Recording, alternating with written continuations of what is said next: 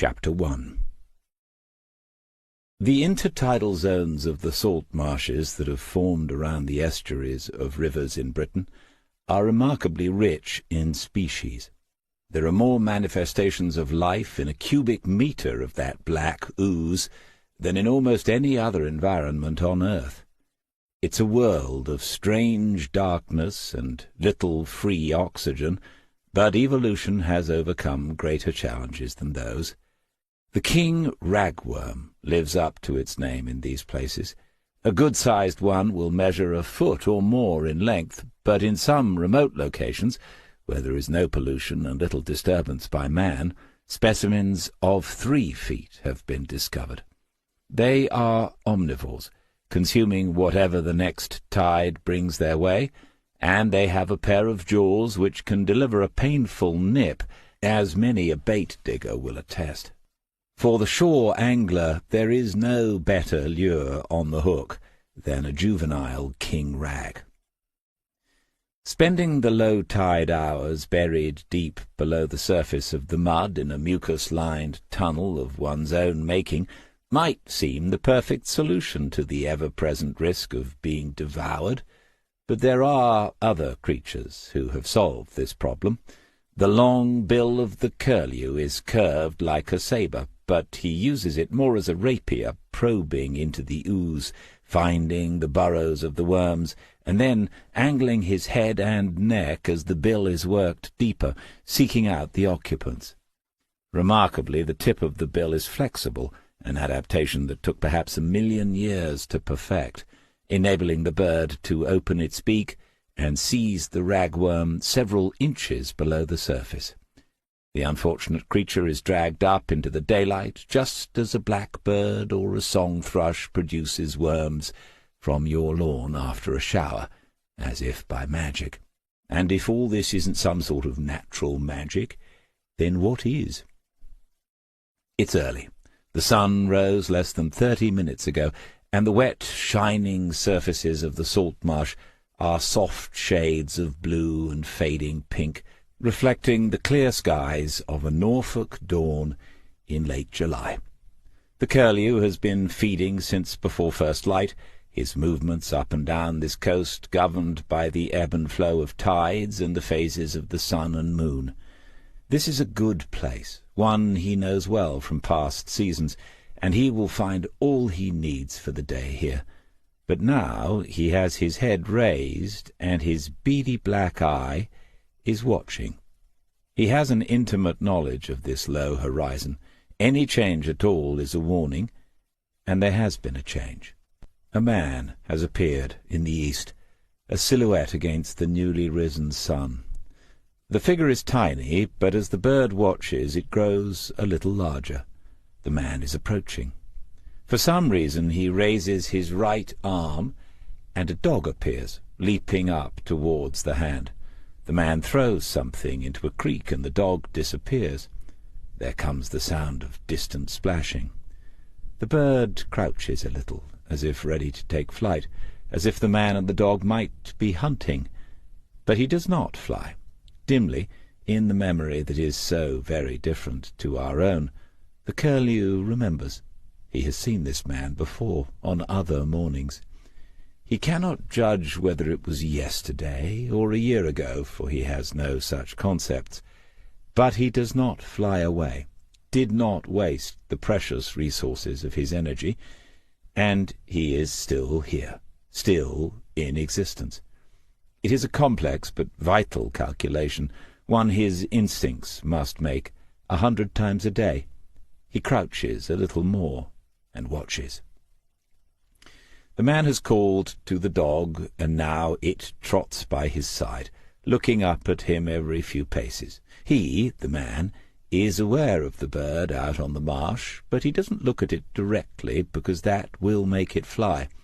From the corner of his eye he watches it. The coastal path will take him to within 50 yards of where the curlew waits, as if it is a painted thing, a decoy, and 50 yards would be within range of the heavy-bore shotguns the old wildfowlers used when they hunted such birds for the London markets. Imperceptibly the bird turns its head, keeping one eye fixed on the man and the dog as they pass by. They grow smaller again. The dog runs ahead once more, leaping into another creek. When they are almost out of sight, the curlew ruffles its feathers and begins to probe the thick, sweet-smelling ooze for another worm. The man walked briskly along the top of the bank until the village of Marston was in sight. Soon after that he reached a point where there were two sets of steps. One set went down to his right to a newly repaired wooden landing stage, where a small sailing dinghy called Rebecca Louise was moored, and the other steps ran down the bank to his left, where a cottage sat snugly in the morning sunshine, and out of the prevailing southwesterlies of autumn and winter. He stopped, as he did briefly almost every day, and admired it all. Idyllic, of course, as every visitor felt obliged to say, but in a January gale it was a different story. Not that he could now imagine ever leaving the place. An unsurfaced track called the Drift led from it towards the village, and being at the end of this track had resulted a long time ago in some no-nonsense early occupant of the cottage naming it Drift's End. Going down towards it, he noticed the car was missing and checked his watch. As far as he knew, the woman who lived here with him was working from home today, and so he was a little puzzled. He took the dog round to the side of the house, feeling in his pockets for a mobile phone in case there was a message. But it wasn't there. He could not be certain about where he had left it. This was not unusual, and he didn't let it bother him. The dog, Layla, was waiting patiently by the outdoor tap. He was certain this was the smartest animal he had ever encountered, and it was only a matter of time before he managed to convince his partner of this too. The water in the coiled hose-pipe was still warm from yesterday's afternoon sunshine, and he wasted no time in washing the worst of the salt marsh smell out of her thick coat. "It's either this or being tied up outside until you're dry," he said to the dog when he caught sight of her reproachful eyes. He had to admit the aroma could be a little overpowering at the breakfast table. There was a garden bench up against the wall beside the tap, and on it lay an old bath towel. He used this to rub down the dog, and she made no attempt to avoid his attentions, knowing full well this was the quickest way to a bowl full of food. When that job was done, he hung the towel back on the bench. The sun would reach this corner in a very few minutes. It was warm enough to eat outside, so he positioned the little iron bistro table and its two chairs where they would be in the sun and offer the best view of the garden behind the cottage, and then he went inside, followed by the dog. Slices of bread had already been cut for toast, and they were still moist and fresh.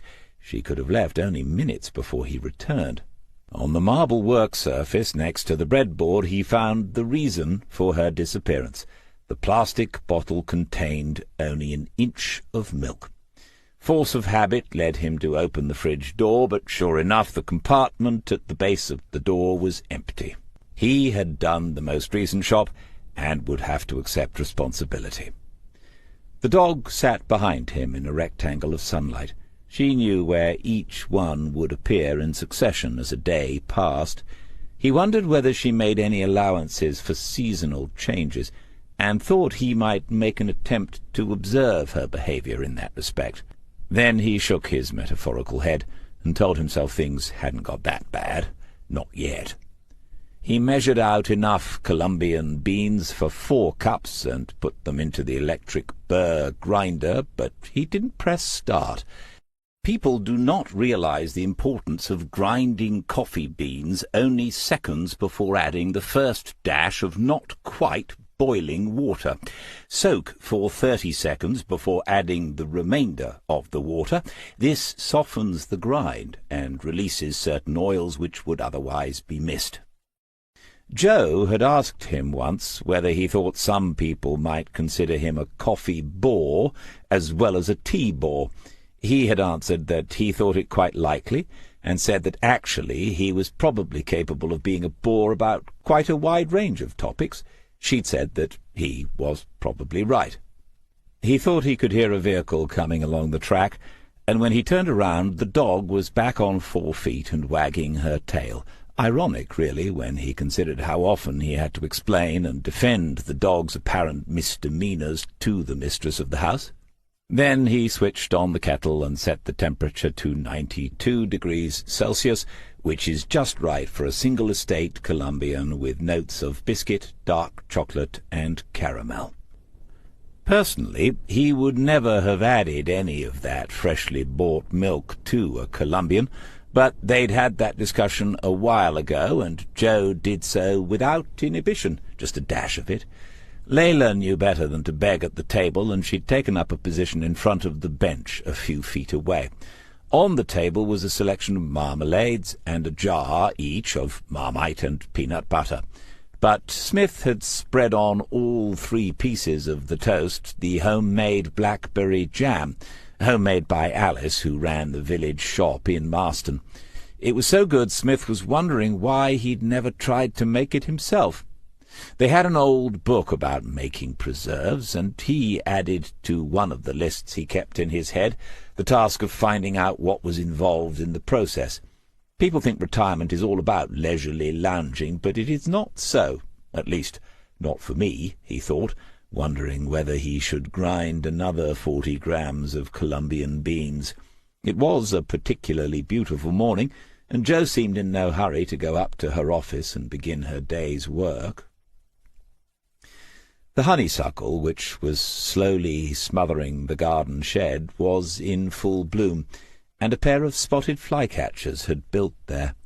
For a few minutes there had been thin anxiety calls because the people were close by, but now the birds were busy again, taking insects to the little nest wedged between the main stem and the wooden side of the building. Jo had told him this was a rapidly declining species, which made their presence more special and, at the same time, more sad. He thought about the curlew out on the marsh, another one on the way out in most of Britain, according to the wildlife magazine they received each month.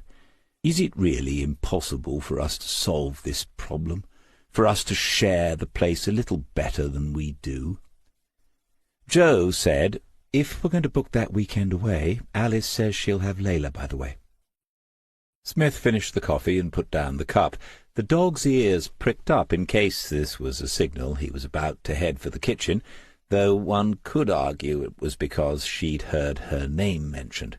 He said, "The only problem with that will be getting her back again, but let's do it. When does the exhibition finish?" She told him it was on until the end of September, an exhibition of Monet landscapes at the Royal Academy.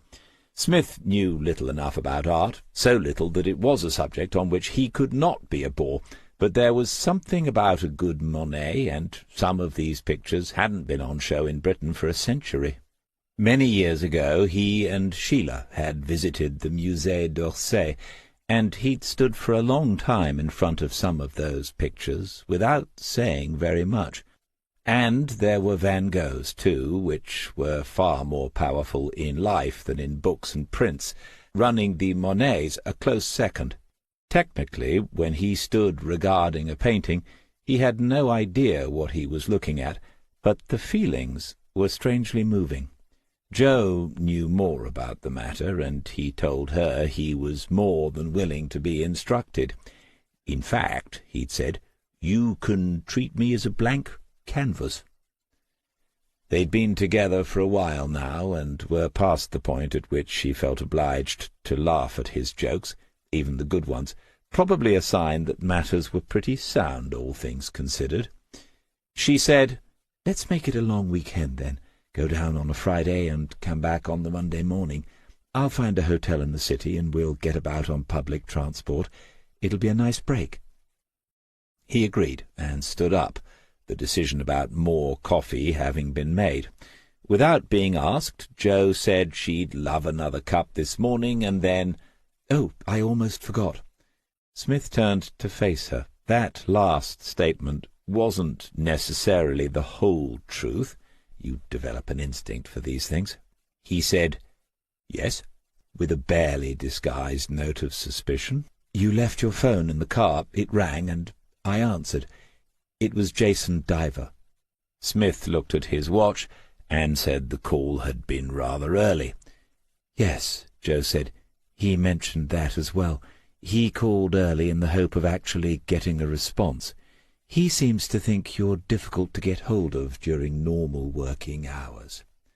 Smith ignored all that and asked whether Jason had said what the call was about. "He did a bit, which I thought was unusual. He's got something he wants you to look at. He says it will interest you." The dog was on her feet, tail wagging, eyes puppy-wide, as she attempted to manipulate the human to go into the kitchen and open the food bag.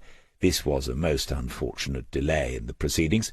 Smith said, "Did he give you any clues? Any details?"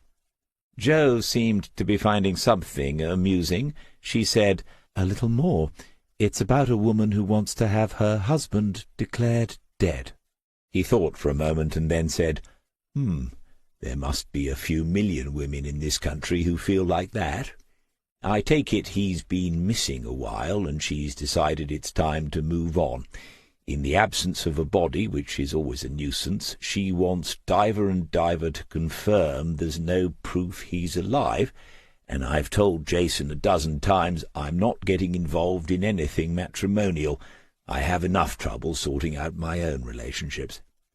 Joe took this in the best of spirits and blew him a kiss. He even wondered if there was a reason why she wasn't in a hurry to get into her office this morning. Then she said, "No, you've guessed wrongly this time. The Divers have been approached by the life insurance company involved. Jason said there's a lot of paperwork, but he'd like you to take a look at it." Smith said, "With a view to—" "I don't know. He didn't go into it any further. But I suppose there's some reason they don't want to pay out, other than the obvious one." Back in the kitchen, Smith fed the dog and ground more coffee beans. In the 2 months since he'd succeeded in getting the charges against Charlie Hills's son dropped and then discovered the young man had been guilty, it was true he had not always returned Jason Diver's calls. Almost everyone involved in that case had considered it a triumph for Smith. Only he, Joe, and Detective Chief Inspector Cara Freeman knew the truth. It was a bitter moment for Smith to think that his own skills, such as they were these days, had been used to undermine the investigations of his former colleagues. It had not been an auspicious beginning to a new career as a private investigator, and he would admit to himself that he'd hoped, by not answering Jason Diver very often, the young man might eventually forget about the idea of offering him more cases. Neither was he too keen on the idea of helping an insurance company not to pay out. They'd need a damned good reason not to, and then, of course, he fell to wondering what it might be. How long had the husband been missing? It's almost impossible to disappear completely, increasingly so in the modern digital world. If there has been no sign of a body, it's most likely because someone has hidden it well. But if that's the case, if that's even suspected, the police would have been involved. This is another worrying thought. He doesn't want anything to do with an investigation involving the police after last time. Nice job, Jason, telling Joe just enough to get me thinking about it, though. Maybe the insurance company has— He heard Joe in the kitchen and turned around. She looked at him and said, "I think I'll have that coffee up in the bedroom. Would you mind bringing it up to me?" He said he wouldn't mind at all, and she went up the stairs. He added more coffee to the filter, switched on the kettle again, and made a face of pleasant surprise at his reflection in the kitchen window. Some days begin more auspiciously than others. There's no doubt about that. He might even give Jason a ring later on. Chapter 2. Madison came into Jason Diver's office and said, "Just checking you've remembered moving the Zoom with the people in Warsaw to midday." He looked up from the screen and said he hadn't forgotten. Then she said, "And David will be here in 7 minutes." Diver nodded again and said, "How do you know he'll be here in exactly 7 minutes?" "Because your meeting with him is at 11 and he always arrives 2 minutes before." He glanced at his watch, and indeed the time was 9 minutes to 11. He said, "Always 2 minutes?" "Yes, if he's early, I expect he waits outside." "But we have a waiting room. He could—" His receptionist cum PA smiled as she nodded and went back to her own desk. Diver stared at the file in front of him and wondered whether it was worth saying something. He'd already discovered that the people one employs as private investigators are a rather odd bunch, but even so, how is one supposed to build a team ethic if they stand outside the building until 2 minutes before a meeting? After the considerable success of that first case, when all charges against Anthony Hills had been dropped and the solicitors, Fraser and Metcalfe, had been very grateful, Diver had hoped Smith would become more open to the opportunities on offer, but his reaction had been quite the opposite. Jason had contacted him about 3 more potential investigations, but there had been an obvious reluctance on Smith's part to become involved. Diver and Diver had gone out of their way to get him on board, expediting and paying for his registration with the Association of British Investigators, but perhaps Smith really had meant it when he said he would take the Hills case only to help out an old colleague and friend. If so, that was a waste of his abilities.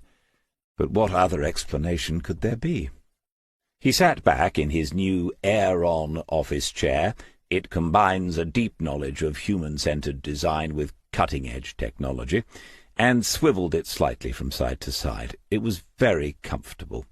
The file on the desk in front of him was nicely bound, and he wondered whether the Axon Life Insurance Company did that in-house. He could ask Maddie to look into this for their own investigation files, if they ever managed to complete enough of them. Polly was good, and the only one so far to stick around and make a go of it. All the rest had drifted away after Diver and Diver's expectations had one way or another overwhelmed them. It was true that his sister Catherine had personally frightened off a couple of them, but was professionalism too much to ask? The investigator's position offered all the benefits of self-employment with no upper limit on earnings. Having made a success of the online security business through a great deal of hard work, it was difficult for him to understand why others were not prepared to invest in themselves in the same way. The younger ones, anyway. Someone like Smith was in a different position, having retired from many years of service in the police force. His professionalism was beyond doubt, but it seemed odd that nothing he had been offered since the first case had caught his interest. Once he had got going on the Hills investigation, he'd been unstoppable. There's a better word, indefatigable. And if that was also to be his last case, it was a pity. Diver opened the file and thought, this is probably the last chance we have with him. Moments later he heard voices in reception and looked at his watch. 10:58. Maddie was laughing already, something else that always seemed to happen as soon as Smith arrived. She was the only person who continued to call him by his Christian name. Jason had tried, but it had never worked for either of them as far as he could tell. D.C. was acceptable, but in the end Jason had realized that whenever he thought about him he did so as Smith, and there was no point in fighting losing battles. The eponymous and apparently reluctant private detective appeared in Diver's doorway and said good morning. The door itself often remained open in these encounters, but today there was a waving of the hand to indicate it should be closed before Smith sat in the seat on the other side of the desk. Smith took another glance at the closed door before he said, If this is a disciplinary procedure, I'd like a witness or a friend present." As ever, this was delivered with a perfectly straight face. Whilst Jason Diver would not have claimed to be wise to it now, he had enough experience not to rise to the bait on every occasion. He said, "It isn't, but we are going to talk about a possible case, and Madison has said she would rather not overhear the details of those.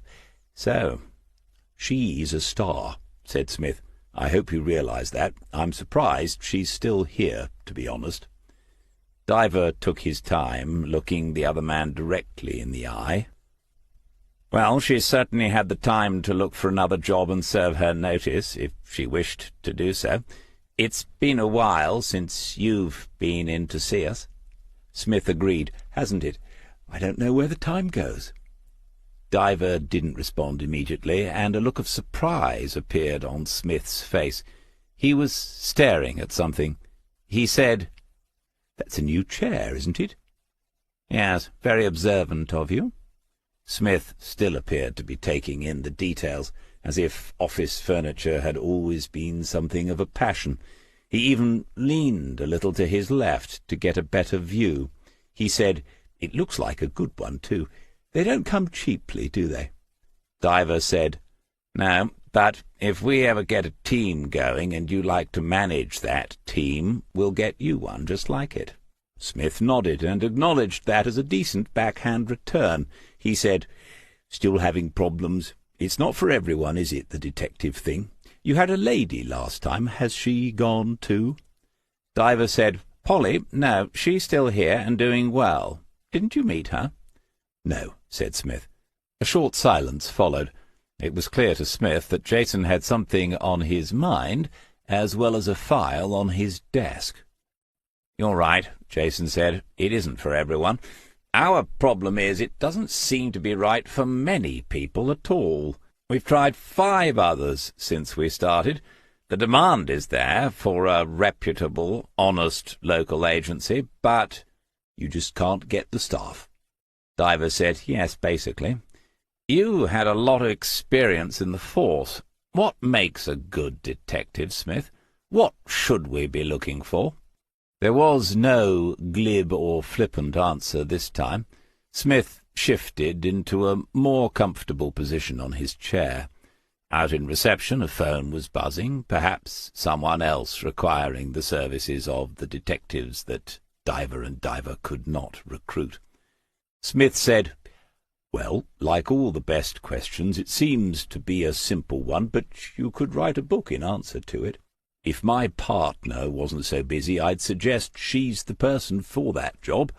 There's no single quality that makes a good detective. It's a blend, like Johnny Walker Blue Label." Jason Diver said, "You drink whiskey?"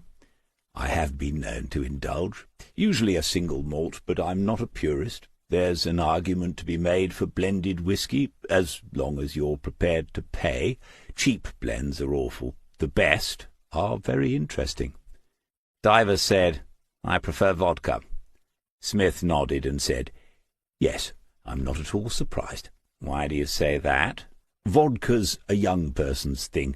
You can mix it with anything and make up new drinks all night. I like to be in bed with a book by 10:30. Vodka is Waters' drink, but I did manage to introduce him to proper beer, so there's still hope." Smith was well aware that his former protege, now Detective Sergeant Chris Waters, was a friend of Jason Diver's, but the young man in front of him was not to be deflected from his original question. He said, "Okay, I take your point that a good detective needs a blend of qualities. What are they? I'm assuming that Chris has them. I could name some myself, of course, but I'm interested in your take on it." And this, thought Smith, while it's an interesting question, could also be a very devious way of getting me involved in something, because young Mr. Diver is a long way from the naive and over-enthusiastic youth I first met a few years ago. If I give away what interests me in a job, he could use that, couldn't he? He said, anyway, "What makes a good detective? I can't answer for myself, that's for other people to say, but looking back at the good ones I've known, well, in no particular order. There was a pause during which Jason Diver resisted the temptation to pick up his pen and make notes of anything Smith might be about to say. Once I talked to a surgeon in A&E. He'd just spent several hours saving the life of a victim of a savage attack, someone we were eventually able to interview, and that led to a conviction. I said to him, "I don't know how you managed to leave this all behind when you go home."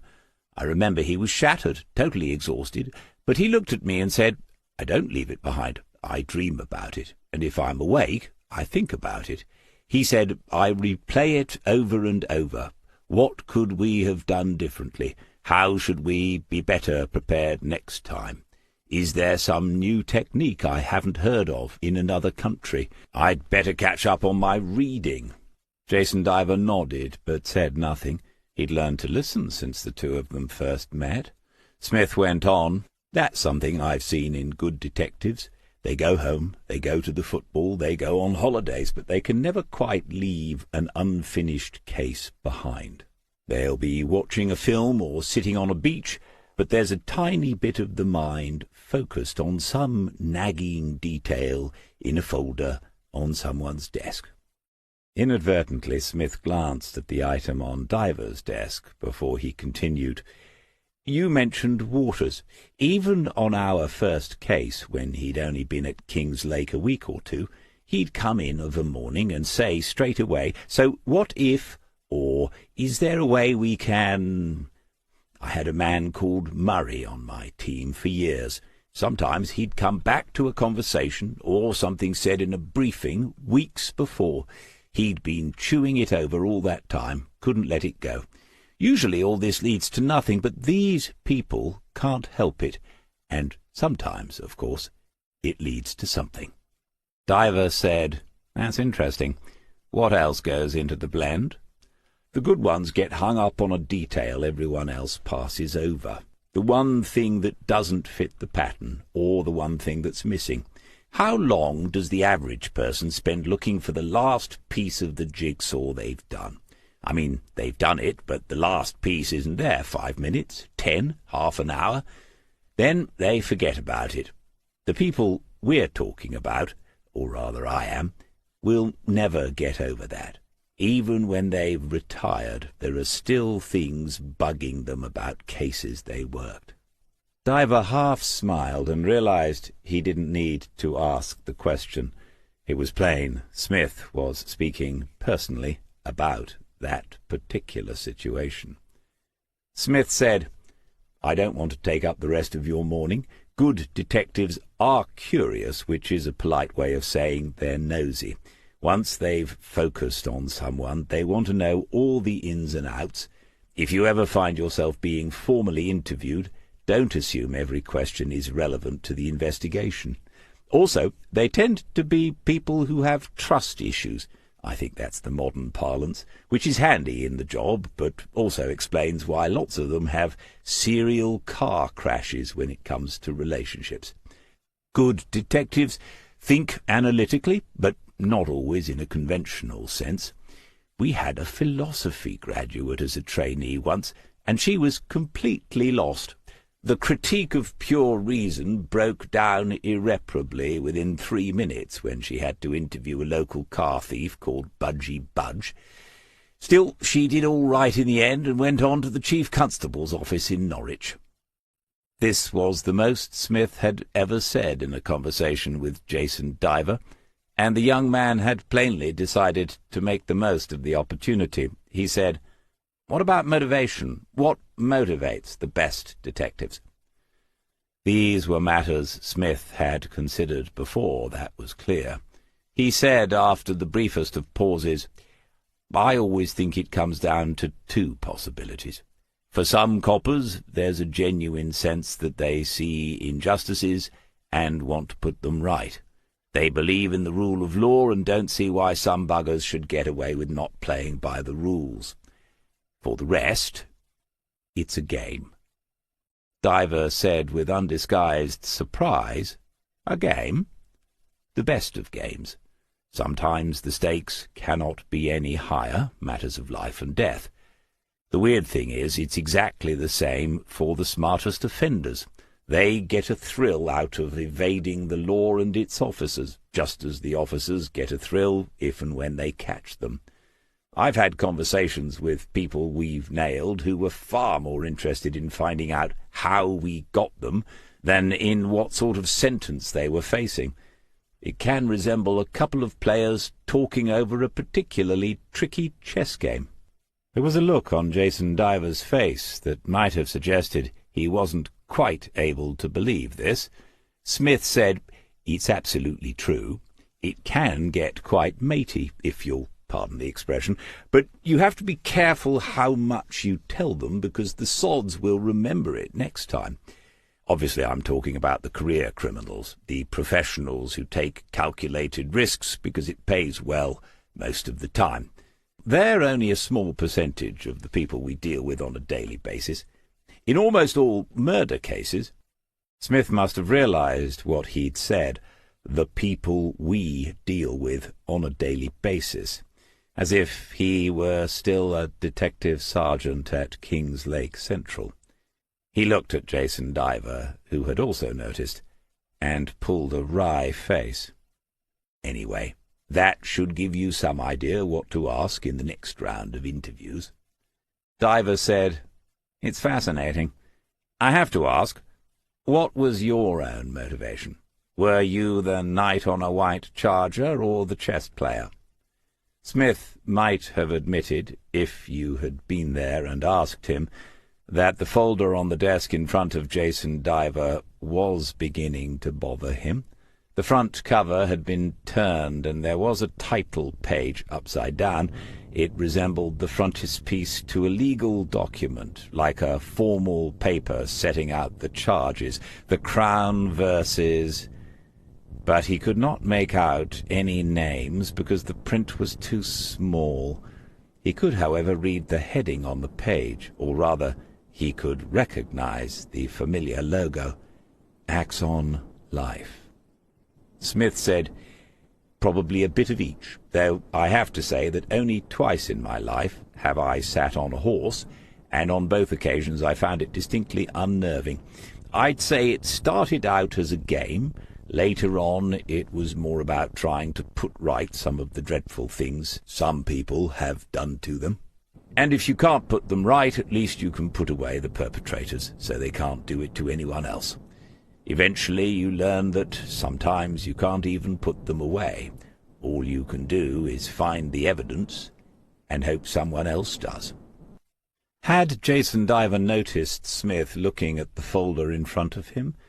If so, what he did next was clever to the point of being fiendishly so.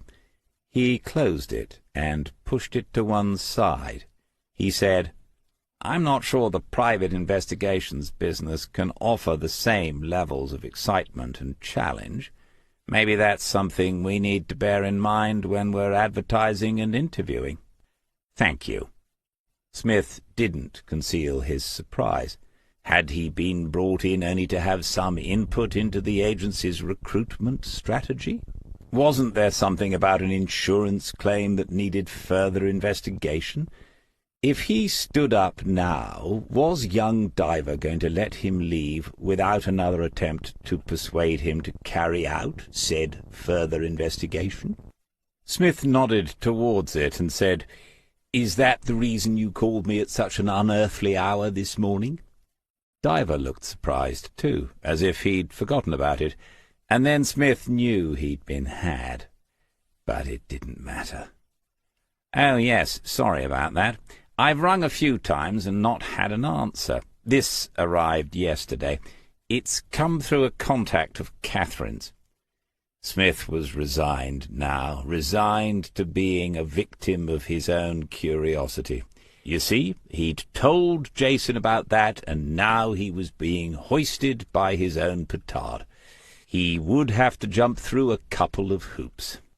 "What's it about?" Diver moved the file back to a central position and opened it again. He said, "Gerald Fitch, Disappeared 5 years ago last month at the age of 49.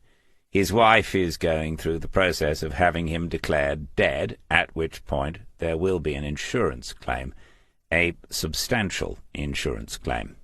Smith said, and no doubt that's the main reason why it's sitting on your desk. Disappeared from where? I know the grammar's bad, but increasingly I'm beginning to think life's too short. Diver clearly had no idea what Smith meant by that. He dismissed it and turned another page of the file.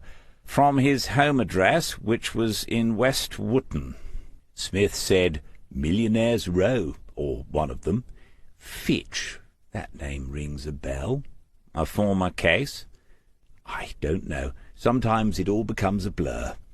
Diver sent a concerned glance in Smith's direction, but received back only a frown and, "Why are the company involving anyone else? They have their own people, don't they? Their loss adjusters, or whatever they call themselves these days." Diver said, "They have looked at it quite extensively, according to the lady I spoke to this morning. This," indicating the file, "is only an outline. If we take it on, there will be a lot of material." If? Jason Diver closed the file again. It had worked last time. He said, "I know you'd rather have straight talk, so I'll put the cards on the table. I've told Ms. Dunhill we'll take a look at it, hence the early phone call. She wants an answer today. I've been open with her as well. I said we only have one person who might be interested in taking this on. No one else here has the time or the relevant experience. If you don't want it, that's all right, and I'll let her know." Smith had his arms folded. He was still staring at the file rather than the man sitting behind it. After a suitable pause, Diver said, "But obviously this is an opportunity for us. I mean for Diver and Diver." Smith said, "Axon have looked at it themselves. They'll have full-time people who do that. I still don't understand why they want to bring in anyone else." Diver was lightly drumming the fingers of his left hand on the cover of the file. He said, "Ms. Dunhill told me they'd like someone with local knowledge to go over their material, someone completely objective, with a fresh pair of eyes. She said it isn't just about the sum of money involved." Smith said, "So they think it's dodgy, and if it comes to arbitration, they want an independent expert, as they're known in the trade, to back them up." Diver didn't respond to that, but he had stopped the finger-drumming. "Did this lady say anything about what would be iffy in the claim?" Diver said, "No. What they want, as far as I could tell, was someone, us, to look into Gerald Fitch's disappearance again. We wouldn't be involved in the technical side of it, the legal ins and outs of the policy. The police took an interest at one point some months after he went missing, but there was not a full-scale investigation. It's possible that the fresh pair of eyes might uncover something new." The mention of the police had brought Smith to attention. He said, "You'd best not get involved if the force are. You wouldn't make yourself very popular." Diver said, "I asked the question. She assures me there is no prospect of the police opening a new investigation into Gerald Fitch's disappearance at this time." Smith was thinking it through now. He said, "Which suggests to me that Axon have approached the police. The police have said no, and so they've come at it by another route." Plainly, this was not a new idea as far as Diver was concerned. He shrugged, and then said, "I told Miss Dunhill that if the police were not interested, we have the next best thing." Smith said, "Oh, that's a comforting thought, being the next best thing." But Jason Diver knew he'd won a rare victory. He picked up the file, leaned forward, and placed it in front of Smith. "Take it away and read it. As I said, it's a summary, but it will help you to make up your mind. Let me know this afternoon." Chapter 3. "Oh, no, you mustn't shut her up on my account. Please, let her out." Compared to almost all the dogs they encountered whilst out walking on the marshes, Layla was very well behaved, especially when one took into account her age. But the sight of a stranger in the house, smiling at her and talking in the way that dog lovers have, was too much, and she was wriggling around in excited circles inside her wire cage. The woman looked at Smith and said with mock seriousness, "I'm afraid I must insist. Such a lovely dog." The introductions were duly carried out in the garden, where Smith firmly pushed the dog down when she tried to jump up for more attention, but otherwise let them get on with it. Jo had also been introduced, but she was not jumping up. She was keeping a little distance, and Smith caught her eye and her somewhat surprised look on a couple of occasions. Francis Dunhill had arrived in silence. There had been a knock at the door, that was all. Invariably they heard a vehicle when it was being driven along the track from Marston, and Layla had learned to bark now, but there had been no warning.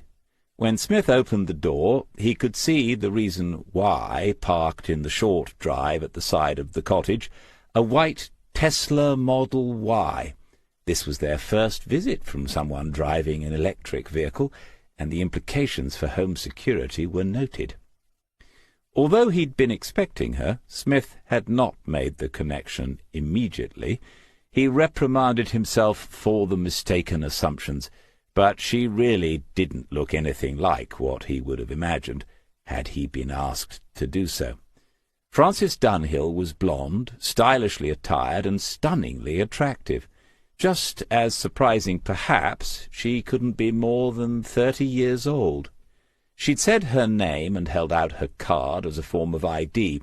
Smith had spotted it straight away, a smart card, and he thought, if I took out mine, this would be the moment when we tapped them together and exchanged contact details without another word being spoken. He had invited her inside Drift's End, and on the way into the lounge there had been the Layla encounter, and then the return to the garden. When things had quietened down, Jo asked what their visitor would like to drink, and then she left them to make a pot of tea. The young woman seemed to be in no hurry to get down to business. She admired the cottage, the garden, and the location. She asked how long they had lived here, and expressed surprise when Smith said this was their 3rd summer. She said they looked as if they'd always been in this place, which he took as a compliment. A person of considerable self-assurance, he thought, as she led the way to the back of the garden, where the view across the salt marshes was at its best in the summer. She had arrived in a smart grey business suit, but had already removed the jacket, revealing a pale cream short-sleeved blouse, which was so simple and elegant that he knew from experience it must have cost at least a day's wages. She looked at the panoramic view for some seconds in silence, before Smith pointed out the garden table and chairs, and suggested they could sit outside if she wished. Layla sat beside her, and had her head stroked again. Smith asked how many dogs she had, and was told, "None, sadly. I'm in an apartment in West London, and I'm often away at the moment. One day, though, I grew up with dogs in the country." No ring on her finger, and "I'm in an apartment," not "we are." At the moment had suggested she was planning her next moves up the ladder, surely a career woman if ever he'd met one. As if he'd spoken the thought aloud, Miss Dunhill switched her attention from the dog to the man and said, "Mr. Diver tells me you are a former police detective." "Yes," he said, and then she continued, "How long have you worked with the agency, if you don't mind me asking?" This was a tricky question. Presumably she wanted to hear something like 2 or 3 years, and it would have been easier to say that than what he did say, which was, "Just one case, actually." "Oh, right." Smith said, "To be fair, he has offered me more, but this place keeps me busy, and I'm supposed to be retired." He glanced in the direction of the door, and Frances Dunhill smiled, but she didn't back off from her line of inquiry, and he approved of that. She said, "What sort of police work did you do?" "Mostly murder investigations." She reacted to that in the usual manner first, but then added, "Did that involve much to do with missing persons?" "Well, yes." She waited for more, so Smith went on, "When there's been a murder, people often go missing. Sometimes it's the victim, sometimes it's a witness, sometimes it's the perpetrator. You do spend a lot of time looking for people, one way or another." She accepted that and said, "There are a few things I need to clarify with you. From what you've told me, you were still a member of the local police force 5 years ago." Smith nodded. "That's when Gerald Fitch went missing. It was reported to the police in Kings Lake, and they carried out some basic checks, but that's all as far as I can tell. Were you involved in that?" Smith said, "No." He could see why she needed to know that. If the results of this investigation ever became evidence, knowing the case as a police officer beforehand could be seen as compromising. Miss Dunhill said next, "You've never met Gerald Fitch and have no previous knowledge of him?" She was different now. Layla wandered away because the attention had left her and gone elsewhere, and Smith was being questioned as if by a prosecuting lawyer before a case comes to court. He said, "I'd recognized the name before I read the outline Jason gave me. Fitch Marine Engineering was a big local employer years ago. I wondered if he was related to that family, and it turns out he was. I've never met any of them, to my knowledge." She noted the careful caveat at the end and said, "Gerald Fitch was notionally the managing director when he went missing. I say notionally because by that time I don't think there was much left to manage or direct. The impending failure of the business could be one of the reasons he went missing, of course." She stood up and said, "If you'll wait a moment, I'll fetch a couple of things from the car." When she returned, she had in her hands 2 box files, smart ones, not your average stationery store versions, but shiny things embossed with the Axon Life logo. She said, "There's a lot of background on the company and some Fitch family history in here. Some of it might be useful if you decide to take this on. I appreciate that in our call you said you'd agreed to look at it, which isn't the same thing, but it might help for you to see what's already available." She put them on the table, but Smith didn't immediately reach for one. In that call to her, made on Saturday morning, after he had been in touch with Jason Diver, she had taken him unawares. He had expected a breakdown of the work that Axon wanted done, but instead Miss Dunhill had quickly said that as she had a meeting in Oakham early in the coming week, she would rearrange her schedule and drive up to Marston herself to discuss the matter in person. What was there to read into that, he'd wondered afterwards? Only that this was important to Axon Life, so important that one of their lead claims assessors wanted to check in person just who would be reading the material they had assembled. Smith said, "Is there anything in these which explains why your company is concerned about making a payment on a claim, other than the usual and obvious reason?" She thought carefully about her answer. "Not directly. The files do not include internal memos or the minutes of meetings Axon has held about the matter. This is mostly factual material, information gathered during the course of our own assessments. But I suppose anyone reading it thoroughly would begin to see there are some issues." Layla had returned to the cottage. She reappeared now ahead of Joe, who was holding in front of her a tray with the teapot, a little jug of milk, a matching sugar bowl, and 2 cups and saucers. Frances Dunhill said thank you, and that this was all delightful compared to her usual business meetings. Joe's response was to smile and say, "I'm guessing you don't take sugar, but just in case." That brought an acknowledging smile from the young woman, which Smith saw but did not entirely understand. Still, he had concluded long ago that one of the best things to do with women was not to try entirely understanding them. Acceptance is an important step on the path to happiness and peace. Joe left them to it once more. Layla stood looking biscuit hopeful for a few seconds, and then also went back inside. The air was warm with the sunshine, but the table and chairs were in the dappled shade of an old laburnum tree. Smith had to agree this was a pleasant way to do business, if indeed they were. He said, "Fair enough. Can you give one example of an issue from your company's point of view? Something to work with. Whoever takes this on is going to need some sort of a starting point." It was not an unreasonable request. As Smith poured her a cup of tea, the pico, he guessed, from the clear, bright amber liquid, Frances opened her little black handbag and took out a packet of sweeteners. She dropped one into the cup and whispered, "Only to tell the wife?" "Oh, a young lady who likes to have secrets from wives, even ones she has only just met." On the upside, it looked as if she was going to drink her tea without milk, which is unusual. He put a dash into his own cup before he poured. On balance, most assams are better with than without. Then she said, "Forgive me if you already know some of this. There's a thing called the Presumption of Death Act, which is actually quite a recent piece of legislature." "Yes," said Smith, 2013. She paused and drank a sip of tea as she regarded him over the rim of the cup. Then she said, "Gerald Fitch's wife has appointed a solicitor who has informed us that she is applying under the terms of the Act for a certificate of presumed death. There's a common assumption one must wait for 7 years after the disappearance, but that isn't the case now.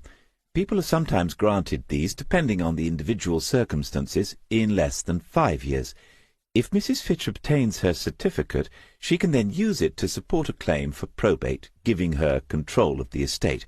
At that point," she took another drink of tea, Smith said, "I'm guessing she can then make a claim on his life insurance." Francis Dunhill nodded, and he added, "Which could be a considerable sum in view of the commitments and responsibilities he held when he took it out."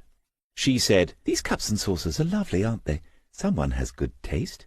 Yes, Smith thought, my first and only wife, Sheila.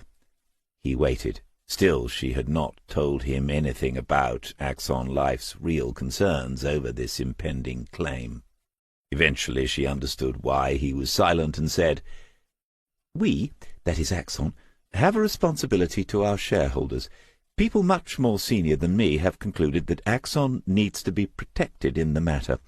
They will ask for the recipient of any benefit to pay premiums to cover all costs if there is what is known as a future variation order. Those apply if after a payment the person presumed dead is found not to be." Smith said, "The person to whom you pay the money has to pay premiums to cover the costs to Axon if someone comes back from the dead? A sort of Lazarus clause?" She gave a short but rather fetching laugh and said, "We do call it something similar." He said, "I'll bet that goes down well when you first suggest it." Miss Dunhill said, "We go to considerable lengths to avoid doing so, which is one of the reasons I'm sitting here drinking your tea. Whatever the final outcome, we have to show due diligence. It was decided that we should have an independent assessment of the circumstances of Gerald Fitch's disappearance as a part of that due diligence." A breeze stirred through the leaves of the laburnum tree. Behind the embankment the tide would be rising, at half flood already. There had been poor sailing conditions for a fortnight, but this afternoon looked promising now. Smith said, "Axon doesn't think there's enough in the police investigation to support their decisions?" She was using a more corporate voice now. She said, "We're somewhat surprised at how little interest they took in the matter. Obviously it was before my time, but you could argue he was a prominent local businessman. They went through the motions, that's all, as far as I can see. Our legal team have contacted them recently, but there was no interest in a further investigation. He said, "Do you know whether they were in touch with the force at Kings Lake Central?" She did not, but Smith was picking his way through this with considerable care. If there was the slightest chance of him coming into contact with anyone he knew from Central, no barge pole in existence would be long enough for him to touch it. He said, "I'm not clear on what you need from your independent assessment. I could spend the afternoon reading through what's in those boxes. Then what? Or are you looking for someone to get out and about, to start asking questions?" Miss Dunhill said, "You would have a free hand as far as that's concerned, other than negotiating any terms. If you agree to take it on our behalf, the parties concerned would be notified by us, and we would ask for their full cooperation. They would be unwise not to give it, in my opinion." Smith looked at the 2 box files again. Did he want to know what they contained? By now, of course, he was mildly curious. He would have admitted as much. Curious enough to get involved in what was, whichever way one looked at it, a job unlike any he'd done before. And what exactly would a result for Axon look like? Were they hoping he would find a dead body, or even a live one? He asked the question. She said, "We'd like to have as clear an idea as possible what actually happened to Gerald Fitch. We know that after 5 years, with no sign of life, he's probably deceased. Our problem is, it was in some ways a rather convenient disappearance." She paused and considered her next words. "I realize this all sounds rather vague, and that you'd prefer a clearer end point, a definite objective. But when I spoke to Jason Diver, he said he had someone ideally suited to this, and he meant you. For what it's worth, I can see why he said that. You're asking all the right questions." A little flattery goes a long way, especially from an attractive young woman barely half one's age. But Smith had another question. He asked whether Frances Dunhill had met Gerald Fitch's wife, the wife who had appointed a solicitor to manage an insurance claim. It was a question which brought forth the lead claims assessor's most carefully considered answer. "Yes, I have. This case arrived on my desk in May. We had a meeting with her at our head office." "Where's that, as a matter of interest?" "In Hitchin." When nothing more was forthcoming, Smith said, "And?" "Mrs. Fitch wasn't best pleased with Axon. She said we were putting objects in her way and trying to avoid paying out on a valid claim." Smith's expression didn't hide the fact that this seemed to be a reasonable point of view, under the circumstances. Then he asked whether the solicitor had accompanied his client on that occasion. She said, "Yes, he did." And then, after a pause, "You should also know that about a year ago, Mrs. Fitch applied for financial power of attorney over her husband's estate, and that was refused." Smith said, "Oh dear, she's not had much luck, has she?" Mrs. Dunhill said, "Applications for power of attorney aren't often refused. I don't know whether it was opposed by someone. They don't publish the reasons for their decisions. But as far as Axon is concerned, it's another amber light on the dashboard. Obviously, if Mrs. Fitch obtains her death certificate, she will, as the sole beneficiary of her husband's will, automatically get the financial control she wanted last year." Frances Dunhill was watching Smith as she told him this last point, and she saw the quick frown as he processed it. He said, "The sole beneficiary? There's no other family?" "I didn't say that, but she is the sole beneficiary of his last will." "And how long have they been married?" She thought for a moment, recalling the details. Smith was impressed by her ability to do so. 8 years. "Of which he's been missing for 5. I think you said he was 49 when he disappeared. So he married late, didn't he?" The young woman gave him one of those smiles, the ones some people call knowing, and said, "The present Mrs. Fitch isn't the first Mrs. Fitch. From Axon's point of view, there are some interesting details about that in there." She pointed to the files again, and he realized he couldn't put her off much longer. But she had done her job. She had accomplished what she had set out to do this morning. That's twice in the past 2 working days. He needed to have his wits about him. Either these young business people were getting smarter, or he was slower than he used to be. Or maybe he was just out of practice. Smith said, "All right, I'll take a look." She didn't say anything then. She opened the top file and took out a sheet of paper. Then she handed it to him, with a tiny rose-gold biro pen that had been clipped inside in readiness. She said, "I had this prepared in the hope you would. It's a simple non-disclosure agreement, something we do whenever we're engaging outside agencies. You're just agreeing not to discuss the matter with anyone else during the time you're working with us." When she saw him staring at it, she added, "Please do take the time to read it. The people who don't read the small print in policies are the bane of our life." He did so. It was straightforward, and just as she had described it. The pen felt tiny in his fingers, and there was a moment of apprehension before he put the point to the page. But he did sign, and then date on the dotted line. When he gave it back to her, she put her hand on his forearm and said, "Thank you, we appreciate it. This is an important matter for us." Smith had not heard, nor had he seen Jo approaching from the cottage with a plate in her hand, a plate that held slices of Alice's rich Dundee fruit-cake.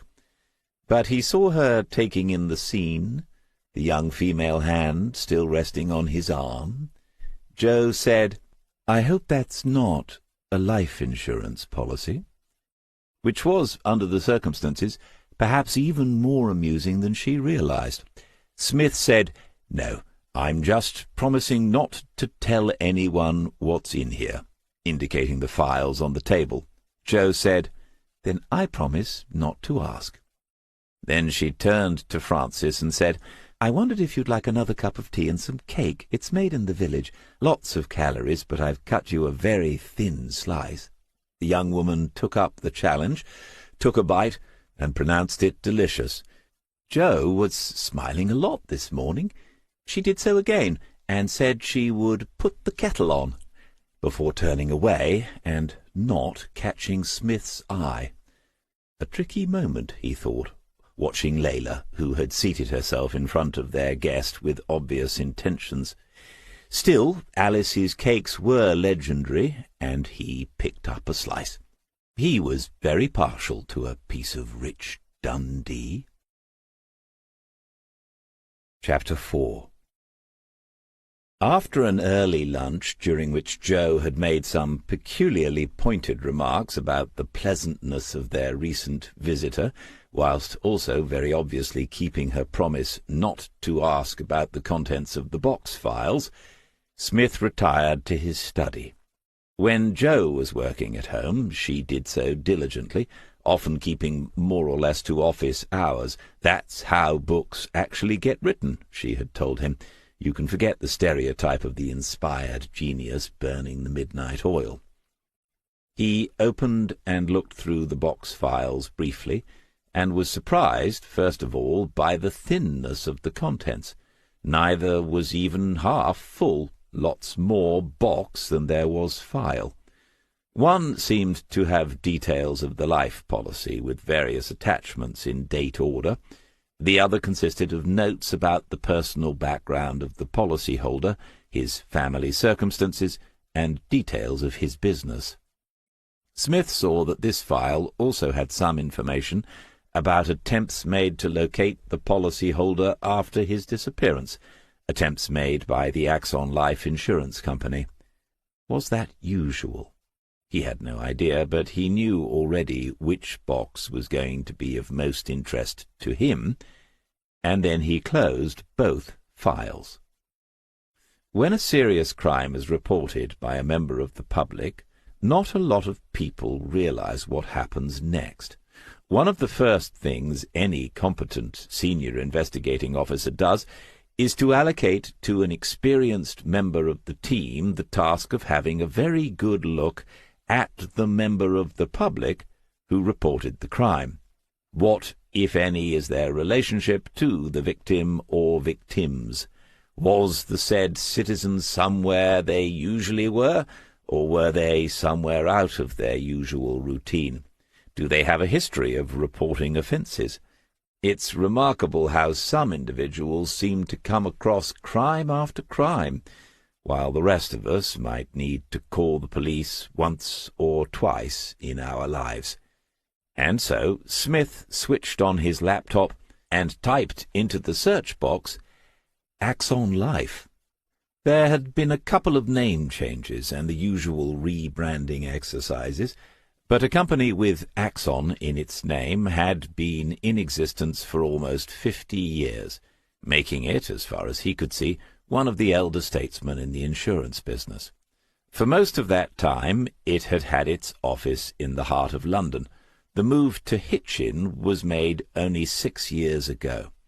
Smith was no expert, but another search soon revealed that Axon made what looked like a healthy profit every year, and that analysts viewed the company as a sound, if unadventurous, investment. What about its customers?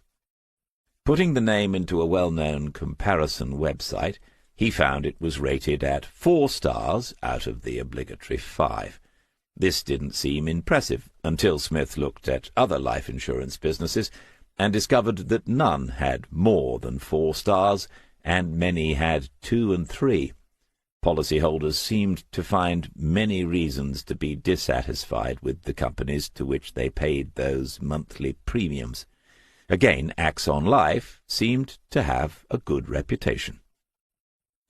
His final question about them required some more nuanced search terms. Does Axon Life have a history of refusing to pay out on large claims? If it did, he might end his involvement in the matter, having no intention of being used to default on a legitimate policy. The information one can find by persistently searching the World Wide Web was still a wonder to him. Of course he had used it in his time at Lake Central, but the arrival of Waters and other young officers had made Smith realize its true potential.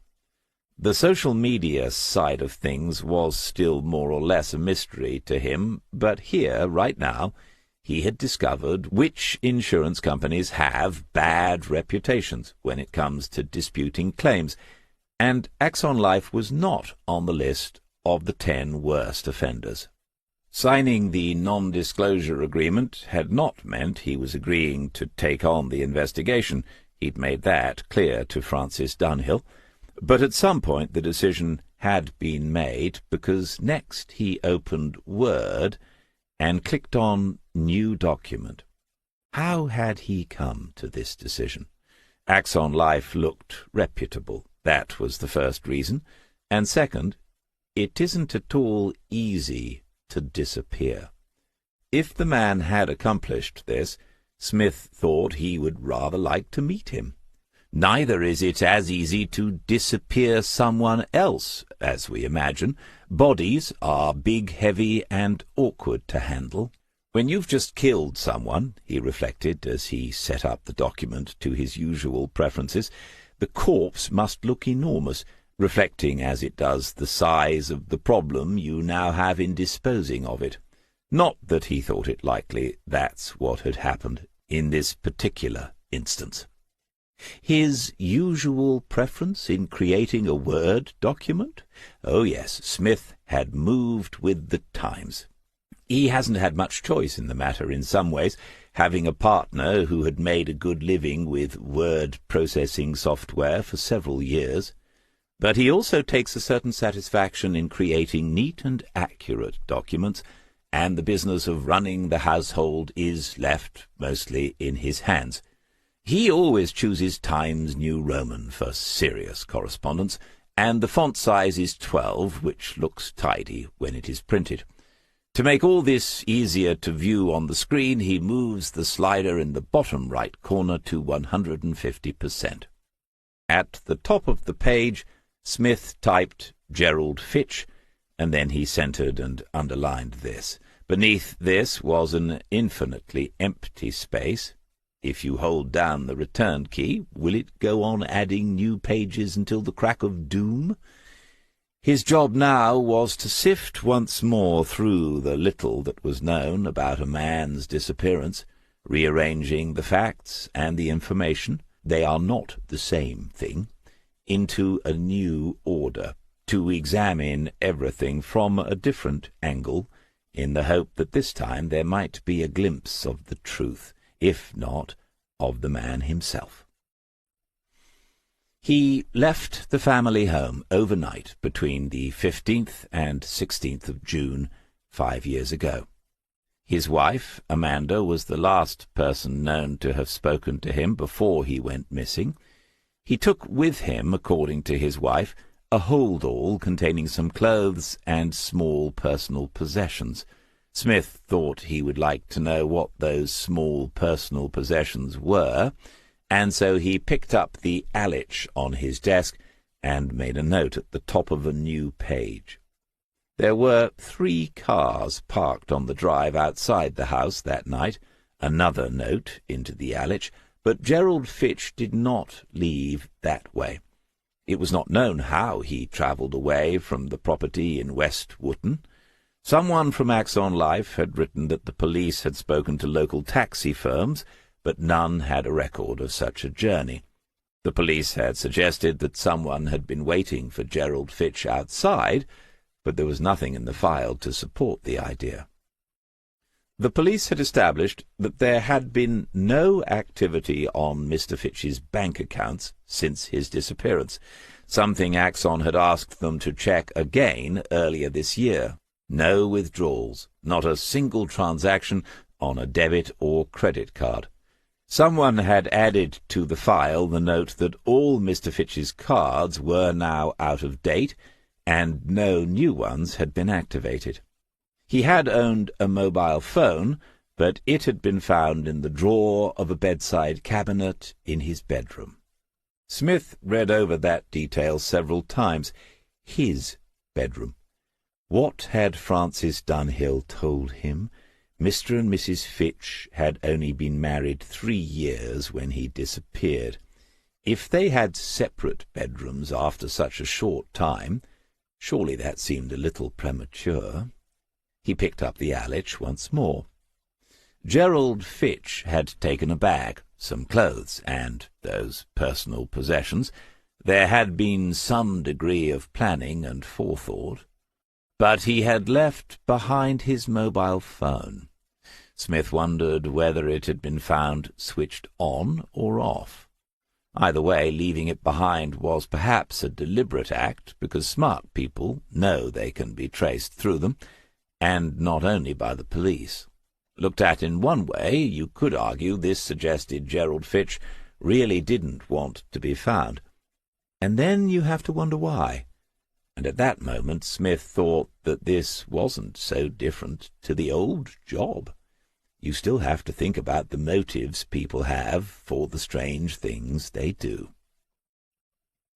And another thing that will not have changed is that in most serious crimes the usual motives involve money and sex, and occasionally both. Thinking back over the years, over all those investigations in London and in Norfolk, he had to acknowledge the truth of this. How rare were the crimes that in the end had not been a result of one or the other, as if these were the mainsprings of most lives. A rather depressing thought, if so. But as far as Gerald Fitch is concerned, he told himself, I'm jumping the gun, because there is no hint here of any crime being committed. Leaving a life behind is not a criminal offence. We have the freedom to walk away or to run away. Is that what Gerald did, simply run away? Who would have missed him? There aren't many names in these papers. His first wife gets a mention, Lisa, but a note has been added in the margin, deceased, and she died, Smith could see, less than 2 years after Gerald Fitch had remarried. Therefore they must have divorced, and it would be worth finding out when that happened. Assuming she had been of a similar age to her husband, she died rather young. There was only one name under the heading dependents, a daughter from his first marriage. This was Lauren, who was now, he calculated quickly, 25 or 26 years of age. And that was it. For a man who had been managing director of Fitch Marine Engineering at the time of his disappearance, this seemed a remarkably small circle of family and friends. In fact, there appeared to be no friends here. Surely he had some, and surely they would have been spoken to in the initial search for the man. Of course there might be more material than this, reams of it, and he'd been given only a selection. Even so. Smith sat back and gazed out of the window. There was a heat haze over the salt marshes now, and the horizon, usually a perfectly level line between land and sky, was a wavering blur. He thought about those impressionists, about Monet, who might have seen something out of this window that needed to be painted before it disappeared. Even so, looking back at the open files, there is something odd here, and it might be what isn't here. The questions were coming quickly now, and he put up a mental hand to slow them down, telling them to get themselves into some sort of line, to form an orderly queue, in the proper British manner. What has happened to the company? Is Mrs. Fitch II still at West Wootton? A quick look at the correspondence from her solicitor to Axon revealed that indeed she is still there. How thorough have the claims assessors been? Have they checked with Her Majesty's Revenue and Customs to see whether Gerald Fitch's national insurance number has been referenced since the date of his disappearance? You cannot claim benefits or begin paid employment without one. And exactly how much was at stake here, as far as Axon Life was concerned? No one had said, but it was there in the other file, the one he hadn't read from cover to cover. Gerald Fitch's original policy had been taken out 10 years ago, coinciding with the time he took over control of the company, which, to Smith, made some sense, increased responsibilities and all that. The insured sum was £1 million. 2 years later, in 2014, the premiums had increased considerably, and so had the guaranteed sum. Axon Life were now looking at a payout of £2 million. He sat back again and gave an almost silent whistle. No wonder they'd like to see the body, dead or alive. Why the increase 2 years after the original policy? Was it related in some way to the other events in Gerald Fitch's life that Smith was slowly piecing together? And this, almost certainly, was one of the details that Frances Dunhill had said were interesting from her company's point of view. There was a knock on the open door behind him, and then Joe came into the room. A look of alarm appeared on Smith's face. He reached forward and quickly closed the lids to the box files. Joe said, "Very funny. Do you want some tea?" "Yes," he said. He'd come downstairs. It had become a part of their daily routine, afternoon tea between 3 and 4 o'clock. If the weather was fine, they'd go back out to the little wrought-iron bistro table. In the kitchen, he put the teacups and saucers onto a tray and spent several seconds choosing a selection of biscuits from the tin. "What do you think? Are you going to take it on?" Smith didn't answer immediately, and she added, "It's all right. You should be able to tell me that without giving anything away." He said, "When you were in the job, what would have been your assumption if a person has been missing for 5 years No hint of a sighting, no signs of life. Is telling me that infringing your non-disclosure agreement? That he's been gone for 5 years? Despite her smile, this had irritated her. Smith could remember a saying of his mother's that something had got right up her nose. He couldn't be sure whether it was the agreement itself or the young lady who had asked him to sign it, but clearly Jo hadn't quite done with making her point. He said, "As far as I'm concerned, it doesn't apply to partners or ex-police officers, so it doubly doesn't apply to you." 5 years? Jo said. If someone's going to reappear, they've usually done so well before that.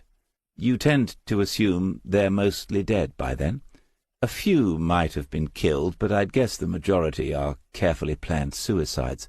The ones who don't want to be found usually go into the water. I can remember a few weighted bodies being fished out of the Thames. Smith was holding the tea tray, and she put the pot onto it and then followed him out into the garden. When they were sitting down, with Layla positioned where she could see them both, Jo said, "From your face, I'm assuming you don't think it was a suicide." He said, "He took a hold-all with clothes and some personal items." Pouring the first cups, she said, "Okay. A well-dressed suicide, taking with him items he might need on his journey into the underworld. As in most early human cultures, it's a very deep-rooted belief."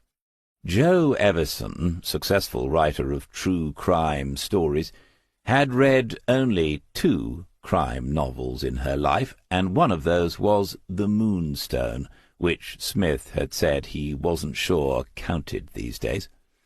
Her reading consisted mostly of weighty non-fiction tomes, and amongst these anthropology was the most usual. He had asked her why, and she'd told him it was a coping mechanism, a way of understanding the human world. Any intelligent person, she said, can see we're getting more complicated and crazier with each generation. But if you dig down far enough into our ancestry and our earliest social groups, you get to see us stripped back. It helps to make sense of it all. Lots of our behavior can be traced back to the way we lived in primitive societies. Of course, she didn't mean what she'd said about Gerald Fitch's hold-all seriously, or at least he hoped she didn't. As a detective who had been involved in many murder investigations, Smith had encountered his share of suicides. These are almost always, if only briefly, viewed by someone in the criminal investigation department through the lens of a potential case. Remember the point about hiding the body? If you can convince the world it was suicide, you don't need to bother. From the little he had been given, Smith didn't think Gerald Fitch had killed himself. Obviously, he needed to know much more about the man's situation at the time of his disappearance. Happily married men don't often walk out overnight. That needed looking into. It's probably going to be a big and expensive house in West Wootton, but how was the company doing at the time? Francis Dunhill had mentioned its impending failure. Sex and money.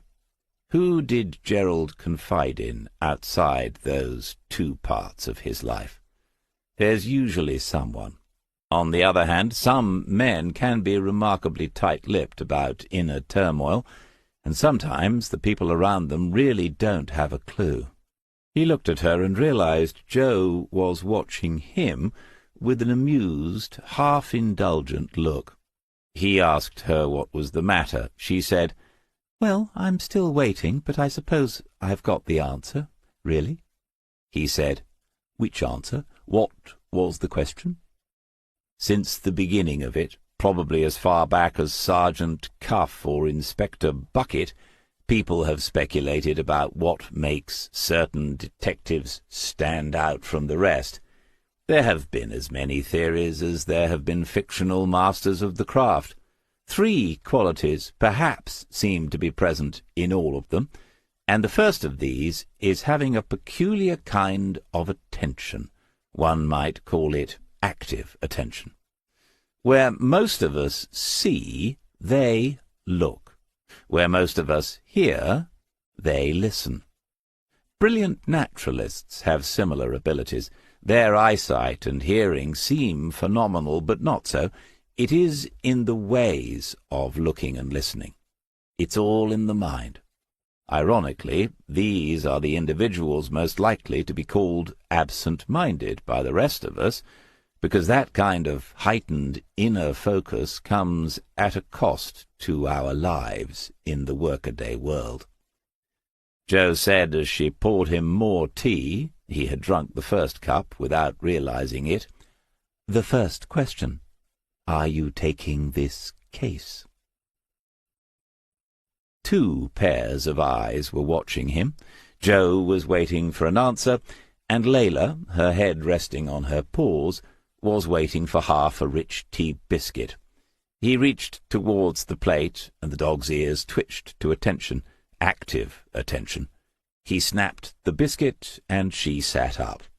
Smith said, "Oh, that question. Yes, I am." Chapter 5. 3 W's. Woodlands in West Wootton. There was a tall, solid wooden fence of lapped boards with wire along the top. On the other side he could see the tops of trees, mature trees of various sorts, and Smith thought the place had been well named. He wondered whether Gerald Fitch had lived here with his first wife, or whether it was bought to please the second one. There was an electric gate of the type that slides to one side, and Smith could see a camera mounted on a post above it.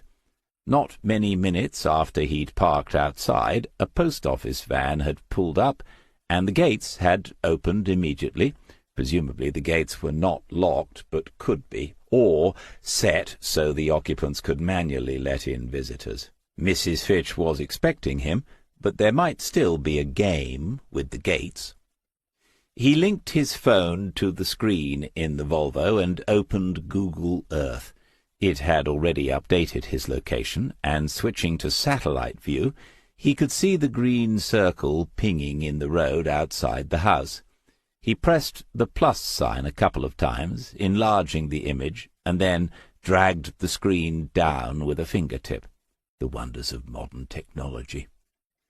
The house was set back some 40 or 50 yards from the entrance. It looked huge. There was a sort of conservatory on the back, and beyond that lawns and a summer-house by what seemed to be a large bright green pond or a small lake. To the right and adjoining the house was another glass-roofed building which might be a covered swimming pool. Already he had revised upwards his estimate of what the place might be worth. This was well north of £1 million, and might be 2 or 3 times that. Jo had a way of finding out the sales history of a property, and he would ask her to take a look at this one. Arriving 20 minutes early had given him time to look around the area. In a place like this there wouldn't be much demand for a bus service, but there was a stop at the end of this road at what might pass for the centre of West Wootton. If he could find out the approximate time Gerald Fitch left Woodlands, it might be worth looking at a timetable, even though he might need to find one that was 5 years out of date. It was difficult to imagine him getting onto a bus and riding away into the night, and it was unlikely a police officer hadn't already considered the possibility. Smith had been told they'd contacted taxi firms, so checking buses should have been routine. Smith had driven slowly around the village, just getting a feel for the place. It was as leafy and as affluent as he had remembered it to be. Exclusive would be the estate agent's word for it.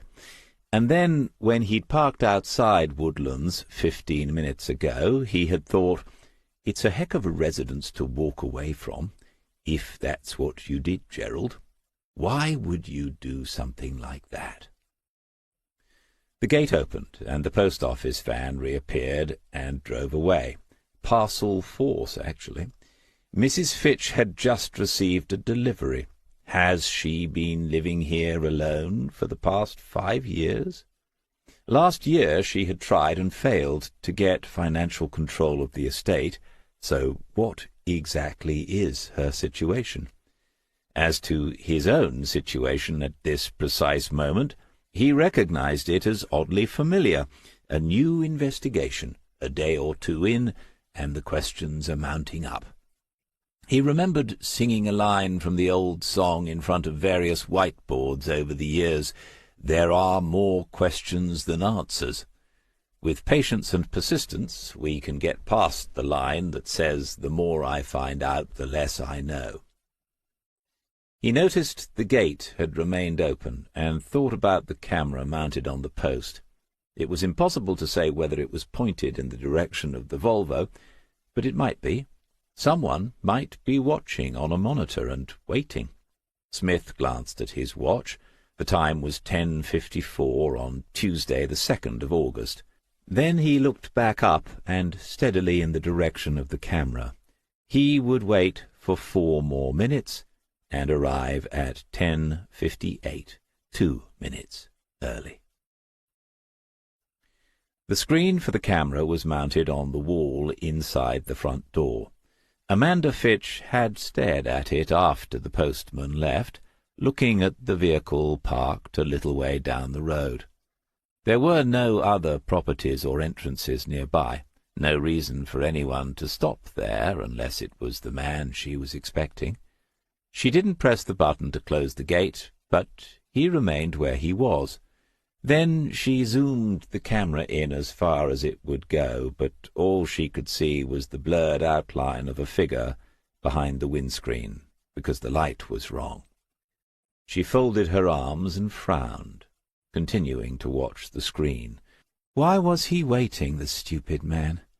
Derek Masters of Morgan & Masters, solicitors and notaries, had told her, in response to her questions, "No, Mrs. Fitch, this isn't routine, but neither is the situation. Your best plan is to go along with what Axon Life are asking you to do. Cooperate at every stage. In the end, they'll run out of road." The clever young man had realized she loved cars. So she left the gate open. He could just drive in and ring the doorbell. She went to the room where she had decided they would have their meeting, the small reception at the rear which overlooked the garden, and then through to the kitchen where tea and coffee had been placed in readiness. Tea bags and a decent quality instant. She wasn't going to the bother of grinding fresh coffee for yet another insurance man. But it all looked neat and tidy, as if she'd gone to some trouble. She couldn't settle, and went then into the lounge that looked over the driveway. She positioned herself so she had a clear view, though she stood well back from the window, and at 10:58 the same dark blue Volvo was driven slowly up the drive and parked next to her own car. The driver didn't get out straight away. She had the impression he was making sure he had various things in his pockets, probably the fussy, finicky sort who would want all the details. She took another half-step to the side when the car door opened, so he wouldn't be able to see her watching. Not a big man, in his 50s, she thought, wearing dark grey trousers and a nondescript tweed jacket over a collar and tie, a jacket which was too heavy for this warm weather. But the people who do this sort of work aren't going to be stylish or imaginative, are they? He stood looking up at the front of the house, perhaps impressed, and then she saw him turn and study her car, the BMW 4 Series convertible, San Remo green metallic. He studied it for several seconds, long enough for her to begin wondering why. After that he walked towards the front door, but again there was a delay before the doorbell rang. What had he been doing in the meantime? Was he making notes? When she opened the door, he was putting a little black notebook into a pocket of the jacket, and she realized he actually had been making notes. Notes about what? She hid her irritation with a wide smile and said, because she had made a point of remembering his name, "It is Mr. Smith, isn't it? How punctual you are, right on 11 o'clock. Do come inside."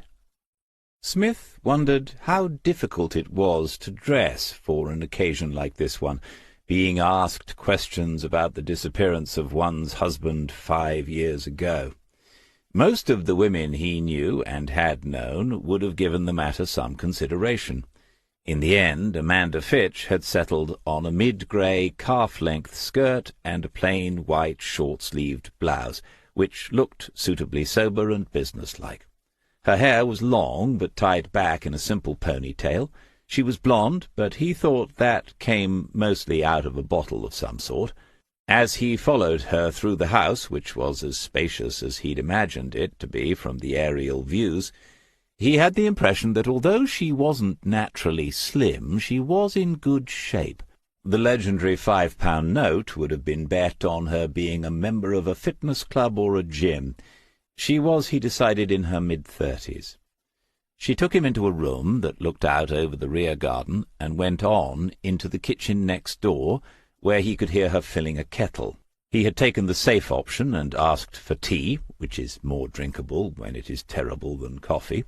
She'd pointed to a chair placed at a table in readiness, but Smith had moved to the full-height window and taken in the view.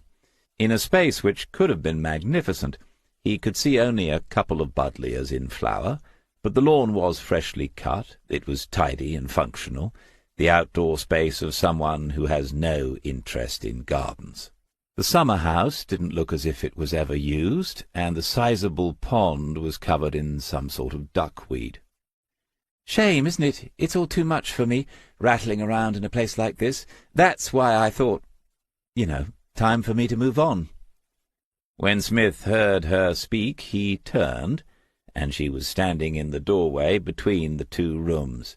He nodded as if he agreed, and she asked whether he would like a biscuit with his tea. He said no, he'd better watch his waistline, tapping it with the fingers of his right hand, and she smiled. But there was in that smile something a little contemptuous, which was interesting. She went back into the kitchen. Against the wall to the right of the window was a shelf and storage unit in a dark, hard wood. Whoever furnished the place wasn't afraid to spend money. There were glossy magazines about ideal homes, copies of Vogue and Harper's Bazaar, and brochures for expensive cars, mostly BMWs, which made sense in view of what was parked on the drive. Smith stepped further on so he could see what was on the shelves at the other end of the unit. More brochures, lots of them, these ones suggesting that when the occupant of this grand house wasn't at home, they would most likely be found somewhere on or around the Aegean Sea. He leaned in a little, studied those brochures more closely, and came away looking vaguely surprised. When Amanda Fitch returned with the tray, he was back at the table, and she saw the notebook had been put there in readiness. But he was standing and didn't sit down until she did so herself. She said, "Just mugs, I'm afraid. We're not that posh around here." Matching mugs, though, part of a set from the little craft pottery just outside Wells. Smith took a sip from his and pronounced the tea perfectly acceptable, which it was, allowing for the subtle hints of paper and bleach. "So," she went on, "you're another one from the insurance company. I reckon I'll soon have met all of you." She had a very direct way of looking at you, quite fixed, almost a stare, and her eyes were as much pale grey as they were blue. They were the most striking feature of her face. Smith said, "No, Mrs. Fitch, I'm not. I do apologize. I should have introduced myself formally. I'm David Smith, here on behalf of," reaching for the card from the inside pocket, "Diver and Diver, who have been engaged by Axon Life." She took the card and examined it at arm's length. Either she was long-sighted or slightly disgusted by it. She glanced up at Smith as if checking the image was his, and then read the card's contents again. "Private investigations?" "Yes." She dropped the card on the table in front of him and said, "So I'm being investigated now?" The stare was back, and Smith thought a lot of people would find that fairly intimidating. Before he could respond, she said, "For being a widow. Used to be a time when people would have some sympathy." He said, "We don't want to get off on the wrong foot, Mrs. Fitch. As far as I'm concerned, you're not under investigation. I'm not an insurance person, and I don't know the ins and outs of the policy you have, or your husband had. The company I work for has been asked to make a final check of the circumstances of your husband's disappearance, and that's all. I don't suppose we're going to find anything new. It's a bit of a box-ticking exercise, if you ask me." She held that look for a little longer, and he returned his own steady gaze, searching for some hint of recognition, because there was something familiar about her, something he could not put his finger on. Then her expression altered. She seemed to have been mollified by what he had said. "Sorry. It's been hard sometimes, and it's been a long time, too. Feels weird having it all dragged up again. 5 years. It's about what you get for armed robbery, isn't it?" As if she knew what he had once been, but he doubted that. Still, an odd thing to say under the circumstances. He said, "I suppose it will feel like it's being dragged up, Mrs. Fitch, but I will do my best not to drag it out." She seemed to accept that, and lifted the mug of tea towards her mouth. She was wearing engagement and wedding rings, intricate and glittery things. Wouldn't it be interesting to know how pale the skin beneath them might be? No other jewellery, not even a pair of studs in her ears. Was he looking at the real Mrs. Fitch, or a persona fashioned especially for a man from the insurance company? She said, "All right, but if we are going to have a chat, you might as well call me Amanda." Smith had asked her how she first met Gerald Fitch. She answered in a matter-of-fact manner, but more freely than he might have anticipated. In a hotel bar, she said. They were both waiting to order some drinks and just got chatting. Where was the hotel, he said, just making conversation, really, and she told him it was near King's Lake, the Longham Hall. He said he knew where that was, reflecting to himself that it was probably the most expensive place to spend a night in northwest Norfolk. She said, "So when I was at the bar the next time, he reappeared, and I thought, that's not a coincidence. He was at some sort of business meeting in another room, but he'd seen me at the bar again, so... Anyway, we had another conversation, and he said his meeting was nearly over. Would I still be around in half an hour? And I said I might be." After a pause, she looked at Smith and said, as if an explanation was required, "I was only with a couple of girlfriends. When I told them, they soon cleared off." He pictured it. Young women in their 20s out for an evening, and one of them takes the fancy to some wealthy-looking businessman. It made sense. The others would leave, probably on condition that they got the full story the next day. She said, "He came back, and we just stayed in the bar and talked. We had a couple of drinks, and then he drove me home. I know what you're thinking, but he was a proper gentleman. He asked me if I'd like to go out to dinner sometime. I said yes, and he took my number, and that was how we met." Smith had been working out their respective ages on that first date. Gerald Fitch had been 46, and the young woman around 20 years younger. There was nothing particularly unusual in the story she'd told him. Some might say it was all too familiar, except that it had led to a divorce and a marriage. Without any further prompting, Amanda Fitch said, "The funny thing is, and I didn't realize this until later, that was probably the only time in his life he did anything like that. I mean, picking up a girl in a bar. He was really quite a shy person. It was completely out of character." She was frowning, as if the realization was still puzzling her 8 years after the event. From her manner of speech, Smith had guessed she wasn't an educated person, educated in the sense of university-processed, but he made that assessment in an entirely objective way. It was not a value judgment in any sense. After all, in that respect, he was not an educated person himself. Nevertheless, she was articulate, which suggested to him that behind whatever persona she had thought appropriate for this meeting, there was no lack of native intelligence. He decided to ask a different sort of question, a riskier sort, but that's how we find out another's boundaries. He said, "When did Gerald tell you he was married?" "Straight away. He never tried to hide it. He told me about how things hadn't been great for a while. Told me he had a daughter." When Smith was silent, she said, "I know what people thought, same as they always do. She's a gold digger and he's loaded. But he wasn't happy, and he wasn't just looking for, you know." Smith nodded and opened his notebook, as if he wanted to get on and not dwell too long on the emotional backstory. He said, "You were married 8 years ago, then. Did you move straight into this house?" She seemed momentarily surprised, and then perhaps remembered her thought that he was most likely a fussy sort, more interested in the details than the bigger picture. "Yes," she said. "Gerald found the place, brought her here one day, and asked her if she liked it."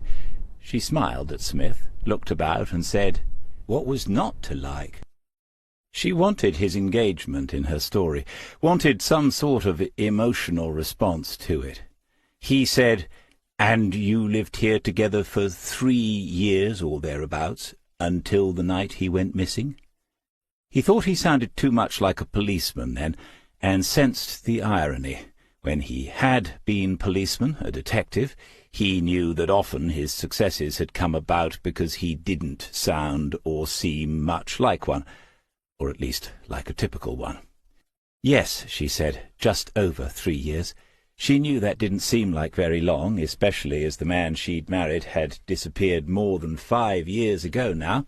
She lifted and turned over both hands in that universal "search me" gesture, and said, "I still don't know why." He looked at her sympathetically and said, "These things aren't always as straightforward as people like to think, are they?" She shook her head, and then Smith said, "But you must have wondered about it. You might not know for certain why he went away, but have you had any thoughts, any ideas, why he might have done it?" The answer came quickly, a fraction of a second too quickly, and he thought it was one she had prepared earlier, as they say on the TV cookery shows. She said, "I think it was the business. You know he owned the engineering business, FME?" He nodded, and she continued, "It wasn't doing very well. It hadn't been since before we met, but I didn't know that until later either. He used to get very down about it. I used to say, if it fails, it fails. You'll still be all right. But they had employees and contracts and all that, cash flow problems. I'm not a business brain. I don't know much about that sort of thing, but it was his family's company. His granddad started it all, and Gerald, he felt responsible. He blamed himself." Amanda Fitch watched as the private investigator wrote something in the notebook. It must have made her uncomfortable, because she asked him what he was making notes about. He said, "Oh, please don't worry about that. I have to have some evidence I visited you, or they won't pay me. I've just made a note that your husband probably left because of the difficulties in his business." She said, "You've been doing this very long?" And he could answer with complete honesty, "Working as a private detective? No, I just help them out occasionally, when there's no one else available." Would he like another tea? He'd almost finished that one. Smith declined, saying he really didn't want to take up too much of her morning, and she told him she didn't mind. He had his job to do, and, like he'd said, it was a box-ticking exercise as far as the insurance company was concerned, wasn't it? He said, "Thank you, Mrs. Fitch. Amanda, can you tell me about the night Gerald left? What happened?" The choice of even apparently insignificant words can make a difference. If he had said, "the night Gerald disappeared," the effect could have been quite different.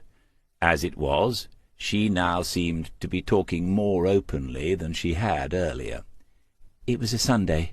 I'd been to my sister's. She lives in Wisbeach. Gerald didn't often come with me, so that wasn't unusual. I got back late. When I went upstairs, his light was off, so I didn't go in. The next morning, I got up late. I must have assumed he'd gone into the office. Then I saw his car was still on the drive, so I went up to his room, but there was no sign of him." Smith nodded as if to say, "Ah, one of those," and then, after a moment of reflection, said, "Do you mind if I ask for a couple of details?" No, she did not. What sort of car did Gerald drive? She knew straight away. He thought the hesitation had come because it seemed to be an entirely pointless question. What sort of car did he not drive away in? It was a Corsa. A Vauxhall? I only ask because I think Opel made a model with the same name. He had amused her again, and she said, "Yes, a Vauxhall, a dark blue GSI."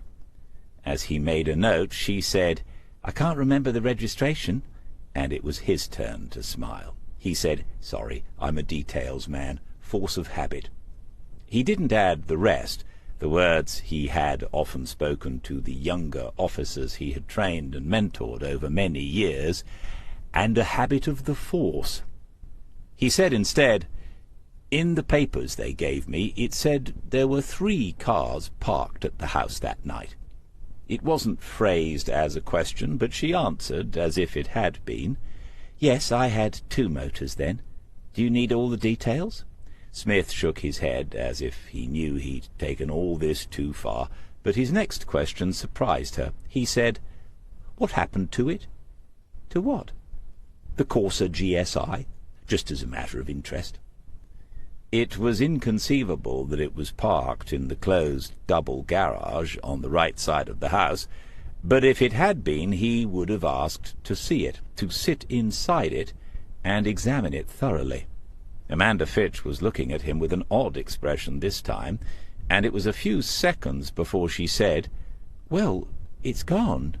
I mean, I kept it for ages, but—" He said, "In the end you had to sell it." "Yeah." "Into the motor trade?" She seemed a little confused by this line of questioning. She said, "I don't really see—" "No, someone in my family had it."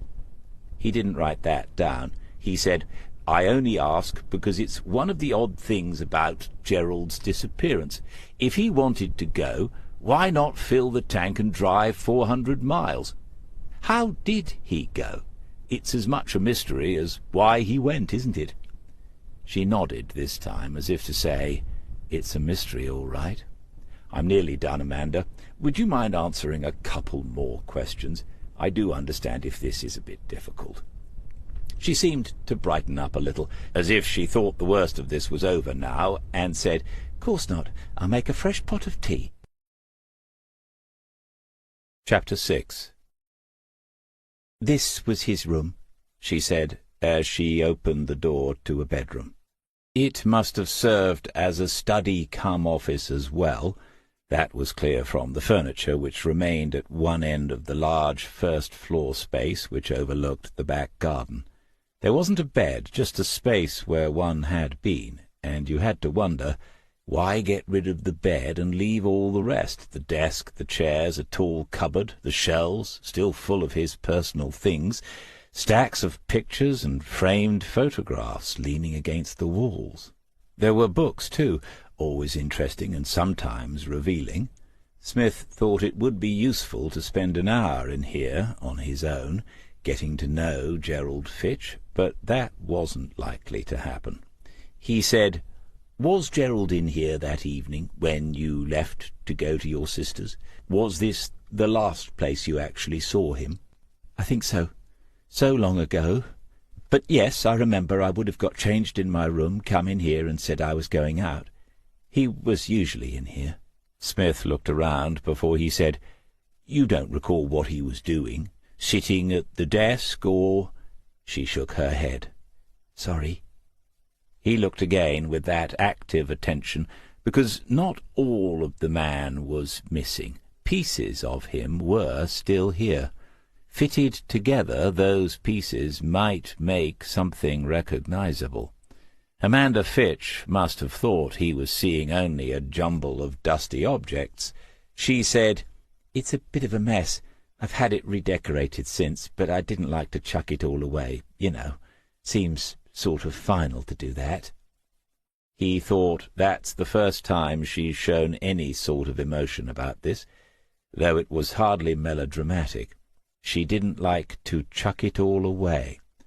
Smith had been into rooms that were shrines to murdered or missing people, whereas this resembled a garden shed with Grandad's old tools, a place more forgotten about than recalled with even a faint sense of loss. He said, "And is that the same desk where you found his mobile phone?" She nodded. She noticed the slight frown that produced and added, "It's still there." "In the desk?" "Yeah." She went across and opened the top right-hand drawer. Smith followed her and stared into the drawer. There it was, an iPhone in a black fold-over case. She picked it up and handed it to him.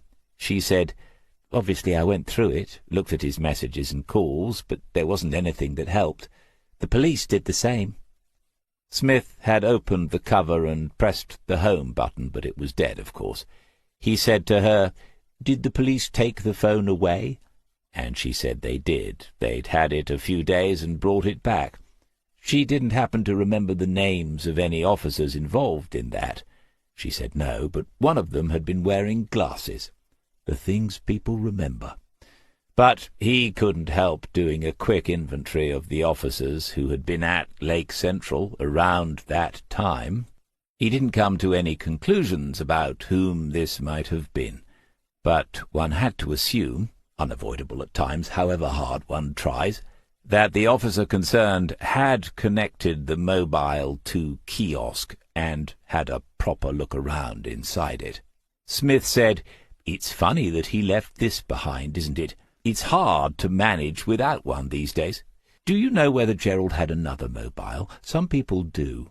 She didn't answer immediately, and when he glanced around he caught the last moments of a very odd expression on her face, as if he had, in all innocence, said something that had unnerved her. Her only response was to shake her head and say she didn't think he had another phone. He waited for more, but in vain. Eventually he said, "Did anyone from the insurance company look around the room? One of their claims assessors?" She didn't like even a mention of these people, that was plain. She said, "No, they came and interviewed me a couple of times about the policy and all that. Why they wouldn't be able to pay out straight away, even though I'd taken their advice and kept up with the premiums. They're cheats, if you ask me. I never brought them up here." Smith was still holding the phone. He flipped it open again and then said, "Are there papers or files in the desk? I don't suppose they'd be much use after all this time, but—" And looking at her as if he thought the whole thing was hopeless, he went on, "I don't seem to have a lot to go on, do I?" She didn't give an immediate response. She must have wanted to consider what he had indirectly suggested to her. Then, "It's just rubbish in there. I should have cleared it out years ago. It wouldn't be any good to you." Perhaps he looked more disappointed than he felt, but she said then, "You can have a look at the phone if you can get it going." He said, "Take it away. Obviously it needs charging, but that would be better than nothing." She shrugged off his thanks and said she had no idea about the charger lead, couldn't even find her own half the time. Smith slipped the phone into his jacket pocket. He looked about the room once more and said, "There are lots of pictures." They stood on the floor, on their edges, leaning in groups, several deep, back against the wall. As far as he could see, they were all photographs. She said, "Yes, that was his thing. He ought to have been a photographer. The man who did our wedding charged a bomb for it. Gerald would go out all sorts of odd times with a camera, different weathers, used to photograph the dawn and sunsets. He took thousands. Then he'd spend hours in here messing about with them on his laptop. Smith asked if he could take a closer look, and she said he could help himself. He went forward, crouched onto one knee, and began to look through one set, pulling each one forward a few inches so he could see the one behind. All these were landscapes, images of the countryside and coast of Norfolk, and all had been properly framed. He lifted one out, a picture of a windmill he recognized, taken in the odd, glaring light of a stormy autumn afternoon. Behind was a backdrop of an immense and threatening sky, with tiny white gulls high up on the winds that one could almost feel. In the bottom right corner had been written in minute letters, GDF, and a date.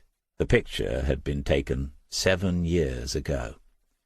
Smith put that one back and searched through another stack, larger ones, but still neatly framed. There was a coating of dust on the top edges. These had stood undisturbed up against the wall for a long time. These were photographs of beaches, the wide, empty, and somehow timeless strands of the northwest coastline of the county. Some of them were places Smith recognized, places he had walked with Sheila, places close to where he had, in times now long past, seen the bodies of murdered young women. Some of the images were devoid of all human presence, while others had figures, but always in the distance. Some of the figures were so minute as to be barely recognizable as such. A lone fisherman in a purple dusk, a couple standing at the edge of the sea with a wild surf beyond, a woman with a dog running ahead of her, mere silhouettes on the wet and shimmering sand. He looked up at Amanda Fitch and said, "These are very good." She came towards him and said, "Yeah?" The idea seemed quite novel to her.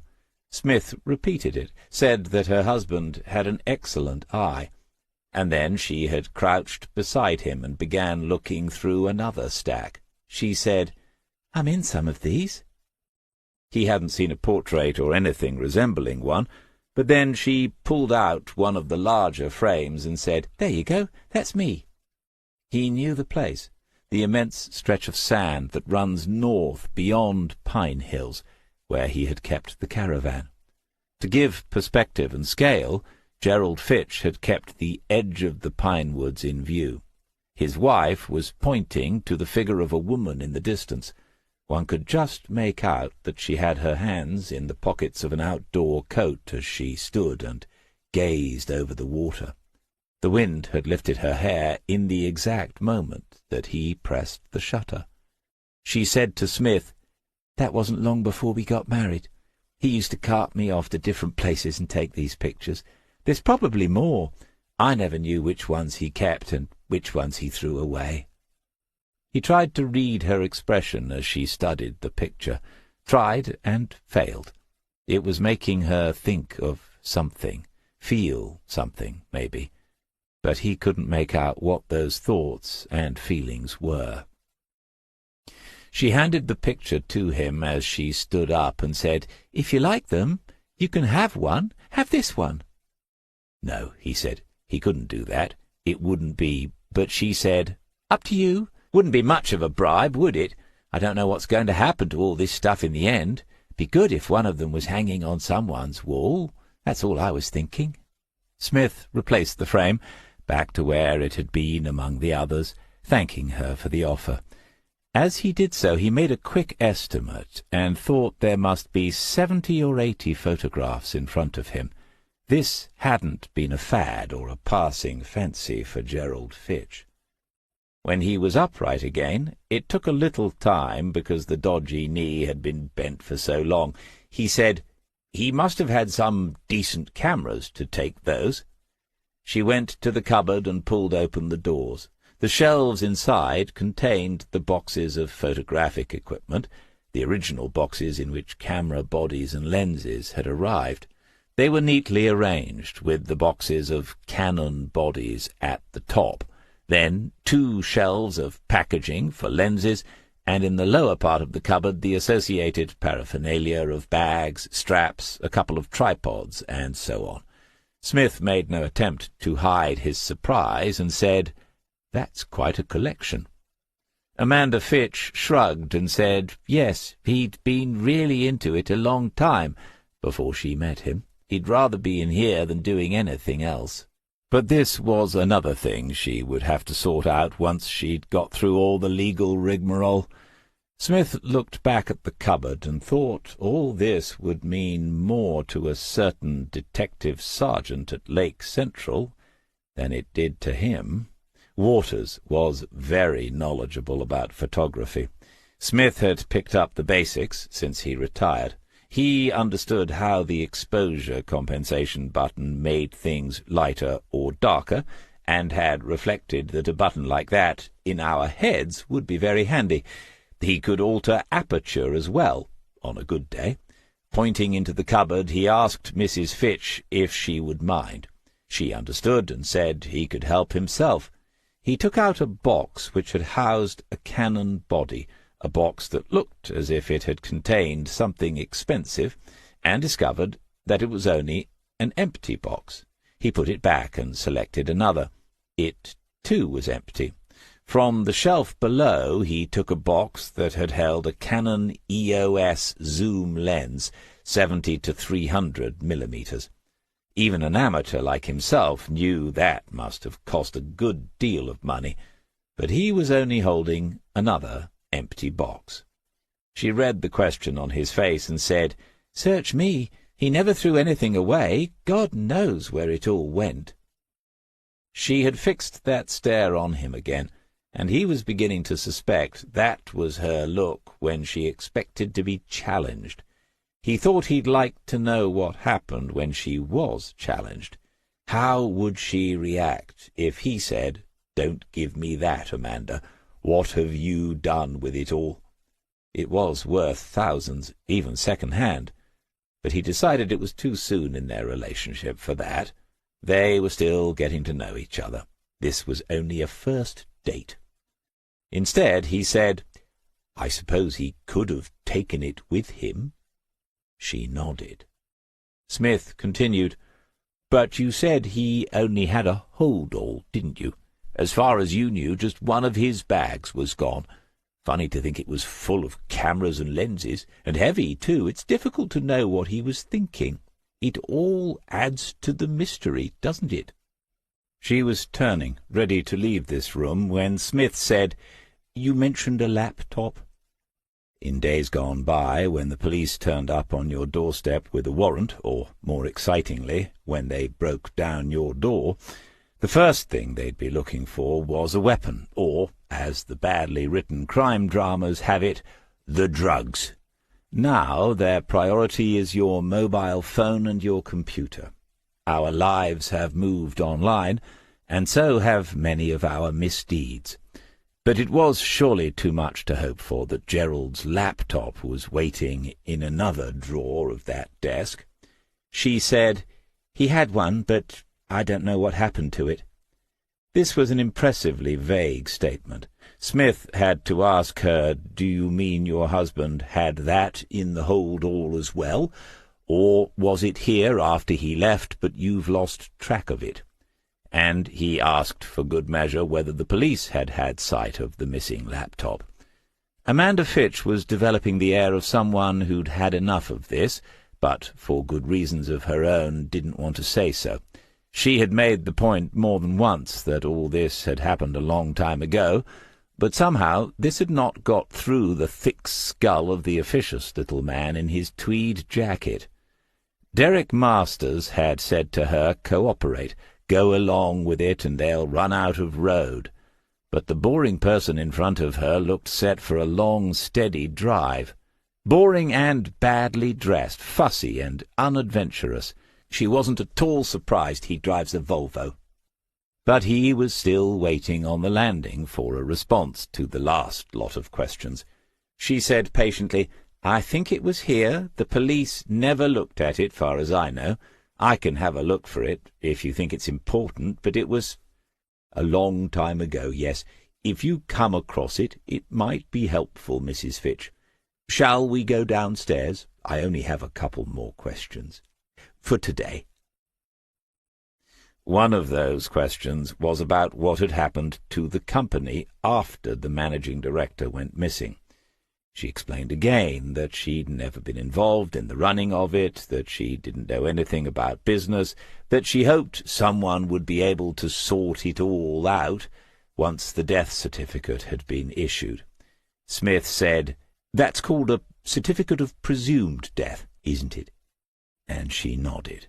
He said, "I've never come across a case involving one of those, but that would enable you to get things moving, I suppose. Did your husband leave a will?" Yes, she said, there was a will. Again, she didn't know the ins and outs of it. The solicitors would sort all that. She knew there were loans outstanding. She wasn't expecting to be very well off by the time it was over. Smith wondered whether, knowing that she was, according to Francis Dunhill, the sole beneficiary, was an in or an out of the will. It was hardly a minor detail. "When you married Gerald, FME was still running as a business, wasn't it?" She said, "Yes, just about, I think." He said, "Gerald was the MD, I know. Did he have a manager, someone in charge of the day-to-day running? I suppose he must have done. It might be useful for me to talk to that person, so I can get a better sense of what might have driven your husband to leave. You said you thought it was worries about the business, didn't you?" He had a way of reminding you what you'd said earlier, which was quite irritating, as if you needed to be careful not to contradict yourself. Yes, she had said that, and she still thought it to be the case. There had been a general manager, though he was not someone she ever got to know well. Smith had taken out the notebook in anticipation.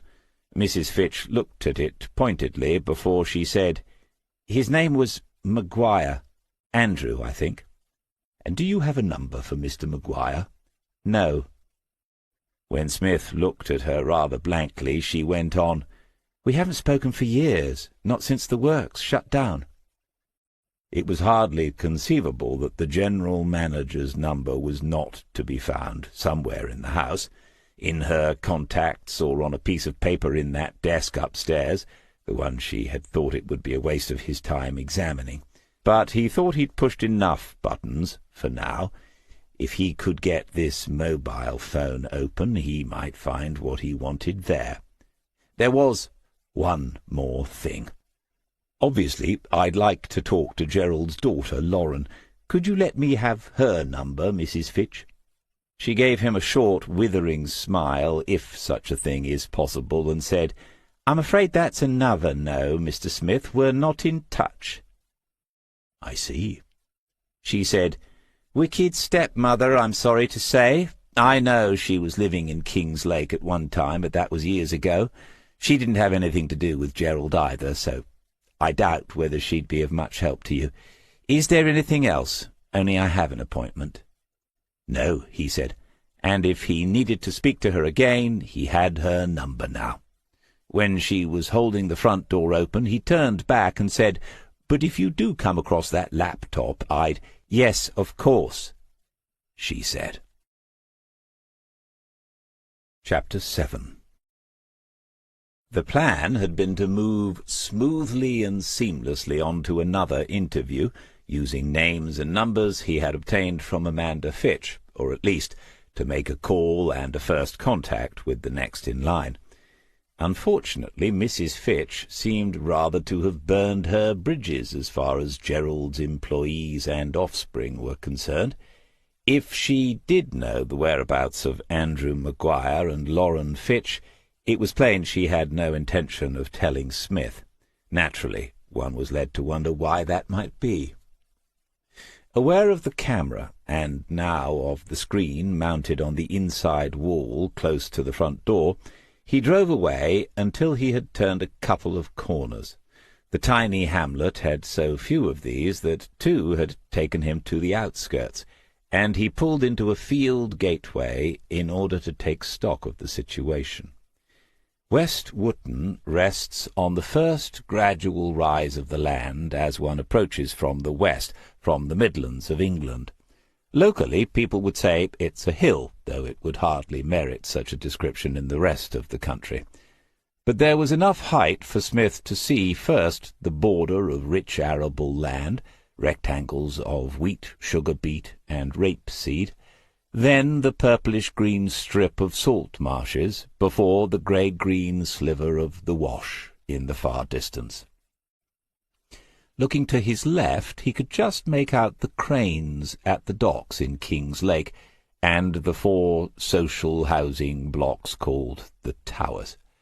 The culturally more sensitive names chosen by the district council had never caught on, and the occupants would tell you they lived in 1, 2, 3, or 4. It appeared the man and woman in the street had a much better grasp of what utilitarianism means than the representatives they sometimes bothered to elect. Quite a contrast, he thought, with this place and the people who live here, and then he reflected once more. Yes and no. In the fundamentals, people are pretty much the same the world over. Take Amanda Fitch. It must have been a blow in all sorts of ways when her husband walked out on her without a word of explanation. She went to her sister's, a routine visit by the sound of it, came back and he'd disappeared. "Just like that," the comedian Tommy Cooper used to say, as he performed one of his hopeless magician's tricks. He'd look startled, and the audience would collapse in hysterics, laughing, without realizing it, at themselves, at our near-universal failure to accomplish what we set out to do.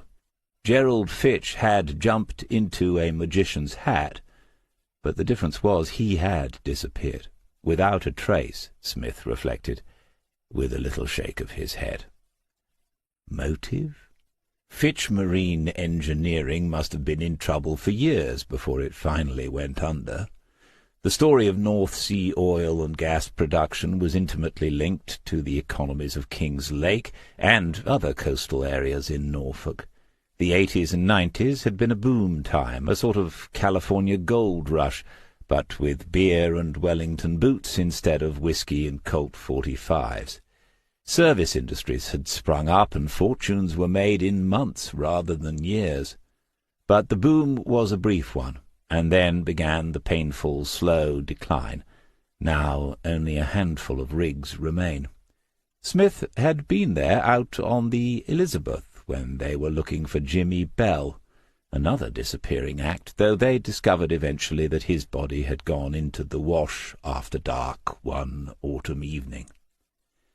Men do terrible things when their business or their livelihood is under threat. It was a possible motive for Gerald Fitch. Yet he didn't sound like a man who had fought to the bitter end for an engineering company. That wasn't the sense of him Smith had already begun to develop. In fact, he said to himself, Gerald was more interested in developing of another sort. He'd meant what he said to Amanda Fitch that morning.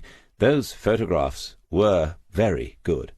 They caught the resonance of those places, the timelessness, the tension in the light, the feeling that you are a very small thing out there on those strands, and it's all right, to which Smith himself had always been attuned from the very first time he stepped out onto them. Every day throughout the year, hundreds of pictures are taken of those places and uploaded into the ether. You'd think, he said to himself, the people in charge of the ether will have to have a clear-out eventually. But you can put a paintbrush into the hands of 500 would-be artists, and perhaps one will produce a picture that turns every head. It's the same with a camera. It's because some people look at the world a little differently. And, he said to himself as he pressed the starter in the Volvo, I reckon Gerald Fitch is one of them. Or was. And then there is sex, he thought as he opened the garden gate at Drift's End and Layla came bounding out of the house to greet him. Smith had this thought, not in any anticipatory sense. He was considering once again the usual two motives people have for stepping outside the boundaries. If Gerald Fitch hadn't disappeared because of money worries, perhaps it was the other sort. Amanda Fitch had said the way her future husband had introduced himself to her was probably the only time in his life he'd done such a thing, but there might have been a second occasion, another attractive, younger woman. But would he have gone without money? His bank cards had never been used and had never been renewed. Had he taken a sum of cash? It might be worth asking Mrs. Fitch when he next spoke to her. He was already certain there would be another conversation. A car waiting for Gerald out in the road that night would explain one aspect of his disappearance, but it left others to ponder. Does an older man run off with a younger woman and no money? Perhaps she had been a lady with a passionate interest in shutter speeds and long exposures. He filled the kettle and prepared to make a pot of tea. It wasn't quite noon, but it would be tea nonetheless. Coffee helps one to do, tea helps one to think, and he needed to think. Jo would have heard him return, and she would come down from her study if and when she wanted to. He put in enough of the silver-tipped Adam's Peak leaves for two. Amanda Fitch. There had been something about her. A number of things, he corrected himself, one of which was that in some way she was familiar to him. He had been through his long mental list of contacts and acquaintances, his even longer list of witnesses, persons of interest, and suspects, and he couldn't find her. His ability to recall faces had probably saved his life in those Belfast years, and it had served him well as a police officer. He trusted it, and so he was a little puzzled by the feeling he had met the woman before. From upstairs came the sound of a door opening, and so he put out the second cup and saucer. Mrs. Fitch had been superficially cooperative, at least at first. On the other hand, Smith had not been allowed into the desk, and he had not been told the truth about the laptop. He thought she had almost certainly disposed of her husband's car, though he couldn't be sure when. Where had those expensive cannons gone? He could not believe the hold-all that went missing had been full of cameras and lenses. If, of course, there had been a hold-all at all. They, meaning everyone who'd ever taken an interest in the matter, only had Amanda Fitch's word for that. There was at that moment an involuntary, rueful smile on his face. How often had he wondered whether an exceptional ability to doubt is a gift or a curse. "Obviously you've had an enjoyable morning. How was the wife?" Jo came across the kitchen and leaned against him as she opened the fridge to take out a small jug of milk. He leaned back, and when she straightened up she gave him a peck on the cheek. He said, "A bit of an odd one. She didn't get all emotional, which I count in her favour after 5 years, but they must have been a peculiar couple from what I could make out. She was quite matter-of-fact about it all. I haven't got a very clear picture of him yet." Jo sat down at the kitchen table and said, "There's nothing wrong with peculiar couples. Look at us." Smith had taken out his phone. He set the timer for 4 minutes after he had poured the boiled, freshly drawn water into the teapot. It's the only way to approach consistency in the final cup. He said, "She reminded me of someone, but I can't think who. It's been bothering me ever since." Jo said, "Did she mind you turning up and asking questions?" "Yes and no," he said. Mrs. Fitch had tolerated him, probably because Axon Life had said progress on her claim was more likely if she did. He mentioned the desk, the missing laptop, and the cupboard full of empty boxes. And then, on a personal level, I'd have to say that by the end she hadn't really taken to me the way some people do. Jo said, "Oh, perhaps she's a woman of some discernment." Smith pulled a wry face, and she went on, "What I mean was, if she's a woman with something to hide, perhaps she realized you were a threat." He had considered it, having noted how Mrs. Fitch's attitude had altered as their meeting progressed. Not everyone who refuses to cooperate with the police has something to hide, but... And although he was no longer police, it cannot be so different for those employed in the private capacity. And another thing, he said, she wasn't at all forthcoming about how I could contact anyone else, not even his daughter. She explained this away by saying she was the wicked stepmother, which I suppose is a common enough situation. Even so, all she told me was the girl used to live in King's Lake. Jo raised her eyebrows, and he could see she was already processing what he was telling her. As a former detective inspector herself, this was inevitable, and as a specialist profiler, her ideas about people had already been useful in the Hills case. Smith thought that if he had to sign any more disclosure agreements, he'd need to have a clause inserted to cover the woman who had become his partner in crime, so to speak. He remembered the phone then, and went to the jacket he'd hung on the back of one of the kitchen chairs. He told her its story, and she took it from him and examined it. She said, "I think it's an iPhone 6. He said, "There's obviously nothing much on it. Mrs. Fitch will have had a look, and then the police had it for a few days. I'm hoping it might give me a couple of phone numbers." The timer buzzed, and Smith poured the tea into the cups. Layla had taken up a position where she could watch them both carefully. Tea and coffee often indicated a biscuit in the offing. Jo said, "It might if you can charge it. 1, what state is the battery in after 5 years? They're good, but I don't know if they're that good. 2, where will you get a charging lead?" To Smith this appeared to be almost a catch question. He said slowly, "Upstairs on my desk?" Jo shook her head. "No?" "No. When new models come out, they often change the connection. I can't think why, but ours won't fit this phone. I don't think we've got one old enough. All the old stuff was recycled when we spring-cleaned this year." Smith remembered his mother and the annual spring-cleaning of their council house. He had been quite touched when he discovered it was something Jo did annually too. But now there was a problem as a result, and he remembered too his father's philosophy of hanging on to everything that might be useful one day. It's an eternal conflict, and Neolithic couples probably argued about whether it was worth keeping any of those old antlers at the back of the cave. Jo asked what the house had been like, and he described it, and then she asked when the Fitches, that is, the second Mr. and Mrs. Fitch, had been married.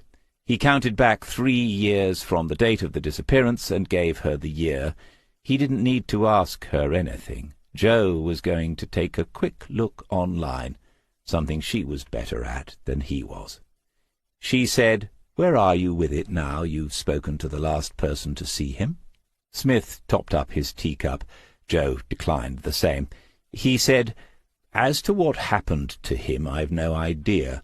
I need to speak to more people who knew him and his situation. You know how it works. The trail leading up to the moment usually tells you something about what came next. As a minimum, I need a family member and someone from the business. Getting into this phone is my next job. I doubt whether I'll find either of those in the yellow pages." Ever since Amanda Fitch had mentioned the police from King's Lake, someone wearing glasses, Smith had been thinking about Chris Waters. That young man did not wear them, but he would know, or he could easily find out, who had spoken to Gerald's wife 5 years ago. There would be a record. When the possibility of working for, or was it with, Diver and Diver had first arisen, Smith had made it very clear to the Divers and to himself that under no circumstances would he use his former colleagues and present friends in the force to advance an investigation, and so he was in at least two minds about making this phone call. He stared at his mobile for some minutes, long enough for the screen to go dark at least 3 times. Even though this was about avoiding a conflict of interests and not stepping on anyone's toes at Lake Central, he did not want to open a conversation with a request for information, putting Waters into an awkward situation. On the other hand, the young man was the fount of all knowledge when it came to iPhones, wasn't he? Smith glanced at his watch and speculated about what might be happening in Lake Central at that very moment, an entirely pointless distraction, and then he pressed dial. "DC, to what do we owe this pleasure?" "We." He's in the office, and other people are now aware who is on the line. Murray, Serena, but probably not the boss.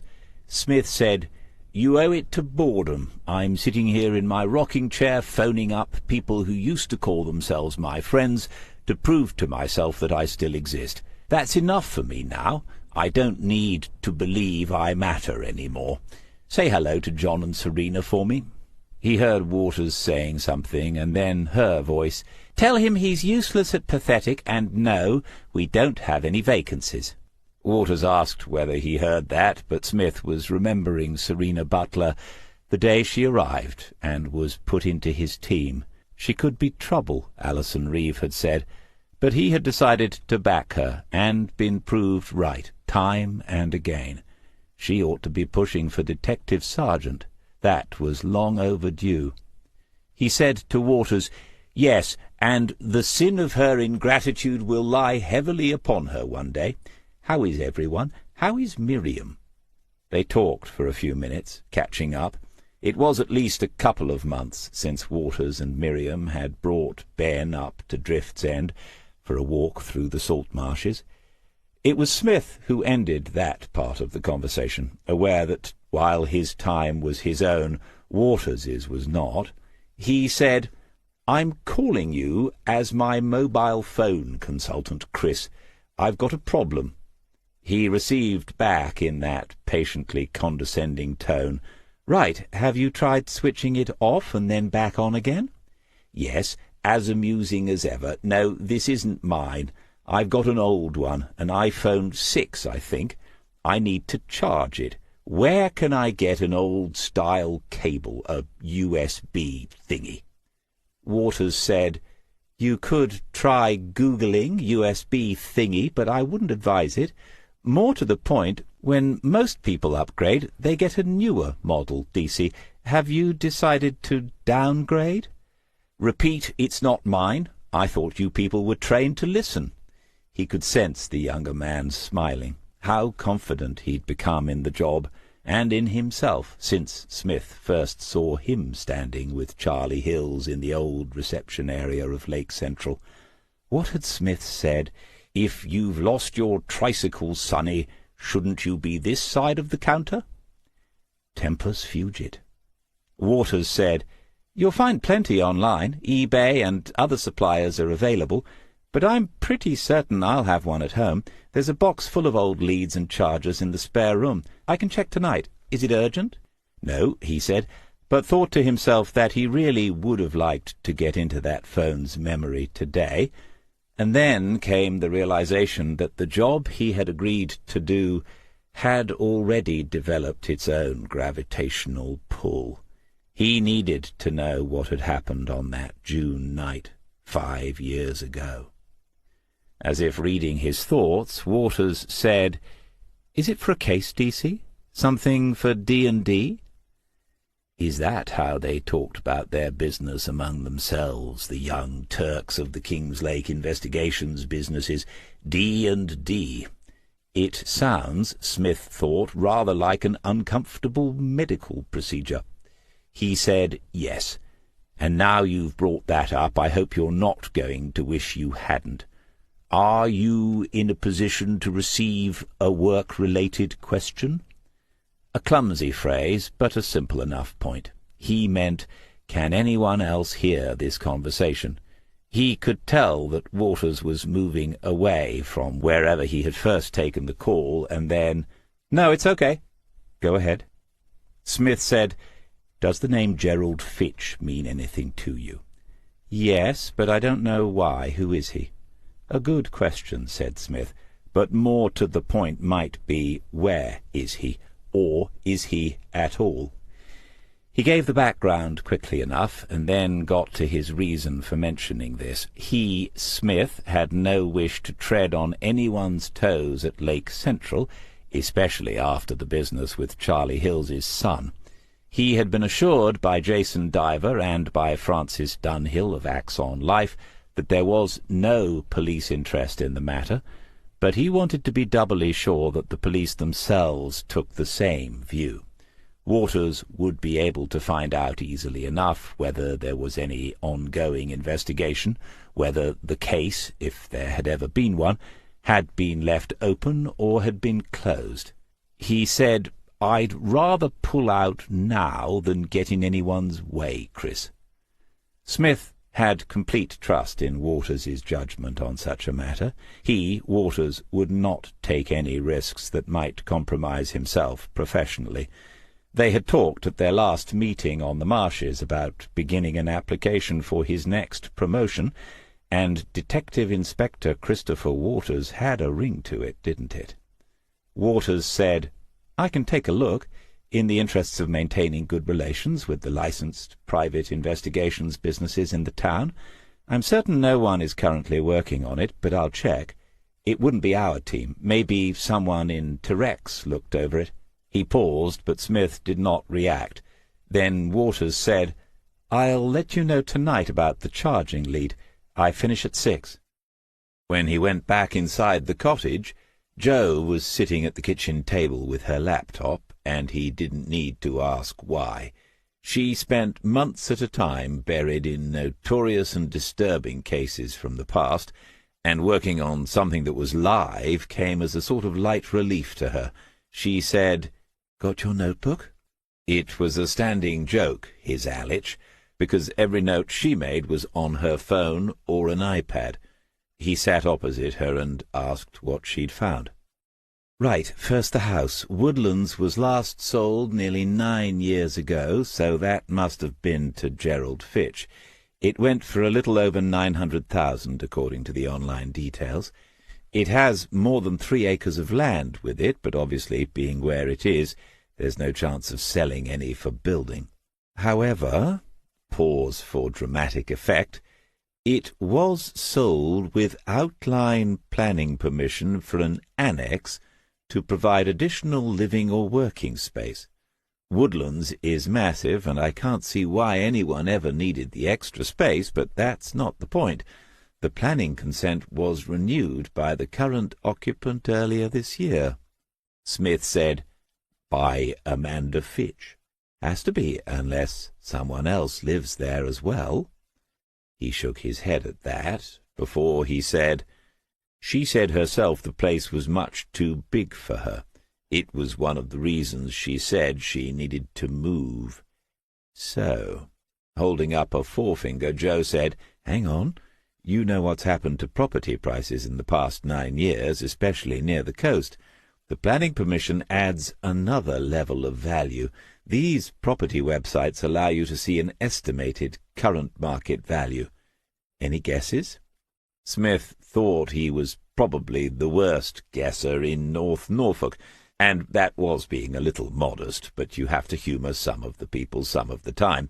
He said, 1.5 million. She shook her head and said, because she knew he would not guess again, 2,400,000.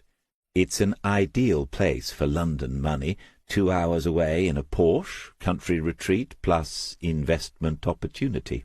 Smith said, "What we don't know is how he paid for it. If there's a mortgage, how has Mrs. F. kept up the payments?" Jo looked at the screen and said, "Doesn't tell you that here." "Pity, but that's useful. I think she has plans for that money when it goes on the market. I told you, didn't I? She had property brochures for the Greek islands, and I don't think they were out-of-date ones." Joe said, "Good for her. I'll stick with Marston," and they shared a private smile. The magic of the place hadn't worn off for either of them yet. As he turned away to fill the kettle, she said, "Don't you want to see their wedding?" Smith turned back, and she said, "Amanda used to be a regular Facebooker. She's gone very quiet over the past year, but she put the wedding on, and it's all still there. She went for it, the whole princess and perfect day routine."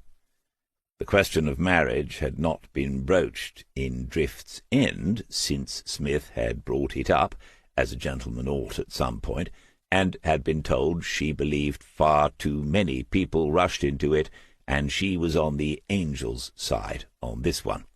He was happy to leave it there until further notice. Joe turned the screen so they could both see it.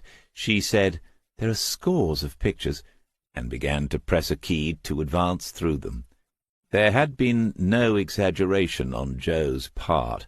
The wedding had been at some sort of castle by the look of it, and there were pictures of the happy couple standing on battlements and holding champagne glasses. For a reason he could not fathom, there had been a bagpipes player as well as a jazz band at the reception. Smith studied the images of the missing man, tall and thin, half smiling in some pictures, looking a little overwhelmed in others. And there were the customary photos of children running around, bridesmaids, giggling, family groups. "Hold it," he said, "and then go back one. No, and another one." Joe returned to a picture of the bride, and she was attractive on the day, no getting away from that, standing with a group of men in their wedding suits, pink carnations in their lapels, grins on their faces. Smith said, "Are these labelled? Are there any names?" "No, why?" "OK, what was her maiden name? It must say on here somewhere." Joe found it on a close-up of the fancy wedding invitations, and told him. After reading it himself, his eyes went back to the image. He said, "And I wondered why she looked familiar. Dear, oh dear, oh dear." Chapter 8. The door to the cafe had been wedged open because of the warm weather. When Detective Sergeant Chris Waters stepped in from the street, Mickey Lemon looked over from the counter and smiled, but not in surprise. He said, "Gordon Bennett's like a bloody reunion. Don't hang about too long. Half my regulars will be eating somewhere else today." And when Waters reached the counter, a hand came over and shook his own. Mickey said, "He's round the corner. Obviously wants a private word this morning." Waters said, "Thanks, Mickey. I'll have orders already in and paid for. 1 flat white. I'll bring it round." Smith was seated in the alcove where a couple of tables could not be seen from the rest of the cafe or the street. Usually he took a window seat. Waters guessed this was out of respect to his own situation, rather than because of any great need for secrecy. A passing uniformed patrol might see them talking, and in all innocence mention it to another party, setting off the Chinese whispers. Smith stood up with that unconscious, unfailing politeness which members of the opposite sex seemed to find so appealing, even the younger, more politically correct ones, Waters thought, and then they sat down together. Smith said, "I've ordered you a coffee." "Yes, Mickey told me." Smith said, "I've been sitting here wondering, why is it called a flat white?" "I've no idea, DC." Smith looked genuinely surprised. He said, "So you've been ordering them for years and never thought to ask why?" "Yes." The little silence brought the memories flooding back. Waters said, "I feel completely inadequate now. I'll find out and send you an email." And then the hand waving it away, and "Don't be daft, it's not important." Waters took out the cable from his trouser pocket and placed it on the table. "Is this what you're looking for?" Smith had brought the phone, just to be sure, and took it out of his jacket pocket, belt and braces. Looking at it, he said, "I think. So, isn't it? I'm sure it'll be more useful than a lot of leads I've had." But he didn't have a clue, and wasn't seriously pretending that he did. Waters took the phone, examined it cursorily, and said, "It's a 6S. This lead should charge it, but it's getting on a bit, the phone, I mean. The battery might not be up to much." He handed it back, and Smith said, "How old do you think it is, then?" "I don't think, I know. 7 years." Smith re-examined the phone, peering at it as if there might be some clue, a date he'd missed, or something like the rings in a trunk that give away the age of a tree.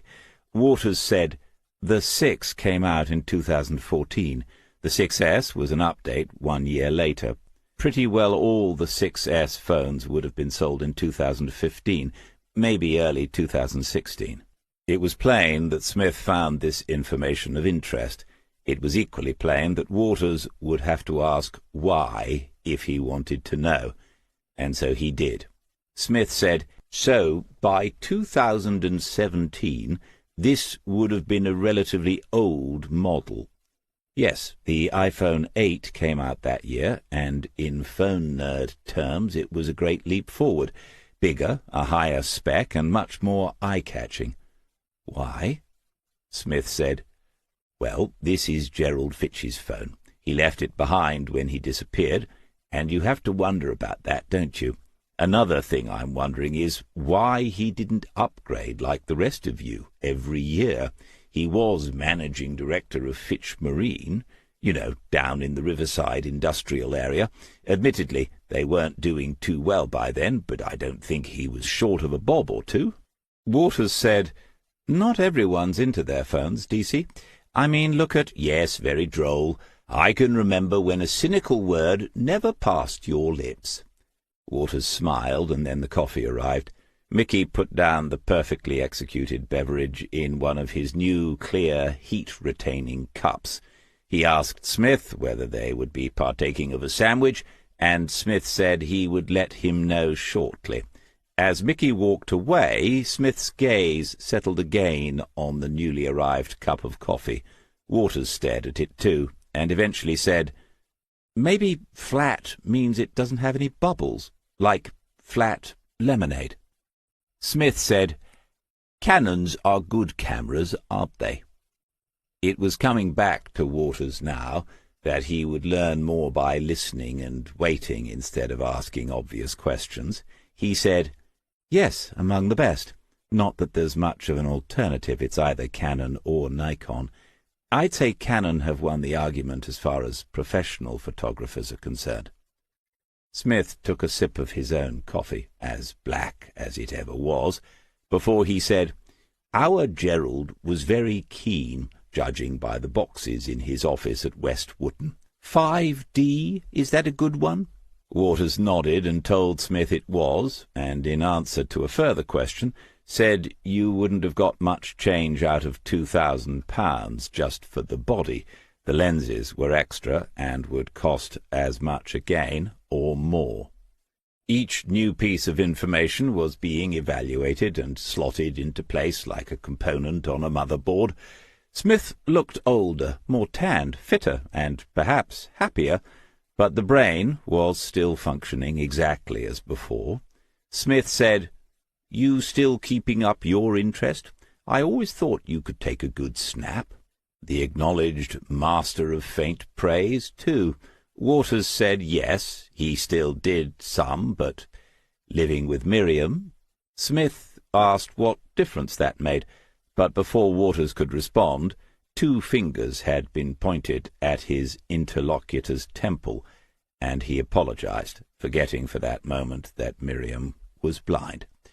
Smith asked for a more detailed account of how she was doing than he had been given on the phone yesterday. Waters said, "She's doing well. Do you remember me telling you about Patsy, who works with her at the florist's? She made Miriam an offer to buy her out, and she's thinking about that. I think she will sell it. She has a waiting list for music lessons. I've told her she could double her charges, and I could retire." Smith said, "You won the lottery there, and I'm still waiting to hear her play. Look, I don't want to take up your whole morning, but if you fancy an early lunch, I'm buying." Waters said he didn't think he would this time, but he wouldn't say no to another coffee. Smith said, "Another flat white?" a question which somehow managed to have 2 question marks after it instead of the usual 1. When Smith returned, Waters said, "You asked whether Central still has any interest in Gerald Fitch. I did, and I probably shouldn't have." When Waters stayed quiet, Smith said, "Do they?" "No, just so you know, it was D.I. Terek himself who spoke to Mrs. Fitch.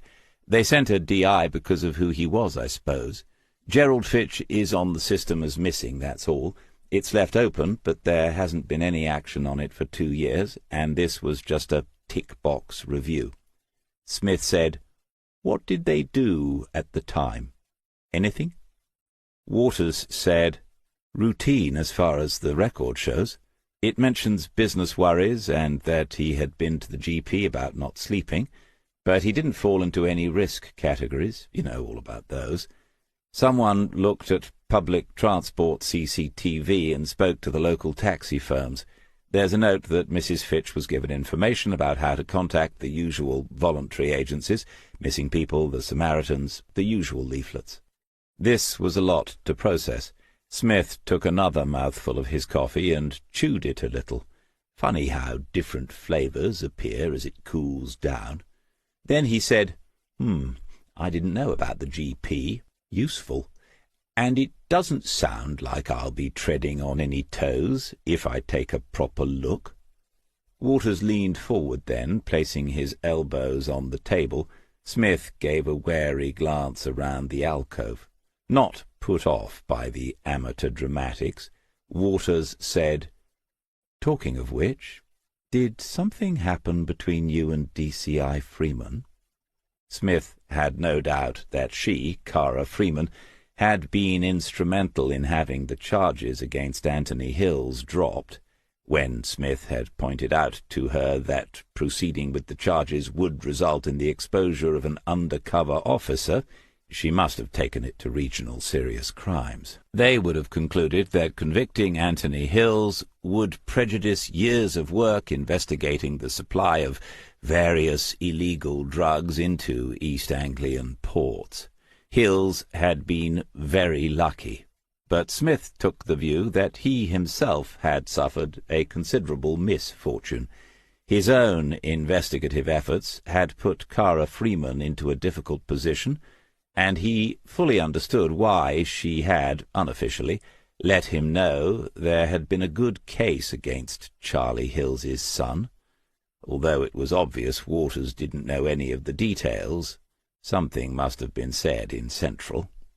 Smith said, "Miss Freeman and I have had our moments, as you well know." Waters wasn't so easily put off. He said, "Something recently? Since you left?" Smith's frown was genuine. He was certain Freeman would have kept very quiet about their conversation that day in the tuck shop. He said to Waters, "Any particular reason for asking?"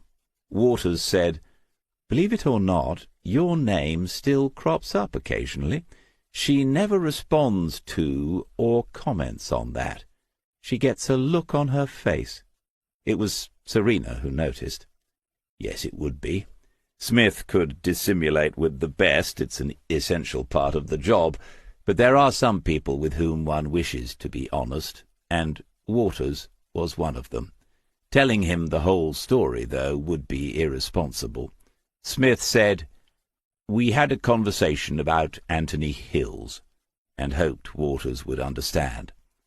There was a nod of the head and no look of surprise. "I guessed it must have been that." "Did she do the full-on scary ice maiden?" Smith said no, they had come to an agreement of sorts, and Waters didn't pursue the matter further. He's developing good instincts, thought Smith. And he's getting through that second cup of coffee. There must be a case, and he's keen to get back to it. It's impossible not to wonder what it might be. But then Waters said, tapping the iPhone that still lay on the table, "Don't forget the battery might be dead. If it is, I can't slot the card into kiosk for you." It was a simple but fair reminder that the police have capabilities private investigators do not, as if Smith needed telling. Still, young Jason had a few tricks up his technological sleeve, so there might be possibilities, and it was Waters who then said, "Gerald Fitch seems to have your attention, DC." Waters had recognized it, naturally, the active attention that marks out the good detective minds from the ordinary ones. Smith made a judgment call then. He owed Waters something for this meeting, not just for the charging lead, but the snippet of information about Fitch's visit to his doctor. That wasn't all. The piece of information he was about to share might, and it was only the most tentative of mights at this point in time, lead to some sort of police involvement later on. Why not plant a little seed now? He said, "Remember a few years ago when we took down the Routh boys, when their brother Cameron and his girlfriend Tina Fellows had been taken hostage by their Eastern European partners to make sure they followed through on a deal?" Waters said, "That's a case no one will ever forget. It's when John was shot. Why?" Smith said, "They both got a good stretch. Are they still inside?" Waters answered, "Malcolm must be. Stewart could be out by now. They both did a lot of remand before trial and sentence, and I know one got less than the other."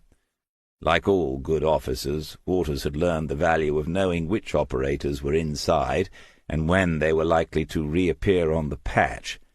He was watching Smith now.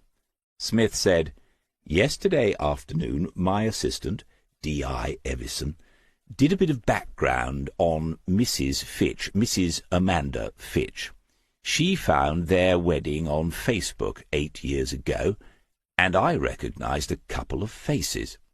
Smith lifted up the cup and finished the coffee.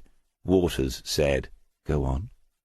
"Before she married, Mrs. Fitch was Amanda Routh. She's their little sister."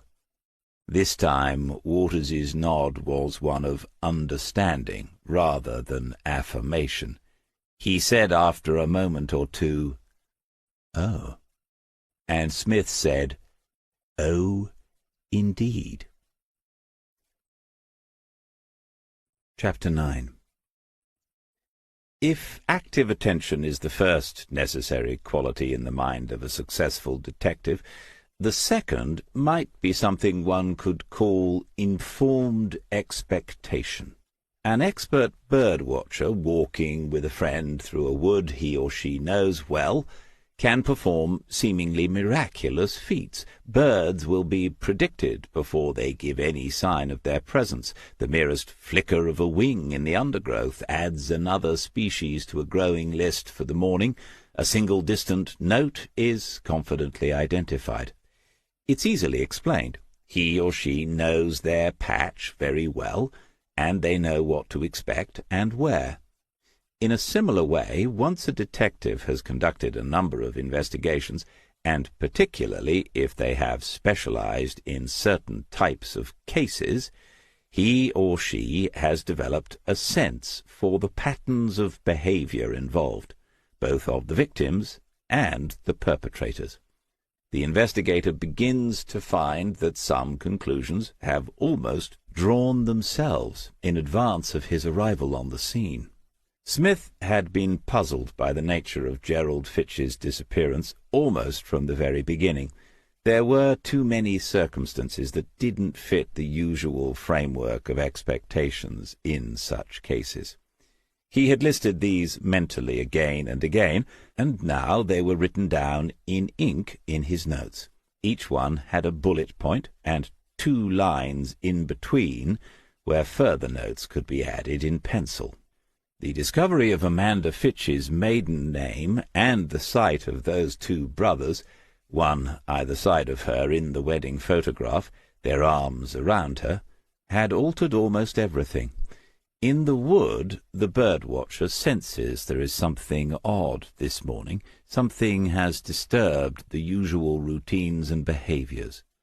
Thanks to his experience, much reflected upon, he knows what it is, There is an unfamiliar predator here, or another human being in the place where he is usually alone. In investigative terms, the detective knows now that something is wrong. Smith's meeting with Waters had lasted longer than expected, and he'd forgotten about Jo's annual optician's appointment in Huntston. She left almost immediately, but said in passing, "We're going to need that other car." He apologized, but she wasn't annoyed. She said only that tonight they should talk this over and decide what they would be looking for. He watched as she drove away along the track, and knew she was right. If this case picked up momentum, if he received a call this morning that needed him to go and speak to someone, he would be stuck here until Jo returned.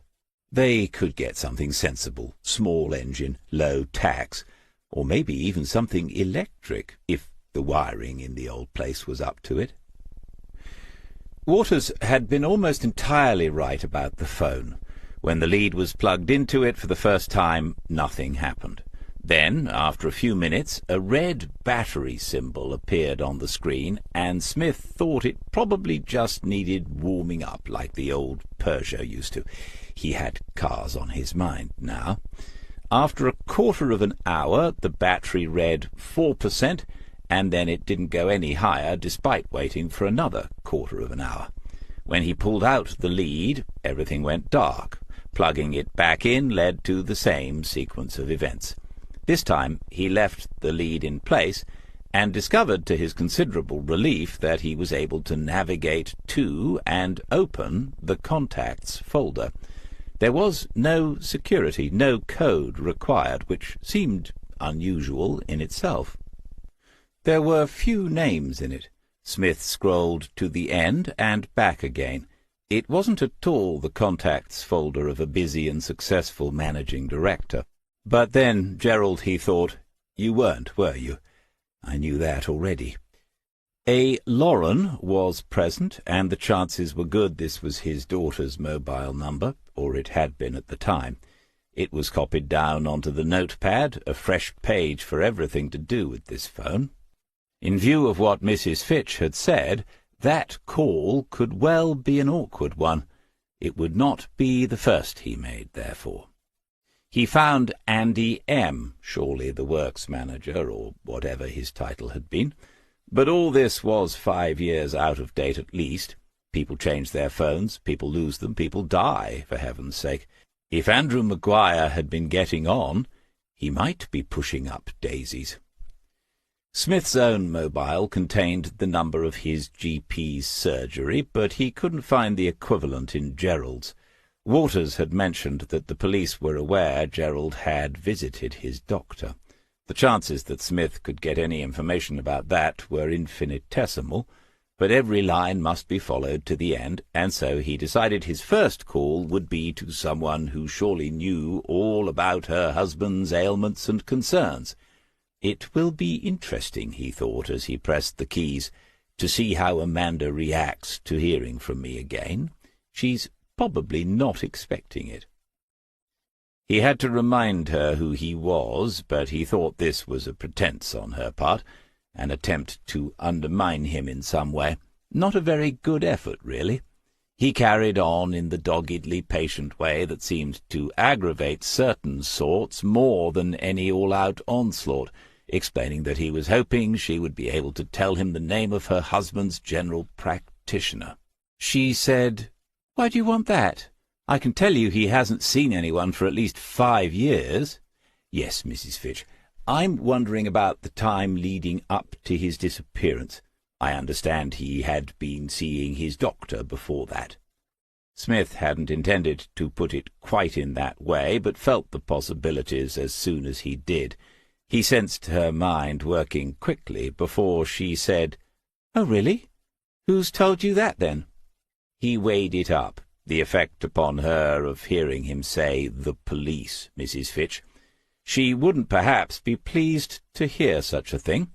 On the other hand, he could not, in even the slightest way, expose Waters to any risk, and so he answered her with, "It's just something that has come up in the course of my inquiries. I doubt whether it's of any significance, but as I think I said to you, I'm clutching at straws on this one. Do you happen to know the name of his GP, Mrs. Fitch?" No, she did not, but then he asked whether she at least knew which practice Gerald had been registered at, and in the following hesitation he guessed she was wondering just how obstructive she could be. Hadn't the insurance company advised her to be, or at least to seem, as cooperative as possible? Eventually, he was told she thought it was the one in Eastwood, Kings Lake, but she couldn't be sure. Smith thanked her and said he hoped she didn't mind him calling like this. No, she said not at all, but added, "So you're really looking into it all, then?" He said, "Well, yes, Mrs. Fitch, just doing my job. As I said to you, I'm not expecting to uncover anything new, but I've got to show that I've tried."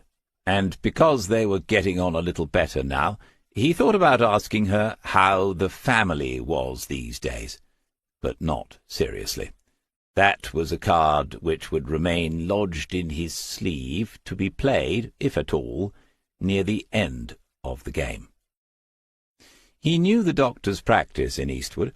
If you've worked a local patch as a police officer for more than 25 years, you know where all such places are.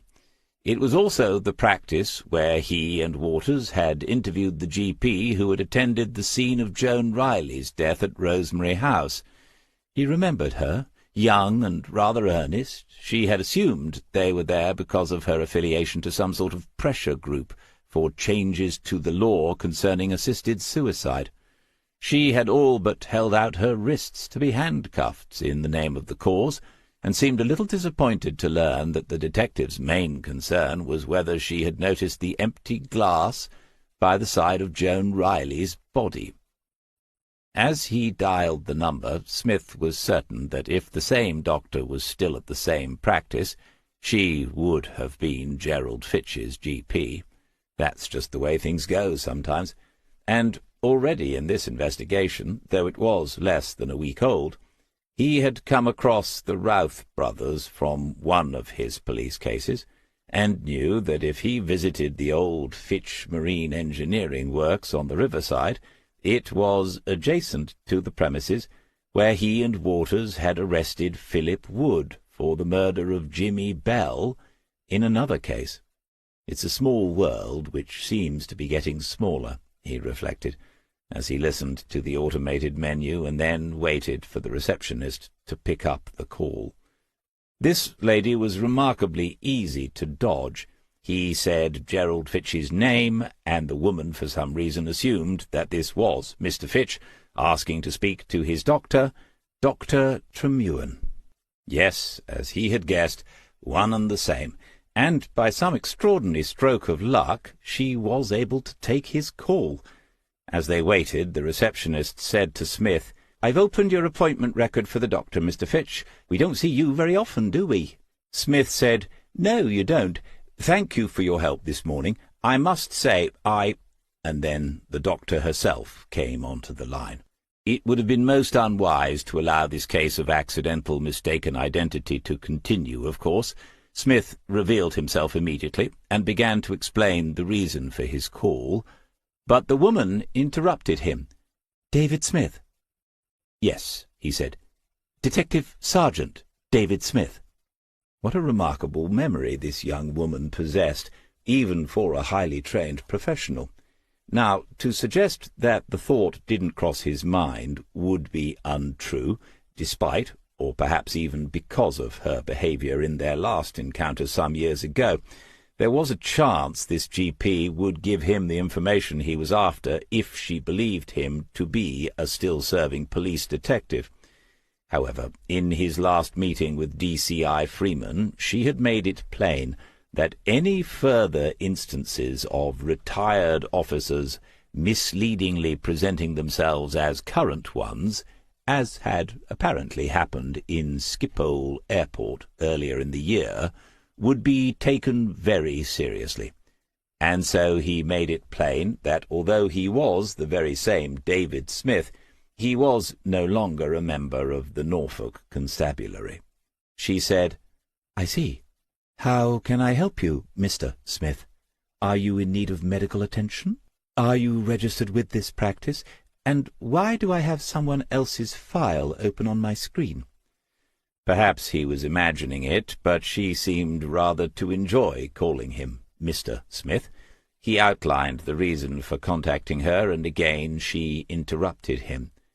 "Have I understood you correctly? You are now some sort of private detective, and you are asking me to give you information from one of my patients' private files?" He said, "Yes and no, Doctor. I'm not asking for detailed, confidential medical information. I was simply wondering—" "Absolutely not." "Whether Mr. Fitch had—" "It's absurd. You must know it would be completely unethical for me to accede to such a request." "Spoken to you just before he disappeared." There was a silence on the line, before Smith said, "So, I'll record that on this occasion you did not feel you could help with the investigation." Dr. Tremullen said tartly, "You can record whatever you like." Smith said, "Well, I would just like to thank you for—" but then realized that the only person who could hear this was himself. She had put down the phone. This had gone about as well as he could have expected, but it had not, he reflected, been a complete waste of time. He knew the name of Gerald's GP. If the need ever came to pass on this information to a higher authority, he had saved someone a few minutes' work. If they are doing the job properly, detectives log every phone call they make, however insignificant they might seem, and Smith duly completed his record of this one. Ideally, all incoming calls are also logged, but when his phone began to ring, he saw it was Jason Diver, and there seemed little point in writing that one down. Jason said, "Good morning," just a routine call, and Smith thought about the implications of that. This could be something that needed nipping in the bud. He asked how he could be of assistance. Jason said, "I've had a chat with Frances Dunhill this morning. She was asking whether there had been any progress, so I said I'd find out, as I haven't heard from you." Smith had switched his phone to speaker. He propped it up against his copy of the year's tide charts, crossed his arms, and raised one eyebrow in Jason Diver's direction. He said, "Before I can answer that, we'll need to agree a definition of progress, won't we?" In his most jocular fashion, Jason said, "I take it you haven't found him yet, then?" "No," said Smith. "And that wouldn't be progress, it would be a conclusion, wouldn't it?" Jason said, "Have you found any—" and then must have reconsidered the possible consequences of using the word clues. He tried again with, "Do you have any theories?" Smith said he did not. He explained what he had done in a minimal fashion, and then continued, "As I understand it, the job was to find out what might have happened to Gerald Fitch, and that's not the same thing as finding him. Not in my book, anyway. For what it's worth, I'd say the chances of finding him are infinitesimal." Jason said, "I see. Well, I will pass that on. I expect the insurance industry has different ideas of progress to those we have in the investigations business. If I can help in any way, give me a call. We're part of a team, aren't we?" "Yes," said Smith, "of course we are." And the call petered out shortly afterwards. Did he feel a little guilty? Perhaps, but it's wise to begin as we mean to go on. He made the morning's second and final cup of coffee, and took the mug out onto the bank, with Layla in delighted attendance. The tide was rising, and Rebecca Louise had lifted with it. There was a gentle westerly, the perfect direction for tacking out into the estuary and then along to the point. There would be seals with their new pups on top of the sandbanks, and sandwich terns wheeling and calling overhead. In our dreams of retirement one simply goes on the impulse, and he could, of course, just get into the dinghy, raise the little red sail, and travel with the breeze for an hour, or two, if he so desired. But commitment and duty had been at the foundations of the way he'd lived his life for too many years to be ignored. He could enjoy the dream without pretending it could become reality. As a compromise, he sat down on the bank for a few minutes, drank the coffee slowly, and watched the rising, sun-rippled water. The next number was a landline, and it rang for a long time. He was on the point of cancelling the call when a woman's voice answered. Smith asked if he had the correct number for Andrew Maguire. Yes, she said, with a note of caution, and Smith had to wonder whether the word was getting around already. He gave the woman, Mrs. Maguire, she had explained, his rehearsed and shortened version of who he was and why he was hoping to speak to her husband. She said, "Well, he can't come to the phone right now, but I'll ask him. About some insurance, you say?" Conveying this message to her husband could go horribly wrong, obviously. Smith explained it again, mentioning Gerald Fitch's name twice, in the hope that that at least would get through to the man who was unable for some reason to come to the phone himself. She asked him to hold on the line, and then he could hear her steps walking away. She was gone for at least 3 minutes, during which time Smith heard the Volvo return and a welcoming bark from Layla. As Joe appeared in the doorway, Mrs. Maguire's voice came back on the line. She said, "No, he doesn't think he wants to talk to you, I'm afraid." What exactly had she said? "Mrs. Maguire, could you explain it again? Could you tell your husband that I'm trying to find out what happened to his old boss, Gerald Fitch? Your husband worked at Fitch Marine Engineering, didn't he?" "Yes, that's right. He was the works manager, for all the good it did him." There was an interesting note in that last comment. Smith continued, "Yes, I know it all ended badly, Mrs. Maguire. That's partly what I'm working on. It would be very useful to have a word with Andrew to get his side of the story." Something there had encouraged her. She said she would speak to him again. Joe's face was asking the question, and so Smith made a brief note on his pad as to whom was on the line. She nodded and mouthed the word "sandwich" before disappearing. Smith was cursing himself for not finding the Maguire's address and making the first approach in person, but when she returned for the second time, Mrs. Maguire said, with an undisguised note of triumph, "All right. He says he'll talk to you, but not on the telephone. You can call in if you like. We're on the Seaview Estate in Huntston." Chapter 10. There is a sea view on the outskirts of every coastal town in England. Sometimes the estate has another name, beach view or bay view or cliff tops, but the underlying form does not alter. Something tells the more comfortably off among the lower middle classes to migrate to the coast as they sense the end of life approaching, to live their later years unadventurously together in quiet communities, in bungalows on estates whose road names have a theme. In Huntston it had been Norfolk Rivers, and so here were Wensum Drive, Waveney Close, and Bure's Way. The dwellings are small and uniform, generally with 2 bedrooms, allowing for an occasional visit from a grandchild, or perhaps acknowledging that the reasons for sleeping alone only increase as the years pass.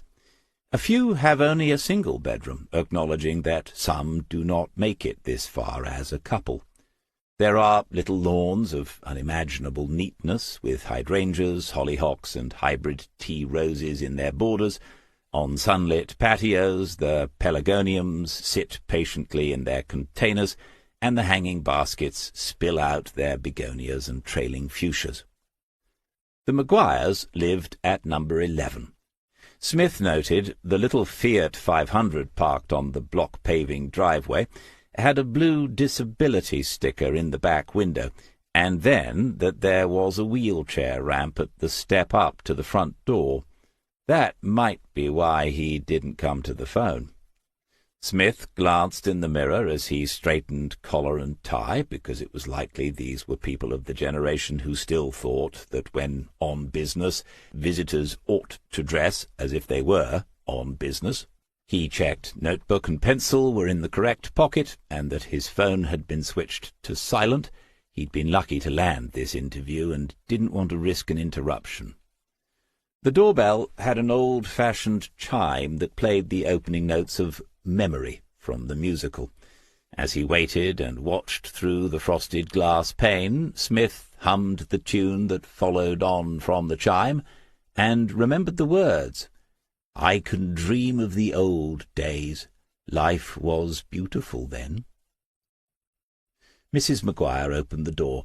She was a thin woman with a pinched face and a pointed nose. She didn't smile when he introduced himself, and she took a few seconds to study the Diver and Diver card he held out towards her, before stepping aside and holding the door as he crossed the threshold.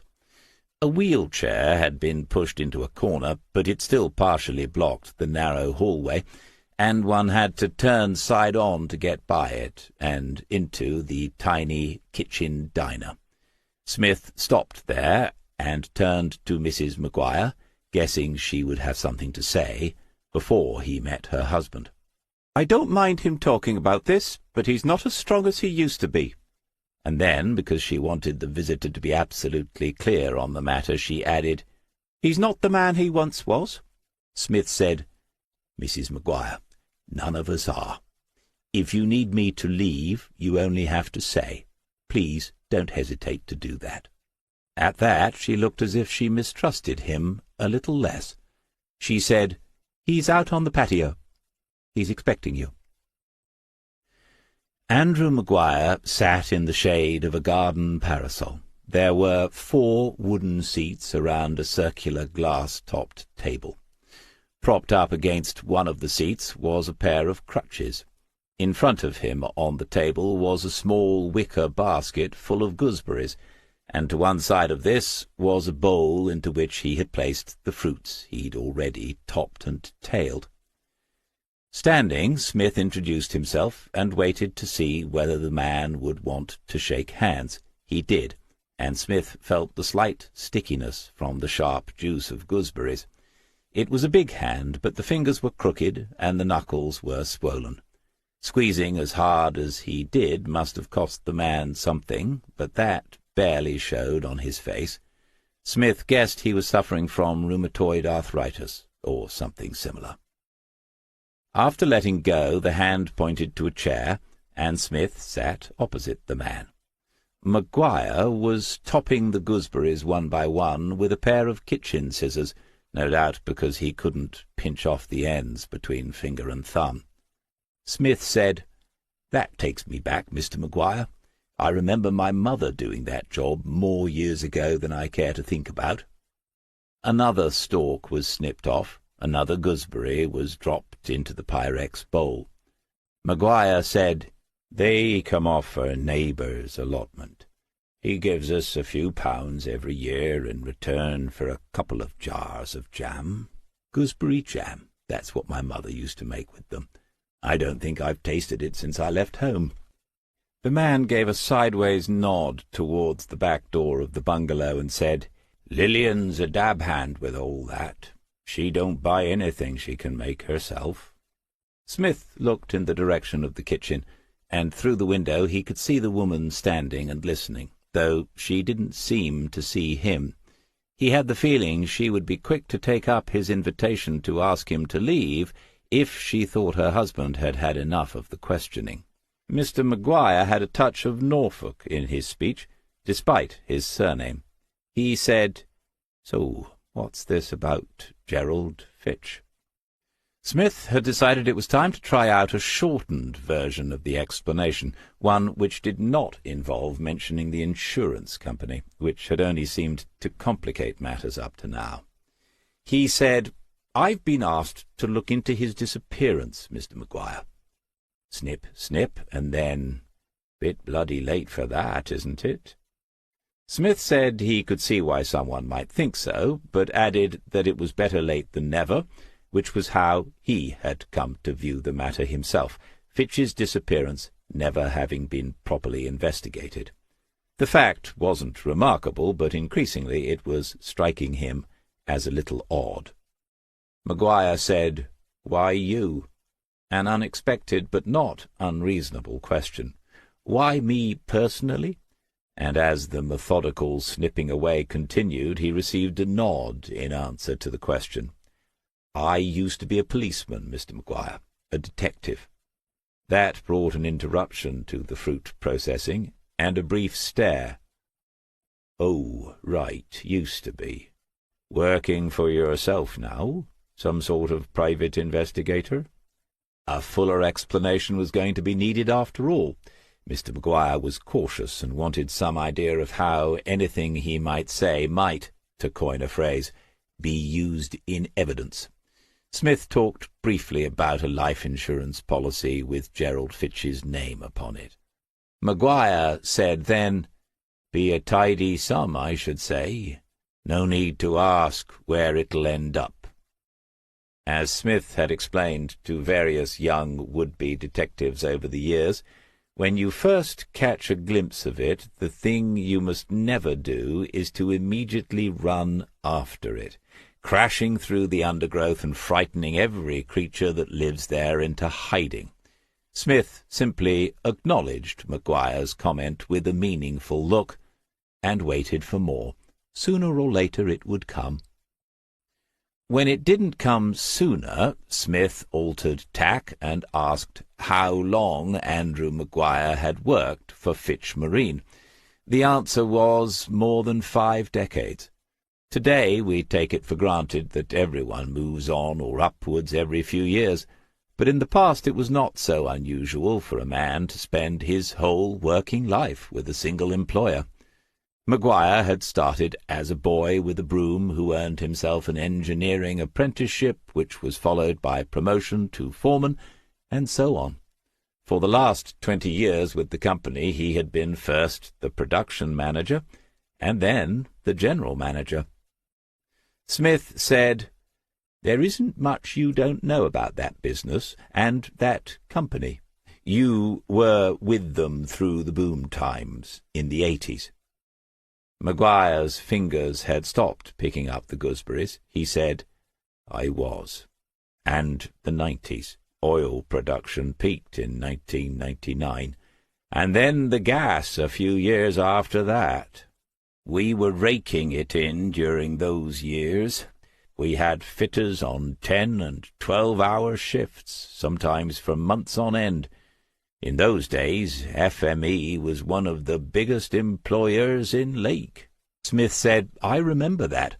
When I started at the Lake Central Station, the whole Riverside area was a hive of activity." For a moment, Andrew Maguire was back there, lost in the memories, a half-smile on his face. He said, "I mean, you know it's a boom, a bit of a gold rush, but you never imagine how quickly it'll all be over." Mrs. Maguire came out of the kitchen doorway and asked whether they would like a cup of tea. Smith concluded from this he wouldn't be making an early exit from the pitch after all. He said a cup of tea would be most welcome.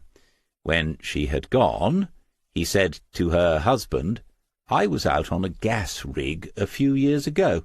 We went as part of an investigation." Work on the gooseberries had come to a halt. Maguire said, "Which one?" and Smith told him it had been the Elizabeth. The man was delighted with the answer. "Oh, in the Lehman field. We did most of the first fit on the Elizabeth. I've been on that rig several times myself. What do you know?" You lucky so-and-so, thought Smith. What were the chances of that? He told Maguire that, too, had been a missing persons case, and was asked whether they'd found their man on that occasion. Smith said, "Yes and no. We never found his body, but we did find out exactly what had happened to him."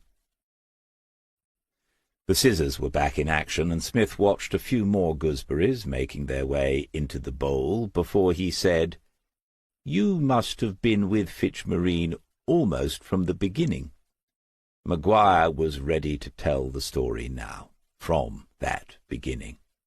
Almost. It was Joe Fitch in charge in the early days. He could be a swine, a hard little bastard, but those were hard times, the 70s. Country was on the brink with strikes, inflation, all coming round again, ain't it? Joe Fitch knew boats from the war. He saw what was coming when the oil exploration started, and he got in early with the offshore work. That's when he bought the Riverside site, where it was easy to expand. As I say, he were hard, but he pushed himself as hard as anyone else, and one day they found him dead in one of the loading docks. Heart attack, they said, fell in and drowned. That was in 1985. That's when Philip Fitch took over the business. Smith said, "So that was Joe's son and Gerald's father?" "'S right. Philip had a good head on his shoulders. I think he did business at university, but anyway, he wasn't 30 when he took over, and he modernized it in all sorts of ways. We seemed to expand and make more money year after year. If there were a problem, he'd come down from the office, whip off his jacket, and get his hands dirty. In practical terms, he weren't no use, but that's not the point. He showed willing. He'd listen, and he had the respect of every man who worked there. Philip was a good boss." Smith waited. These memories were important to Andrew Maguire. He looked around at the garden. It was neat, with borders and beds, much more formal than the cottage garden that was scrambling its own way around Drift's End. After a few more seconds, he said, "What happened to Philip Fitch?" Maguire said, "Cancer. Killed him within 6 months." Smith said, "If I remember correctly, that must have been about 2012. That's when Gerald took over, isn't it?" There was a nod as Maguire said, "You've done your homework. 10 years ago this summer. Gone by in a trice, but it feels like a lifetime." Mrs. Maguire appeared with a tea-tray, which she put on the table after her husband moved aside the gooseberries in the bowl. She had found a set of cups and saucers with a blue willow pattern design, and Smith would have bet all his fivers at once that these had come out of a cupboard or down from a Welsh dresser just a few minutes ago. There were only 2 cups, but Maguire said to her, "Bring your tea out, Lil. I'm just about to tell Mr. Smith about Gerald. You can add something to that." She looked at Smith, who stood up and pulled out another of the chairs for her. She thanked him and went into the house, returning with another matching cup and saucer. Maguire explained, "Philip ran the company like a bit of a family. The management had several dues a year, and husbands and wives were always expected, and Lillian was a babysitter for Gerald for a year or 2. She sat perched on the edge of her chair as if she had no intention of staying any longer than necessary, a bony, narrow-shouldered, thin-faced woman who didn't smile very often, but Smith recognized the type, practical, down-to-earth, honest, and fiercely loyal to her husband, because a very long time ago she had made certain vows. He thought to himself that you don't come across them very often these days. She said, "Yes, I was." And then, looking at Smith, she said, as if explaining something, "We didn't have any ourselves." These were people he could talk to. He thought for a moment about Amanda Fitch, and the contrast was striking.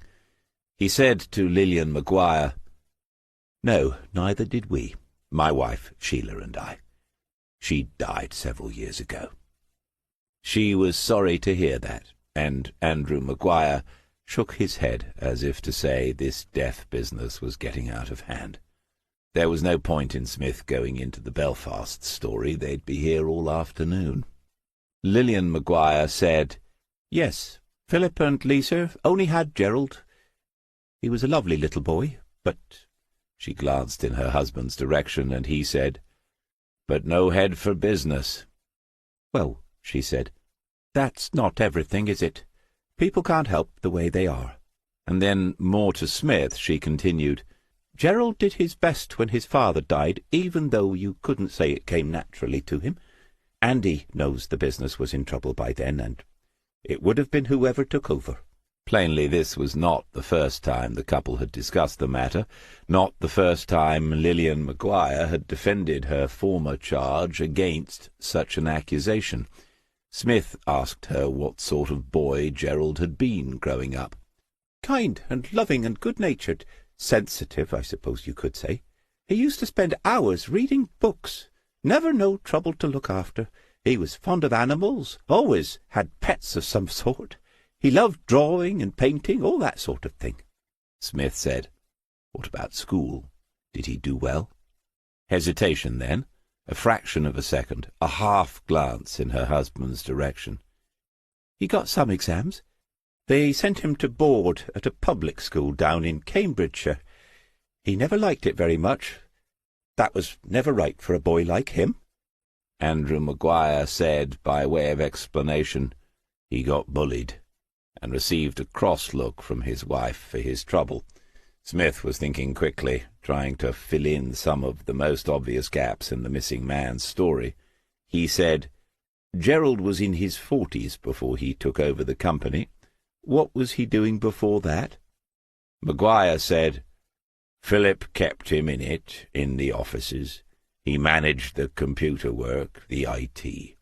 He produced a smart-looking brochure when we had a bit of a relaunch, you know, trying to get some new business, find new markets. He took all the photographs himself, managed the whole thing. Not that it did any good." Maguire caught his wife's expression and went on, "Don't get me wrong. I liked Gerald. Everyone at the firm did. But to get on in business, you have to be a bit of a— pardon my French, but you have to be a bit of a bastard sometimes. And Gerald wasn't. Ever." Smith had finished the cup of tea, almost without realizing it. Lillian Maguire asked if he would like a refill. He said he would, and added, "Unless I'm much mistaken, Mrs. Maguire, you don't use tea-bags." She had picked up his cup and saucer, but now she put it down and went into the bungalow, returning with the teapot, which must have been topped up earlier in readiness, and a strainer. As she refilled his cup, she said, "We don't use tea-bags if we have company. Andy would drink the dregs from yesterday afternoon and not even notice," and her husband smiled, as if acknowledging a compliment. Smith asked about Gerald's first marriage. It was obvious that the Maguires had known and liked Lisa Fitch, whom Gerald had married in his 20s. They'd been together for 15 years and had a daughter, Lillian told him. Smith nodded and asked whether they had happened to stay in touch with her, Lauren, whether they had an address. No, they hadn't, and they didn't. Those responses came with a slight but unmistakable note of disappointment. If you move silently through the undergrowth of people's lives, you can get close to the truths that dwell there. Smith had not intended to pursue the matter any further then, but Lillian Maguire had more to say to him. Not long after he took over the company, Gerald met this other woman. She couldn't bring herself to say the name. I don't know what he was thinking, but if you ask me, it was the worst decision he ever made, getting involved with her. Lisa suffered a lot with her asthma, but she was always loyal to him and a good mother to Lauren. She put up with it, Lisa did, hoping it would blow over like these things do. But in the end he told her he wanted a divorce. It was like he'd lost his head becoming the boss, but I put a lot of it down to her. It was plain enough who was meant by that venomous pronoun. Smith knew the first Mrs. Fitch had died, but it might be useful to know the circumstances, and so he asked. Mrs. Maguire said, "She died 2 years after he remarried. As I said, she'd been struggling with her health for a long time, but when he deserted her, I think she gave up. The doctors said her heart failed during a severe attack, but if you ask me, it was broken a long while before that. The stupid boy." Her face was set firm, but there had been an odd catch in her voice as she uttered the final words. After a short silence, her husband said, "We went to the funeral." And Lillian Maguire added, "And that was the last time we saw him, and the last time we ever spoke to Lauren." Smith kept a wary and respectful silence for several seconds. Who could have anticipated all these emotions seething away just below the surface of number 11, Waveney Close, Hunston? He waited until Mrs. Maguire had taken a restorative sip of her tea before he asked how Lauren had reacted to her parents' divorce. The answer wasn't long in coming, and neither was it unexpected. "She was 18 when it all happened. She left with her mother and looked after her until she died. I don't think she ever spoke to her father again. She cut herself off from everyone who ever had anything to do with him." "Including you," thought Smith. He remembered Amanda Fitch telling him she thought Gerald had only once in his life had the nerve to chat to a girl in a hotel bar, but it had been enough that one occasion to alter his life, and several other lives, forever. You only need to make one misstep to find yourself falling to your death from the top of a cliff. People shake their heads and say he'd never done anything like it before, but that's rather missing the point, isn't it? Lillian Maguire was saying something else. "But I did hear she was still in King's Lake, and that she'd had a child of her own." Smith said, "Lauren?" and she nodded. The daughter's phone number was in his notebook, but he said nothing about that. It might be useless now, and there was nothing to be gained by letting these people know of it. But what he'd been told in the past half an hour would be invaluable if he did manage to contact Gerald's daughter. There is often much to be gained by carrying out interviews in one particular sequence rather than any other. He asked Andrew Maguire what had happened to Fitch Marine after Gerald had been handed control. "It was limping along, not making any money, but not losing it because we had some long-term maintenance contracts on the rigs that were left. He had a go at it for a while, the first couple of years. And the thing was, we could have kept its head above the water. I knew all the practical side, and we had a very good company accountant. Between the two of us—" Mrs. Maguire made an unexpected interruption. "Oh, he's going to tell you about his girlfriend now." Smith looked at Andrew Maguire with an expectant half-smile, but was thinking to himself, not in a million years. This was a long-standing private joke between the couple sitting in front of him. Maguire pointedly ignored his wife's comment and said, "Maxine Abbott joined FME in Philip's time. As far as money was concerned, she was the brains of the business, and she were committed to it. She could have got another job as soon as she liked, but she stuck it out. We had meetings with him, Gerald, that is, tried to make him see he could take a back seat while we ran it between us. But like I said, it all went to his head that first year, and that was when he got involved with—" Maguire was steadfastly not looking in his wife's direction, but he decided he'd better not say the name either. He went on, "When he met his second wife, he wanted to diversify, he said, find export markets, go high-tech and green, all sorts of nonsense, but we couldn't get through to him by then." Another fork in the trail had appeared now, Another potential line of inquiry. They are easy to miss. Smith said, "Do you mind me asking whether you stayed in touch with Maxine Abbott, Mr. Maguire?" He had. They hadn't met for several years, but still exchanged Christmas cards, that sort of thing.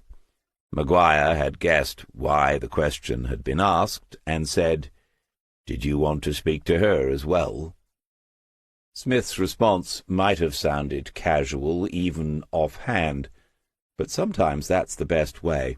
People are more wary of passing on contact information if one seems too eager to have it. "Yes," he said, "the more he could learn about Gerald and the company, the better. Different points of view and all that."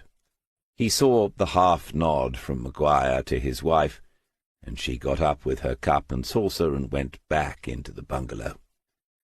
In the pause, Maguire picked up a gooseberry and studied it thoughtfully, before he said quietly, "She took it bad, losing touch with Gerald.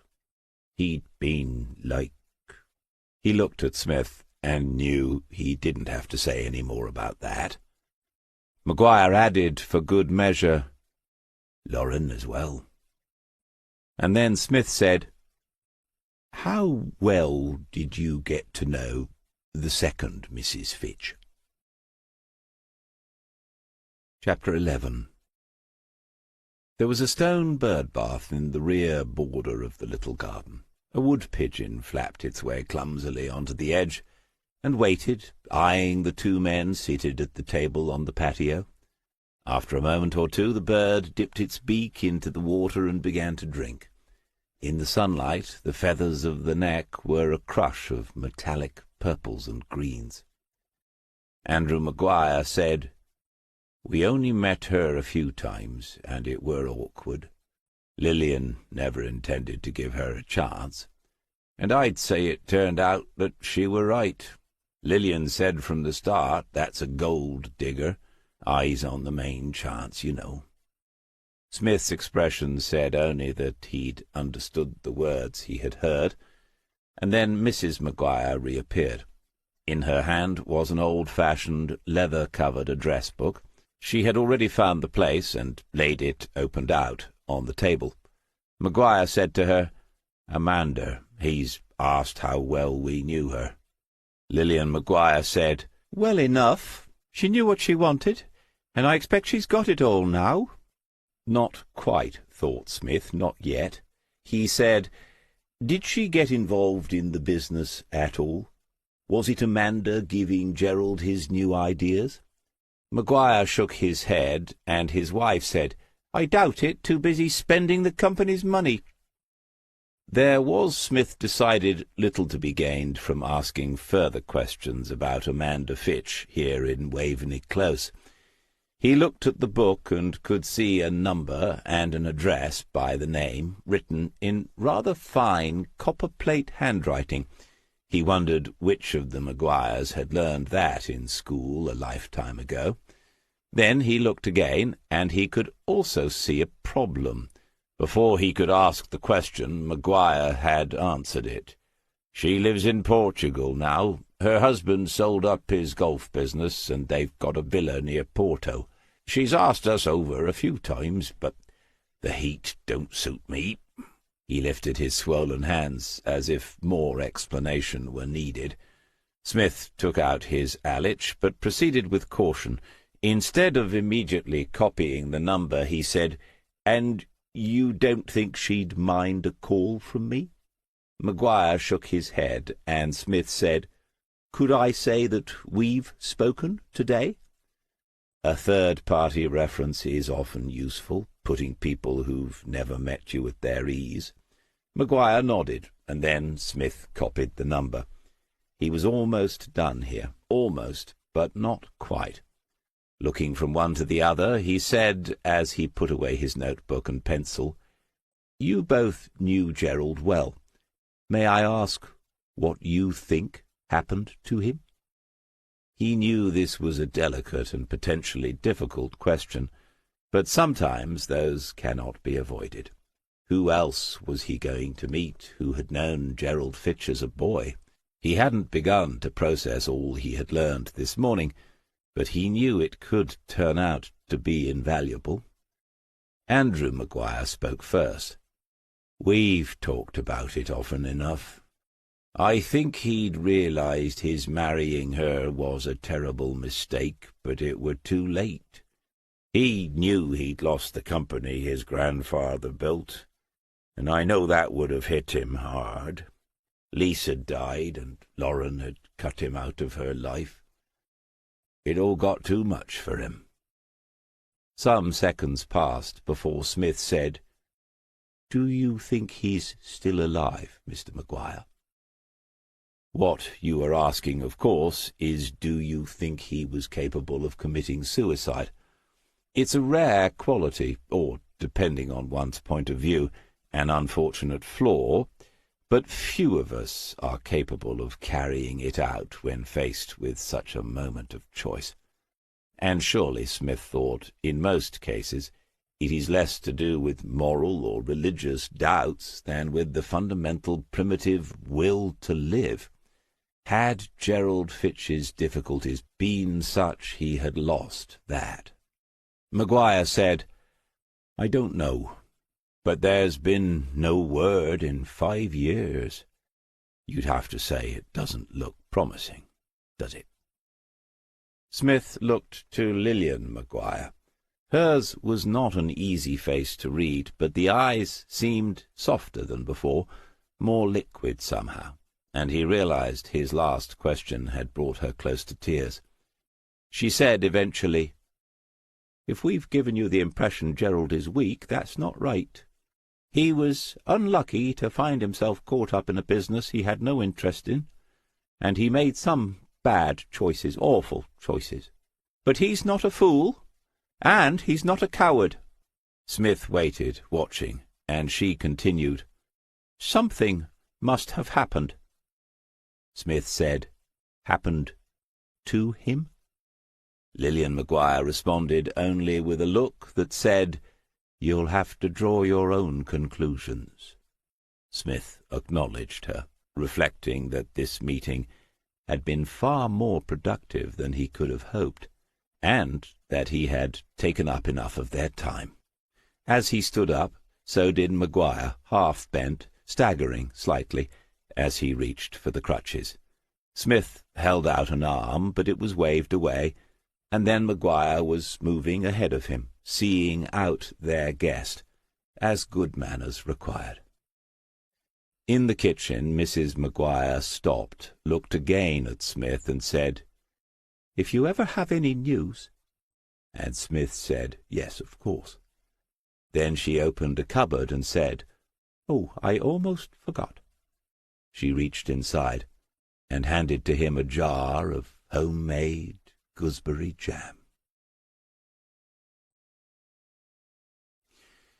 Arriving back at Drift's End, he found Layla stretched out on the back door mat in the sunshine, her favourite spot, and one which ensured no one could leave or arrive without her knowledge.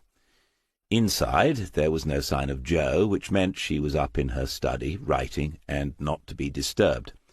Smith fetched his laptop and took it out to the table in the garden, in the shade of the laburnum. It felt like a day for working out of doors. He opened the Facebook page Jo had set up for him, one which concealed his identity but which enabled him to search. Even so, he had a friend request from a young Polish lady. He studied her image briefly and concluded that, had they met, he would not have forgotten the occasion, and then he sent the communication into a spam folder and blocked further messages from Maya. No, he had not become expert in the management of his social media account, but he had carried out these operations several times now. Then he typed a name from his notebook into the search box.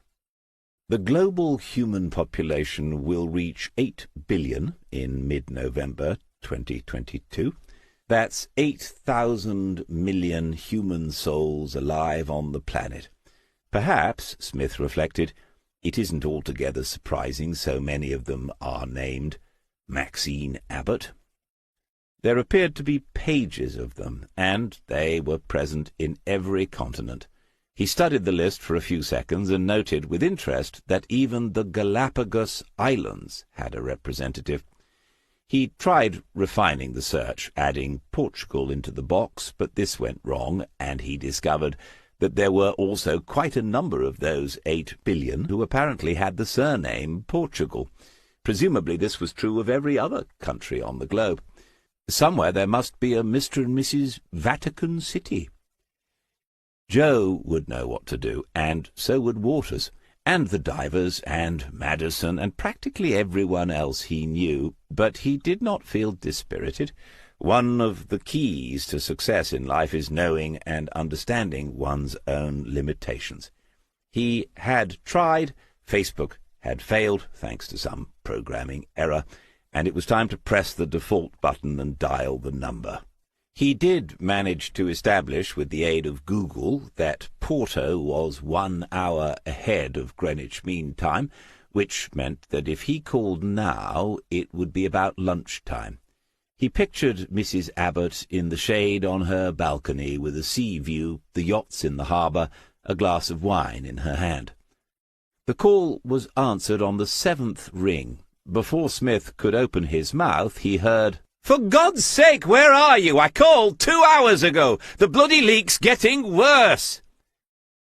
There are occasions when one must take a metaphorical step backwards. Smith double-checked that he had dialed the correct international code and number, and found he had done so, but before he could engage, she was talking quite loudly once more. "The only reason I called you was because your ad said you speak English, do you? Say something! Are you on your way?" Smith said, "Mrs. Abbott? Maxine Abbott?" "Yes, the only one in this godforsaken country." That isn't necessarily the case, he thought, remembering the Facebook page, but this seemed an inopportune moment to raise the matter, so instead he said, "Mrs. Abbott, I think there has been—" "I'd have tried Francisco down the road, but he's not at home, sod it. I don't understand what's taking you so long. You are based in Porto, aren't you?"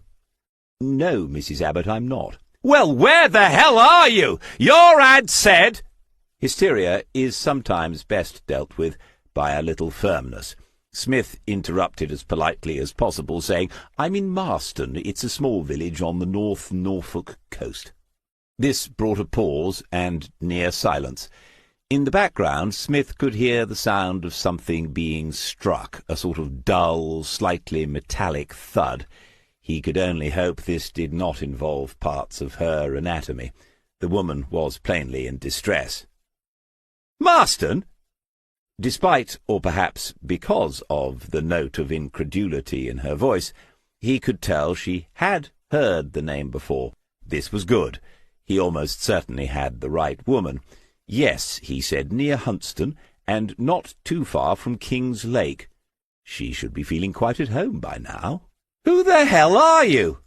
"My name is David Smith. You need to get off the line. I'm dealing with an emergency." Of course, he said. He would call her back. And then, in a moment which he would in future recall as being one that was truly inspired, he asked her, "What is the emergency, if I can help in any way?" She told him. The washing machine had started leaking and was flooding her utility room. She'd turned it off, but still the water was pouring out from underneath. She was mopping it up. If she didn't, it would soon be inches deep, and her husband was in Lisbon and not answering his mobile, so she'd called this repairman, but Smith said, "Have you pulled it away from the wall, Mrs. Abbott?" She hadn't, and he asked if she could do so. She could, had done it within seconds. Either she was a well-built person, or the adrenaline had kicked in. He said, "Can you see a hose joined to the back of your washing machine?" "Yes."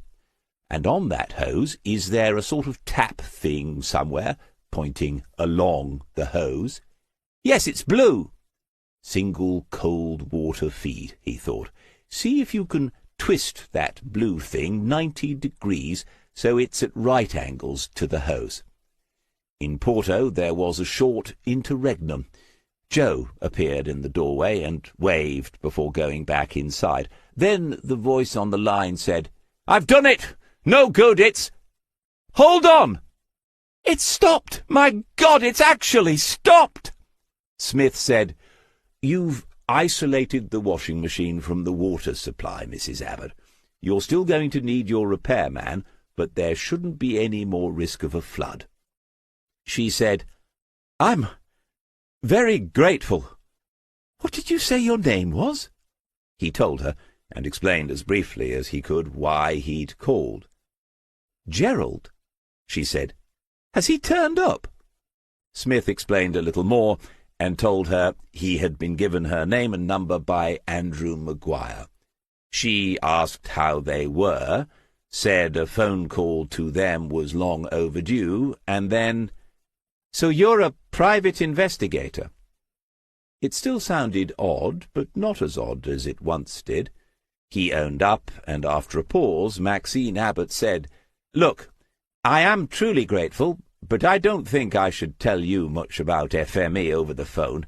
I mean, you've called out of the blue, and I don't really know." He did not fill in the gap for her. Eventually she said, "Mr. Smith, I'll call you back." In her situation, he would have done precisely what she was about to do. He said, "Andrew Maguire will be delighted to hear from you, Mrs. Abbott." The weather had been fine for so long, all of August so far and half of the July before it, that one was almost taking it for granted, not something that happens every year in England. The two of them sat outside and had lunch, a salad with some of the Italian ham and French cheese bought at the Tuesday market in Burnham yesterday, accompanied by a small glass of chilled Vouvray. We live like princes, thought Smith, all things considered. Joe had spotted the jar of jam on the kitchen table, and so he told her about the Maguires, and shared what they had told him about Gerald Fitch. This had already turned out to be a useful thing to do. As a former police profiler, Joe had an approach somewhat different to his own, but her input into his first investigation with Diver and Diver had been invaluable. In all the excitement of discovering an undercover officer who had infiltrated the drugs business between Amsterdam and East Anglia, Smith had taken too little notice of Joe's point that this didn't mean Anthony Hills was a victim of entrapment. He might, she'd said, still be guilty, plain and simple, and he had been. Smith was watching the time. 50 minutes had passed since he ended the call with Maxine Abbott. If she didn't phone him, then he would phone her, naturally. But how long does one wait? A couple of hours? A couple of days? Joe said, "What's your feeling? Is he still alive?" A summer breeze like a sigh dappled the shade from the laburnum. Smith said, "It's 50-50. Between them, the Maguires must have known him as well as anyone. Andrew at the business, his wife as a boy and a man and a father. One thinks he's probably dead, and the other one thinks that if he is, it wouldn't have been by his own hand. That would be a complication Axon haven't allowed for, wouldn't it?" Joe had to agree. "Murder's always a complication. You have to know the numbers if you're going to work out the odds." Smith said, "There are more than 600,000 deaths a year in the UK. Around 700 of those will be murders of various sorts. Admittedly, if you're a bloke, you're 3 times as likely to be a victim. Even so, the chances of Gerald Fitch making his exit that way are pretty small." She had taken out her mobile and tapped in the numbers. "Less than 1 in 1,000, she said. An hour had now passed since he'd spoken to Maxine Abbott. Inevitably he wondered how the Maguires might have represented him to her. He felt it had been a friendly meeting, but Mrs. Abbott, flood-averted notwithstanding, might now be reflecting that there were things about Fitch Marine Engineering she didn't want to be asked. If he had still been a member of the force, She would not have had much choice in the matter, but his mobile lay on the table. When it began to ring, he recognized her number. Joe said, "There you go. Let's just hope she doesn't need any help with her laptop." Then she smiled, picked up their empty plates, and left him alone to answer the call. Maxine Abbott said, "I'm sorry, we got talking about all sorts of things, but Andy seemed to think you were all right, Mr. Smith." He said, "The feeling was mutual. I thought they were decent, down-to-earth people." Whatever Andrew Maguire had said, it seemed the former management accountant was prepared to hear his questions about the company they had both worked for until its closure 7 years ago. Maguire had explained the operational side of the business. What Smith would like to know now was how it had been structured legally and financially, but asking that directly would seem too blunt. Perhaps. He said, "When Philip died, were there any changes in the way the company was set up, or did things continue along the same lines?" She told him FME had always been owned outright by the Fitch family. Gloria Fitch had passed away less than a year after her husband Philip. They had both been directors. Gerald had been their only child, and the business had been left to him in its entirety. Mrs. Abbott could remember the day Gerald moved into his father's office. Smith thought she was about to say more about that, but she did not in the end. He said, "Andrew told me that Gerald did try to make some changes to move things forward. The business was in decline even before he took over, wasn't it?" She was speaking in a business-like way now, and Smith guessed that professionally she had been as good as Maguire suggested. She wouldn't need anyone's help fixing a leak in a company's finances.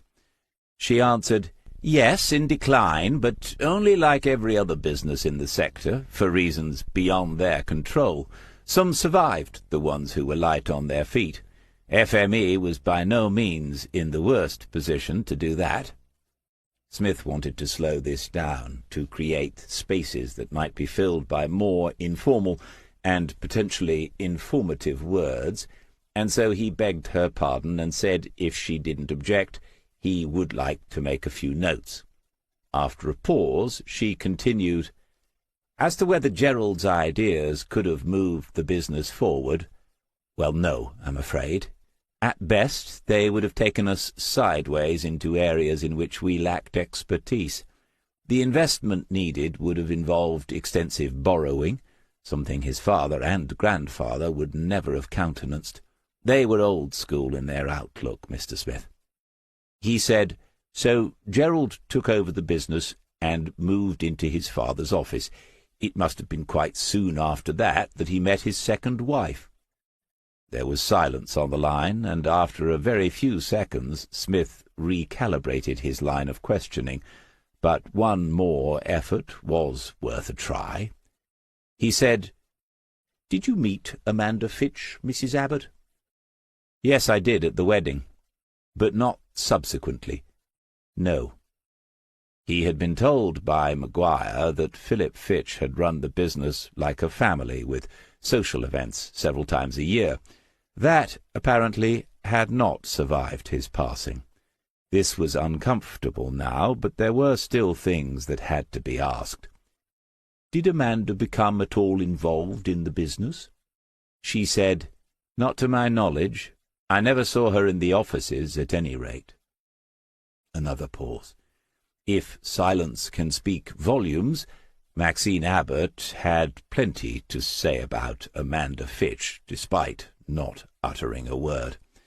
Smith mentioned that he had already spoken to Mrs. Fitch at her home, which was still Woodlands, and then said he thought she was probably in the process of settling all the company's affairs. Obviously Mrs. Abbott could have no current knowledge of those matters, but at the time she left FME, had there been creditors to pay? What had the balance sheet looked like, just generally? He was not sure she would go that far in a telephone conversation with a stranger, but Andrew Maguire must have sung his praises. She said, "As I've already pointed out, Gerald inherited a company with no borrowing and no debt of any significance. Quite the contrary. When I left, they were still relatively cash-rich, despite the change in market conditions. Naturally, I cannot say what happened subsequently, but FME had stopped trading within a few months of my leaving. I can't see why it would have incurred much debt in that period." Smith said, "This is helpful background, Mrs. Abbott. I'm simply trying to understand Gerald's situation at the time of his disappearance, trying to work out what his state of mind might have been. If, as you say, the company wasn't in debt, any money worries could only have been personal ones. The mortgage on Woodlands must have been considerable, and I suppose—" "I can tell you that it wasn't, Mr. Smith, at least not in my time." "Oh," he said, and she went on to explain. "Woodlands was purchased with a loan from the company. There were monthly repayments, but at a much lower rate than a mortgage, and there are some tax advantages. I know that was the case because I set it up myself, and before you even think it, it's a perfectly legitimate arrangement." He was tempted to say the thought had never entered his head, but she would not have believed him. Instead, he said, "Effectively, Gerald had borrowed the money from himself?" Maxine Abbott said technically no, because he and FME were separate legal entities. However, that really only applies while the company is trading. Once it stops, the loan becomes just another asset of the company. If the company was then wound up, then yes, the person who borrowed the money effectively owes it only to themselves. Smith had given up trying to write that down, at least for now. He was frowning, trying to make sense of the financial shenanigans that are beyond the understanding of most ordinary people. This, he concluded, is why most ordinary people never have a lot of money. And while they were on the subject of money, then, he asked Maxine Abbott about the site down at the riverside, just double-checking because he already knew the answer. She said FME owned the freehold of the site. I seem to remember it's almost 6 acres. Part of it was sublet to other businesses. Gerald's grandfather bought it many years ago.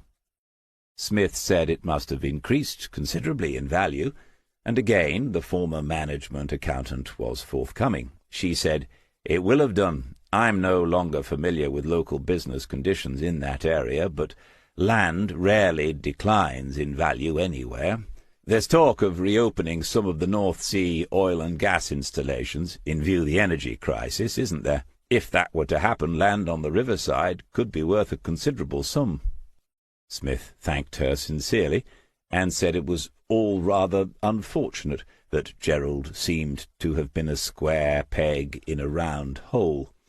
Mrs. Abbott must have sensed the financial questions were over, and she said in a different tone, "The other way around. He was a round peg in a square hole. Any business requires people at the top who are clear, analytical thinkers. They also have to be tough, hard-nosed, and driven by something, money or power or the need to win. Gerald wasn't any of those things. As a person, I liked him. Most people did. But as a businessman, he was hopeless.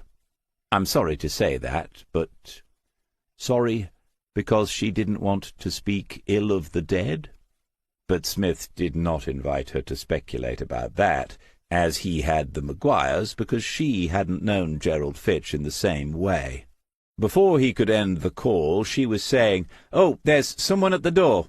Smith said, "I expect it's your repairman," and she said she'd forgotten all about him.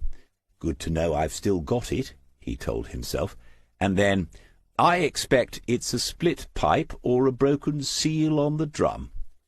Maxine Abbott said she might need to call him back if this man was as useless as he seemed, and she was laughing as she ended the call. Chapter 12. In the last year for which figures are available, almost 3.5 million visitors stayed overnight at least once in the county of Norfolk, and there were 43.5 million day trips, almost all of them to the coast. About 3/4 of those day trips, Smith had concluded, were made to the short stretch of coastline around Marston. There was a downside to living in one of the most attractive places in the country. Few day-trippers drove along the drift and parked simply because there was little verge on which they could pull off, but the village had a sizable public car park. The exorbitant fees charged by the local district council seemed to deter no one, and August, unsurprisingly, saw the highest number of visitors of the year. As locals, you learn to adjust and look forward to October, when the smaller numbers of fanatical twitchers appear in search of migrating rare birds. Lots of those wear camouflaged clothing and merge nicely into the landscape. In the meantime, the place to go for a pleasant evening walk is one of Norfolk's hidden heathlands. Some are just a mile or two back from the besieged coastline, but they attract in comparison almost no visitors. Smith and Joe had their favourite, the one near Way House, and parked in their usual spot at about 7 o'clock that same evening. A conversation which had begun before they left Drift's End was still in progress. "We already have a reliable, rugged, practical car. We should get something different." Smith opened the boot of the Volvo and spent the next few moments subduing the dog, who was in a frenzy of excitement about going for a run somewhere different. She hadn't been here on the heath for all of 3 days. Once Layla had been sitting for 10 seconds, he told her to go, and she sprang into the air, her legs running before she hit the grey sand of the track across the heather and gorse-studded hillside. He said as he watched the dog running, "There's different, and then there's a rear-wheel drive 2-seater soft-topped sports car." Joe said, "Instead of saying all that every time, why not say an MX-5? He closed the boot and locked the Volvo. "Have you ever driven a rear-wheel drive in the snow?" She said, "No. Have you?" Conversations with Joe rarely went according to plan, and Smith had yet to fully work out the reasons why. He said, "No, but that's beside the point. I'm told it's an entirely new and thrilling driving experience." She put her arm through his as they began to walk and said, "Who on earth tells you things like that?" "People." "What sort of people?" "People who know about cars." Layla had disappeared into the undergrowth. Moments later, a rabbit appeared on the track ahead, running towards them. It skidded to a halt a few yards away as it spotted them, and darted sideways under a gorse bush. Joe said that one day the dog was going to catch one, and Smith replied that if she did, Layla would get beaten up by a bunny and start chasing butterflies instead. After another dozen arm-in-arm steps, Joe said, "Anyway, it doesn't snow very often in Norfolk, not these days." Layla was back on the track, trotting towards them with her nose to the ground, following the scent of the rabbit. Smith said, as she passed them, "He went that-a-way," and the dog duly disappeared back into the undergrowth at the exact point. He was rather proud of Layla's olfactory abilities, and was fond of telling all their visitors she could have had a career with any police canine unit in the country. Naturally, Joe was not to be distracted by any of this. "It's a very low mileage for the year."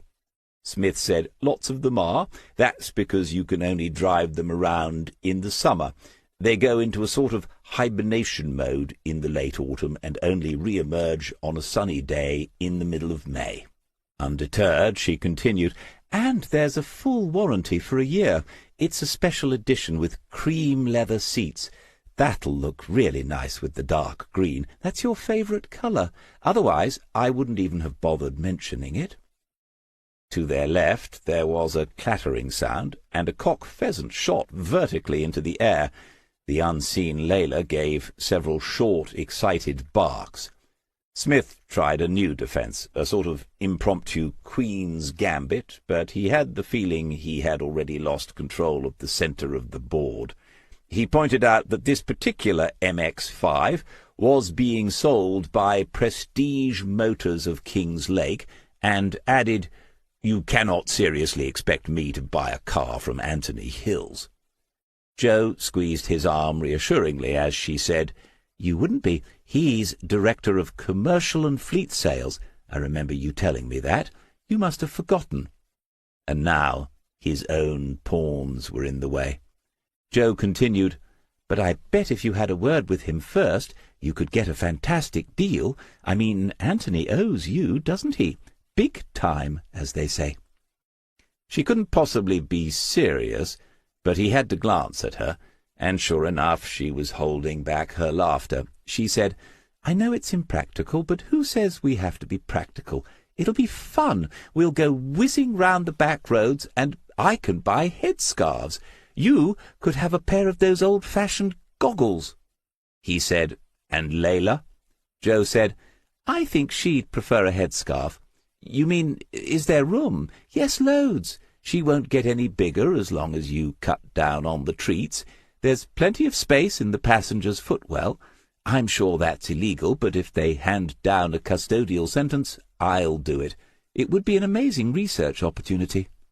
There are times when one might as well lie back and think of England, and this was one of the things he liked about her, these moments of girlish enthusiasm and excitement when she seemed much more than just 10 years younger than him. He said he supposed they could take a look at it, and she said they were, at 11 o'clock tomorrow morning. After that, they could go into Lake for lunch. When they reached the top of the hill at the centre of the heath, they stood and looked down at the distant, hazy coastline. From here you couldn't see the busy coast road and the lines of parked cars, just the calm blue-green of the North Sea as it lapped onto the fringe of silver-gold sands that stretched away into the east and the west.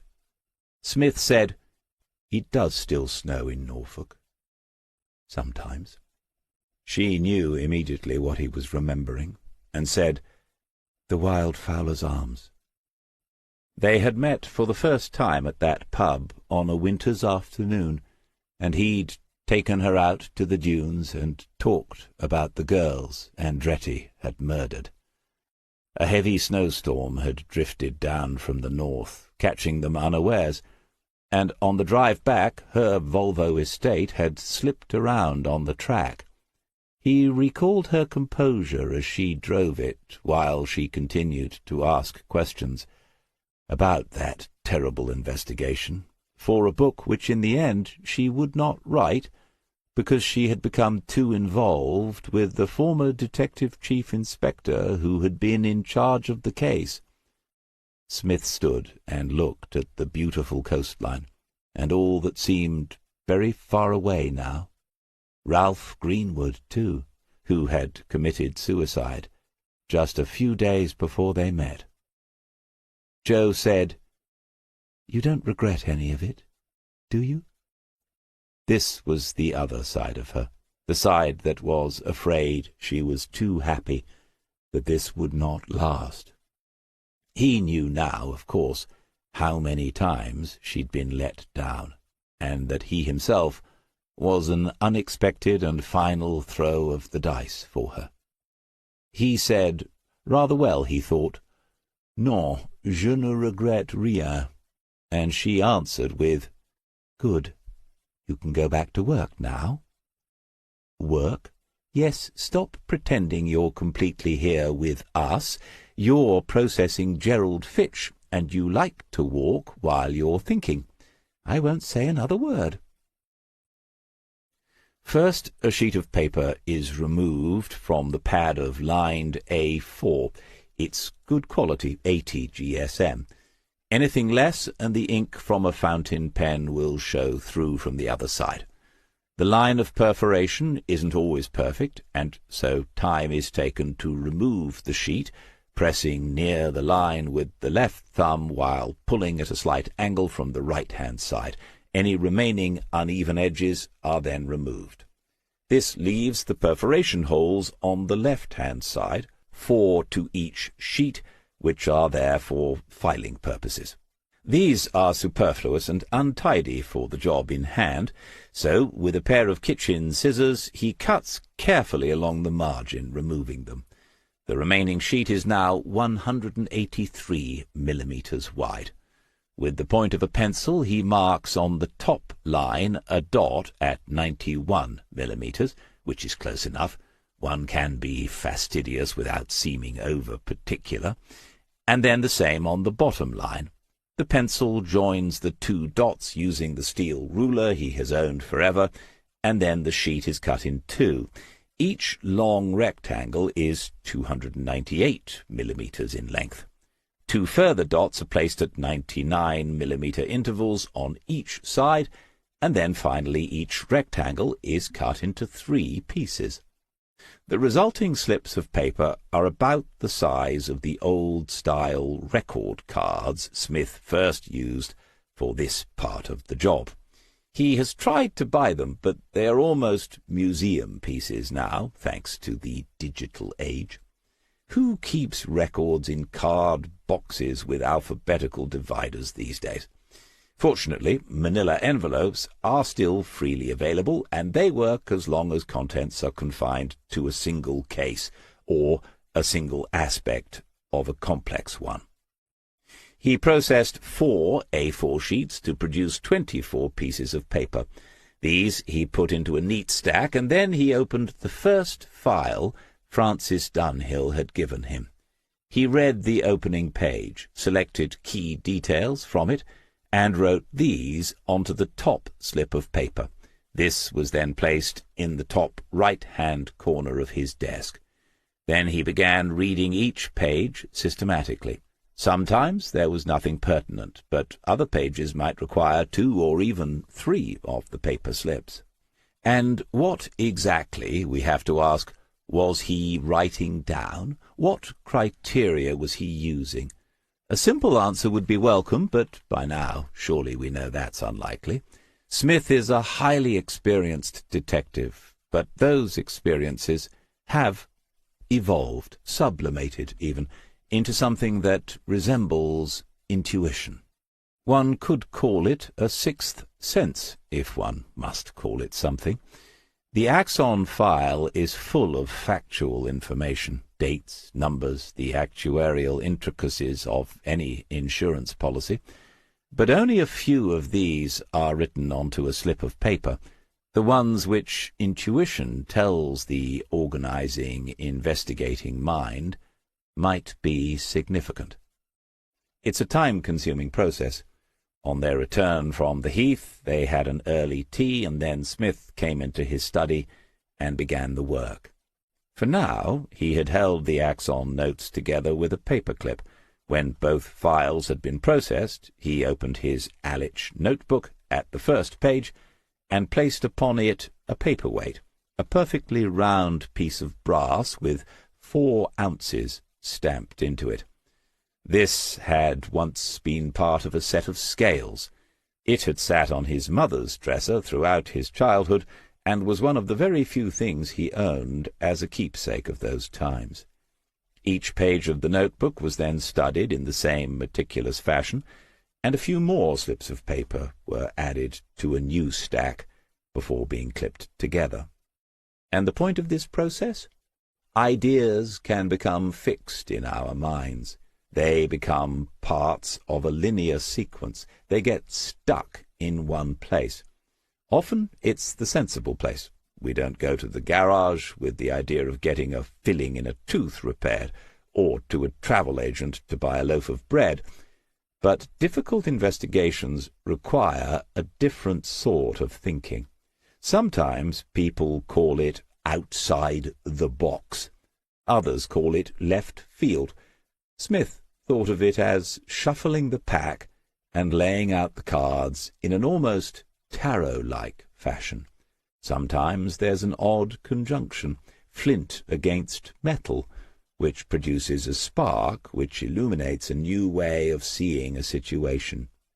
More often there isn't, but Smith knew of no better way of familiarizing oneself with every aspect of a case. He went downstairs. Joe was reading in an armchair by the light of a table lamp nearby. He hadn't realized the day was all but over. They had a television, but it was almost never switched on, and he wondered whether they ought to get rid of it. The license fee would cover the cost of taxing another car. Joe looked up and said, "All done?" "Yes, for now." He went to the window and stared out into the darkening garden. Layla appeared and wagged her tail, expecting the evening sniff around outside. Joe watched him and then said, "Dead or alive?" It's remarkable, Smith thought, how quickly the shorthand grows between people, how all the superfluous bits disappear. He said, "I think he's alive." Joe said, "I hope so. What's the next move?" Smith was still staring out of the window. He said, "I need to speak to his daughter. I'll call the number in his phone in the morning and see if it's any use." After a pause, Joe said, "Okay, but don't forget we're going to see the car." "Yes." Her eyes went back to her book, but she was smiling privately, not offended. When he was preoccupied, he could seem abrupt. When you commit, it has to be to the whole person, or it isn't really commitment. You have to take the rough with the smooth. And he was never more than a little edgy. Chapter 13. The western end of Nelson Road, the end closest to the centre of King's Lake, has seen better days. This has been true almost since the grand old houses were built in the final years of the 19th century and the first decade of the 20th. These were the homes of the prosperous late Victorians and early Edwardians, the rising middle classes, the confident new professions. Families were larger then, and thanks to improving health care and education, more of the children were thriving. These homes had 4 and 5 bedrooms, at least 2 reception rooms, generous kitchens, a scullery, and not a few had basements. Even our more staid conservative historians have labelled those decades a kind of golden age, a time in which, for once, the rising tide of prosperity had begun to lift all boats. And then came the war, followed by a depression and another war bigger than the one before. The 1950s were difficult. The 1960s went a little crazy as a result, but it didn't last. And the 1970s are remembered now mainly for strikes and the 3-day working week. The economy accepted it was never going to fully recover, and society followed suit. One by one, the remaining owners of the big old houses in Nelson Road sold up and moved to the suburbs or the nice villages a convenient drive away from the town. Smaller families needed smaller homes, and people who live alone, something we take for granted now, but which was rare in those earlier times, don't need much of a home at all. The houses in Nelson Road were bought by businessmen of a sort, men who saw that where one family had lived when their grandparents were alive, 3 or 4 or 5 families could now be housed. The only investment required was some rewiring, some replumbing, and lots of thin partition walls, and, of course, a set of doorbells. Number 27 was typical, a fine old Edwardian townhouse which, having been first converted to 4 dwellings, currently consisted of 7, 2 flats each on the ground and first floors, with 3 bedsits on the top story.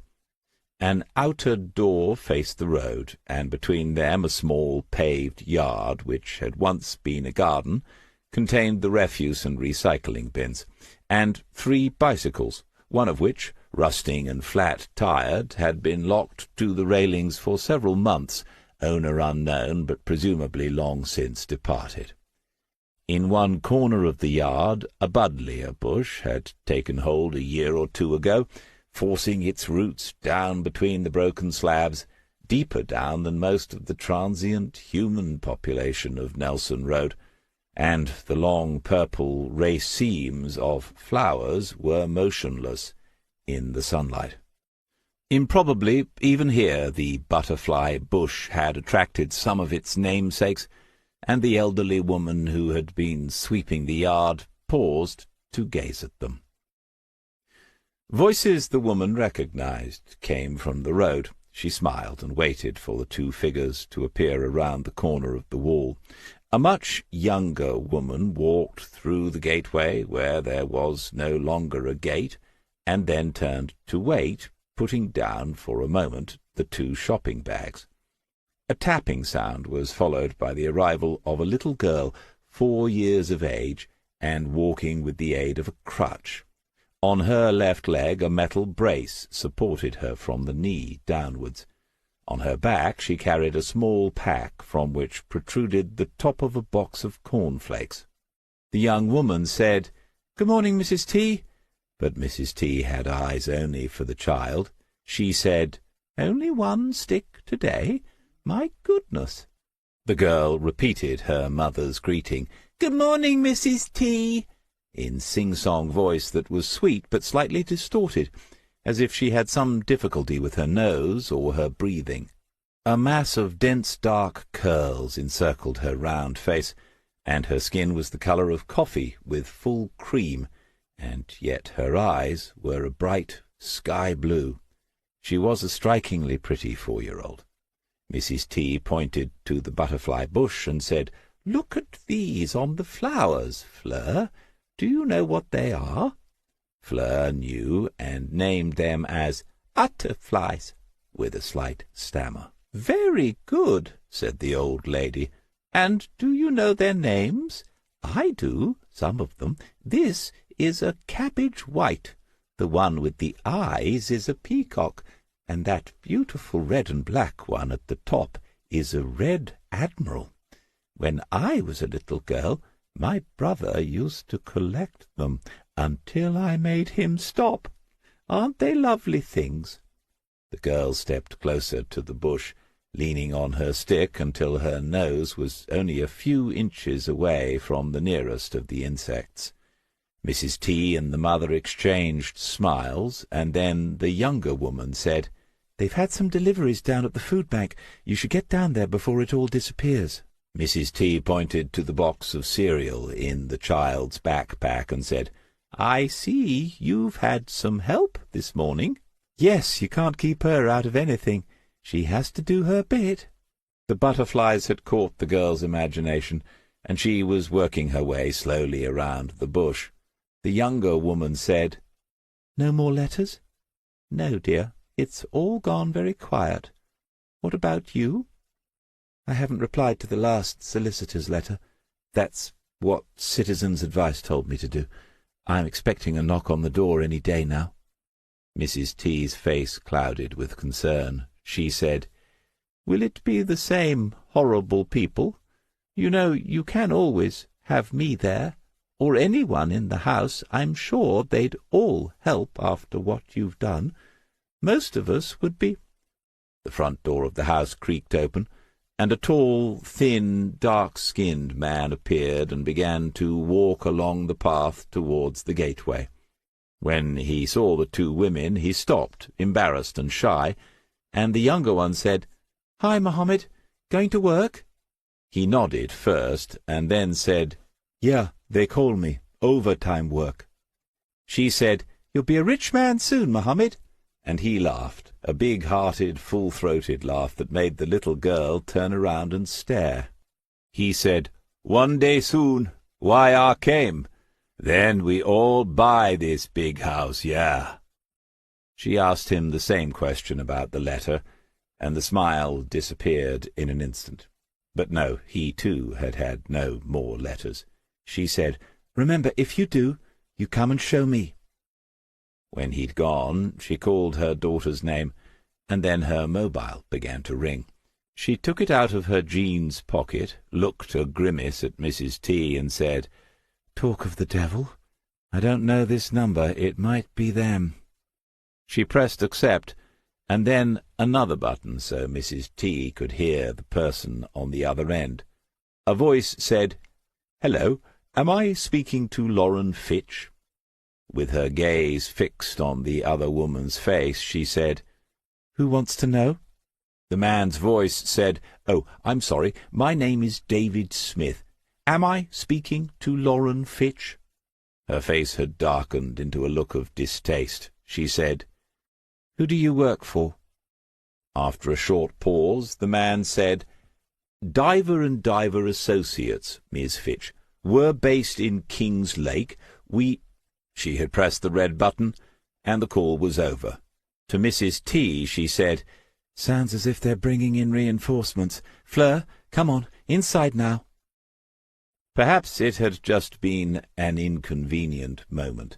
Those are mostly over within 15 minutes, and so Smith waited exactly a quarter of an hour before he tried the number again. This time the call was cancelled without being answered.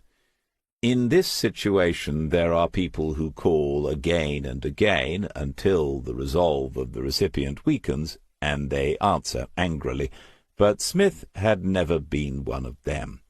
If that hadn't been Lauren Fitch, he would be irritating an innocent stranger, in the metaphorical sense, because we're all guilty, of course, and if it had been her, the last thing he needed when he finally met her was the contemptuous look she would have for a nuisance caller. There's always another way. He tried Facebook himself and got his usual result, noting that lots of Fitches must have climbed aboard the Mayflower. And Joe looked at the other popular social media platforms.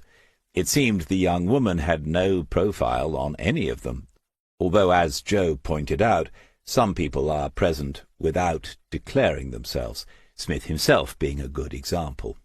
Unusual, though, he said, for a young person these days, and Joe agreed. Lauren's name was not present on the electoral register, the open version that is publicly available if you know where to look. There were at least 3 possible explanations for that.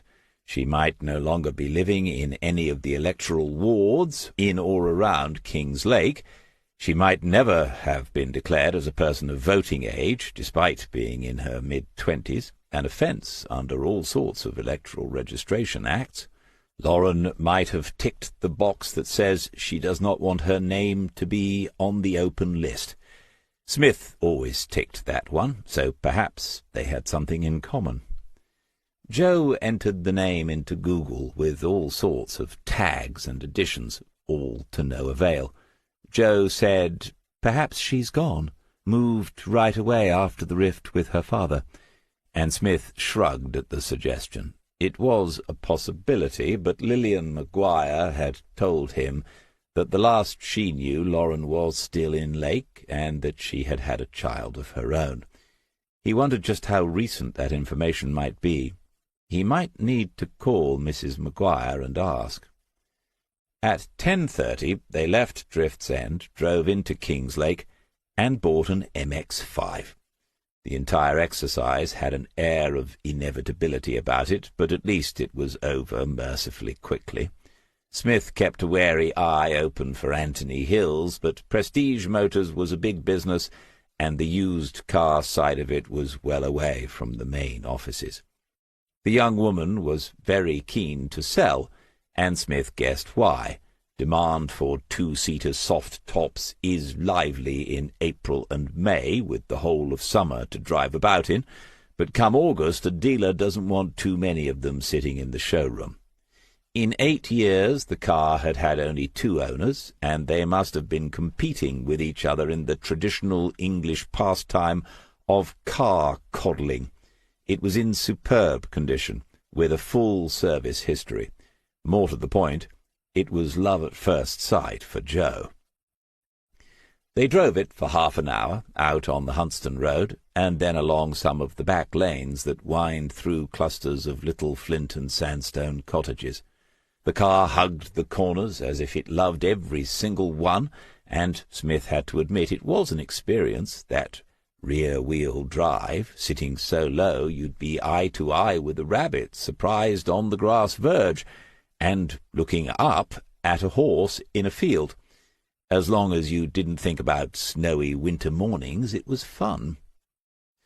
Back at the showroom, Smith negotiated a full service and the cam belt change, a full MOT, and asked whether the warranty could include sessions with a chiropractor in case he put his back out when entering or exiting the vehicle. The salesgirl had looked uncertainly at Joe, who managed to reassure her, and then Smith signed on the dotted line and paid the deposit. The mechanical work would take a week because they were so busy. After lunch at Sandrine's, Smith drove across town and parked in the market square. Jason had left a message to say Francis Dunhill had asked for an update, and also that if the files were to remain with Diver and Diver, could they be kept securely. Jason had concluded this meant in the safe at the office. Smith had looked at the files again to see if there was some security risk he had missed, but could find none. Bureaucracy, the world having gone bonkers about data protection. Still, he'd thought, a good opportunity to see whether the divers are as good as they think they are, or need to be. Could they find Lauren Fitch? He climbed the stairs on his own. Joe had said she would look around the shops for half an hour. Not for anything in particular, but Smith guessed that headscarves might be involved. There were voices above him, people talking in the reception area. He recognized Jason's and Madison's, but there was another woman with a northern accent, most likely Yorkshire. He didn't want to listen in on a client's business, and so he tapped on the door and went straight through into reception. Madison sat at her desk with a mug of coffee in her hand, and her boss was perched on the end of her desk, arms folded, and listening as the woman continued to tell a story about a traffic warden and a parking ticket. I'd taken a photo of it, the meter, soon as I realized it wasn't working, like, and when I poked that under his nose, he wasn't best pleased. Said he has to account for every ticket cancelled after it's been issued. Not my problem, I said. Then the cheeky bastard asked me to find another spot, because he's got to go and find one of those covers that declares it out of action. At that point, realizing her listeners were looking at someone who had appeared in the office behind her, she turned to look. A woman with a build most kindly described as stocky, with her hair cut short in military fashion, and a round face entirely lacking any pretence at female adornment. She regarded Smith as she might have the traffic warden, had he had the temerity to follow her into the building. Jason stood up and said, "And so you meet at last. Polly Coverdale, this is David Smith. David, this is Polly." Polly isn't a name one forgets. This was the other person working on local investigations for Diver and Diver, the only other person of several appointed who had apparently made a success of it. She didn't smile, but she held out a small, square right hand, and the strength of the grip came as no surprise to him. He returned it as he would if shaking hands with a man. She kept eye contact with him for 2 or 3 seconds, and then gave a single nod.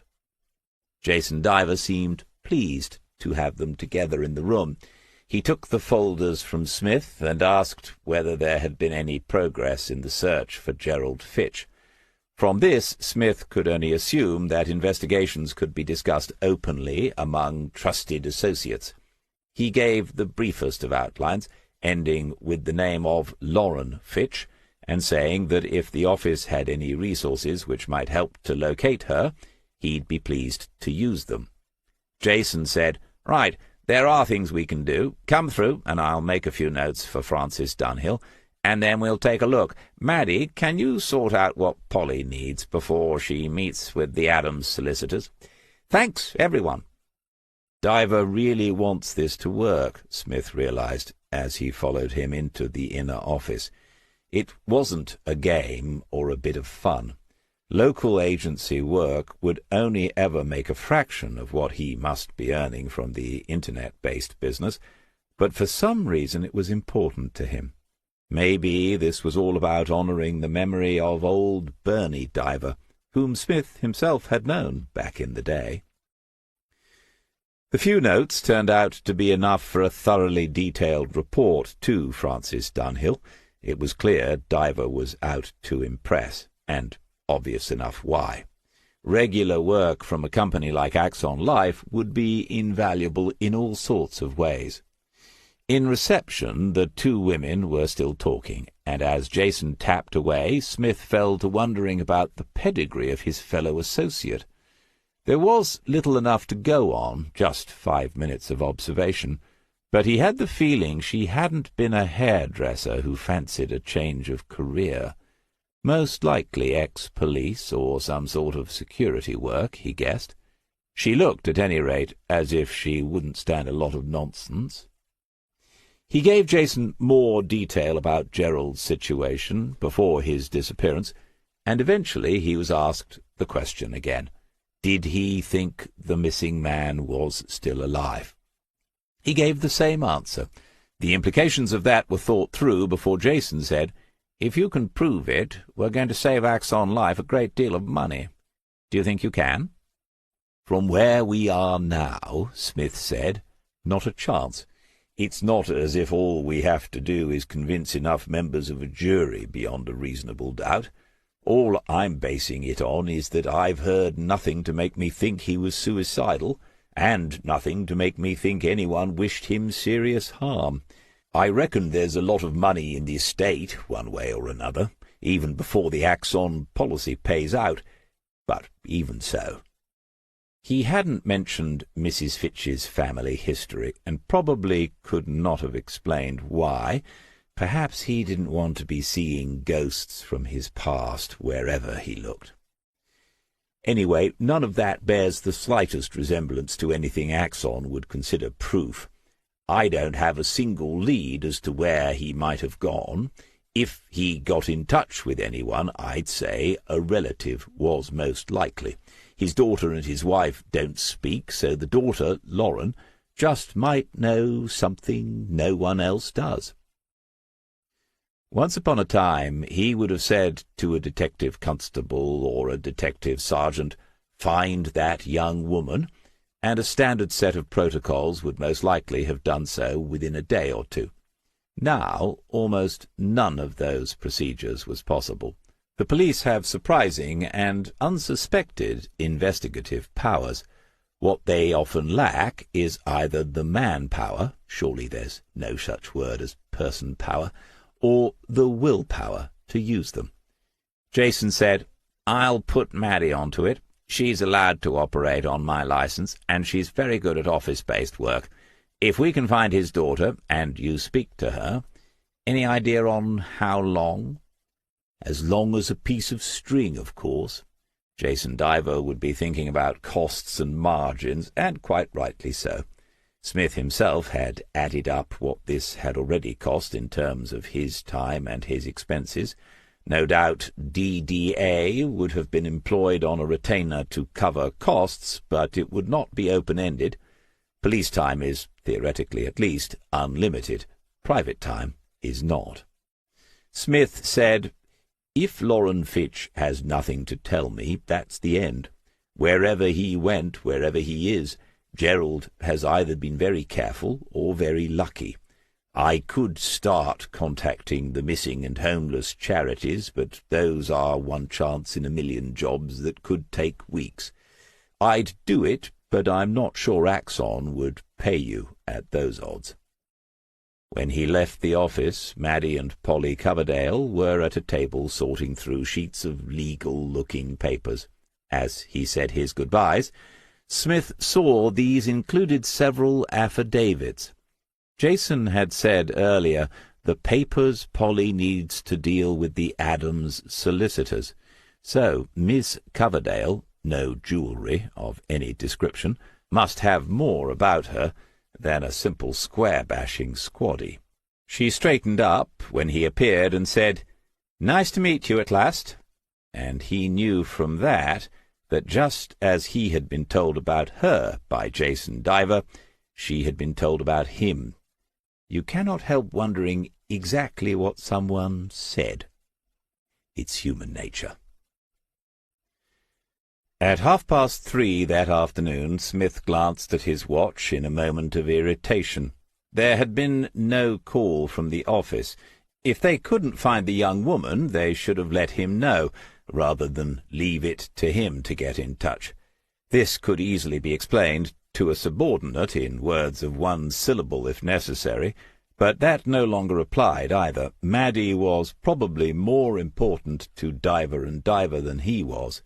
He decided to wait until 4 o'clock. At 11 minutes to the hour his phone rang, and he could see it was DDA. But the voice on the end was not Madison's.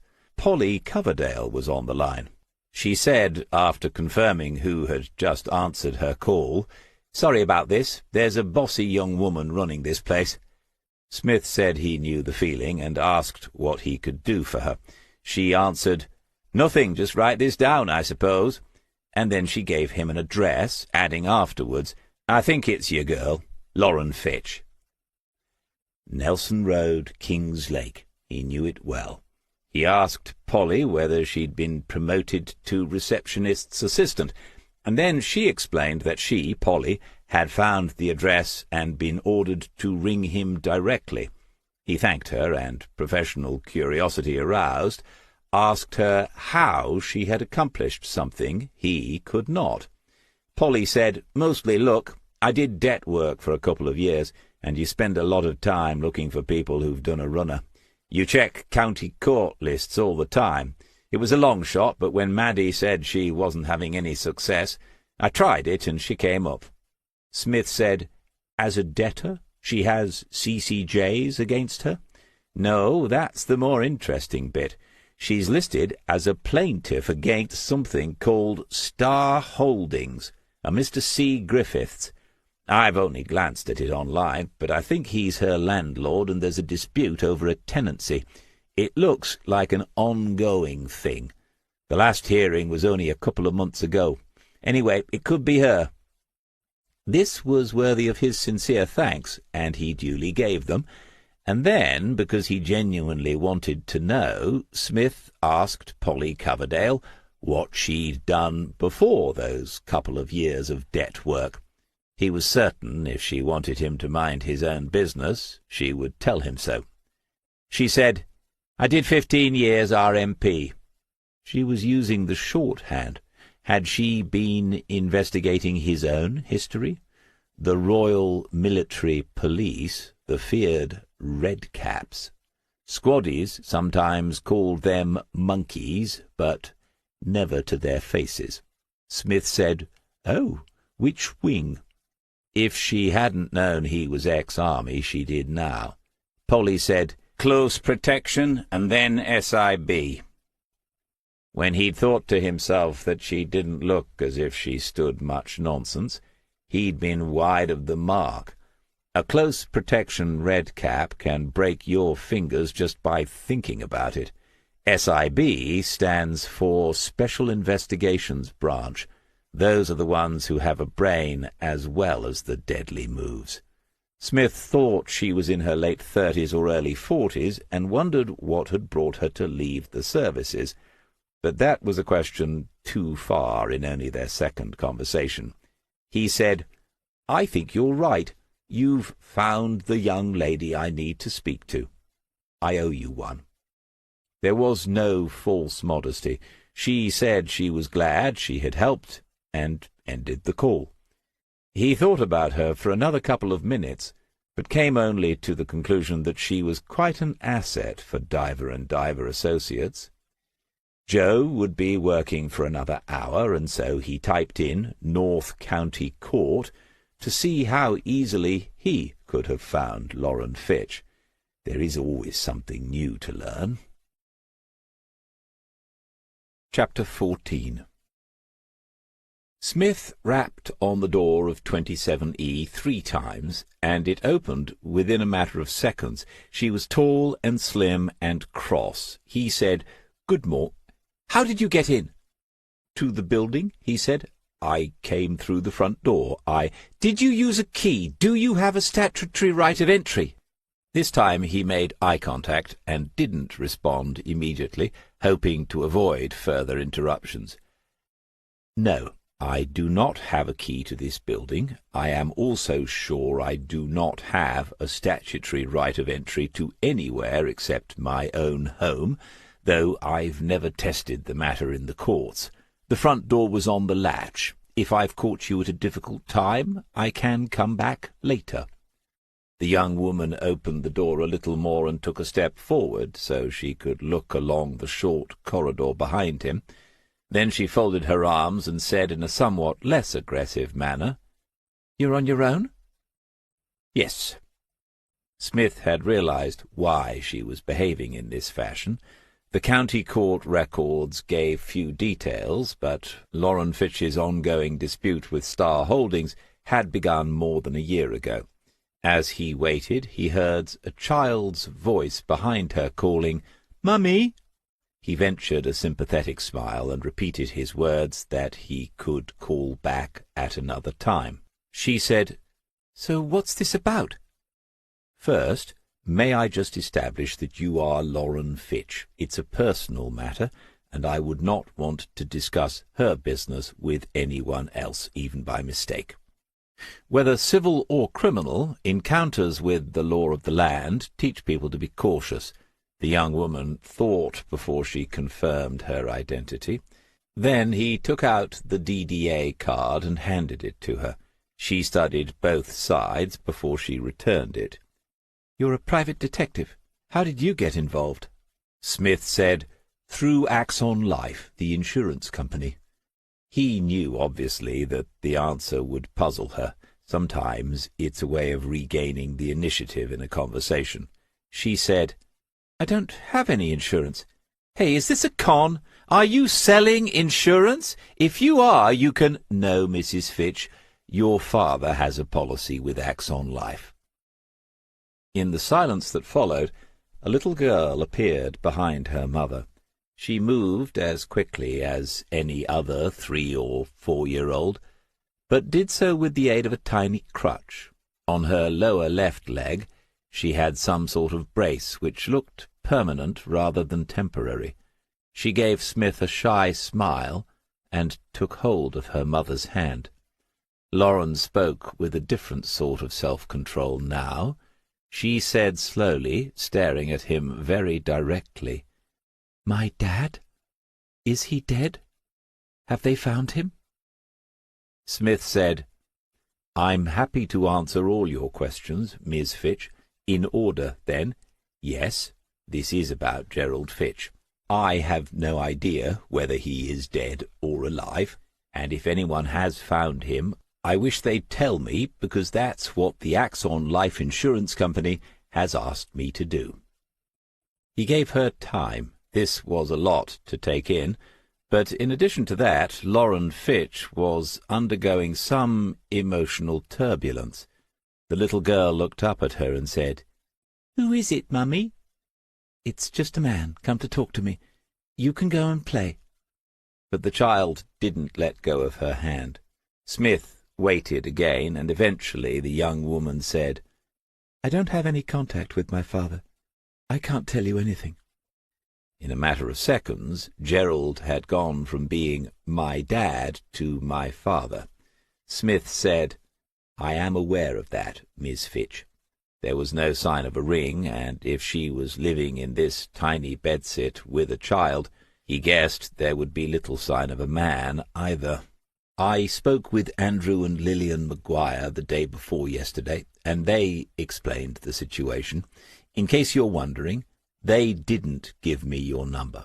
This was still in your father's mobile phone." She had reacted to the names of the people she once knew, and for a moment he thought she was going to ask how they were. Instead she said, "You have his phone?" He explained the circumstances. The longer he could keep her engaged and talking, the better.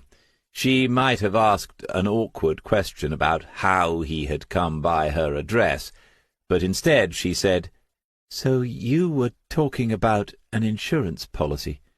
If he's still missing, how can—" And then her face altered. A cynical smile is still a smile, but only in the way that hollow laughter is a mocking echo of the genuine thing. She said, "Oh, I get it. Someone else is claiming on the policy. It's 5 years. Is that a legal thing?" He said, "It's all quite involved, but in essence, yes, you're correct.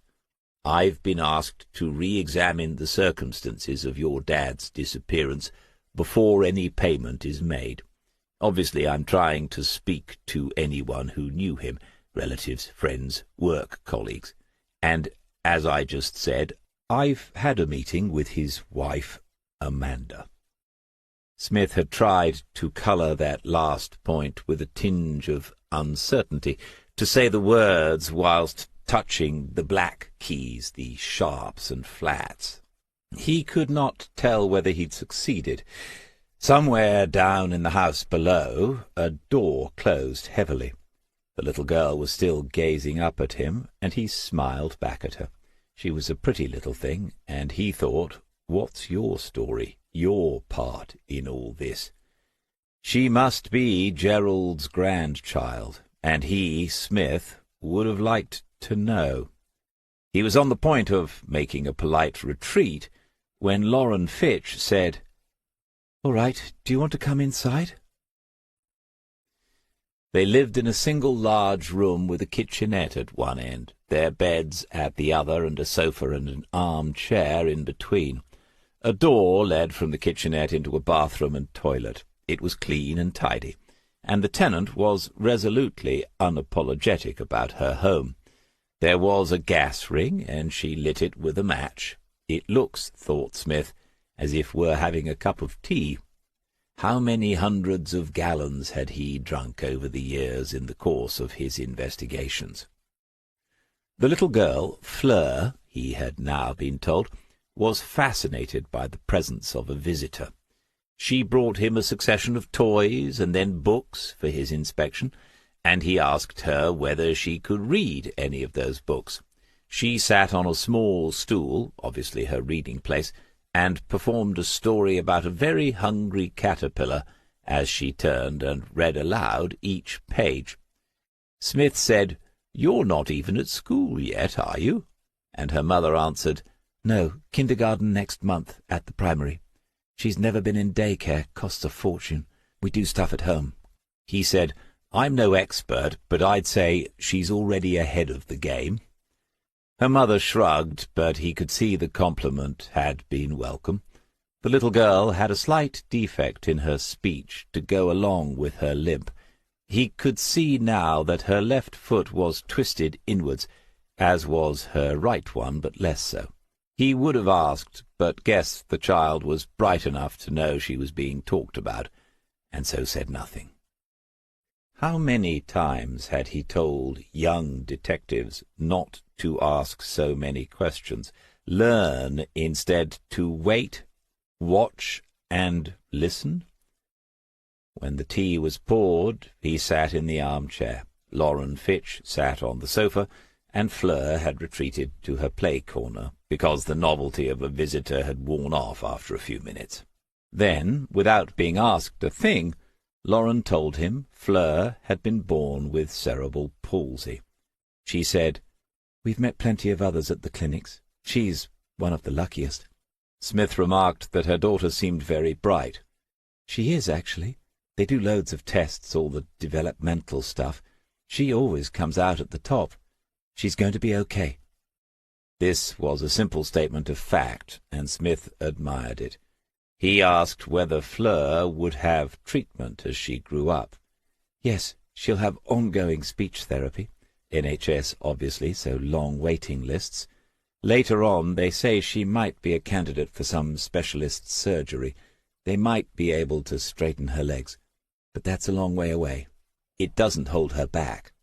Lauren Fitch gazed at her daughter again, plainly the sun around which her life revolved, and Smith took the opportunity to properly study the young woman for the first time.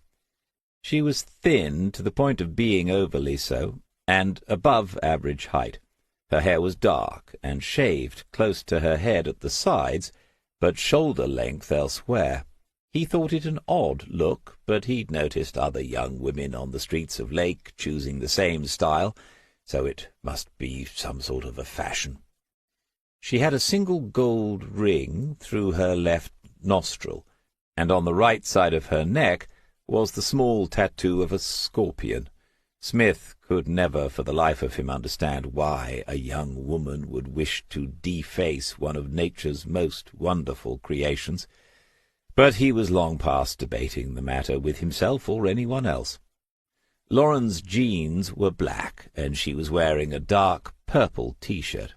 If he had had to place her in a category of youth culture, he would have said the young lady had once been a goth, but it seemed she wore no makeup. Her face was naturally pale.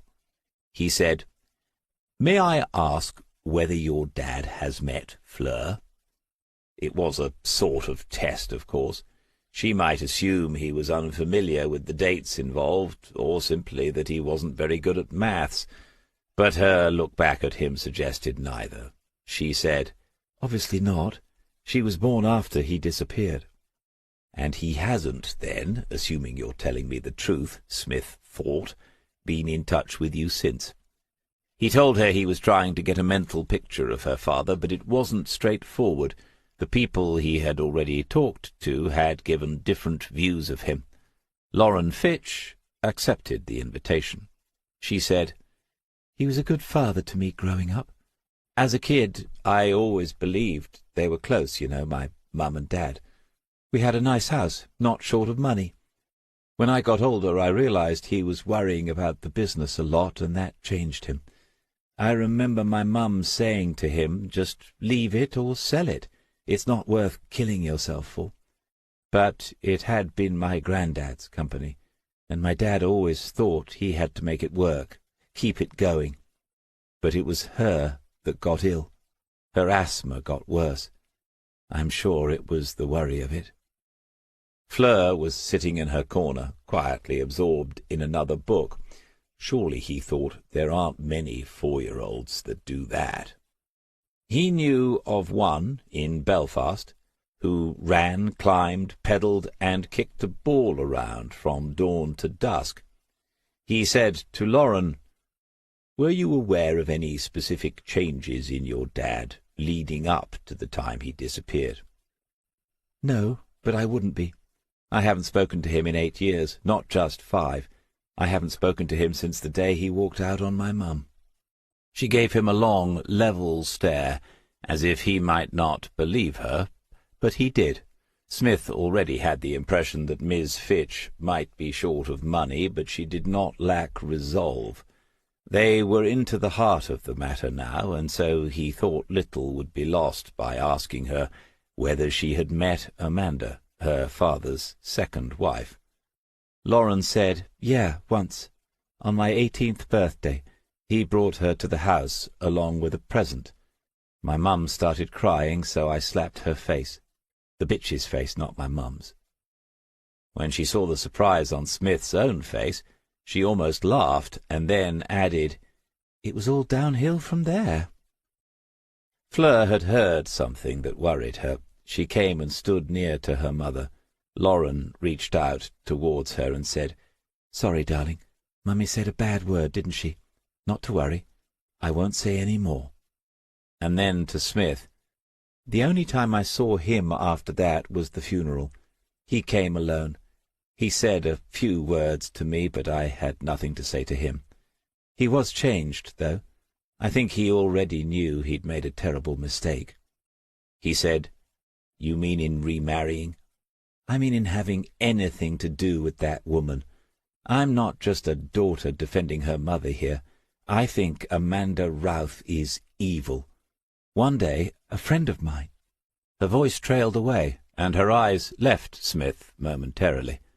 To say "go on" would seem to be prying, and so he simply gave her the space she needed to make up her own mind whether she should tell him what happened one day. Interesting that she had remembered the surname, though. She looked back at him and said, "A friend of mine, Lucy, she's a nurse. One day, when she was at work, she saw him come into the waiting room. She recognized him. She said he looked like he'd been beaten up. He had scratches down one side of his face." "Third-hand word of mouth and circumstantial, Your Honour. Even so, it could put Gerald's second marriage into a different frame altogether. He asked Lauren whether she could recall when that might have been, and she thought it was maybe a year after he remarried. They do say, he thought to himself, it only lasts 7 months, that first romantic love. You mentioned that Amanda's maiden name was Routh. Did you know anything about her or where she came from?" What he meant, obviously, was, did you look into her yourself? But she only told him she'd heard one of Amanda's brothers had been in prison, and said she wasn't surprised. After that she looked at him directly and said, "It's weird you've got his phone after all this time. How come?" He explained it had been left behind in the house at West Wootton, and then went on to say that both Andrew Maguire and Maxine Abbott had told him that her father was good with tech, phones and computers and things. Was that how she remembered him? She said, "I suppose he was, yeah. I'm not big on it. Can't afford it, for one thing. Just got my mobile." He knew a lot about cameras, though. Smith told her he'd seen some of Gerald's photographs, and for a few moments she was recalling happier times in her childhood, her dad always getting her to pose and say cheese and then look more serious. Her mum said to her once, that's what he should have been, really, a photographer, not a businessman. He said, "When your dad left, you stayed with your mum?" "Yeah. She never got over it. I mean, she was ill, I know that, but I looked after her until she died. Then I was 20, you know, and all the college plans didn't seem to matter any more. I got a letter from his solicitors saying he wanted to give me some money. I set fire to it." Smith must have had something like a smile on his face. She said, "You think I'm crazy, don't you?" "No," he said. "I think you got a raw deal, having to handle all that before you were 21. She said, "My life was a bit crazy for a couple of years after that. You wouldn't believe what you can get up to in a dead-and-alive dump like King's Lake if you try hard enough." "Oh," he thought, "I think I might." She continued, "Then I met her dad," nodding towards her daughter, "and I was off on a different merry-go-round. She's my full-time job. I do some bar work. There's an old dear downstairs who watches her for me. We get by, just the two of us." He wanted to ask her about the eviction she was fighting. He'd learned that much from the county court lists. Doing so would, however, make her think she too was under investigation, that he'd been looking into her business, and she was likely to perceive that as another sort of threat. She was intelligent and resourceful. More to the point, Lauren Fitch had done right by her daughter, when so many in her circumstances do not. That some landlord was trying to take away what little she had didn't seem right. There isn't much you can do as a copper, but there's even less if you're just a jobbing private eye. Someone hammered loudly on the door, and the little girl dropped her book and looked startled. Lauren said, "It's okay, darling, just someone at the door," and then to Smith, "Here we go. Sorry, won't be a minute." He remained on the sofa, smiled again at the little girl, and listened, because he had no choice, the room being so small. A man's voice, not educated, not official, saying something about her being obliged to answer a letter, asking her to confirm she had received a letter dated the such-and-such of July. Lauren Fitch said she had taken advice, that she did not have to answer a letter like that, and the man raised his voice, talking over her, saying, "But you got it, right? You got it. You just admitted that. 1 month from the date on it, you got 2 weeks to clear out." She said calmly, "We've been here before. The last judgment said he, cannot issue another eviction notice while there's an ongoing case in the county court. That's why I don't have to respond to a letter. His solicitor should—" A shout now. "This ain't gonna be ended by no solicitors, lady. Someone like me's going to end it if you ain't careful. Pack up and get out." Lauren was telling the man to keep back from her door now, and Smith got up from the chair. When he appeared behind Lauren, the big moon face was surprised. The mouth dropped open a little. The first odd thing was that Smith recognized him vaguely. Could not put a name to him, but he'd been a thug of various sorts around Kingslake as long as Smith had been a police officer there. The second odd thing was that behind the oaf stood a small, bespectacled, and quite elderly woman, holding a briefcase. It is conceivable that the recognition had been mutual. Something had silenced the threats. Smith looked from the woman to the man and back again before he said to her, "Excuse me, madam, but is this your gorilla?" An almost human frown appeared on the anthropoid brow as the barb went slowly home. The woman's face seemed to have developed a sour expression, but Smith didn't know her. Perhaps she always looked that miserable. Eventually she asked him who he was. He waved the blue card about. It had become more useful than he had ever anticipated, and said that he represented Diver and Diver Associates. She had no idea who or what they were, but in the context, the associates would probably concern her. The briefcase was a giveaway. Some grubby backstreet lawyers would be involved if there were no fault evictions taking place. Smith then took a step forward, because the gorilla had not taken one back from the doorway, and they were eye to eye for some seconds. Hadn't Waters or Murray told him this character had been on the door of the escort agency they shut down after a girl was found dead in her car on the Walmsley estate? Good to know he'd found gainful employment. A boxing club was ringing a bell somewhere far away in Smith's memory. The man was big but fat now, and there wouldn't be much muscle in the midriff if it came to it. But it wouldn't. The old dear was saying, as she went away, that there would be another letter about the letter, that Lauren Fitch's tenancy had ended, she was now, in the eyes of the law, a squatter, and— Their footsteps went down the 2 sets of stairs, and then the door slammed again. The young woman did not look at all rattled. She said to Smith, "Thanks. We've all had it. It's not just me, but I'm the one who took them to court. They want us all out. I don't think it's redevelopment. They can make more money with long-term lets to the government to house asylum seekers. Our own government kicking British people onto the streets." Fleur was with her own mother again, and it made him angry that decent people were going through this, people who were trying to do the right thing, doing a little bar work to make ends meet, sitting on long waiting lists to get some speech therapy for their kids.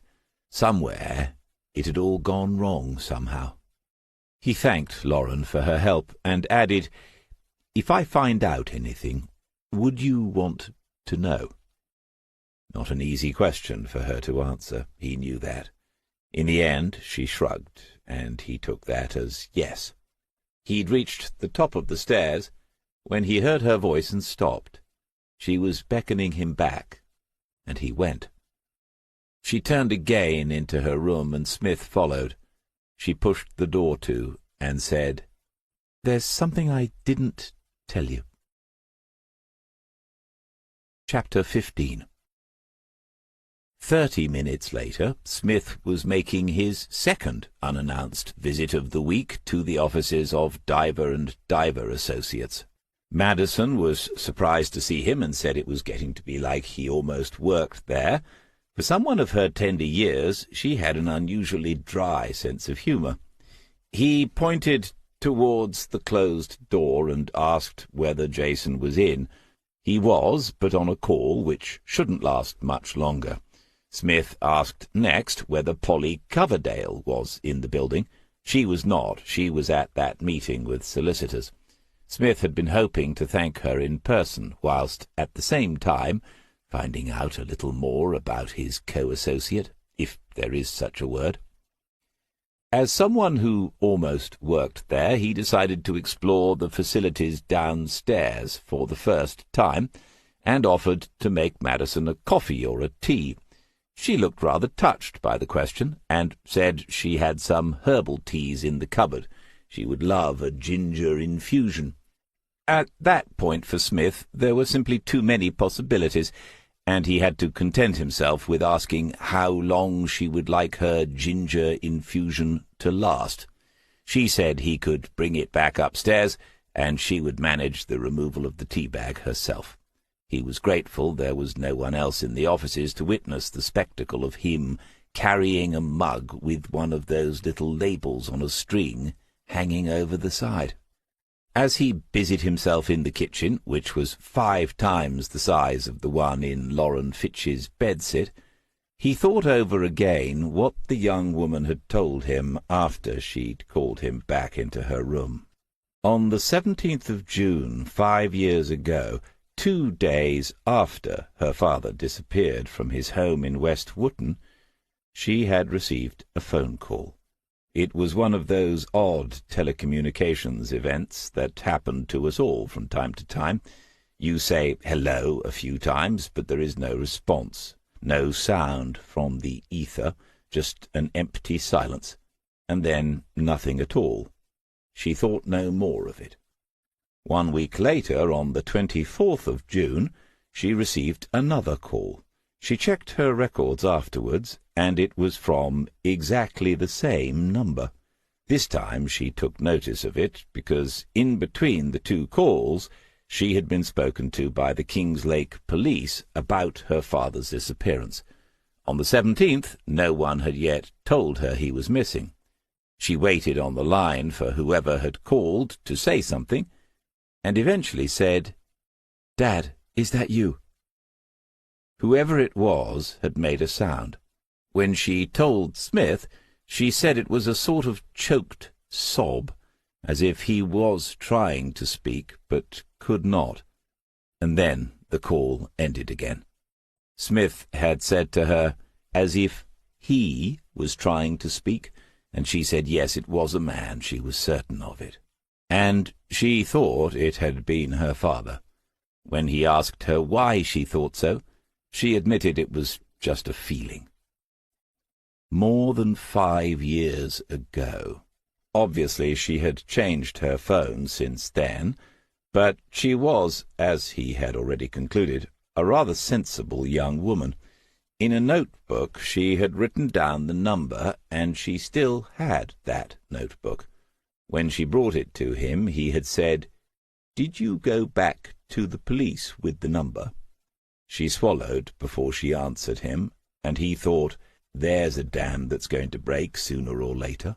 "No," she said.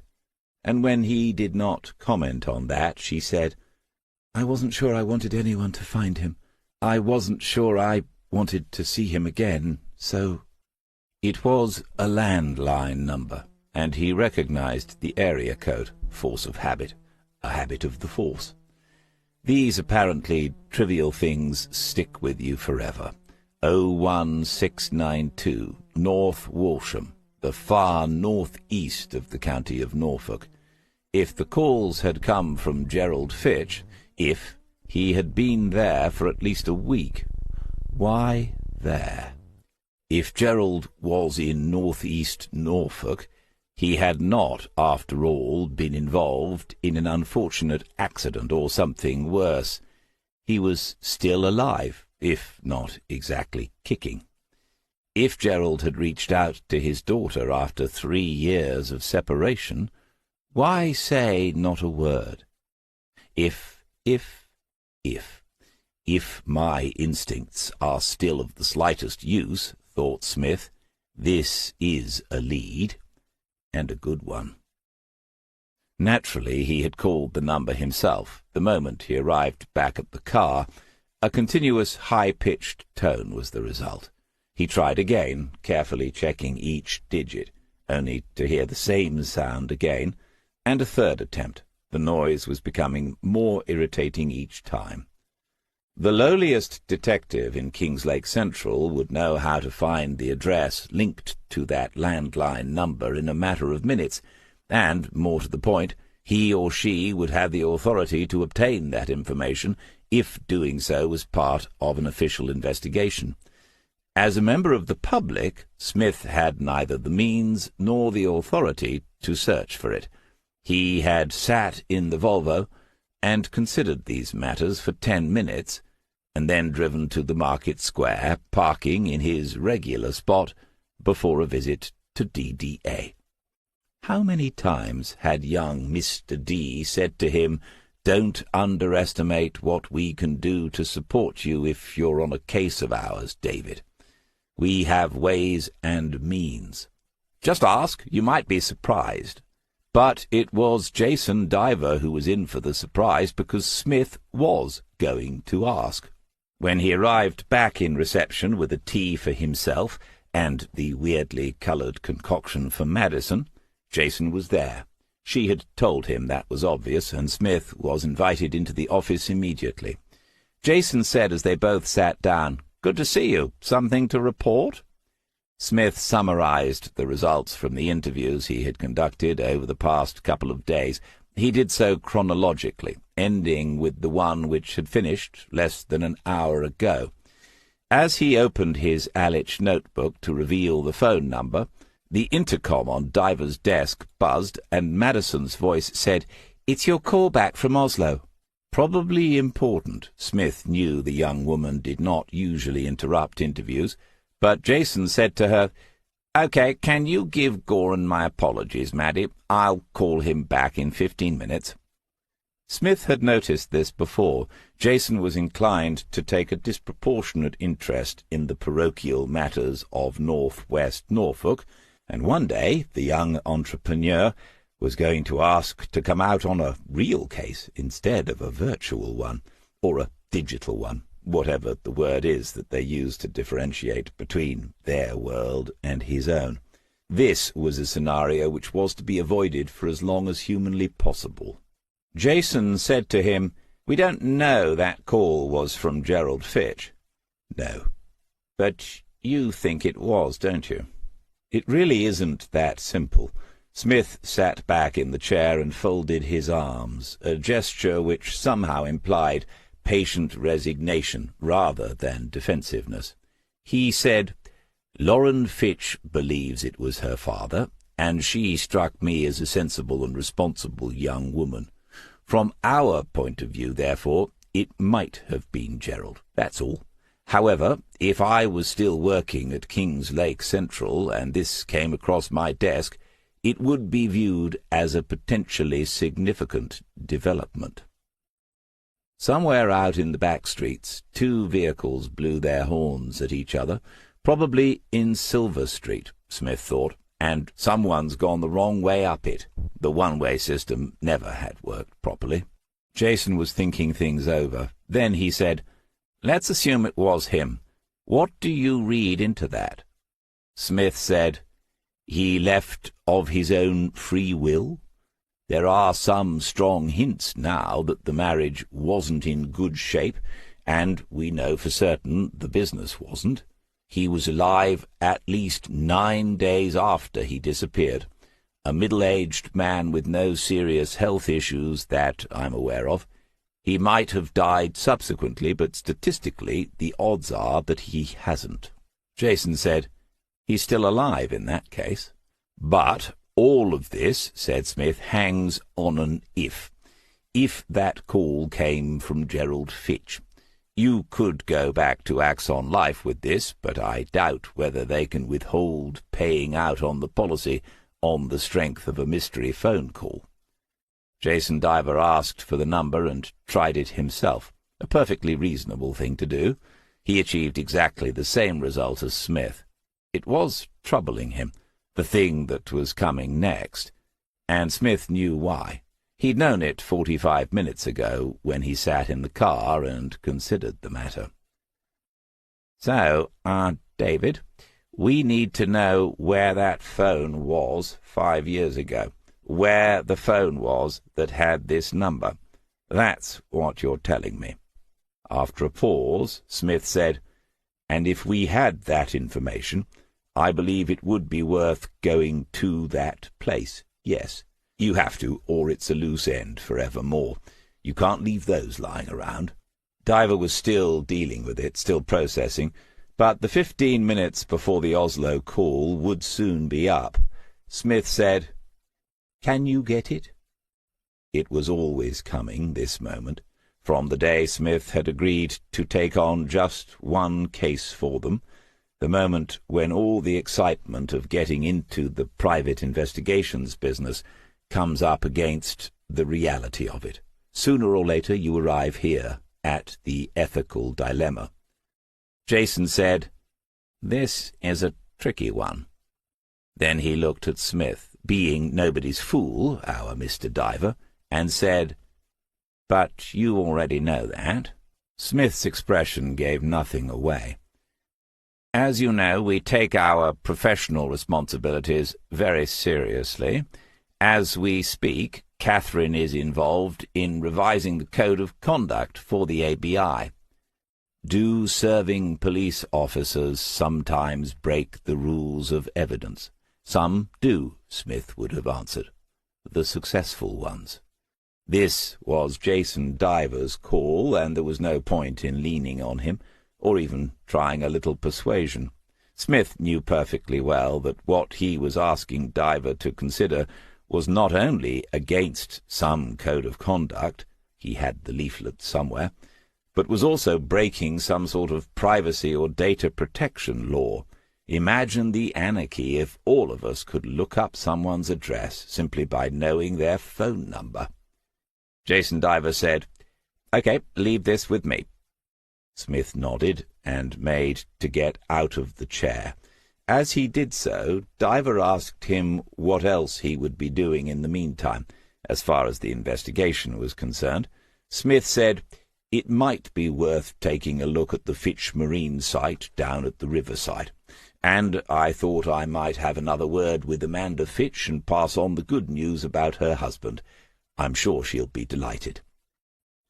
Nothing in Smith's demeanour had called for an explanation, but Jason clearly felt he should give one. He said, pointing at the phone number now written onto a pad of yellow post-its, "A lot of people owe me favours. Maybe it's time to call one in." Back in reception, Smith found that Madison was actually drinking the ginger tea. He asked her if it was all right, and she said with a lovely smile that it was beautifully infused.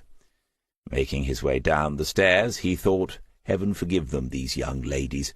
Half the time they know not what they do. Over lunch, Joe said, "So this damsel in distress thing, was it always a part of your modus operandi? I'm trying to recall whether I fell for it myself." Smith had already told her about the washing machine in Porto, and now he had described the encounter with Knocker Blair, the name had come back to him, in Nelson Road earlier that morning. He hadn't connected the two events in the way that Joe just had, however. He said, "I do not believe it was, and a sensitive soul might resent the implication." Joe shrugged and said, "Just wondering. I expect over the years you've assisted lots of men with leaky washing machines and renter-heavy problems as well." He nodded in solemn agreement. There was a suggestion in the air that the long spell of fine weather was coming to an end, a stirring from the northeast and clouds building on the western horizon. Joe said, I've had some news myself this morning. First thing, Maz might be ready a couple of days sooner than expected." "Maz?" "Our new family member. Prestige rang we could pick her up on Tuesday afternoon." "Her?" Obviously it was hopeless, but one must make the effort. Joe said, "Yes, of course she's a she. It's Maz for now. I was thinking a name beginning with M to go with Mazda, but I haven't decided yet. Not Miriam, obviously.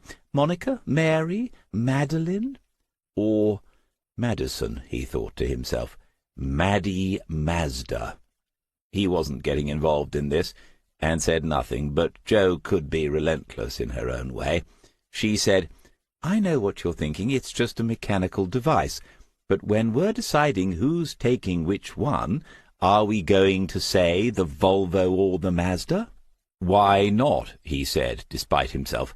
And the answer was, "That's just impersonal, like we're talking about cars in an office pool. Don't tell me your old Peugeot never had a name." Smith said she most certainly did not. She caught it immediately and smiled before. "And so you should begin using the Volvo's proper name as well." "He has a name already?" "Yes, Vernon." A mouthful of Irish breakfast tea was taken in the hope of ending the nonsense. Then Smith said, "What was the second thing? You said the car was the first." "Oh, yes, the Spear Book Group are being taken over by Eagle House." His eyes met hers over the rim of the teacup. He emptied it, and then put it down carefully on the saucer. Jo had delivered that item of news in a manner far too off-hand, and they both knew it. Spear Books was her publisher. She had a contract with them to deliver 3 more in her series about true crime investigations over the next 3 years, and a sizable sum of money was involved. Smith said, "Do you know any details?" "No, I had an email, just a general circulation thing. I've spoken to Adam, and he apologized for it. There's a meeting with the authors towards the end of next week, in London and in person. So it must be serious." He said, "They'll honour contracts, surely." Jo laughed and said, "That's the very first thing they'll say. They always do when this happens. But everyone knows this is the time when lists get reviewed and writers get cut. When it comes down to it, who can afford the best commercial lawyers? Not the authors." He told her she must be among the Spear Group's most successful writers, and said he didn't think there was anything to worry about, for which she thanked him.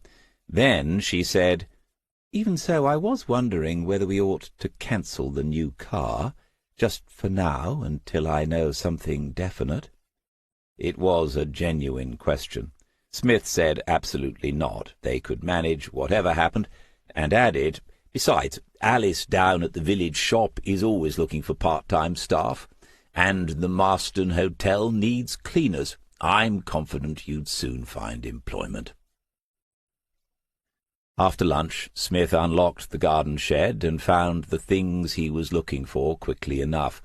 It was an unusually tidy garden shed, with nails and screws into the uprights and roof timbers so that its contents could be hung up and easily located.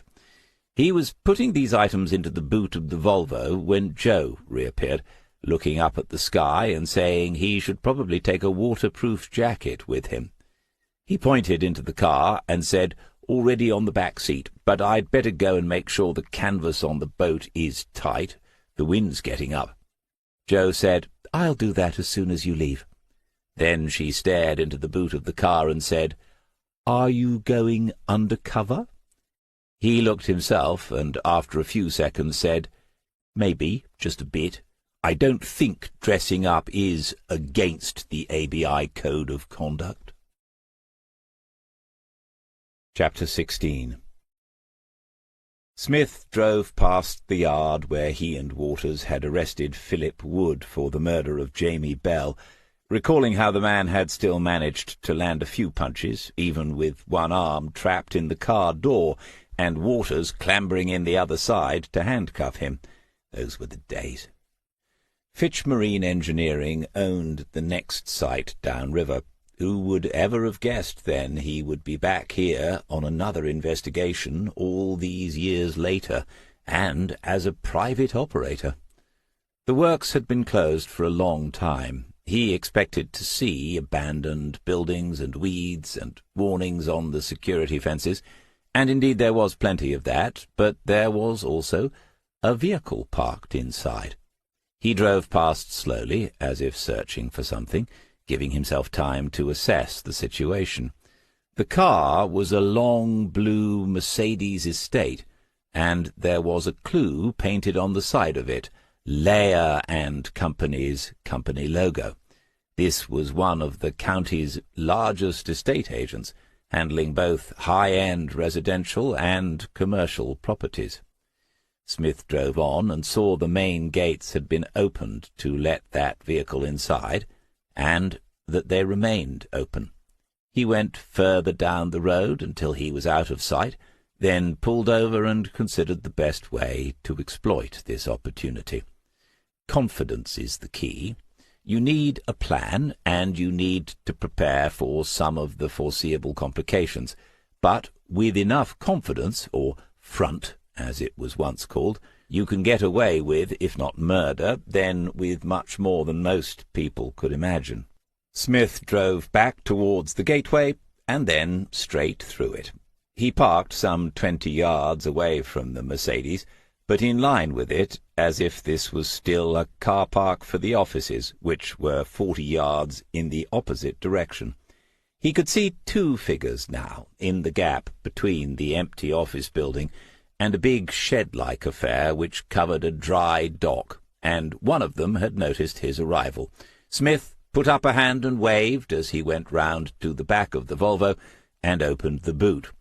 Before the man arrived, a high-vis waistcoat had covered Smith's rain jacket, and a piece of paper from the insurance company's folder had been fixed into place on a clipboard. In his right hand he held a white safety helmet by the peak, ready to put it on his head.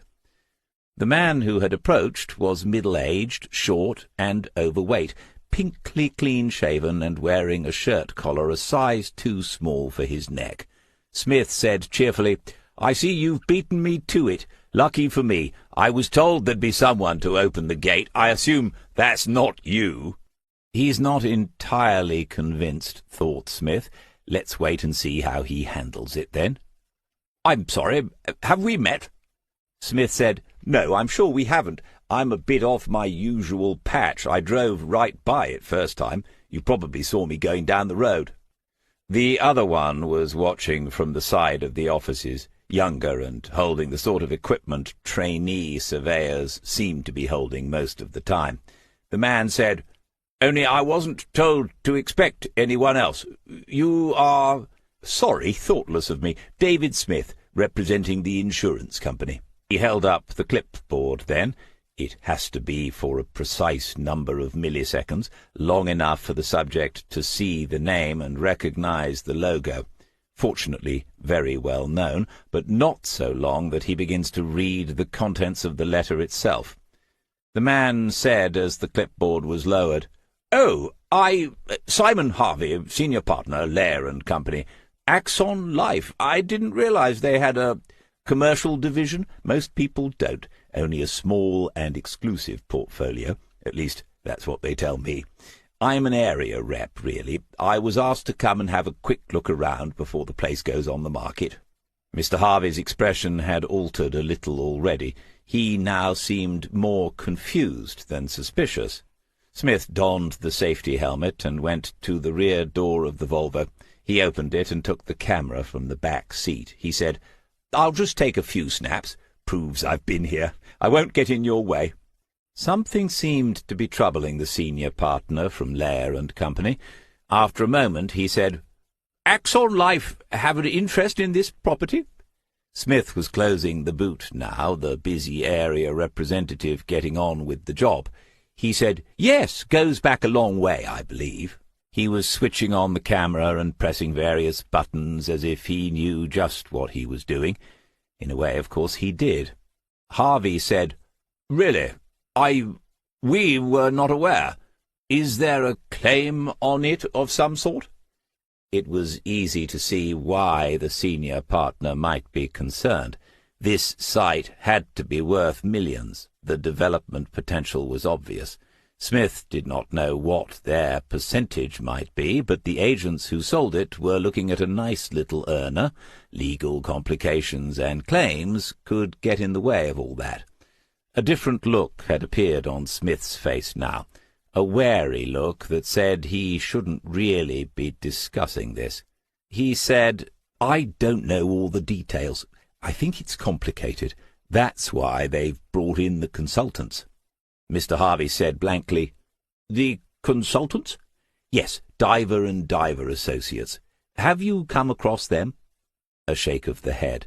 Smith continued, "Specialist investigators. I imagine they'll be in touch with you at some point. They'll need an up-to-date valuation, you see." And then, as if a thought had just struck him, "That is what you're doing here, isn't it?" Harvey nodded. Smith seemed to be impatient with all this chat, ready to get on with the job. He said, "Good. I know the owner wants to act quickly, and I'm told she's not a woman you want to get on the wrong side of." He half turned away, and then back again. "As we're here, do you have a ballpark figure in mind? Have you sold anything similar in the past few months?" The young assistant had stopped work now and was watching all this from afar. A few heavy drops were falling, and Smith pulled the plastic cover across the papers on his clipboard. He said, "For the whole site, including the parts which have existing tenants?" Mr. Harvey said eventually, "A site closer to the town was sold for $1.5 million earlier this year, but it was only a third of the size. One would expect 2 to 3 times that amount for the freehold, but if, as you say, they are must get on," Smith said. "Looks as if we're going to get wet." He moved away towards the riverside, leaving a bemused estate agent standing in the rain. He began taking pictures and walking purposefully about, as if he'd become what he had pretended to be. And that's part of the secret.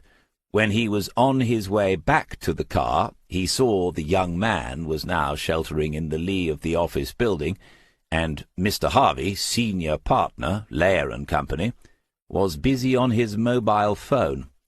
Smith decided that the visit to the Fitch Marine site had gone rather well, and as it was not yet 3:30, he would carry straight on to West Wootton, and, if she were at home, brief Mrs. Amanda Fitch on the progress he had made thus far. If not delighted, she should at least be interested in some of the developments. During his time in the police force, and at every rank he had held up to Detective Chief Inspector, Smith had been one of the most complained-about officers.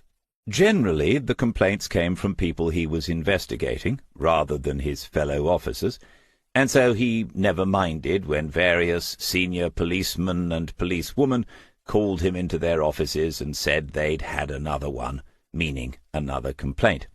Surely anyone could see that if the villains are complaining about you, you must be doing something right. Bosses, such as Detective Chief Superintendent Allen, would say, "But, Smith, we don't know that he is a villain, do we?" And the answer was usually, "But we soon will, sir, if you'll allow me to keep on annoying him." On the way to West Wootton, the heavens opened, and there was a thunderstorm.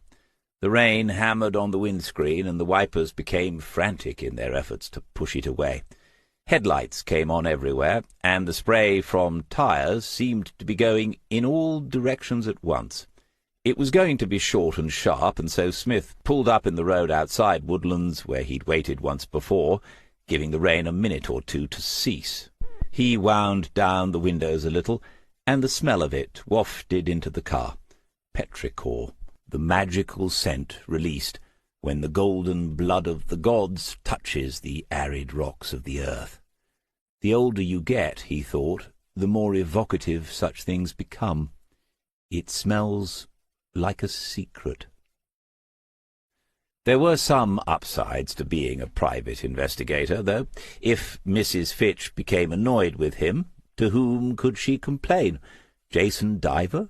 Smith thought if she did so he would not be trembling in his boots. Mr. Simon Harvey might conclude he had been misled in some way, might even by now, Smith thought, have been in touch with Mrs. Fitch, trying to clarify certain matters, and if he had called her, Smith had told no outright lies. He was representing, if only indirectly, the Axon Life Insurance Company, and there was a firm of specialist investigators involved called Diver and Diver. He'd admitted to Mr. Harvey he didn't know all the details, and that it was complicated, which was all true. If the estate agent had misunderstood or drawn some wrong conclusions, well... When he drove towards the electronic gate, he saw it open, and so he carried on into the drive. Parked in front of the house, and next to the BMW convertible, was a van, a smart-looking Ford Transit in a dark metallic blue. The windscreen and side windows were tinted, probably beyond the legal limit, but no one's checking these days. The plate was 2021, and Smith guessed it was a customized vehicle. If you fancied buying one, it would set you back at least £40,000. He stood in the covered porch for a long time, aware of the camera looking down at him. It was possible she would refuse to see him, but he wouldn't make that easy for her by leaving quickly. He noticed that a trickle of rain had got inside the porch from where it met the wall of the house. The seal or the lead flashing must have given way. Then he heard the sound of a latch turning, and Amanda Fitch opened the door. His first thought was that her coiffure was a little more informal than on his previous visit, and her dress considerably more casual, a pair of jeans, a pink blouse with one lower corner not quite tucked into her waistband, and bare feet. Her toenails were painted bright red. She said, "Oh, it's you." Smith responded brightly enough with, "Yes, Mrs. Fitch, David Smith again. I was passing by and thought you might like to hear about the progress so far. I apologize for not calling ahead. If it's an inconvenient time—" Her face seemed to be flushed, as if she'd just left a rather hot shower. Grasping what he had just said seemed to take her a moment or two. Then she said, "Progress?" "Yes, Mrs. Fitch, there has been some, you'll be pleased to hear. I've not been idle since we last met." She invited him inside then, but stopped and turned to face him in the hallway. Smith had the feeling they were not having a sit-down or a coffee on this occasion. He was listening hard for the sound of someone else in the house, but there was only silence. Amanda Fitch was recovering herself now, and those sharp eyes were focusing on her visitor. She said, "So, what have you turned up?" No beating about the bush, then. Smith summarized the list of people who had been spoken to, noting her reactions to each name, but in truth there was only one reaction to them all, which was a fixed blank stare. Perhaps she blinked once at the mention of Lauren. Perhaps, he thought, she was still reacting to that slap on her face on the young woman's 18th birthday. She said, "Sounds like you're just digging up the past. I suppose that's the sort of thing you have to do. When are you going to call it a day and write your report?" Smith said he appreciated her situation. She had said before that the house was too big for her, and that the business matters all needed sorting after 5 years. But his conversations had produced something he needed to follow up. Not a lead exactly, but he thought it would be a few more days before he could finalize matters with Axon Life. He'd said this casually enough, but the effect was unmistakable. At first, a silence. Then she broke eye contact with him before she said, "Who did that come from, then?" Smith said, "I don't want to create any false hopes or expectations, Mrs. Fitch. It might come to nothing." She was irritated with him, but in control of herself. She knew what he was doing, and eventually managed a sort of smile. "All right, Mr. Smith. I expect you'll let me know." He said, "You will be the first. As I'm here, I was wondering whether you could let me have a photo of Gerald, the latest one you have. It doesn't have to be a portrait, just a good likeness." Again he was letting her work out the implications, and again she knew he was. She didn't say much, just asked him to wait there while she went upstairs. Smith waited and thought. He hadn't seen any pictures of her husband on his last visit. They must all be put away in drawers and cupboards. He heard her move across an upstairs room, and then, unmistakably, the sound of a toilet flushing from a different part of the first floor. It might be a plumber, he said to himself. Then again, it might be Father Christmas. When Amanda Fitch returned, coming down the stairs, she seemed to look at him quizzically, perhaps wondering whether he'd noticed the sound of someone else in the house, but Smith gave no sign he had. In her hand she held a framed photograph, and in answer to his question she told him this had been taken a few months before Gerald disappeared, and added, "It's a self-portrait," as if that was significant. He looked older than in the wedding photographs Joe had found online, barely recognizable, in fact. It had been taken out of doors, and in the background was a beach, blurred by the distance. He stood looking to the left of the camera, his hands in his pockets. It was what a critic might have called an honest portrait in black and white, a thin-faced, middle-aged man gazing into the distance. But whether into the distant past or the distant future, it was impossible to say. The expression was that of a man resigned. It was, in its own way, a striking image, not least because it was technically accomplished. Smith knew enough about the matter to recognize that. When he looked up from it, he could see she was waiting for him to leave. He thanked her for the picture, considered briefly, but not seriously, asking after her family, and then walked towards the front door. Today she had made not the slightest effort to be the concerned wife of a much-missed husband. She had placed her bet, and was waiting for him, for Smith, to play out his hand. Deliberately he had sat on her drive for a further 10 minutes, his notebook and pencil in hand, hoping that from behind a curtain or a blind someone would be able to see as he scribbled away. Then he turned the Volvo around and drove away slowly, as if he still had plenty on his mind. This time he took a back road through the woods to the east of the village, until he reached the A-road that went north to Hunstanton and south towards King's Lake. He indicated left, but the traffic was heavy, as it always is at the peak of the holiday season. A drop of rain puts even more cars onto the road as people desert the beaches for the day. He was first in the queue that was building up to get onto the main road. When he glanced into the rear-view mirror for the second time, he saw that a van had appeared 4 or 5 vehicles back. It was impossible to make out anything of the driver because the glass was tinted, but the colour was a dark blue.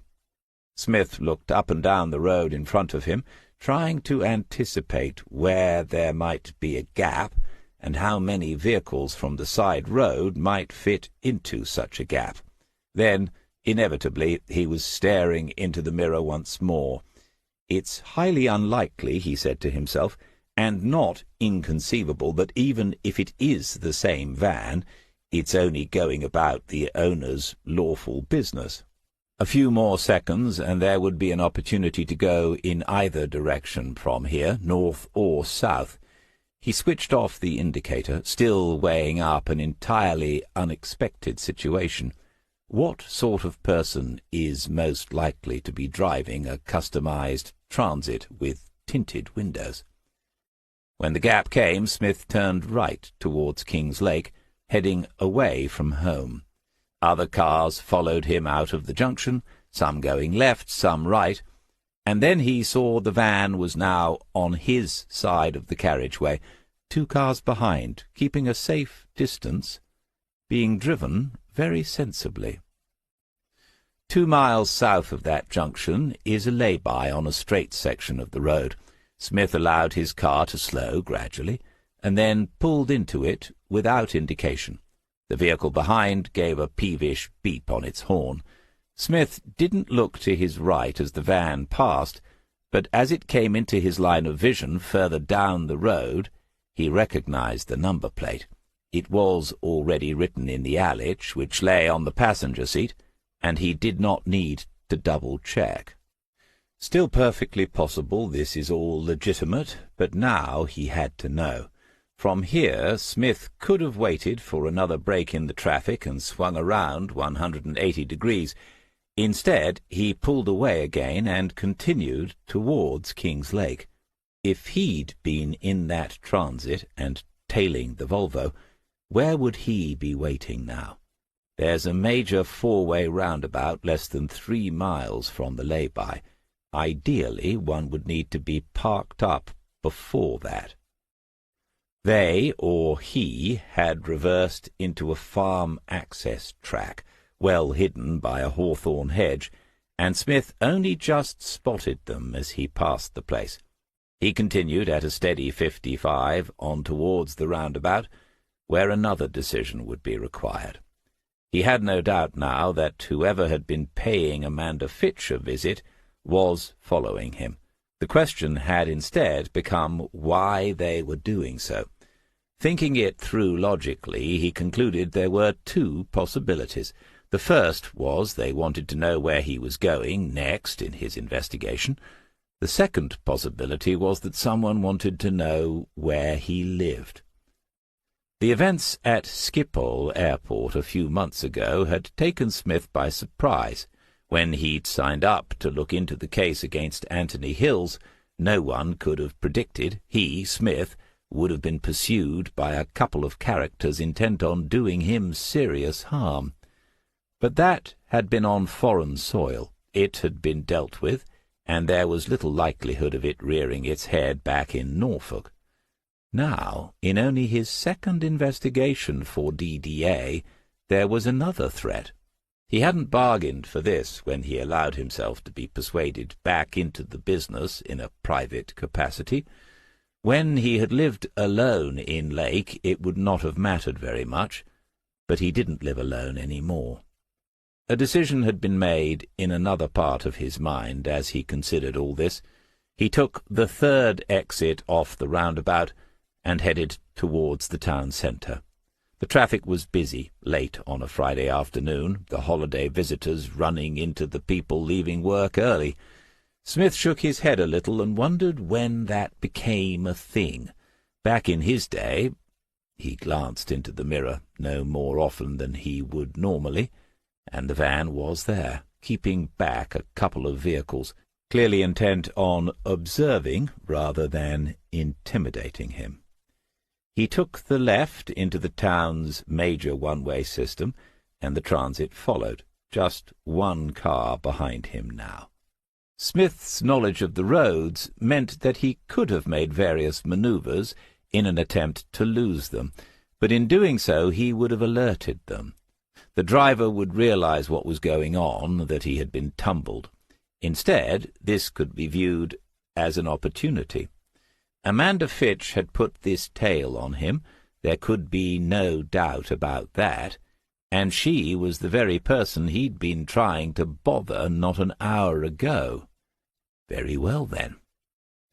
Windsor Road was almost at a standstill, the traffic piling up against the lights that let it back into Whitefriars. As they inched forward and the angle of the light changed, Smith could make out something through the windscreen of the van, a single occupant, a man. They moved forward another 20 yards, and he pulled the indicator stick down. Anyone who knew the town would now realize where he was going, and have a very tricky decision to make. When the next gap opened in front of him, Smith pulled forward and then turned left into the main car park of Kings Lake Central Police Station. Chapter 17. He had parked in one of his old places, reversing close to the rear wall. For half a minute the transit was visible beyond the entrance, facing down Windsor Road. The driver had decided he would not follow the Volvo into somewhere like that, and then the lights must have changed again and it was gone. Smith wondered whether the young man — Smith was somehow sure it was a young man behind the wheel — was already on his mobile, calling Mrs. Fitch. Hopefully, if he was, some consternation had been caused. She might be wondering what she'd said or not said which had sent that irritating man to Lake Central Police Station. Was he really from the insurance company, or something worse? More to the point, as far as Smith was concerned, why had she sent the transit man out of her house, and almost certainly out of her bedroom, so promptly? Why did she want to know more about the man who was investigating her husband's disappearance? What, in other words, was she worried about? It was almost as if she had something to hide. He decided to wait a few minutes and then rejoin the traffic in Windsor Road rather than use the other entrance. That way he would be safely behind the van, and there was nowhere on the one-way system it could have waited for him to reappear. The time was almost 5 o'clock. He could see the rear entrance to the station, and the doors he must have walked through 10,000 times. If I sit here much longer, he thought, I'll probably see someone I recognize, if they're on the day shift, and if they see me I might have a bit of explaining to do. Inevitably he fell to remembering some of those times, running out of those doors a few years ago when he'd realized why no one could get an answer from Ralph Greenwood in his room at Rosemary House. Waters escorting him back inside when he'd slightly overdone the painkillers to get through the annual physical check-up and gym tests. The time when he had arrested and taken through those doors the head of the Franciscan community at Abbeyfields. Andretti himself had been manhandled through those same doors, and many, many more.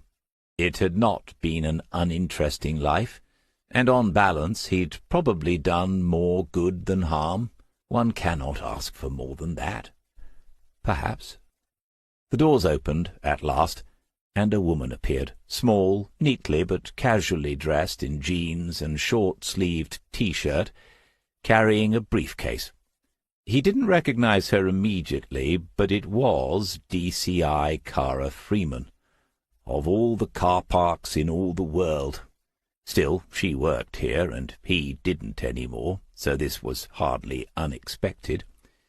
Their relationship had been a complicated one from the beginning, for reasons too many to explain, but he thought there had always been a degree of mutual respect. He presumed she was still a rising star with an exceptional clear-up rate, too. Their most recent meeting had not ended well, however, and it still troubled him. If he'd known about the emails that incriminated Anthony Hills, he hoped he would have acted differently. She was crossing in front of him, heading to his right, and Smith shifted his position a little so the upright of the car door obscured his face. He wondered about the sort of day she'd had, dressed casually, and wondered, too, what cases she had ongoing. He hadn't been in touch with anyone from the squad in more than a month, other than Waters, this week. That life was gradually drifting away from him, like an unmoored boat on an outgoing tide.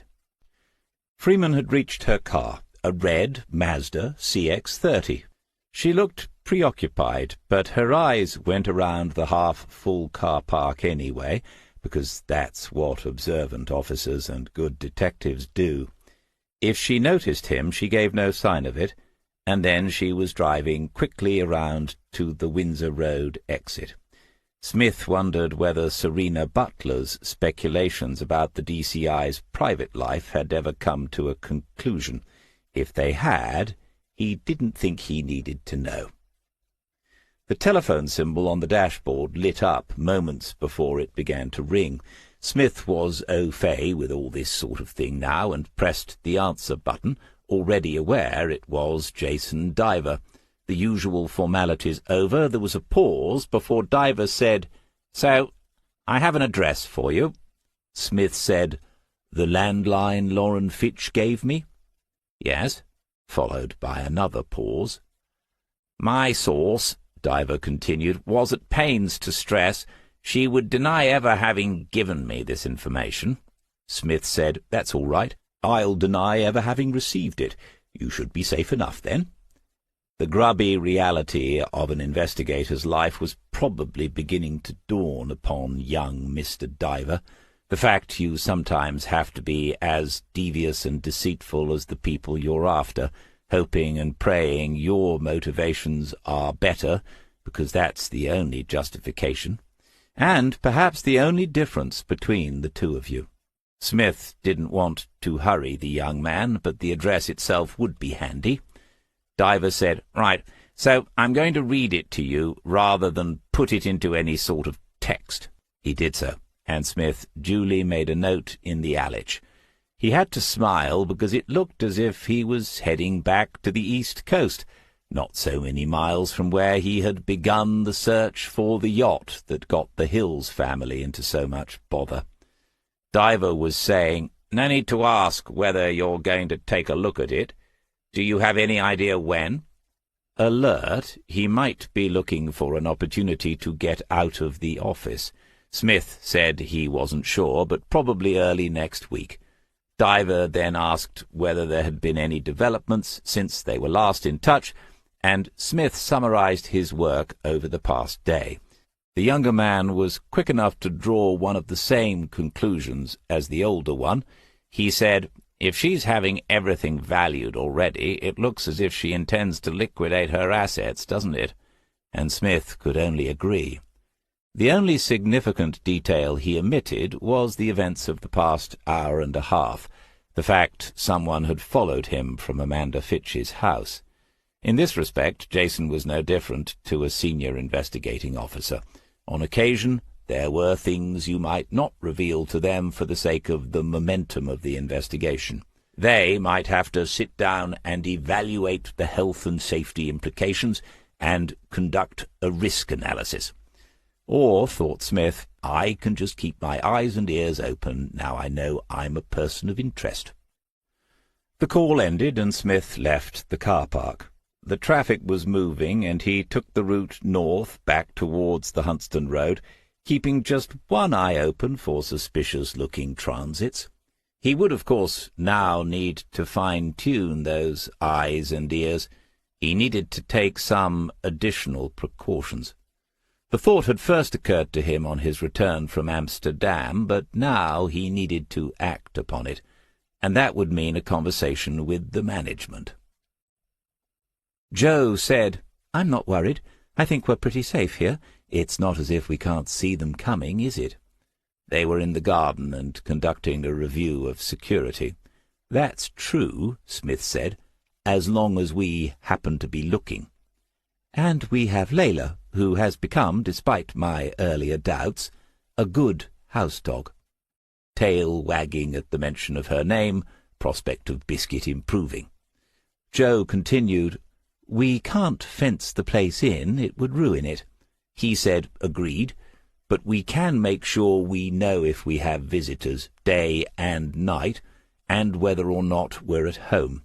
And it would save us having to go to the post office to collect parcels every time we're away. I can't see the policy changing so the postman can leave them with the seagulls or the seals." Smith moved to the rear of the cottage and studied the angles and the view of the track from that position. In one sense, this was a pointless conversation because he'd made up his mind, but these things always go more smoothly if everyone is on board. She said, "All right, what are you thinking?" He said, "One of those doorbells with a camera, speakers, and a microphone. You get alerts on your mobile as soon as someone appears, and you can talk to them.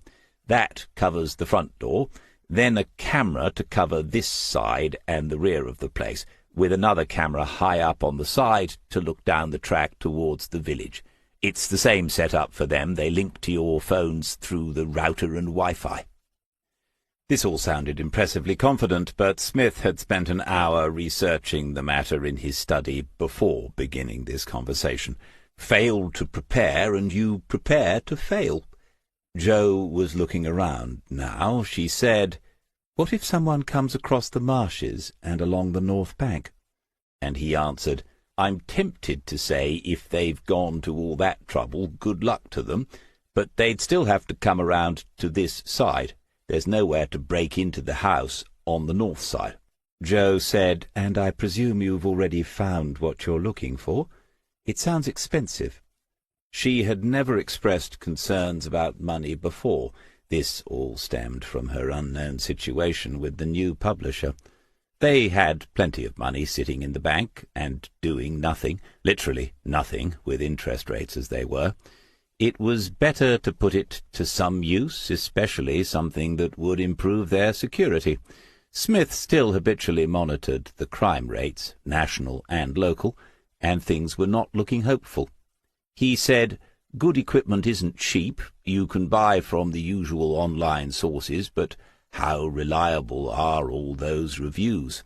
Or you can deal with a specialist company who offer installation, servicing, and online backup. I think we'll do that. There's a 2 to 3 week wait, which might not help with the current situation, but in the long run, that's the way to go."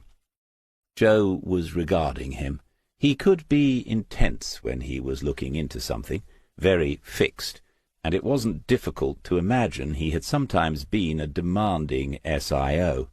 That was the impression she'd received from others who had known him longer than she had, but the same people never failed to point out he had also been one of the most successful detectives they had ever encountered. The two things go hand in hand, of course. She put her arm through his and said, "Okay, let's do it." Smith nodded, and then she had a thought. She said, "Have you actually placed the order?" He looked hurt at the suggestion, as if he would ever do such a thing without getting her agreement, and said as much. They walked to the table beneath the laburnum tree and decided that after the rain it was a fine enough evening to sit outside again, and then Smith said, as if it really had slipped his mind, "But the security firm is coming out next Thursday to do a free initial survey." He'd found the place easily online, and they had a website. Everywhere has a website. They offered rooms at reasonable prices, higher if you wanted a sea view, and typical bar and evening meals, according to the menu, but with an emphasis on using fresh local produce, as did every other establishment in the county of Norfolk these days. One could take a virtual tour before booking, and Smith did so. It looked ordinary enough, and even from here one had to wonder how or why Gerald Fitch might have turned up there 5 years ago. He had made at least 2 calls from a payphone which had once been installed at the Ship Inn, Trimsley-on-Sea. Perhaps he had some sort of connection with that part of the world, but there was no one to ask. Gerald had left behind curiously few people who could or would say anything about his earlier life. That in itself meant something, of course. It might mean he wasn't an especially likable person, or an especially memorable one. It might equally mean he had been a lonely and unhappy man who had found himself in an impossible situation. After 5 years he could be anywhere. But the methodology does not change. You go to the location of the last sighting and see what you can see from that place. He wiped dry the outside table and chairs, and then went back inside to put on a sweatshirt. The weather was now going to change again that evening, and not for the better, but they went ahead with the plan to eat outside. A group of walkers went out along the bank, 3 generations of the same family in their waterproofs, and the children waved to the people who had booked the holiday cottage. Everyone assumed that's what Drift End was, a place you could live in for a week at a time. When they were eating, Jo asked, what he'd found out about the Ship Inn, and Smith told her all he knew. She said that as they didn't have much on over the weekend, they could go and take a look, have a long drive all the way around the coast. But this was a suggestion he had anticipated. He said the weather next week was looking poor, and they ought to make the most of any dry spells over the next couple of days. And then, before she could make a response, he asked whether she was going to take the early train down to London on Thursday for the meeting with her publishers. She began to talk about that again, and he listened sympathetically and patiently. Investigatively, Jo was the best person one could have as company on such a trip. Could there be another private eye in the country who could call on the services of a former Met detective inspector day or night? That was not the issue. The issue was that someone of interest, someone whom Smith was, if only metaphorically, following, had turned and begun to follow him. That was not usual, and it most certainly was not welcome. It was a concern, and he wanted Jo as far away from it as possible. Chapter 18. He will tell them it is a fish. They will continue to ask, and so that is what he will say from now on. People have a need. They have a need to label, to name things. It is something to do with security. Things without names are dangerous. Things without names create uncertainty, which can lead to insecurity. He has experienced insecurity. There was no one else in the studio when he came in at 5:30. This is the best time, before the light becomes too strong and the room becomes too noisy, too busy, too many people asking, "What is it? What is your next masterpiece going to be?" A fish. He understands what patronizing means, and he understands irony. He does not have difficulty with those. But since the exhibition last year, some of them are not being patronizing. Some of them are not being ironic. People came and took photographs. Others asked him questions. He had to give his permission for things to be published in a newspaper. These things were about him and some of his paintings. The red isn't going right. Perhaps it's the wrong red. The wrong red would not go right. He leans back for a different view. This is not a problem. This is what he enjoys, changing things until they go right. Even though there is no right and wrong, which is what some people say about art. No right and wrong, just good and bad. Are right and good the same thing? That is a difficult question. Someone has come into the studio behind him, trying not to make noise as they move things for when the others begin to arrive. Being allowed to come in early is a special privilege for him since last year, after the exhibition. He does not look around. Knowing who is there is not as important as fixing the red, and anyway, it is Millicent. He stops work and says the name again under his breath. He has to do this every time he thinks of it. It is a peculiar name, Millicent. Everyone else calls her Millie, but he always says Millicent. For a long time he thought it might mean 1,000th of a cent, and she laughed when he asked her. She said she thought it was an old German name, which to him seemed just as strange. Millicent and he have been assigned to each other. She is his carer, and he is her client. These are the legal terms in certain papers. She started her work here at the farm 2 years ago, and he was assigned to her straight away. They meet each other every day. She does not have a day off, unlike some of the others. The two of them have a good relationship, he has heard people say. Once she asked him how long he had been at the farm. She said, "Ian, how long have you been here?" And he had said he did not know for certain, but he thought it was always. and she had laughed, but in a kind way. Perhaps the red is too red. Red is a primary colour, and for a long time he only painted in red, yellow, and blue. These colours are nothing to do with schools. All other colours are made from the primary colours.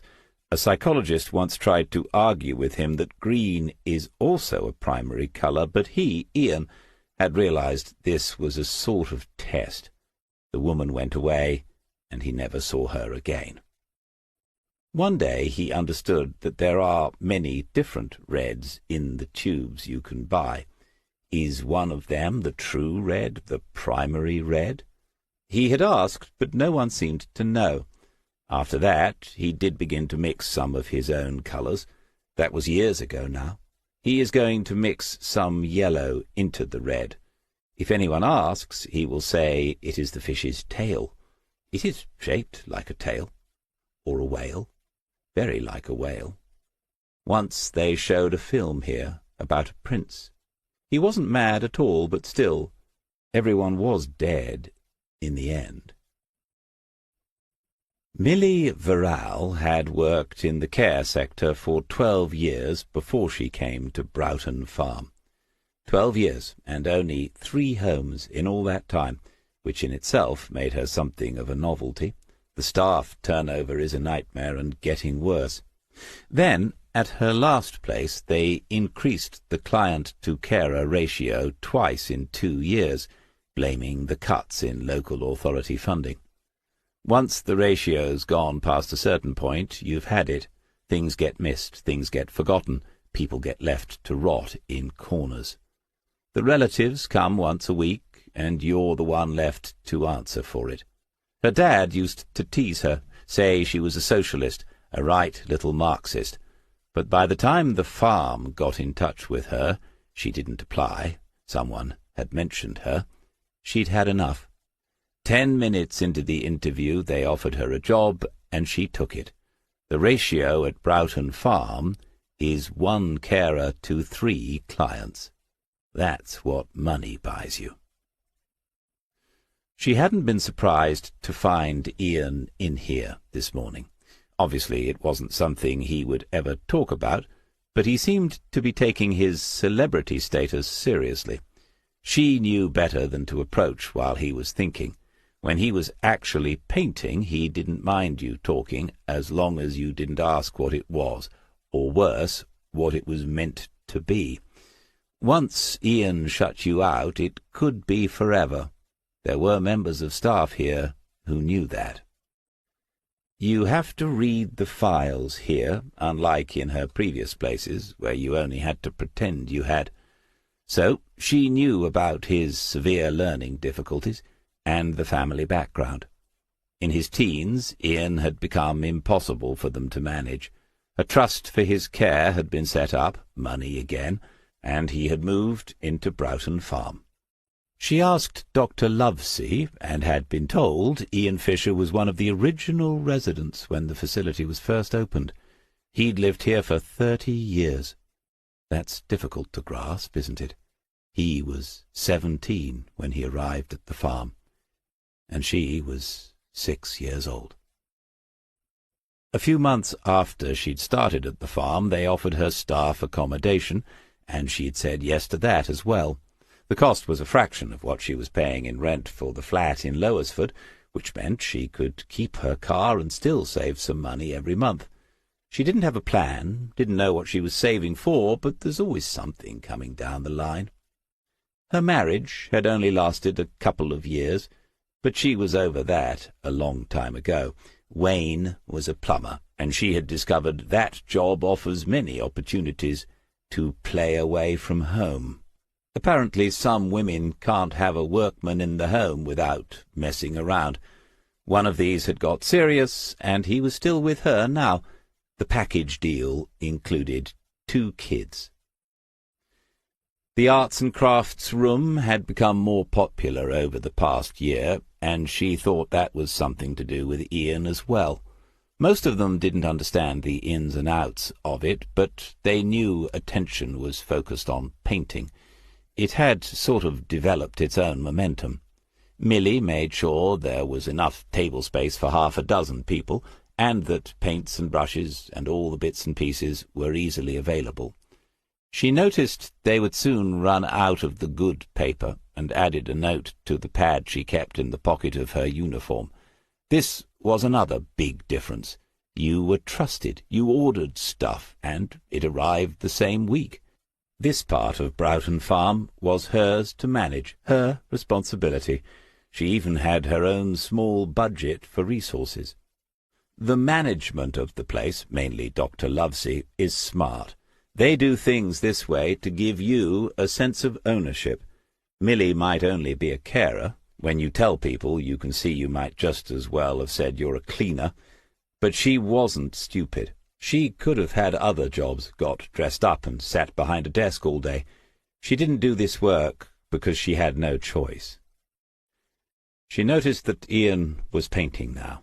He'd taken off his glasses and was peering into a corner of the work, his eyes inches from the paper. She began to make her way across the room, adjusting the position of items on the tables as she went. When she was near enough, she said, "That one's coming along? You must have started early this morning." He gave a single nod without looking at her. It was best not to ask Ian too many questions.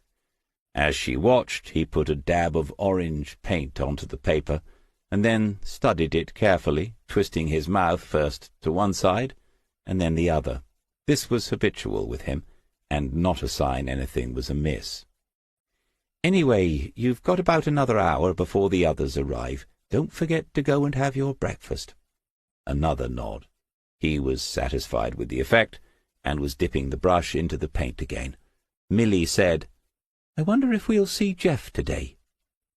Ian half turned towards her stiffly, moving his whole upper body because of the arthritis that was gradually immobilizing his spine. He said, "Every day," and returned to his picture. Jeff was a volunteer, one of a number that came to the farm to help with different activities. Since her arrival, Dr. Lovesey had really opened the place up and created links with the wider community, but Jeff must have been one of the first, because he was coming in before Milly herself started work here. He was popular in the art room, and mornings went by quickly when he was present. Ian was right. Jeff had been in on a more or less daily basis recently. She said, "He'll be wondering whether you've done any more on your other painting." More orange paint was being dabbed into the corner. She had no idea what it was going to be. The abstracts didn't do a thing for her, but when the reporters and photographers came, they seemed more interested in those than the other sort. There's no accounting for taste. Ian responded to her last comment with a shake of his head that included his stiffening shoulders, and said in a croaky voice, "No more yet."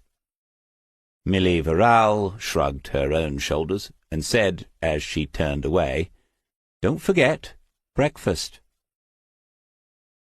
Dr. Sarah Lovesey was conducting her early morning walk-around.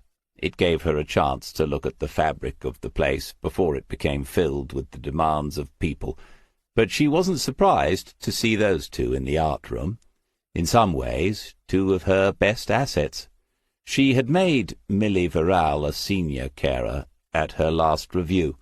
In fact, she had invented the position as a means of increasing her hourly rate. The company could afford it, whereas they could not afford to lose people like that, and finding staff was becoming increasingly difficult since the Brexit debacle, when most of the good Europeans went home. And Ian Fisher was their star, of course. She had told the directors inquiries would increase as a result of the publicity, and she had been proved correct more than she herself had guessed. Over the past few months, the waiting list for a place at Broughton Farm had almost doubled, and serious consideration was now being given to how the facilities could be expanded.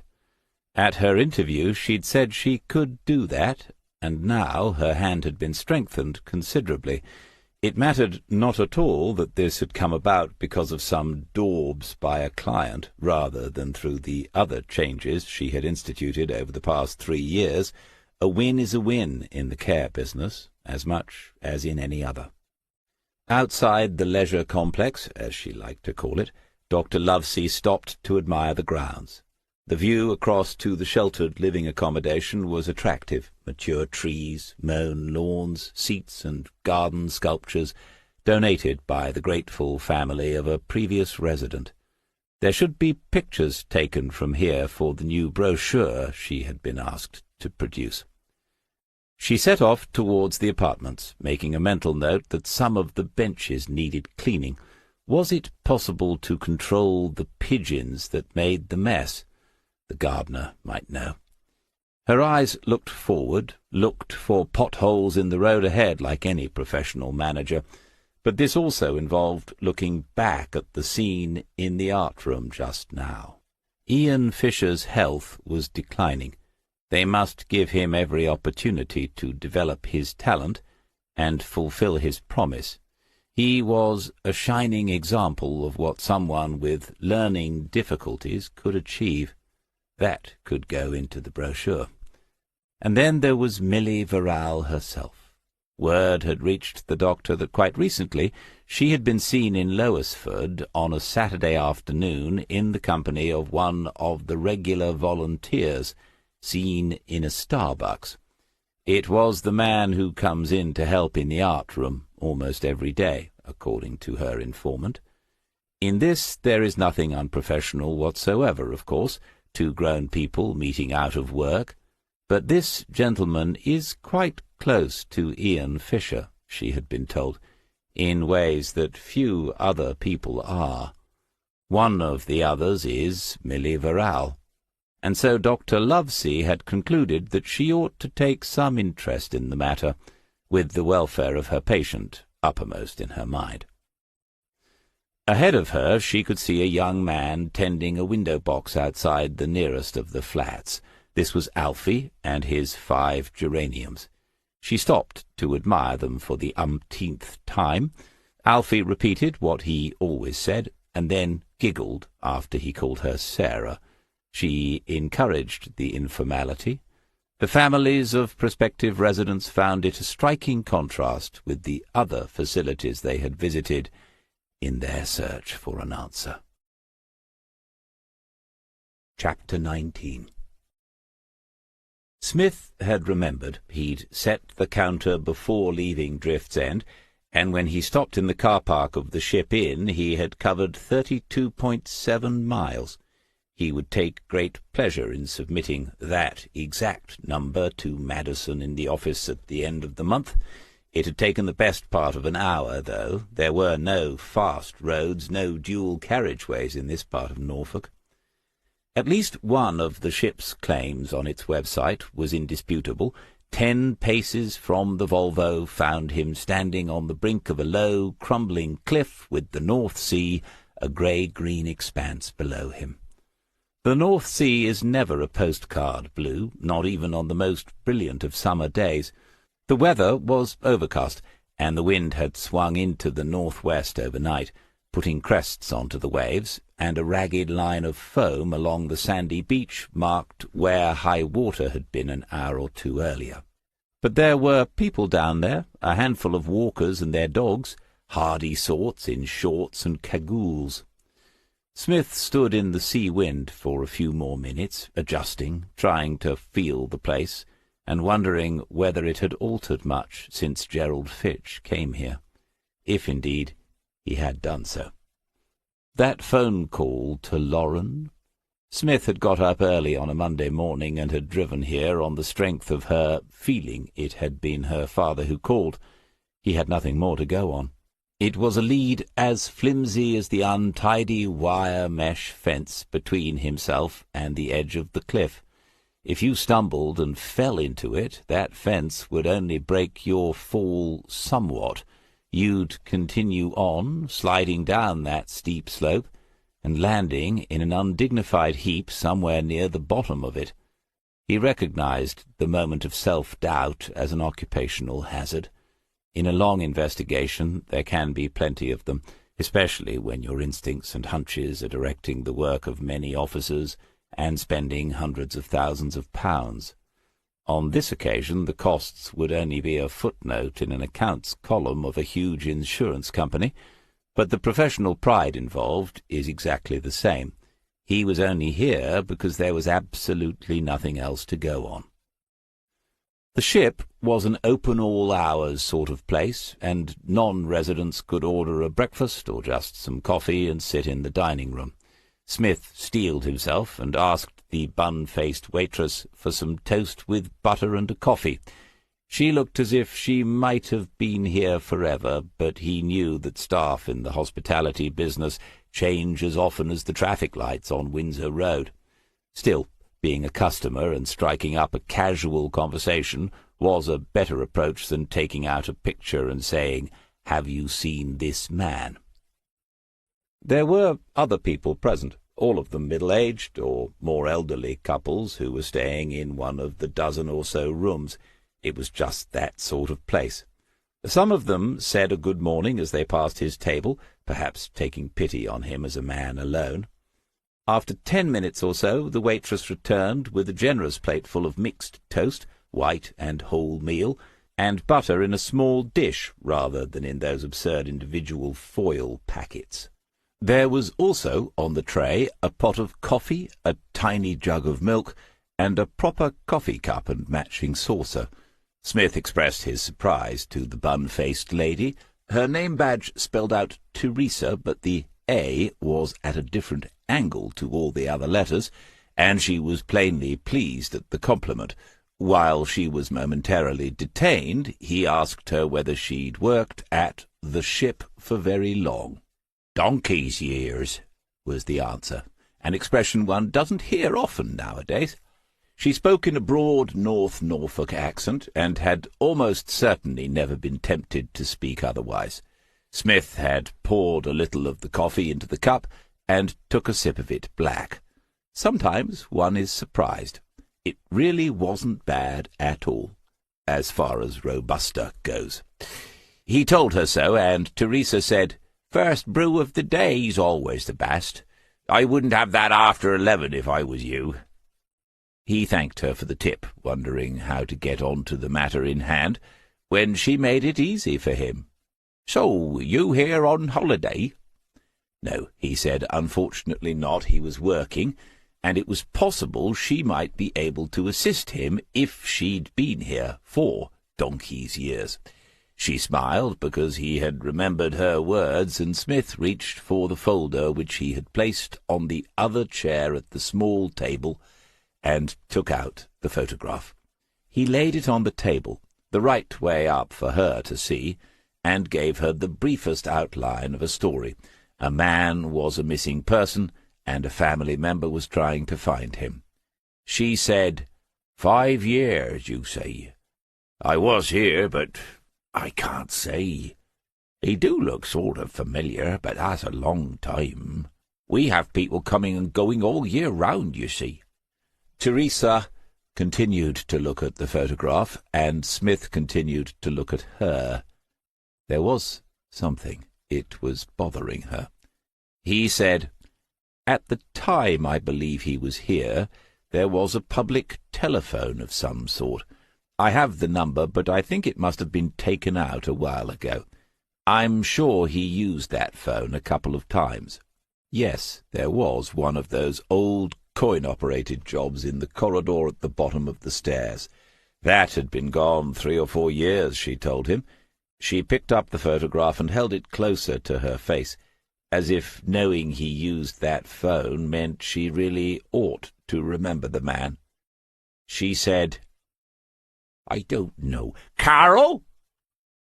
A tiny red-haired woman wearing the same black skirt and white blouse uniform had appeared, making for another breakfast table, with 2 full English toast, fruit juices, and pots of tea.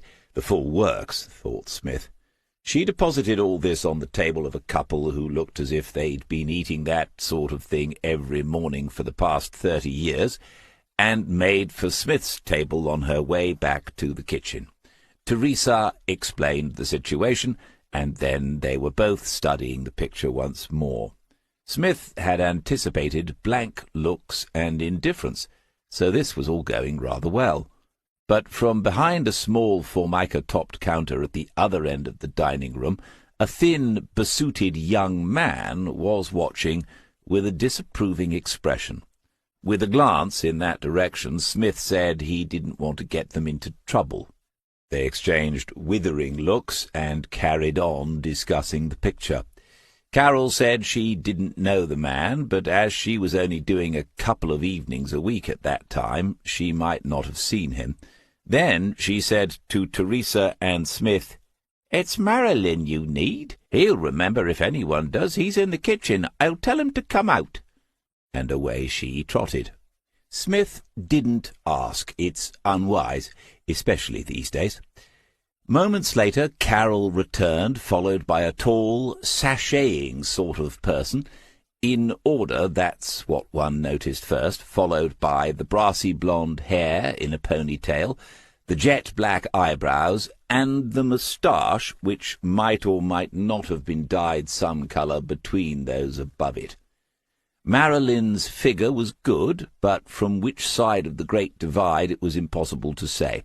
Nevertheless, he moved with the confidence born of many victories in the gender identity wars. Indeed, thought Smith, if this was a Marilyn of 5 years ago, he was in the presence of a pioneer, a veritable freedom fighter. Teresa and Carol explained the situation once more.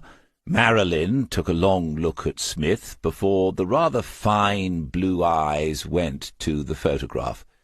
The eyebrows lifted, the lips pouted, and then a camp male voice said, "It's the cameraman." Smith restrained himself. He could have stood and shaken the young man's hand, but there was no telling how that might end. He contented himself with, "You recognize him?" Marilyn said, "Yes, he was here a few weeks, on his own, a room to himself, and he kept himself to himself. Obviously I can't recall a name." The look Smith received then was provocative, but he did not panic. This was probably the young person's default expression. Before he could ask a follow-up question, Teresa was saying, "Oh, my God, yes, I do remember him. He paid everything in cash, didn't he?" And Marilyn, the authority now, nodded. Smith said, "You called him the cameraman. Why was that?" Marilyn said, "Always had it with him, at the table every meal time. I used to see him going out during the day with it. He was a proper camera, you know. He used to have different lenses on it like they do, the professionals." He leaned forward then and looked more closely.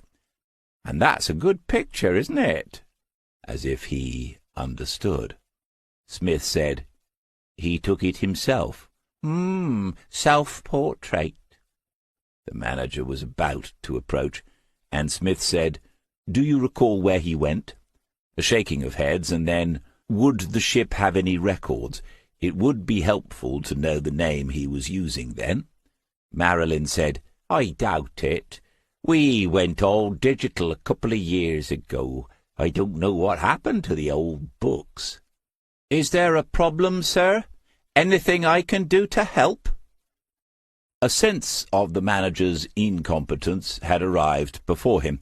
Looks were exchanged and eyebrows raised, but not one of the staff bothered to look directly at the man. Smith said there was no problem at all. He had asked for assistance, and everyone had been most helpful. He thought the ship was fortunate to have such excellent staff. The wind taken out of his sails, the manager suggested they might like to get back to work, as there were more guests seated at the tables and awaiting service. Smith nodded to them all and picked up the photograph. He didn't need to involve the manager. When he was alone at the table once more, he selected a piece of wholemeal toast and buttered it in a most contemplative way. All doubts had been removed by those 4 words, "It's the cameraman." Gerald Fitch had eaten breakfast. in this very dining room. And then? Smith had returned to the car after enjoying some of that toast and 2 cups of the coffee. The manager remained watchful behind the little counter, probably keeping an eye on the potentially disruptive customer, and there had been no further opportunity to engage with his staff. In the driver's seat, Smith took out his notebook and recorded the progress he had made. It was more than some might imagine at first glance. He now knew Gerald had been here, and for some weeks, if Marilyn's memory was correct, and Smith had no doubt it was. He knew the rates per night, because he had recently studied the website. Subtracting something for inflation, he also knew approximately how much money that stay would have cost Gerald Fitch for bed and breakfast. He concluded a month would have amounted to some £2,000. On top of that, Gerald had also paid for lunches and dinners somewhere, if not here at the ship. That's a tidy sum, and Teresa had said he paid for everything in cash with Marilyn's agreement. The cursory police investigation had at least established that Gerald's debit and credit cards had not been used since he disappeared, and so one is left wondering, where did the cash come from? Smith could think of 2 simple possibilities. One, Gerald had another account and another card, and he had used it to withdraw money whilst in East Norfolk. Or 2, Gerald had taken the cash with him when he left Woodlands. A secret account implied a secret life, and Smith had found no supporting evidence the man was likely to have one. He had the sense that Gerald was more probably a victim than a criminal mastermind. No, it was the second possibility Smith found intriguing. Unless Gerald was a man who always kept a few thousand in notes under a mattress, he had planned this disappearance. It was, to some extent, premeditated. Why? Because the paying of all the bills in cash had been done with the intention of concealing his whereabouts. He had had time to take out the cash from an account, presumably one in his own name, knowing in advance he would use it to make sure he could not be found. Had the police looked at activity on those accounts before the disappearance? Smith thought he would have done so. Other questions followed, apart from the obvious one, which was why he had left in such peculiar circumstances. How had he travelled to Trimsley-on-Sea? He should have asked the staff whether they could recall the cameraman having a car. He might need to pop back inside and check on that one. If there was no car, what were the alternatives? The date of the first phone call to Lauren Fitch told him that Gerald was here by the 17th of June, 2 days after he disappeared from West Wootton. To cross Norfolk using public transport requires an honours degree in mathematics, to understand the timetables, and a good deal of luck. Apparently the police had also looked into the possibility. That doesn't leave too many alternatives. Someone gave him a lift, someone he knew, but who? He hitchhiked, with a heavy bag and that camera equipment, starting in the middle of the night. He took a taxi. He had the cash to pay for one, and might have offered an extra 20 to keep the job quiet. He wouldn't be the first. Smith got out of the Volvo. He took off his tweed jacket, hung it up on one of the purpose-made pegs in the back, and put on his regatta waterproof. Sooner or later it was going to rain again. In the glove compartment he found the small Lumix camera, slipped that into one pocket, and put his Alich into the other. There were so many unanswered questions, it really didn't matter which one he began with, and he felt like a stroll anyway. He would see if he could make any progress with one of those questions. Why here? Trimsley is not a particularly large town, and neither is it in any obvious way unusual.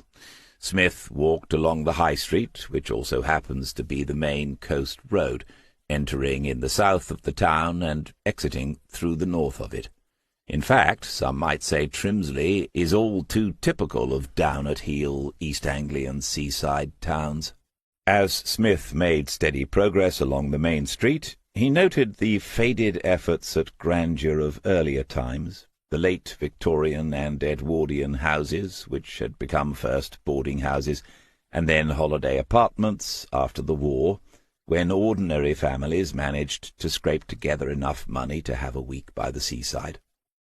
There were other relics of those post-war decades, a little shop still selling rock and traditional sweets, one or two souvenir shops with porcelain shepherdesses in the window, and crockery with mock crests of Trimsley-on-Sea, as if one might otherwise forget one had been here. Outside a newsagent's, Smith saw the little stand of plastic buckets and spades, the shrimping nets with garish pink meshes, and an advertisement for boat trips to see the seals, but that was far away in Great Yarmouth. And he passed bookmakers and estate agents, the coffee-bar franchise of an international chain, and the obligatory fish-and-chip shop called Tom's Place, before he found himself on the northern outskirts, still without the faintest idea why a man would have come here to escape a life. Either Gerald Fitch knew someone here, or he did not. The binary choice analysis was underway. If he did, why stay in the ship for weeks? That made no sense. So he did not know anyone here in Trimsley-on-Sea, in which case was there some other reason, or was it an entirely random choice? It might be, or it might be, that if he knew no one in this part of the world, then the chances were no one would know him, and that might have been exactly what he wanted. Away from his home, but not too far away from his daughter.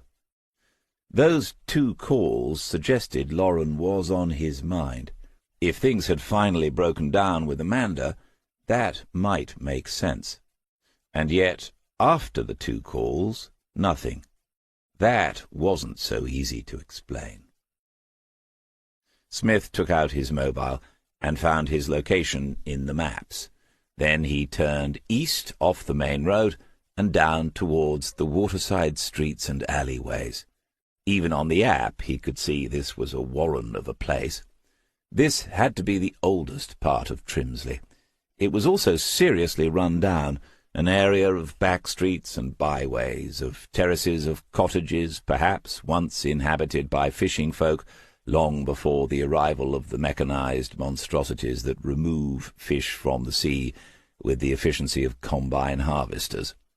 Some of the cottages were derelict and vandalized. Others, next door to them, seemed to have inhabitants, but the only person he saw in his wanderings was a young woman with a pushchair and a 2-year-old. Smith stepped off the pavement for her, but she hurried by as if he'd made some sort of threat. Eventually he reached a kind of waterside, the sort of area that has been redeveloped in other, more prosperous places.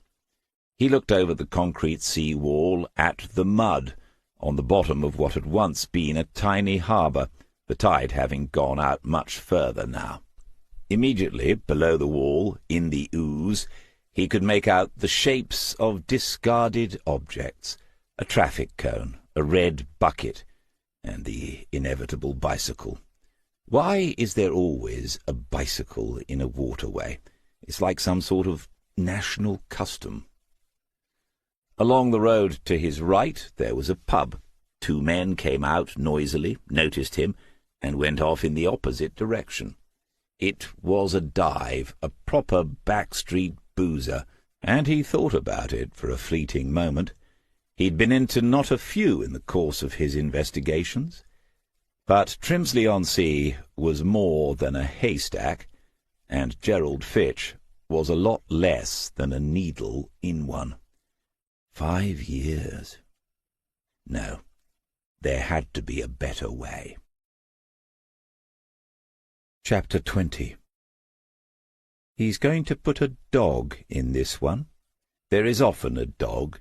He remembers that from when he used to go to the beach. At first they used to take them in a minibus and walk to the beach, and it seemed a long way. When he couldn't walk so far, they tried a wheelchair, but it was no good on the sand.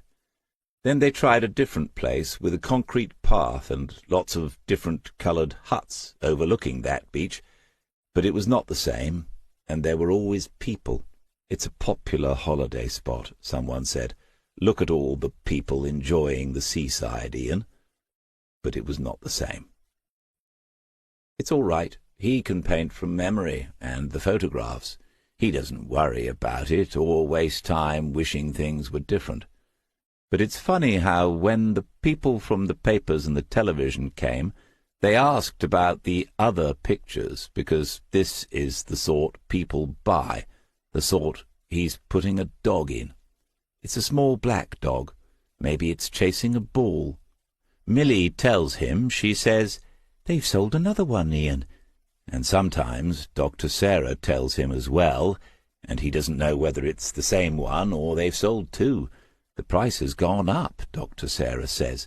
This is because the paintings are in a proper gallery now, and they can't get enough, she says. Keep at it, she says. You'll be a rich man. The dog is running away from the woman, chasing a ball. Lift off the brush with a quick movement, and it blurs the edge of the dog. It's running fast then, its little legs going 19 to the dozen. He doesn't know where he learned a saying like that, but it must mean very fast, because 19 is a lot more than 12. He makes a tiny streak of red. That's the dog's collar. Most people won't notice it.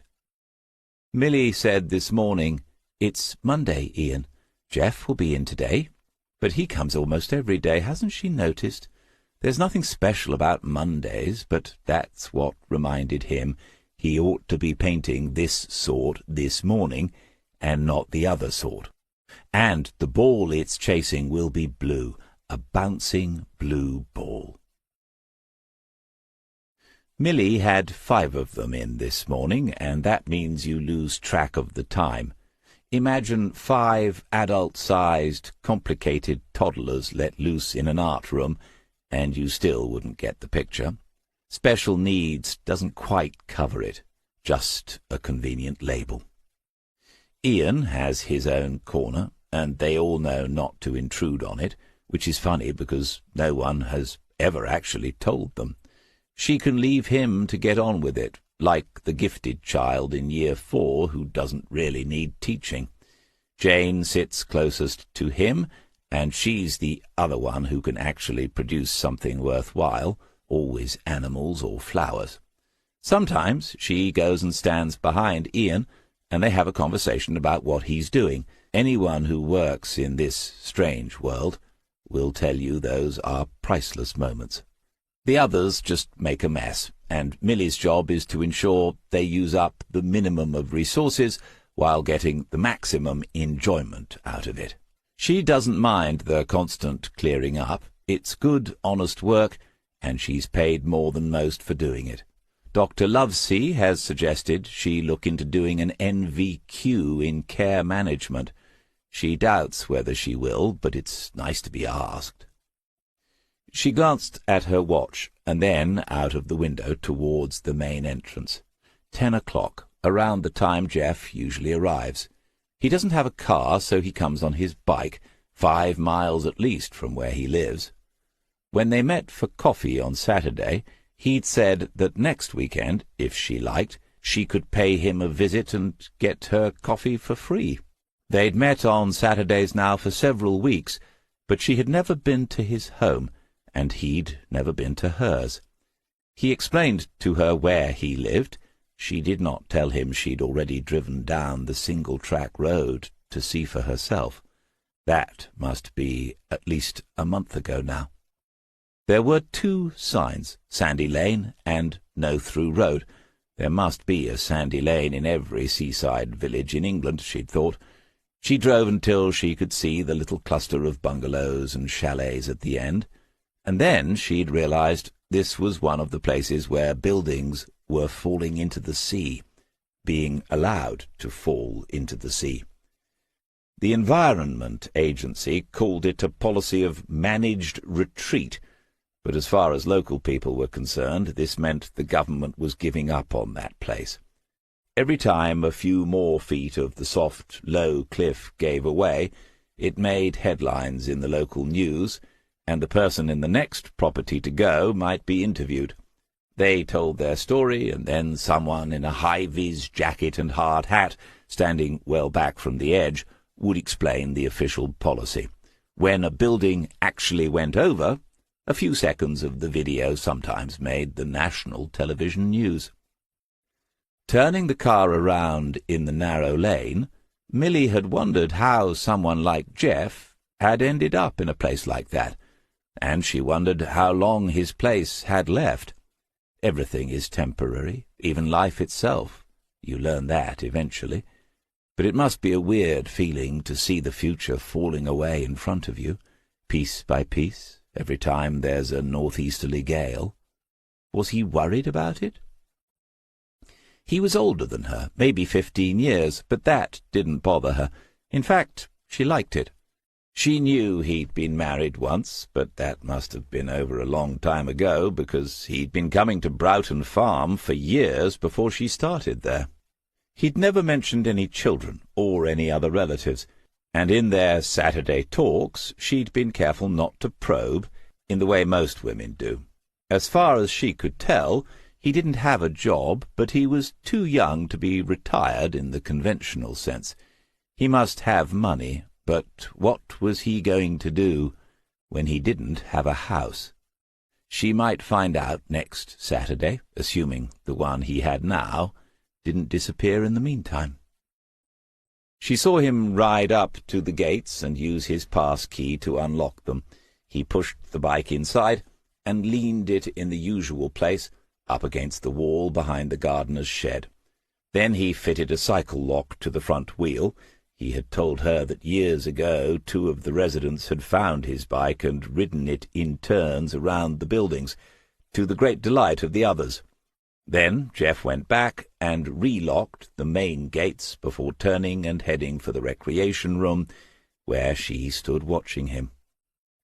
He had a spare upright frame, narrow shoulders and hips, but he had a spring in his step and moved well, better than most men in their 50s, all that cycling.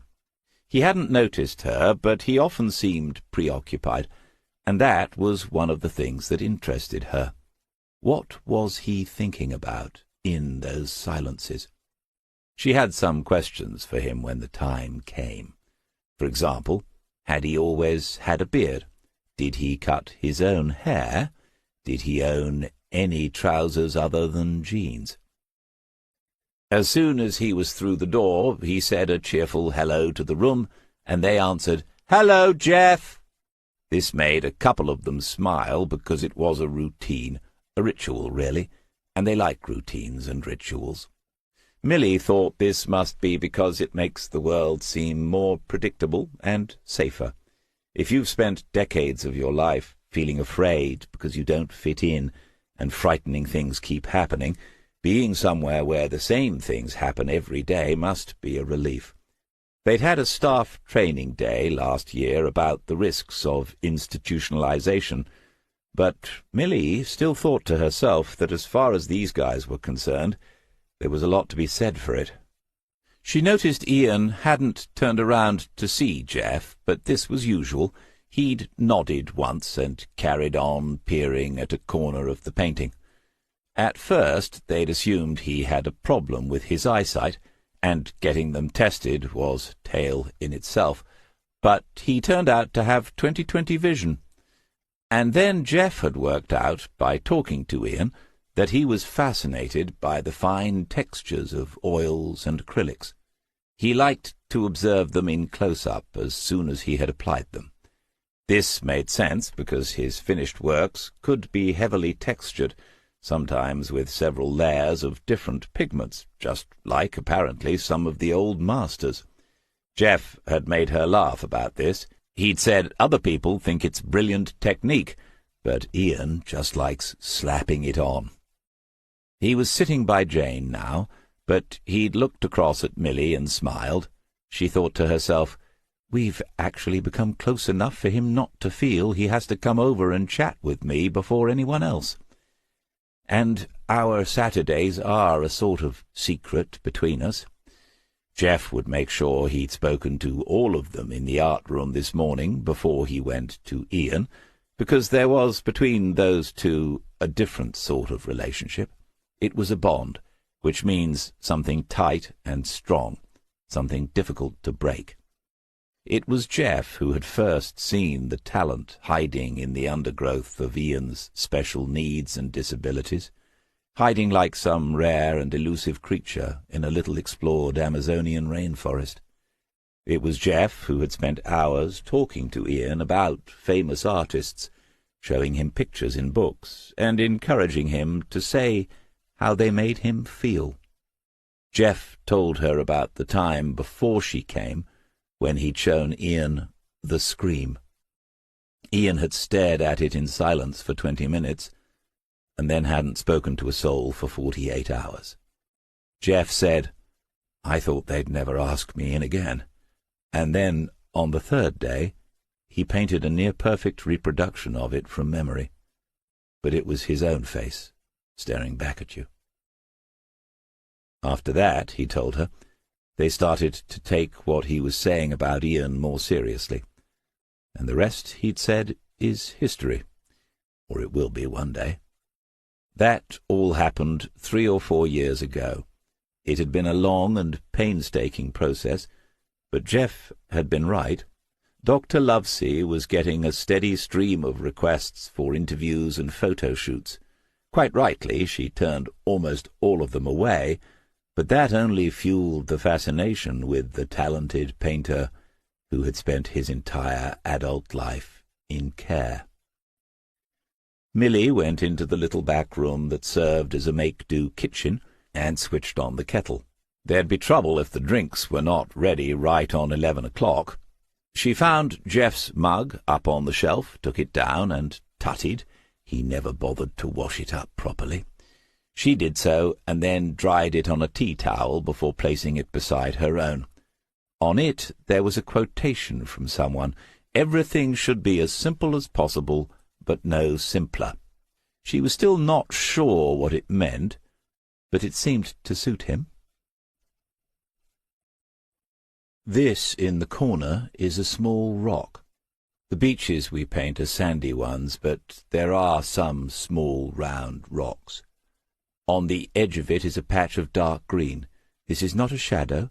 It is seaweed, the sort which has bubbles in it. But if you squeeze the bubbles, they are full of sea-water. It is another thing that most people will not notice, even if they buy the painting. This is the sort of painting people buy. Jeff is talking to Jane again. She is painting red flowers, Alfie's red flowers. Jane has never sold a painting, but maybe they are not for sale. You have to hang them in a gallery.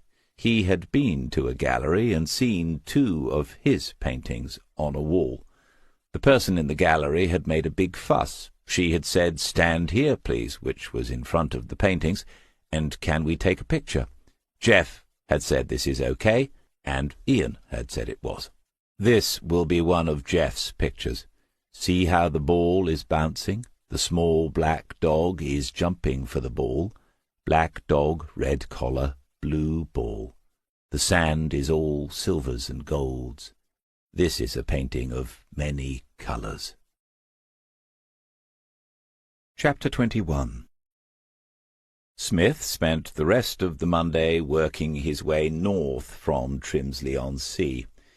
If you had asked him exactly what he was searching for, he could not have told you. Something, anything, which might explain why Gerald Fitch had come this way instead of any other. Random events and choices are not as common in our lives as they sometimes seem to be. As the day wore on, he thought to himself more than once that his entire philosophy of investigation, if he had such a thing, rested on the suspicion, on the belief, that coincidences almost never are coincidences.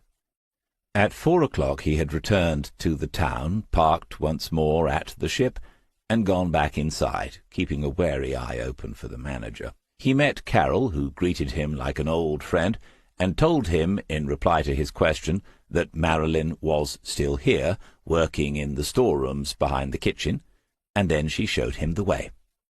The young man was tearing up cardboard boxes and packaging ready for the recycling bins, and Smith wondered about this one's story. He was obviously bright and a character. How had he been trapped in this backwater for at least 5 years? So many lives to be understood, and so little time. But no, Marilyn couldn't remember the cameraman having a car. Marilyn was as certain as he could be, after all this time, that there had been no car. Smith thanked him, and then, for the very first time, handed out one of the cards Joe had ordered for him. It was of the conventional size, a rectangular piece of ivory-coloured Mohawk superfine, with the square corners and the minimalist script in raven black. A surprise birthday present, because during the Hills case he'd said to her that the Diver and Diver Associates smart card was all very well, but you couldn't leave it with anyone, and then you were fiddling around tearing pieces of paper out of your allich, which was something he had never felt comfortable doing. The solution, she'd decided, was having his own card to hand out. The top line read, David C. Smith. Underneath that was the single word, investigations, and the third and final line was his mobile number. All 3 lines had been centred on the card, and he had to admit it looked classy and convincing. He'd pointed out that there was no mention of Diver and Diver on it, and Joe had said she couldn't see any reason why there should be, and then added, and who knows, one day. If anything else comes to mind, he'd said to Marilyn, give me a call. Things sometimes do after the event. I appreciate your help today. Thank you. They collected the Mazda on Tuesday morning. Joe drove it back to Marston, with Smith following in the Volvo, having explained that an insurance claim involving the rear ending of their 2 vehicles might take years to resolve. After the Mazda had been parked, admired, and photographed, Smith admitted it did look the part outside Drift's End, and then they took it out for an hour's drive along the coast road and inland around the hills and heathlands of North Norfolk. The weather was not exactly open-topped, but the novelty of taking those tight corners seemingly inches from the road surface kept them warm enough, or at least occupied enough, not to worry about the air temperature. After lunch it was back to work. When they were both at their desks, Layla would move regularly between the two, as if carrying messages or keeping up morale. Smith had an old oak desk, found in a second-hand shop, and her place was in the opening for the occupant's legs between the sets of drawers at either end. As she settled herself there that afternoon, Smith envied once more a dog's ability to be in the moment, her lack of concern for the past or the future, but of course those stem only from an absence, the absence of self-awareness, whereas he had been only too aware all day that he had come to a decision on the Gerald Fitch case now. There could be no doubt the man had been in East Norfolk 5 years ago, and to have discovered even that was no mean achievement. But the trail was too cold now, after so many years. Gerald might be there, Smith might have been within a mile of him, or he might not even be in the country. He could be, literally, anywhere on the planet. And then the thought came that there had been no mention of a passport at all. Had the police asked about that? They ought to have at least mentioned the matter to Mrs. Fitch. Is your husband's passport still in the house? A surprising number of personal documents, such as birth and marriage certificates, can be replaced online for the necessary fees, but a passport cannot, at least not easily. If Gerald's passport was still in one of those drawers at Woodlands, that should narrow down the search area to the British Isles. Smith smiled grimly at the thought. He'd already narrowed it down to the coast of East Norfolk, but it was time to face the facts. The investigation was over now. Still, he was annoyed by something, and had been so since the moment he realized it was happening. Amanda Fitch had had him followed that day. This was unacceptable, and so he found her number and called her. She answered promptly enough, and he introduced himself again as cheerfully as ever, which is always the best way with someone you dislike. He apologized and said he ought to have asked this question on their first meeting, but was Gerald's passport still in the house, or did she think he had taken it with him when he left that evening 5 years ago? She said, "His passport? It's not here. I've never found it. The police asked about that. Why? You think he went abroad?" For the first time, Smith had the impression she actually wanted to know. The suggestion he had given previously, that he was on to something, had perhaps been bothering her. He said, "It's just one possibility, Mrs. Fitch. Do you think his passport would still be in date? Do you know when he last used it before he disappeared?" She said, "I wouldn't know about the renewal date. Don't know my own." He waited, and she continued, "We went to Greece the year before. That's where we used to go." Smith said, "Ah, yes, Greece," and let it hang for 3 or 4 seconds. Eventually, of course, she had to reach for it. She said, "Yeah, Greece, why? Is that important?"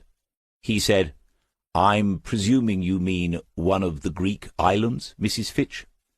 Smith was remembering the contents of a shelf in her lounge, but only a genius of an interviewee would realize that, and he didn't rate her that highly. His question had taken her by surprise. She said, "Yes, Lindos. Do you think that's where he went?"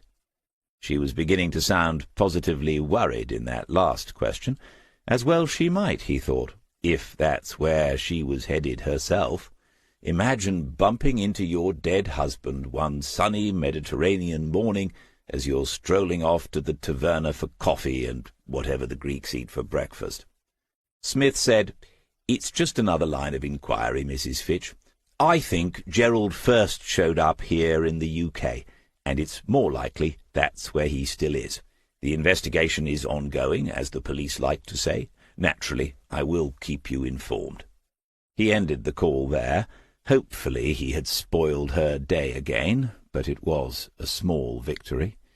He made a note about the passport, and then found Jason Diver in his list of contacts. Matters which cannot be avoided might as well be dealt with immediately. It was Jason who would deal with Axon Life, and they would make this decision in the end. Jason said, after hearing the whole story, "This is tricky. You're telling us he didn't die in some awful unexplained accident on the 15th of June 5 years ago, but," Smith had to cut in again, "I'm telling anyone who is interested, I'm certain he was alive on the 25th of that month, which was 10 days after he disappeared, and that I also believe he was alive for some weeks at least after that date. The witnesses I spoke to about this are, in my opinion, credible ones. What happened to him after he left the ship, I do not know." Jason said, "Okay, got that. I'm just trying to figure out what we're going to be saying to Francis Dunhill. I'm satisfied you have shown Gerald Fitch was alive, if not well, after he disappeared from West Wootton. However, it's now more than 5 years since that took place. You've spoken to a close family member, to his wife, and to some people who knew him well, and no one has heard another word. Gerald Fitch might actually be deceased, but, as I understand it, Amanda Fitch's representatives can argue that after such a period He is effectively dead. There are precedents for them doing so. If she gets the declaration in her favour, she also gets the entire estate, thanks to the will. And in that case, I think Axon Life will have to pay out. She's going to be a wealthy woman." Smith had done the calculation more than once. He said, "Based on what Maxine Abbott, the company's accountant, said to me, the freehold of the land at the riverside has no claims upon it. It will all go into the estate. The house in West Wootton also belongs to the company, so she will get all of that, and any other assets we don't know about. We also don't know what she has spent in the meantime, but if you add in a 7-figure insurance payout, Amanda Fitch is going to get several £1,000,000. The junior diver director mulled this over, and with good cause. If Axon Life had been suspicious about the forthcoming claim, not much that Smith had discovered was going to reassure them. On the other hand, contesting it and then losing would be, in the words of the cliché, a PR disaster. One could imagine Amanda Fitch and that solicitor going after them for damages and costs too. Jason said, "We need to phrase this carefully, David. I suppose time's getting on. Would you be able to call in first thing in the morning?" Smith looked at his watch. 3:30 in the afternoon. Then he said, "I'll drive in now. There's no point dragging this out any longer than necessary." As he started up the stairs, Smith heard a door opening at the top and retreated. Polly Coverdale appeared, saw him, and came down towards him. After the usual greetings, he said, "That lead you gave me was a good one. It was much appreciated, if I haven't said so before." She said, "You did, but thanks anyway. I'm thinking one day you might return the favour." He looked quizzical, and she added, "I'm told you know this town as well as anyone. I don't, only been here a couple of years. I'm bound to need some local knowledge sooner rather than later. They keep giving me stuff to do." She nodded up towards the DDA offices, and Smith said, "Yes, I know. They just can't get the staff, apparently. Anything you need, any time, just give me a call. You put my number into your phone, didn't you?" She had, and thanked him. He fleetingly thought about giving her a card too, but it would have looked a little odd under the circumstances. Then, without further ado, she was saying good-bye and moving on and out of the building. He watched her go for a moment. A short, stocky, no-nonsense sort of woman, the square shoulders and upright carriage still reflecting the years she had spent in the military. She was, he thought, in some ways like a miniature John Murray in a skirt. As he climbed the stairs again, the thought crossed his mind that she might be someone with whom he could work, should the need arise. Jason had called him into the office immediately. Together they went through each step Smith had taken since he met with Francis Dunhill, dating and recording each one in meticulous detail. Smith had to refer to his notebook more than once, and was quite impressed. It was the first time he'd seen this side of Diver. When this had been completed to Diver's satisfaction, he leaned back and said, "It's great work. You've got further than the police did when the trail was much fresher." Smith's private thought was that the second statement didn't necessarily justify the first.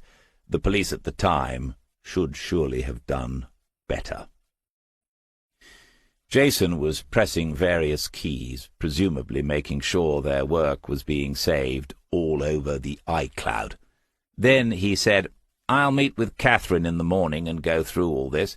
It was her deal with Axon that set it up. She'll be disappointed."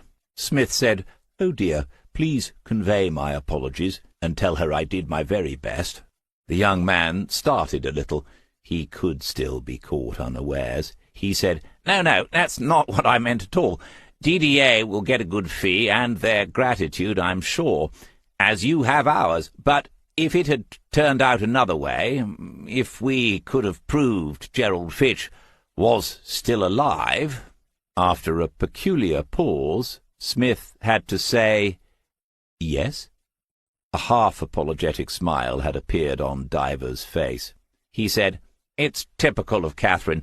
She had negotiated a percentage of the sum Axon would save. Just a few percentage points, but as the payout will be a 7-figure one—" Yes, Smith could work that out for himself. "I see.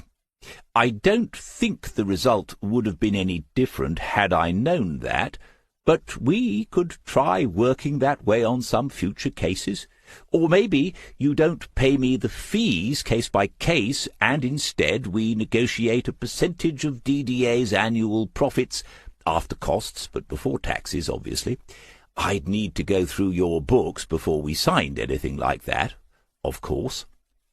Sometimes, just sometimes, one had to feel a little sorry for Jason Diver, caught as he was between the people he had to employ to do this sort of work, and his sister, who was brilliant, but who remained, as far as Smith was concerned, as mad as a box of frogs. Jason opened his mouth to respond, but nothing came out, and then he half realized Smith was having one of those ironic moments. I mean, he was, wasn't he? Chapter 22. On the following morning, the Wednesday, the weather had improved a little. There were jobs to be done in the garden, jobs which had been left while his mind was otherwise occupied. Smith cut the small lawn while it was dry enough, and dead-headed the rose bushes. Before coming outside, he had completed the online forms which Madison had sent to him yesterday, presumably at Jason Diver's suggestion. The office was going paperless, he had been told, and he could submit digitally all the details for the job he had completed. After doing so, he stared at the screen for a while, decided there was no particular hurry, and that he would check the details once more before pressing the send button. No more paper. Pieces of paper had been integral to his methods as an investigator over many years. Cutting and pasting in the ether was all very well, but you never had anything in your hands. With pieces of paper the job was somehow more tactile, more tangible and real. And what digital technology was going to allow him to shuffle bits of intelligence, like a pack of cards, until, tarot-like, a meaning suddenly materialized in the mind? Smith had no doubt such technology was already out there. He was also in no doubt it would be no substitute, as far as he was concerned. And what's so wrong with pen and paper? Once you've manufactured them, they require no electricity. Finished with, they can be filed away and do not need any cloud space, which demands endless supplies of power. And, he said to himself, wagging the metaphorical finger as he climbed the bank by the cottage, that's another point, because the supplies of power are not endless. We're going to realize that soon, and then what? He went down the other side of the bank, towards Rebecca Louise. She was in excellent shape, now the restoration was complete, but the cover was inclined to lift in strong winds, allowing in some rain. It needed more rings to thread the cord through, so it would hold more tightly to the sides of the boat.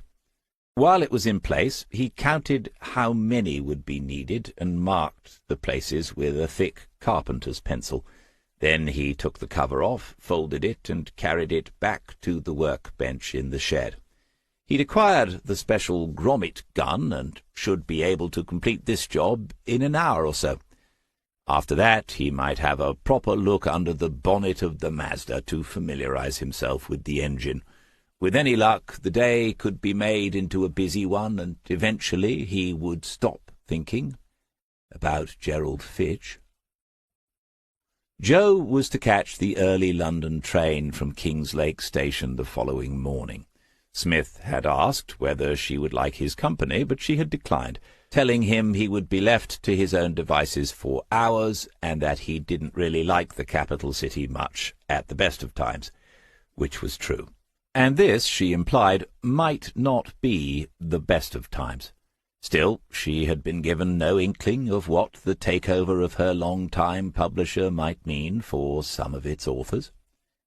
He drove her in the Volvo, having pointed out that leaving a soft-topped sports car in the car park for 8 hours might not be a good idea, especially as they'd owned it for just 2 days. Joe took this as another indication that buying the car had been a mistake. Worrying about the publishers was colouring her responses, and the sooner this day was over the better. He could understand it. She had several months invested in her latest book, and within a very few hours might discover it was homeless. He did his best to reassure her. As they reached the outskirts of King's Lake at a little before 8 o'clock, the phone on the dashboard lit up. Both their mobiles were linked to the car, but this was Smith's. He didn't recognize the number and said it could wait until he'd reached the station, but Joe reached across and pressed the accept button. A voice said, "Hello, could I speak to David, please?" An unusual voice, especially at this time of the morning. Male, but somewhere out on the far side of camp.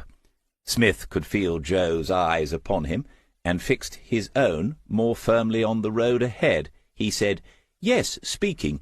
Is that Marilyn?" "Yes, it is. You recognize my voice? That's sweet." If it's possible for someone's eyes to be even more upon oneself, Joe's were now. He said, "Hello, Marilyn. What can I do for you?"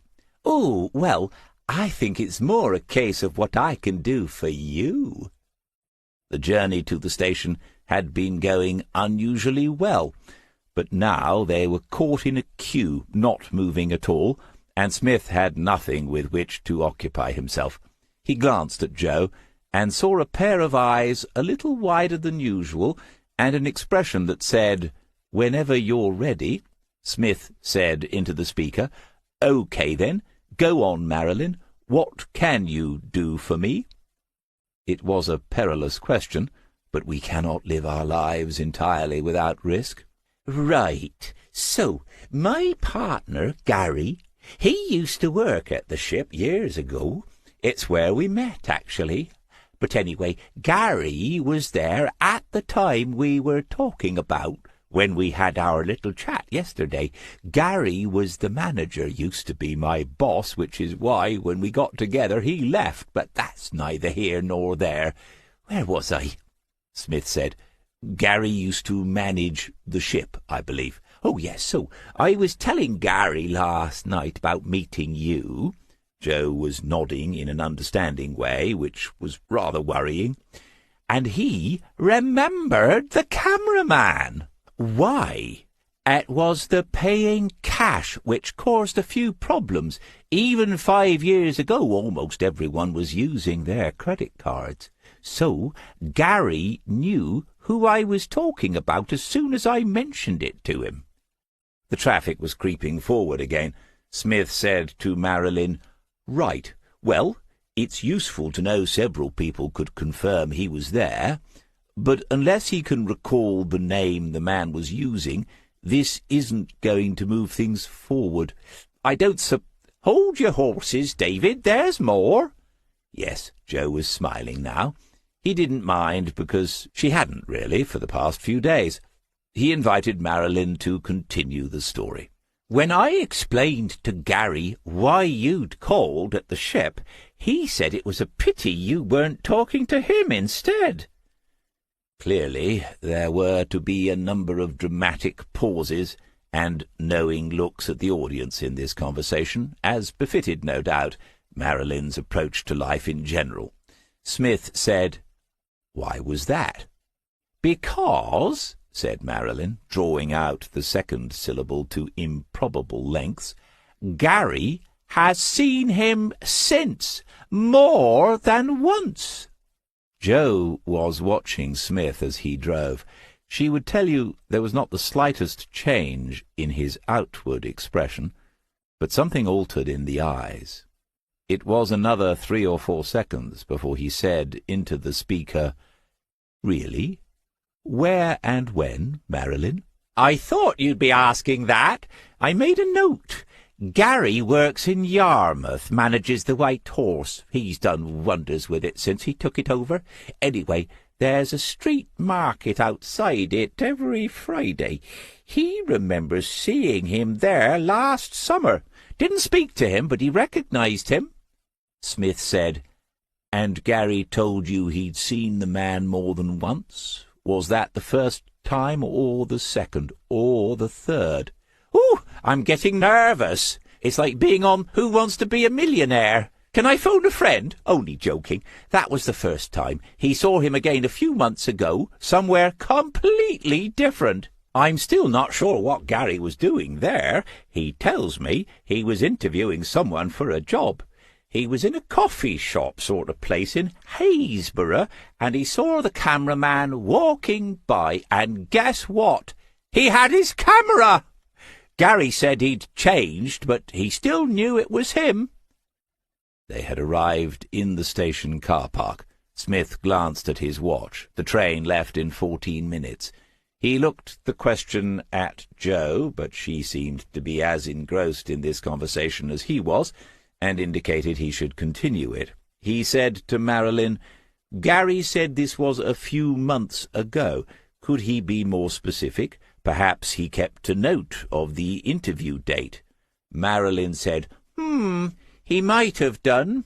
I did ask him, but he said it was in the spring, so April time, I expect." "And Gary said the cameraman had changed. Did he say how?"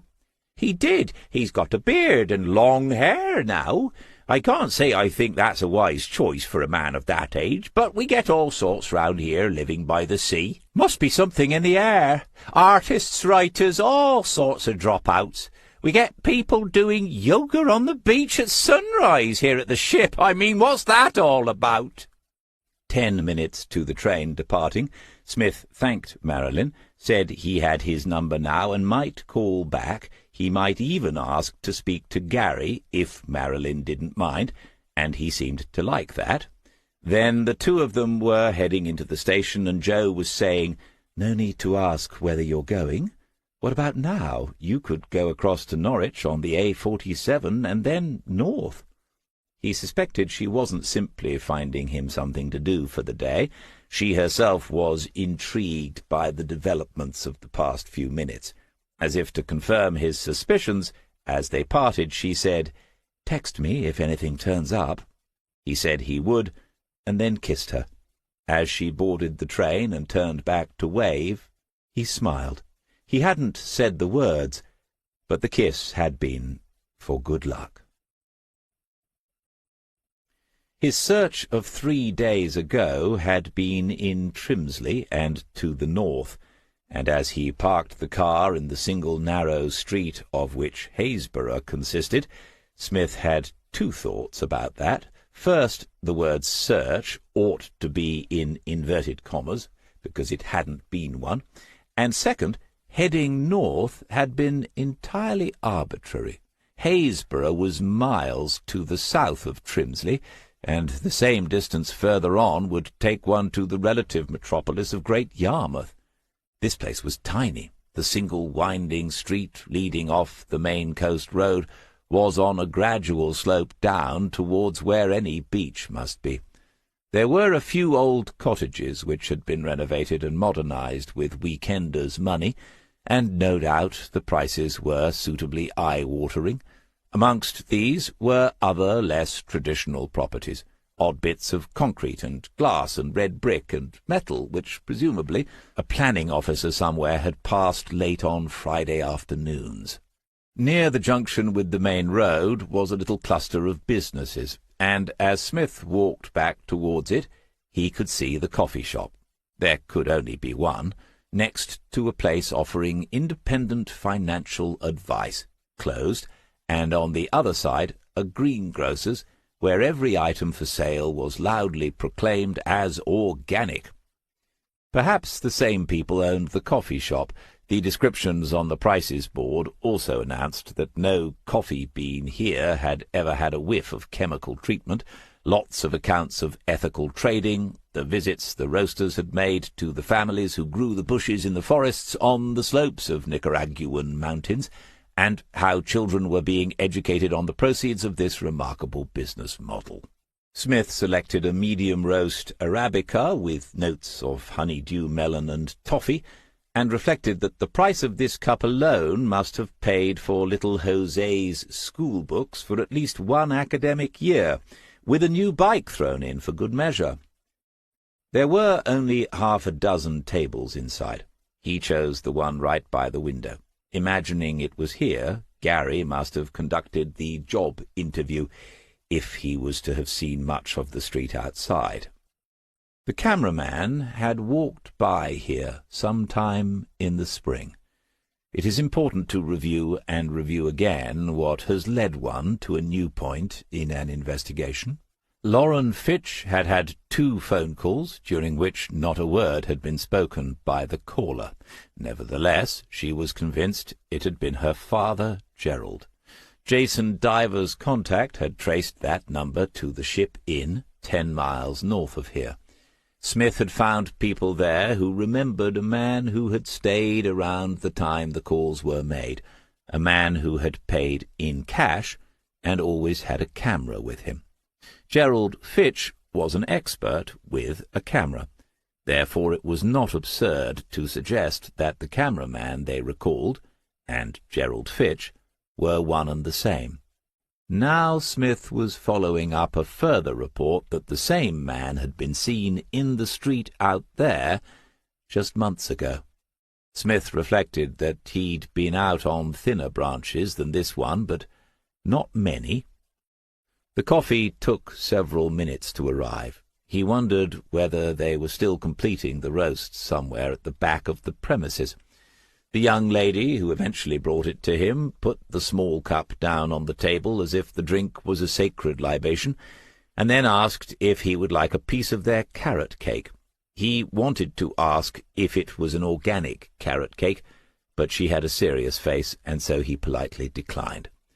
As she walked away, he thought he could have said, "While you're here, I'm looking for a long-haired, bearded, middle-aged man who walked down the street a few months ago," but feared that if he said such a thing aloud he might even stop believing it himself. The coffee was all right. The honeydew melon was a bit of a stretch, but the notes of toffee were there.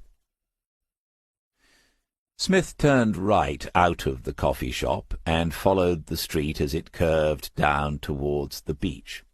The road had been cut through the low cliffs, typical of the east coast, and near the bottom it was covered with fine sand that had been blown up from the beach. Where the road ended and the beach proper began, there were a few beach huts, things so wonderfully English that every time he saw them he had to stop and look. Who but his fellow countrymen would build wooden sheds on a beach, paint them in optimistically bright colours, and sit inside them twice a year? He walked out onto the strand, which was of excellent, firm sand, and looked to the south. It was another windy day, and the few families who had ventured onto the beach were huddled up against the cliffs, their windbreaks flapping like loose sails in a gale. In the hazy distance he could see figures at the water's edge, and a small group of people swimming out beyond the surf. Gerald Fitch had either been walking to or away from this beach, but it resembled 100 others around the Norfolk coast. Once again, why here? Turning to the north, he began to walk himself. The beach that way was more exposed to the wind, and there was no one in sight. After some 200 yards he saw a set of steps leading up to a point where the cliffs, they hardly merited the name here, were lower, and on that level was a set of notice boards. As he climbed the steps he began to remember. Haysborough had made the national news a few years ago. After storms and high spring tides there had been more erosion of the cliffs than usual, and something extraordinary had been discovered. If the site had had these impressive permanent public information structures erected, the find must have been right here, where he had been walking. Smith began to read the boards, in order and studying the illustrations. The storms had uncovered a level bed of shale, and someone passing by had noticed there were footprints, human footprints, in the soft rock. They had also realized the significance of what they had found. For a few frantic days, archaeologists had battled to record and save what they could. There had been rain, and slowly the prints were melting away. Nothing could be done to preserve them, but the experts had made the most of the time they had. He moved on to the next board. 5 humans had wandered this way, heading north just as Smith had been. At least 2 had been children, and the archaeologists believed at least one of the adults had been female. A family group, then, walking through the silt and mud at the water's edge, while this place had still been a part of the larger European landmass, and more than likely the estuary of the river which became the Thames. The information board suggested they had been foraging for food, for shellfish and seaweed. There was an artist's impression of the scene, and Smith studied the adult male as he stood on this beach and looked out to sea, a little hunched and low-browed, but recognizably human, and not so different from what Smith could see in the shaving mirror first thing in the morning. From the shale deposits, the scientists could date the event with, they claimed, a fair degree of accuracy. These ancestors had walked this way 950,000 years ago. The longer one looked at the information boards and thought about this, the more extraordinary the story became.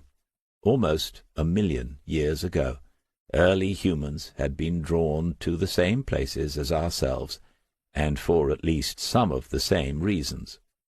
Fair enough, Smith bought his seafood from Tommy Bean, but he and Joe had been known to gather their own samphire. Almost 1,000,000 years, and not that much has changed. Was this why Gerald Fitch had been here? Smith had been looking for something, anything that might offer a reason for this being the place he had chosen rather than anywhere else, and here was something. As far as he knew, the only place in the world with such a story attached to it. But there had been nothing else to suggest Gerald had a passion for the early history of hominids.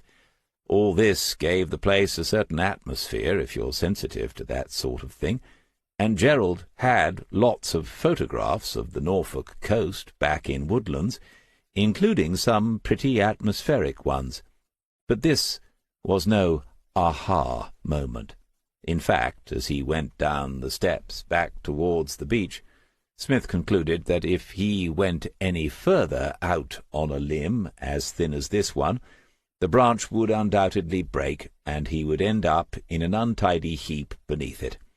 He had the feeling now that despite the intriguing call from Marilyn earlier in the day, he was going to be no further forward at the end of it, and he'd done a lot more miles he could not honestly claim on his expenses. He walked back up the track towards Haysborough, and noticed something he hadn't on the way down. There was a sign to an art gallery on the left, and he could see the building from this angle, a low single-story place tucked in below the edge of the tiny village. The sign read, "Spindrift, Authentic Local Arts and Crafts." The presence of an art gallery might seem improbable, but there are dozens around the Norfolk and Suffolk coasts, and they are in reality shops that sell mostly paintings to holiday-makers and people decorating their weekend cottages. He and Joe had agreed that a few originals of the local bird species would be a welcome addition to Drift's End, and as this place was called Spindrift, he took that as an omen, and followed the sign. The gallery was deceptively large, the original old bungalow having had an extension built onto the rear. Through the glass sides there was a fine view of the sea, and the natural lighting was perfect for the many paintings on display. Smith had been into several such places, and recognized two things straight away. One, all the usual styles and approaches to the subject were here, and two, the person who had selected them had an eye. These were good. An elderly woman's head appeared around a corner, looked at him over her bifocals, and said good morning. Smith returned the greeting and was told to look around at his leisure before she disappeared again. A small watercolour of a redshank had his attention immediately, painted, he noted, just a few miles east of Drift's End. £200, though. He walked a few steps more until he was round the corner where the woman had been. Lots more paintings, bigger pictures here by some serious artists. Smith recognized some of the places and views, and then he found he had lost 10 or perhaps 20 seconds of his life. They had simply gone, and he would never get them back. He had been staring at a sequence of 3 pictures, matching pictures, by the same hand, and identically framed. 3 extraordinary paintings of Gerald Fitch's photographs. Chapter 23. "No," the lady had said as she came up behind him, "I'm afraid we don't allow that." Almost without thinking, Smith had taken the little camera out of his pocket and switched it on. It seemed vital to preserve not only an image of what he'd seen, but also the moment of his astonishment. He could have pressed the button anyway and taken one, as if she had spoken too late, but what chance then of discovering the story that lay behind the display on the wall in front of him? He apologized and said, of course, he should have realized. Then he explained he had been so taken by the paintings he hadn't thought. He wanted to show them to his partner, who was away working in London. He mentioned Joe's name because that would give the lady cause to think he was probably telling the truth, and put the camera away. The woman must be in her mid-70s at least, but she was straight-backed and had a fierce eye as she looked him over. Eventually she seemed mollified by his story, and stepped forward to stand by his side. She asked whether he was local to the area, and Smith told the full truth because that's usually the best. He mentioned their cottage at Marston and said they'd been talking about some paintings for it, which was also true, more or less. Naturally enough, she had begun to see him as a potential customer. He asked whether the artist was a local one. She pointed to the signature hidden in the bottom right of the nearest painting, little more than a line left in the sand by wind or wave, and said, "That is an interesting question. His name is Ian Fisher, and he is indeed a local man. He lives about 10 miles from Haysborough." Ian Fisher. Nothing Smith had heard in the case so far led to that. When they choose another name for themselves, people who wish to begin anew rarely do so randomly. Surprisingly often there is some hidden link to their past, some means of holding on to it, of not quite letting go. But the name Ian Fisher meant nothing. 10 miles from Haysborough, from this very spot? A rookie might say, "Oh, really? Would you happen to have his address and phone number?" Instead, Smith took a step towards the nearest picture, peered a little, and said, "A fascinating technique," as if he had the faintest idea what he was talking about. The woman joined him and responded with, "It is, and highly original. I've had a few comments that it's in the neo-realist tradition, but personally I believe it's more than that. This is not simply an accurate recording. In each picture I can see something more, a sense that the subject has moved fractionally to the side during the act of creation. It's almost ironic in the effect, as if we are seeing the subject from two minutely different angles in the simultaneous moment." Smith continued to peer, nodding and hoping he wasn't expected to give his own views on the matter of neo-realism in modern art. Fortunately, the lady took his silence as a sign of complete agreement and continued. "And another thing is the structure of these works. The subjects, if they are indeed the subjects, are tiny in proportion to the whole. The figures on the beaches are so small and yet so evocative." Indeed, Smith thought, remarkably evocative of the photographs I saw in Gerald Fitch's abandoned room in West Wootton. Here was a vast beachscape in what must be the light of dawn, pink and gold, as he had seen it many times now beyond Drift's End, and against the silvered grey of the sand a tiny silhouetted figure stood at the edge of the tide, tiny, and yet somehow unmistakably female. The lady, who must be the owner of this gallery, and the remarkable eye, was in full flow now, with such a receptive visitor for an audience. She said, "And most excitingly for me, Ian Fisher is a naive artist. He has had no formal training. It is a gift he has shared with the world." Smith nodded once more. This made sense. He knew Gerald had a bit of a flair for design. Hadn't he created the new publicity brochures for Fitch Marine? But there had been no mention of any formal training in the arts. He said, "And you know Ian Fisher personally, I presume, if he lives locally?" "We have met on one occasion," as if she were recounting the story of when she met Her Majesty the Queen. "He came on a visit earlier this year when there was some publicity around his work. We were fortunate to be chosen, because he has already sold his work in other Norfolk galleries. My partner completed the framing on these, and we have a working relationship now. These haven't been for sale for very long. I have people coming to view them soon." This was a sales pitch, naturally. Smith was wondering how he might maintain an interest and gather more intelligence without getting out his cheque-book. The 3 pictures were priced at £700 apiece. Another problem was that comment about the visit during some sort of publicity. Was that where Gerald had been going when he was spotted from the coffee-shop window? The two ideas did not fit together well. He said, "Are they for sale individually?" The lady looked a little hurt. She said, "They are, but of course the effect is so much enhanced by seeing them side by side.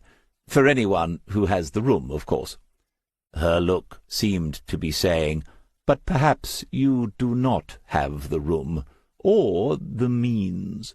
He said, "Well, I am interested in these. I'd like my partner to see them. I think we'll have to make another journey." She had dismissed him as a prospect now, but he added, "I don't suppose there are any more publicity events planned. We could come then. It would be fascinating to meet the artist." The lady said, "I fear that is unlikely. His circumstances make such things rather difficult." Oh? His circumstances. Smith could almost taste something juicy now, if only the woman would keep talking. And she did. "Yes, rather sadly. He is a resident at Broughton Farm. Do you know it?" Smith shook his head a little, not taking his eyes from hers for a split second. "It is a home near Trimsley-on-Sea. Ian Fisher has severe learning difficulties." It was quite a story, of course, and the interest shown by her visitor encouraged Florence Langham to tell it. She had first seen one of the paintings in a tiny gallery in Trimsley, no more than a cafe, really, with a few daubs for sale on the wall, and had been struck by that one piece. She had made inquiries, done some detective work. "Oh, well done," said the man who seemed to be hanging on her every word, and discovered the story of the artist and his whereabouts. She had contacted Broughton Farm and had been introduced to the staff who cared for Ian Fisher. Having explained her own credentials as a connoisseur and gallery owner, the director at the farm had agreed that if Ian Fisher himself wanted to come to an arrangement with Spindrift, the home would have no objections, as long as the matter was professionally handled, and as long as Ian Fisher's welfare was of the highest priority. This all took place 18 months ago. Since then, Spindrift had sold several pieces on behalf of the artist, and now acted exclusively for him. Using her contacts, Florence Langham had given the story some publicity locally, and from that a wider interest was developing. The buyers she was expecting later in the week were from London. "It is likely," she said to Smith, "the prices of future works will be higher than these. I would not be surprised if there is some competition for the paintings in front of you." Smith looked again at the 3 paintings, looked for several seconds, as if the story behind them had made him re-evaluate what he could see. But his mind was racing ahead to the point where he had to put on the brakes a little. What a tale! Such riches! Where to begin? How to take it further? Walking up the road from the beach, he had turned left towards the Spindrift Gallery almost on a whim, without an idea as to how further progress in this investigation was possible. On the beach he had said to himself, why this place of all places, if indeed that had been Gerald Fitch coming down the road last April?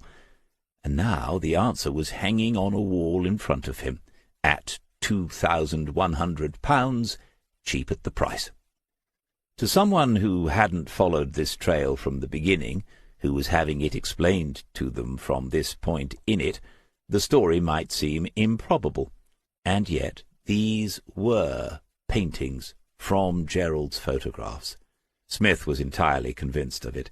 These 3 were of vast, dreamy expanses of sand and sky, but in the background of each was a thin line of trees beyond dunes, Scott's pine trees, he knew, because he recognized that place. It was the beach beyond the dune woods at Hokum. He had walked there many times with Sheila, and since with Joe. It was somewhere no lover of North Norfolk has ever failed to go, somewhere that attracts artists, and probably photographers, from all over the world. And the tiny figure of a woman in each one, offset from the centre? Gerald Fitch had taken the pictures which had inspired these paintings. Florence Langham said, "When he came to the gallery, I thought Ian Fisher a remarkable man." In more ways than you might think, Mrs. Langham, thought Smith. Had he got this absolutely correct? Was there some way in which Ian Fisher and Gerald Fitch were one and the same? Was there some sort of ruse here to hide the origins of the pictures, perhaps to create a story to bring them to the art market, which, let's be honest, has a long history of being hoodwinked? Florence Langham had just said something about a photograph of the day. Smith apologized and said he was a little deaf in one ear. What was that? She went over to a desk in one corner and returned with a laptop. In moments she had found what she was looking for. She said, "We had agreed that a picture of Ian would not appear in the media, but one of the Broughton staff took this one at my request." She held it out for Smith to see.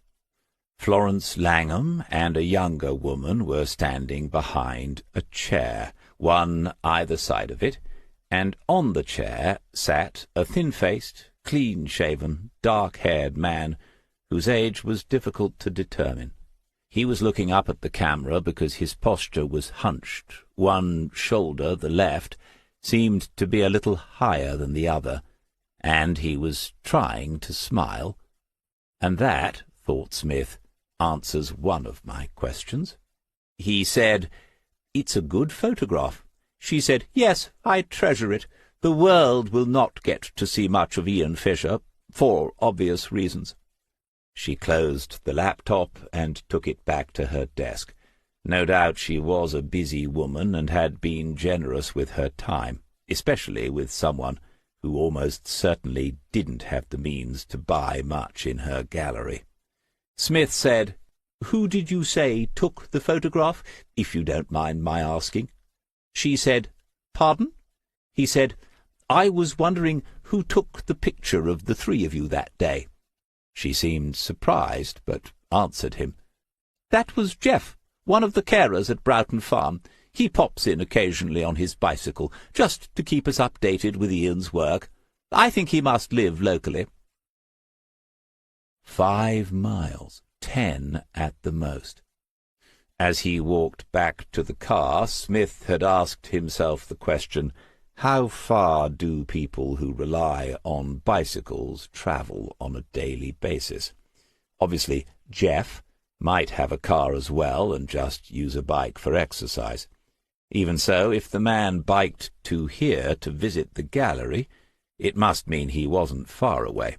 It was a familiar feeling, the sense that step by step the net was closing, and one Smith had not expected to experience again. His mind continued to work on the matter. He hadn't been able to examine the image on the laptop as closely as he would have liked, but as well as being successfully composed, it had looked sharp and was in the standard 6x4 format. It had not been taken on a mobile phone. Had Jeff brought one of his own cameras along when Ian Fisher visited the gallery? That would make sense, especially if he was really Gerald, and would have the added bonus that if you're taking the pictures, you can't easily be in them. As was his practice nowadays, Smith had put his phone onto silent as soon as the conversation with Florence Langham began to look promising. Sitting back in the car, he took it out and discovered plenty had been happening. He had missed a call, a recorded message, and a text from Jo. Her text read, "So far so good, but they want a one-to-one with me after lunch." She didn't often use emojis, but there was a face with a worried look this time. The text had arrived 18 minutes ago, so the delay wasn't too bad. He sent back, "Don't settle for less than 6 figures," and then, as an afterthought, added another text which said, "Not including pennies," and added an X for more good luck. The missed call and the recorded messages were related, in that the first had led to the second. It was the security company who had arrived at Drift's End an hour ago, as arranged. Smith had forgotten about it entirely. He pressed to return the call immediately, and began with an apology, assuming the man had concluded he was dealing with a time-waster, and moved on. This was not the case. Smith was told, "No, we're still here. The info you gave me was very good, and it's all an outside job, so we can do the survey. In fact, we are, if you're still interested, that is." "Yes," said Smith, certainly still interested, and then he apologized for the second time. "Mind you," the surveyor said, "with that dog, I don't reckon anyone's going to be breaking in." Layla, he'd forgotten about her, too. She had become a confident and secure dog, happy to be left during the day, but that was not going to include tolerating strange men hanging around outside the house. He apologized for the third time and was told, "She's all right, not barking any more, but she growls if she hears us. We're almost done. It's a straightforward job, Mr. Smith. I'll email you a quotation before the end of the day." He'd forgotten, too, how single-minded he could become during an investigation. When you're part of a team, or when you have a team, it's not so bad because there's always a Waters or a Murray or a Butler to say, "DC, don't forget we need to." With the divers, Smith had effectively negotiated a free hand for himself, but that meant he was very much on his own when it came to the minutiae. Investigations do not consist solely of major developments. He was still on a learning curve in the PI business. Layla could not be left until he'd collected Joe from the railway station, especially after her traumatic day, and so he had to make time to get back to the cottage this afternoon. He worked out the best way to use the next 2 hours, and then connected his mobile to the car with a USB cable. Yes, yes, he said to himself, old dogs and new tricks. The map appeared on the display, and when he tapped the screen, it zoomed in. Broughton Farm was centred now, with a nice green line showing him the most environmentally friendly route. A nice short green line, only 15 minutes' drive north from here. He pressed the starter button, put the Volvo into eco mode, because with cost of fuel now the expenses were mounting up alarmingly, and pulled away. His mind was refocusing on the job, just like the screen, zooming in. If that Jeff has a push-bike and rides it to Haysborough, what's the betting he uses it to get to Broughton Farm? Applying the same likely mileage calculation, the chances are he lives somewhere between the two, and I'm driving that route right now. I could be going right past his place. A single track and little-used lane joined the B-road some 50 or 60 yards past the entrance gates to Broughton Farm, and Smith parked on the corner. The gates appeared to be electronically operated, which made sense if the place had some vulnerable residents. Through the wrought ironwork uprights he could see a car park, presumably used by staff, pleasant grounds with lawns and flower borders, and further back various buildings. Plainly this was a private home, and that meant the fees would be significant. Smith wondered briefly about Ian Fisher's story, but that was unlikely to be of much relevance now. The small Swarovski binoculars fitted neatly into the hidden drawer under the driver's seat. He took them out and studied the place in more detail. There were 4 vehicles that he could see in the car park. The registrations were not visible, but in the notebook he recorded the makes and colours as best he could from this angle. As he had explained to countless younger officers, you don't know what will be needed until you need it, so make a note of as much as you can, and there aren't many investigations where the movements of vehicles play no part. A woman crossed behind the cars, heading left to right, tall, angular, smartly dressed, and moving purposefully. Not a resident, perhaps a doctor or a manager. He was intending to get inside the place, and might end up dealing with someone like that. Broughton Farm had its own website. He had saved it earlier, and now the home was in front of him, he examined it in more detail. The director's photograph was there above the Home Mission's statement. Director, not manager. Dr. Sarah Lovesey. It might have been her he had seen moments ago. He wondered whether she was a genuine director or someone who wanted a posher title.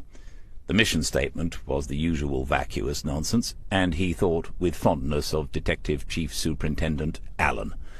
There were photographs of happy residents doing meaningful and fulfilling activities, and much had been made of the creative arts and crafts rooms. These were more interesting, and Smith studied every person in them carefully. Underneath one image of a man working in front of an easel, his face not visible, was a caption which read, "Some of our residents' work has even won critical acclaim." That might be Ian Fisher then, right there. But it was impossible to identify the woman whose face he'd seen in Florence Langham's picture. And there were no bearded men at all. Of course, knowing you, Gerald, thought Smith, you took these snaps as well, didn't you? He'd spent many hours having one-sided conversations with persons of interest. In long investigations you begin to feel you should send them a Christmas card even before you've encountered them face to face. The biggest puzzle at this point would usually be, how was he going to get inside such a place now he no longer had a warrant card? But Smith already had the answer. It was right here on the website. Broughton Farm prides itself on its community engagement policies. They have a shop which sells produce from their garden and orchard, bric-a-brac and books donated by families and well-wishers, and even some of the artwork and craft items made by the residents, along with cakes and coffee. The shop opens to the public for 3 hours every Friday morning, 10 o'clock until 1 in the afternoon. And by great good fortune, said Smith to himself as he closed the page on his phone, today is a Thursday. Chapter 24. He was parked on the same verge at 10 minutes past 9 the following morning, wondering if he might get to see some of the staff arriving. This time he had positioned the Volvo a little further back, so only the bonnet and front window were visible from the gateway. Moments after he'd wound down the window, his view was obscured by a mud-spattered Range Rover with a very large man at the wheel. The driver was staring pointedly at Smith for some seconds before he wound down his passenger window. "You lost?" "No," said Smith. The fact he had received a response even shorter than his own curt question seemed to surprise the round, red face of the man in the wax jacket, a landowner, of course. He said eventually, "Funny place to park." Smith shrugged and said, "I'm visiting someone at the house over the road and got here too early. Am I in your way?" The man looked across at Broughton Farm as if to check it was still there, but then seemed satisfied with the answer. He said, "No, but we'll have a combine harvester coming down here this morning, so—" Smith said he appreciated the warning, and the Range Rover pulled away. You couldn't blame them, the farmers. Rural crime had increased to frightening levels over the past decade, and if you had a £70,000 tractor stolen, you were no more likely to see a CID officer than if someone had nicked your third-hand Golf GTI. He leaned back in the seat and relaxed. Still 40 minutes to wait. The sun had returned, and it was shining through the open window. What a difference a day makes. 24 little hours. He had taken Layla with him to meet Joe at the station yesterday afternoon. She whined in the back when she saw her mistress crossing the car park, so naturally Joe opened the tailgate and said hello to her before she climbed into the passenger seat and greeted her partner. All dog-owning couples will understand the complicated interpersonal dynamics at work here. But Smith had not been able to read the expression on Joe's face easily. He said, "Well?" and she answered with, "Take me home, please." This did not sound promising, but he started the car and pulled away. When he glanced at her again, she seemed to be preparing to tell him some really bad news. He concluded it was best to let this happen at her own speed rather than his, and said no more. 2 or 3 minutes passed, and then Joe said, "So I had the meeting with people from Eagle House." "People?" he'd said. "They ganged up on you?" "3 of them, 1 of me. I almost pulled out." He was glancing at her as he drove, wondering whether after all he should pull over somewhere. He said, "But you didn't? What happened then?" She said, "We were in there more than an hour. I thought I'd prepared pretty well, but I hadn't. Not for what they told me." Someone had to say it eventually, and so he asked her, "Are they dropping your books?" Joe said, "No, they want to put them into audiobooks, the whole series so far." Smith said, "Blimey, that's brilliant, isn't it?" "Well, yes, but apparently listeners like it if the books are read by the author, so they want me to make a recording to see if I can." He said, "Of course you can. How much does it pay?" She had laughed then, and he wanted to pull over for different reasons, to hug and congratulate her. She said, "There's more, though." He said, "Right, are we buying a place in Hollywood?" She had looked at him quickly, and then she'd told him the Eagle House people wanted, with her agreement, to put together a proposal for a television series based on her true crime books. He'd said, "You don't have to act in it, do you?" And she had answered, "No, but it might involve me introducing each case before the dramatic reconstructions, and whatever else they do." He'd said, "On the television?" "Yes," she'd said. He didn't say anything for half a mile of King's Lake, and then, "Well, I can't see how that's going to work, for any number of reasons." When she looked, his face was serious. She asked what the reasons might be. Smith said, "Well, for one, you'd have to wear makeup, which you hate, and two, a tuxedo makes me look even shorter than I am." Joe said, "Tuxedos, I don't... For when we go to collect the Emmys and the Grammys. Someone has to think about these things." She had pinched his leg, but left her hand there as he drove on towards Hunstanton. After a little while he said, "Well done, you." Before 10 o'clock he saw 2 cars drive up to the gates, which then opened of their own accord. There must be number-plate recognition for the staff. At the appointed time exactly, a man in overalls appeared from inside, opened the gates, and put up a sign which read, "Visitors Parking," with an arrow pointing to the left. Again Smith waited and watched. Within a few minutes 3, 4, and then 5 cars had driven in and turned left. He waited a little longer. With a few people around, he would not stand out, and might have more opportunity to observe Broughton Farm at work. For the first time he had sensed that morning that Jo would have liked him to stay at home instead of going to work. She said nothing to that effect, but he guessed she would have liked to talk more about the unexpected developments in her own career. He'd felt a little torn at the realization, but if he did not get into this place this morning, he would have to wait another week. He put those thoughts aside and pressed the starter.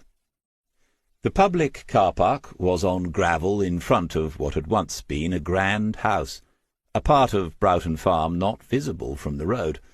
There was another sign pointing along a path towards a single-story building, and he could see people moving about inside. He set off in that direction, moving at a steady pace and looking about. Alertness is a state of mind which can be developed with practice, and over the years he'd had plenty of that. Another single-story building had appeared beyond the first one, some sort of workshop, perhaps an art room. Smith had the feeling, close now, close to Ian Fisher, certainly, and perhaps close to Gerald Fitch, who was now Jeff somebody. There was a warning voice in his head telling him he didn't know that for sure, and he answered it, "True, I do not know it yet, but I can feel it in my water, as the old folks used to say." Once inside, he could see it was more of a coffee morning and a public relations exercise than a shop, but you could buy things. Smith wandered around a little, examining each face in the room, but seeing no one he recognized. There were 2 middle-aged ladies behind a table where one took items to be paid for. These were either members of staff at Broughton Farm or volunteers. He picked up a 2-pound bag of early English apples. Everything in the supermarket in Hunstanton appeared to have travelled thousands of miles in the name of globalization, and took it to the table. The older of the 2 women accepted his 5-pound note and said it was nice to see a new face, as she gave him the change. Would he like a coffee, free to anyone who makes a purchase? He'd seen the coffee arrangement, a hot water boiler, a jar of instant, another jar of powdered milk, and a bowl of white sugar, and had avoided that table as if it was a particularly unpleasant crime scene. However, the lady looked friendly and, more to the point, talkative. "Yes, I'd love one," he said, and she indicated he should follow her to the refreshments. She picked up a disposable plastic cup, he hadn't spotted those, and said a little flirtatiously that he looked like a man who preferred his coffee on the strong side. "Yes, please," he said, and she put 2 heaped teaspoons of horror into the flimsy white receptacle. He was going to have to choose between drinking the abomination, or at least taking a sip, black, or with the addition of powdered milk. He chose the first option, and the lady nodded to herself. She measured her man perfectly. He thanked her and said Broughton Farm seemed to be a marvellous place. A small queue had formed at the table in her absence, but she seemed to be in no hurry to return. "Yes," she said, "it is. She'd sent her own mother here. Not that she could ever afford it." "Expensive, then?" he asked, and she said it was, very. Smith said, after a pretend sip, "Do you work here?" She had a badge which said Suzanne, but he had noticed the absence of a wedding ring, and avoided using her name just in case she didn't view that as being over-familiar. Nevertheless, he could see she had enjoyed being asked the question. Yes, she was a day carer, roped into helping out in the shop, but she thought it was nice to meet some new people now and then. Smith said, "I came because I saw some artwork from Broughton Farm in a local gallery. I wondered if there might be some for sale." "Oh," she said, "have you looked at the craft table?" Yes, he had, but he was thinking more of something like a painting. Were those ever for sale in the Friday morning shop? She didn't think so, and then he had to push it a little because he could see no other way forward. He said, "That's a pity. Is there anyone else I could have a word with about buying some artwork?" Suzanne looked doubtful, and he added, "I really am quite interested." She said, "That's our Millie's department. She's next door. I suppose I could see if she can have a word with you." He would, he said, be very grateful to her, and then he noted which way she turned as she went out of the door, left towards the second single-story building. He discreetly disposed of the cup's contents, pouring the dreadful concoction into the waste pipe beneath the boiler, and then waited with the empty thing in his hand. When Suzanne reappeared a minute or so later, she was followed by the woman in the photograph he'd seen in the Spindrift Gallery yesterday afternoon.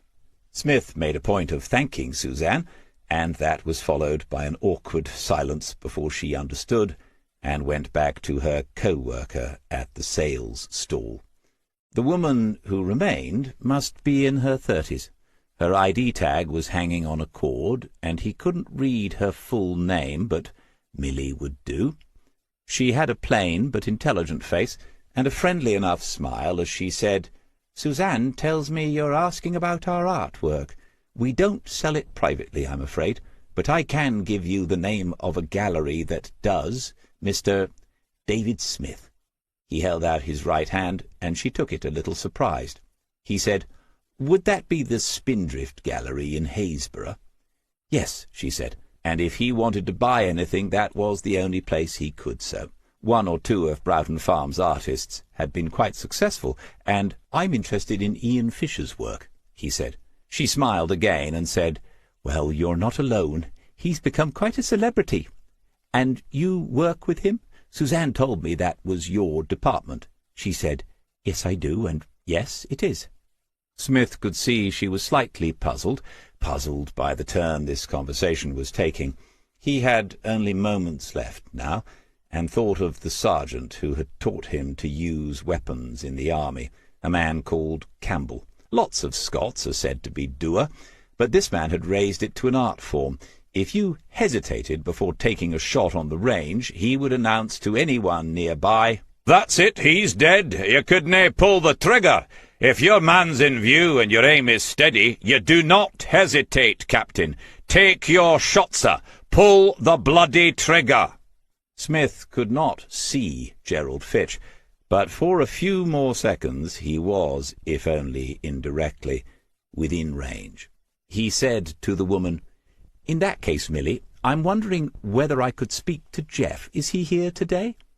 The smile faded slowly. She said, "Why have you—" and stopped herself, perhaps realizing that in not saying who, she had said too much already. Smith said, "Florence Langham from Spindrift told me Jeff is her contact with Broughton Farm and Ian Fisher. I'd like a quick word with him if that's possible." Milly was making calculations before she responded, and so was Smith. She knows him well. She's being protective. How much does she know? Eventually she said, the friendliness long gone, "He's not in today. I can pass on a message." He had anticipated not seeing Jeff or Gerald face-to-face this morning. To that extent, things were going according to plan. The man might be in the other building, but there was no way of reaching him if he was, not as a private investigator, because in law and in truth you are no more than a nosy private individual. Smith reached into his inside jacket pocket, took out the DDA card, and handed it to the woman. He said, "I'm working on behalf of these people, and also a family member who is hoping to make contact with him." She was holding the card as if it was contaminated, and for a moment said nothing. The family member thing was, in part, true, of course. Lauren Fitch had not said she didn't want to know, had she? Axon Life, having to pay out a 7-figure sum, was neither here nor there as far as Smith was concerned, but there was a 4-year-old girl whose life chances might be improved if her grandfather knew of her existence. Milly said, handing back the card, "I don't know when I'll see him again." Smith reached into another pocket and found one of his own cards. He said, "When you do, could you pass this on? Tell him we can chat on the phone, and I'll explain what it's all about." She took the card and turned away without another word. She might have faked more friendliness, been chatty, and tried to find out what Smith really wanted, but was probably too honest a soul. As she passed by the windows outside, she had a fixed expression, and did not glance inside to take another look at him. The two ladies at the stall, however, had noticed something amiss in the conversation they'd been observing, and unless he was mistaken, Suzanne was about to ask him what had just taken place. Smith nodded to them and made for the door. He had considered accidentally getting lost and wandering into the adjacent building, but discretion now seemed to be the better part of valor. He carried the bag of apples to his car and then drove out of Broughton Farm. He didn't go far.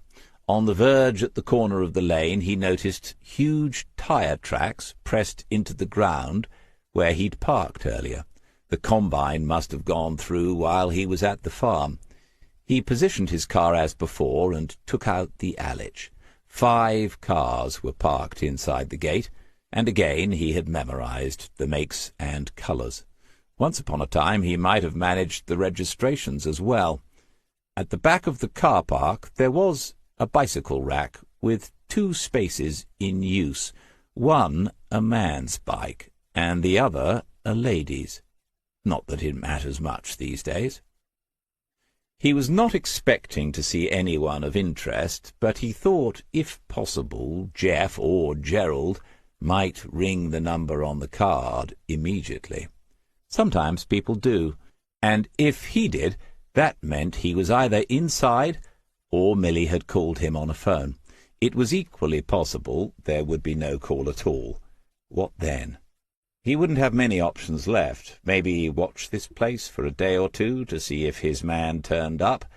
But obviously what he, Smith, had just done might cause him to go to ground. He had taken that calculated risk. As a precaution, he took out the binoculars and the Lumix and placed them on the passenger seat. After a look at his watch, he decided to give this 1 hour, and then he would go home and help Jo decide how they were going to invest the millions of pounds she would soon be making. When his phone began to ring 8 minutes later, it startled him, but then he saw the name of the caller on the display. He pressed answer and said, "Good morning, Madison." She said, "You're always going to call me that, aren't you?" He said he was, and asked whether she minded. "No, I quite like it. So does my mum. She approves of you." He said, "That's good to know. But they're in for a shock when you invite me round for dinner to meet them. I expect I'm older than your dad, but times have changed, haven't they?" She had an engaging laugh, and he wondered what sort of a young man there was lurking in the background of her life. Probably more than one. She said, "I'm reminding you to send in your paperwork for the Axon Life job. Jason said this morning they're preparing the account, so he needs your invoice." Smith had kept quiet about the most recent developments for several reasons. First, keeping quiet is generally the best policy, period. Second, only in the past 48 hours had he come to believe he was close to finding Gerald Fitch. Third, SIOs, and Jason Divers, have a tendency to interfere instead of managing. These are not the same thing at all. He said to Madison, "Sorry, I'll get on it tonight and drop it in tomorrow. What are your mum's favourite flowers?" She said, "Freesias, but you should know, my dad was a boxer." "Great," Smith said. "We could have a couple of rounds sparring, work up an appetite for Sunday lunch." They had talked for another minute or so before he noticed movement behind the wrought-iron gates. The boot of the Ford estate had been opened, and when he picked up the binoculars he could see Milly standing by it. Smith ended the call with Madison and continued to watch. He saw a bicycle appear in the air, being carried, and then turned so it could be slid into the car, carried by a man who was older than Milly, a tallish man with a beard and bushy hair. It was impossible to be certain he was looking at Gerald Fitch, but it could be. It could well be. They were not wasting any time. The car was already reversing out of the parking space, and in a moment the electric gates would slide open. Smith had a decision to make, and quickly. They might notice his own car, or they might not, but he wasn't going to get this opportunity again. "Take your shot, sir!" He snapped the seatbelt home and pressed the starter. Chapter 25. They were heading south on the road back towards Haysborough, just as he had speculated yesterday afternoon. Smith had two thoughts as he settled in behind them. He hadn't done anything like this in quite a while, and he couldn't have chosen a better road on which to reprise the art of tailing. The traffic was light, but there was enough to sit behind another vehicle if necessary, and there were regular, nice, open bends, so one naturally disappeared from the target's rear-view mirror from time to time without falling too far behind. He had switched on his own navigation and could see the layout of the roads and side roads before they arrived. Between 3 and 4 miles from Broughton Farm, the left-hand indicator of the Ford was switched on. Smith slowed and looked again at the screen, but the side road, if there was one, was so minor it was not yet showing. Had she spotted him? Were they pulling over to force him past, just as he'd done with the Transit a few days ago? No, the car ahead, after slowing further, almost to a halt, disappeared to the left. A thin line was showing on the sat-nav screen, winding its way towards the coast, less than half a mile away. Smith slowed too, but drove past the junction, looking and taking in as much as possible. After another 30 seconds he was able to pull off onto a level verge and consider this new set of circumstances. It was a single-track lane. If he met Milly driving back along it, she would recognize him. From that moment the situation would become entirely unpredictable. He could park on the main road closer to the junction, but again, depending which way she turned, she might pass close by him.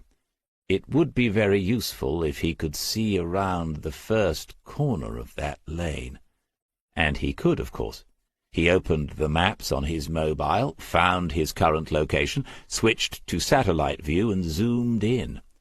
At this magnification things were blurred, but he could make out the one-track road called Sandy Lane, and at the end of it, close to where there must be cliffs, a straggling, irregular line of buildings, not many, no more than a dozen.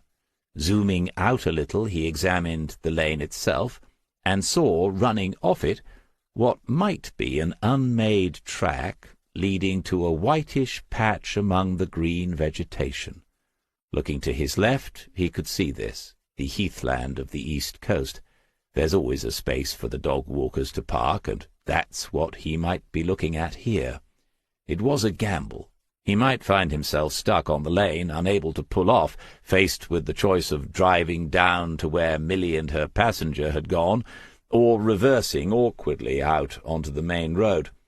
Smith took 5 more seconds to measure the odds, and then swung the Volvo around. He was on something of a roll this morning, wasn't he? The track was heavily rutted as it curved uphill to the left, but the XC60 is a rugged vehicle, more than equal to the job in hand. He'd been right in his guess. At the top of the hill was a patch of bare, open ground where people parked unofficially. Dog-walkers, certainly, but perhaps also a few bird-watchers, or just people who wanted to admire the view of the North Sea beyond the coastline. Footpaths led away in various directions.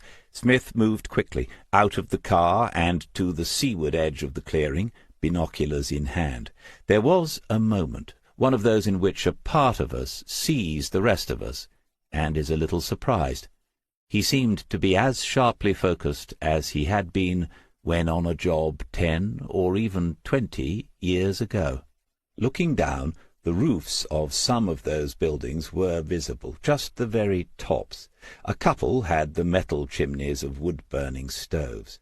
There wouldn't be many mains services in a place like that, right off the beaten track. He needed to get a view of the lane before Milly had time to drive away. So after locking the car, he walked briskly back down the track until he could see a bend in the lane. Banked up on either side of him, gorse and bracken framed the blue sky and the white clouds above that promised a return to proper August holiday weather. He found a comfortable place to stand, somewhere he could easily disappear from view, and checked his watch. Milly's car had been out of his sight for less than 10 minutes in total. He was quite certain she was still somewhere at the end of Sandy Lane. As his breathing returned to normal, he noticed the sweet coconut scent of the gorse blossom, and heard the hum of bees among it. Somewhere up on the heathland, a skylark was singing late in the season. That's the thing with a job, isn't it? It gets you out of the house. He thought, if another car drives up here, I'm going to look a bit dodgy, but I've got the binoculars. I'll pretend to be a proper bird-watcher. So, why the panic back at Broughton Farm? That's what it was. Jeff and/or Gerald had done a runner. What would Milly have told him? There's some man who says he's a private detective, and he wants to speak to you? She might have noticed the DDA card mentioned King's Lake. If so, this was all going to sound very real to Gerald Fitch. So far, so good. But as far as we know, he has committed no crime. One can argue the morals of the matter, the running away, but getting out of the building within 15 minutes seemed a disproportionate response. And then the putting of the bike into the car to make an even faster getaway. There were missing pieces here, things Smith didn't fully understand. If we were able to wait with him on the heathland that morning and ask him, he might have admitted that that, as much as anything, was what drove him on in such matters, the need to know the whole story. He never needed to pretend he was a serious bird-watcher. Less than a quarter of an hour after he took up position, he heard the sound of an engine labouring up the hill on Sandy Lane. He crouched a little, raised the binoculars, and saw the Ford coming into view around a bend. Milly was at the wheel, and the passenger seat was empty. He'd carried on down the footpath and on to the lane as soon as she was out of sight. It was no distance, and arriving on foot would be quieter and allow him to observe the situation more completely. On the final bend, where the lane was close to the sea, and he could hear sound of waves breaking down on the sand somewhere to his left, he found a sign, not an official one, but someone had gone to a lot of trouble to make it. It read, "Little Dunwich." Underneath that, someone else had scrawled, "Abandon hope, all ye—" The rest was weathered and illegible, but guessed at easily enough. The first building on his right was a small chalet bungalow. Only one of the front windows had glass, the rest being boarded up. Once there had been a garden here, and a few perennials were hanging on. Smith could see hollyhocks and a few spikes of blue delphiniums poking up above the marram grass that had invaded from the surrounding dunes. The building next door was an almost exact copy of the first, but in better repair, and yet, when he studied the space in front of it where the owner might park a vehicle, there was no evidence anyone had stayed there in quite a while. There were blinds at the windows, closed and bleached by the sun, and on a gate-post there wasn't a gate. The number 9A had been fixed with a nail.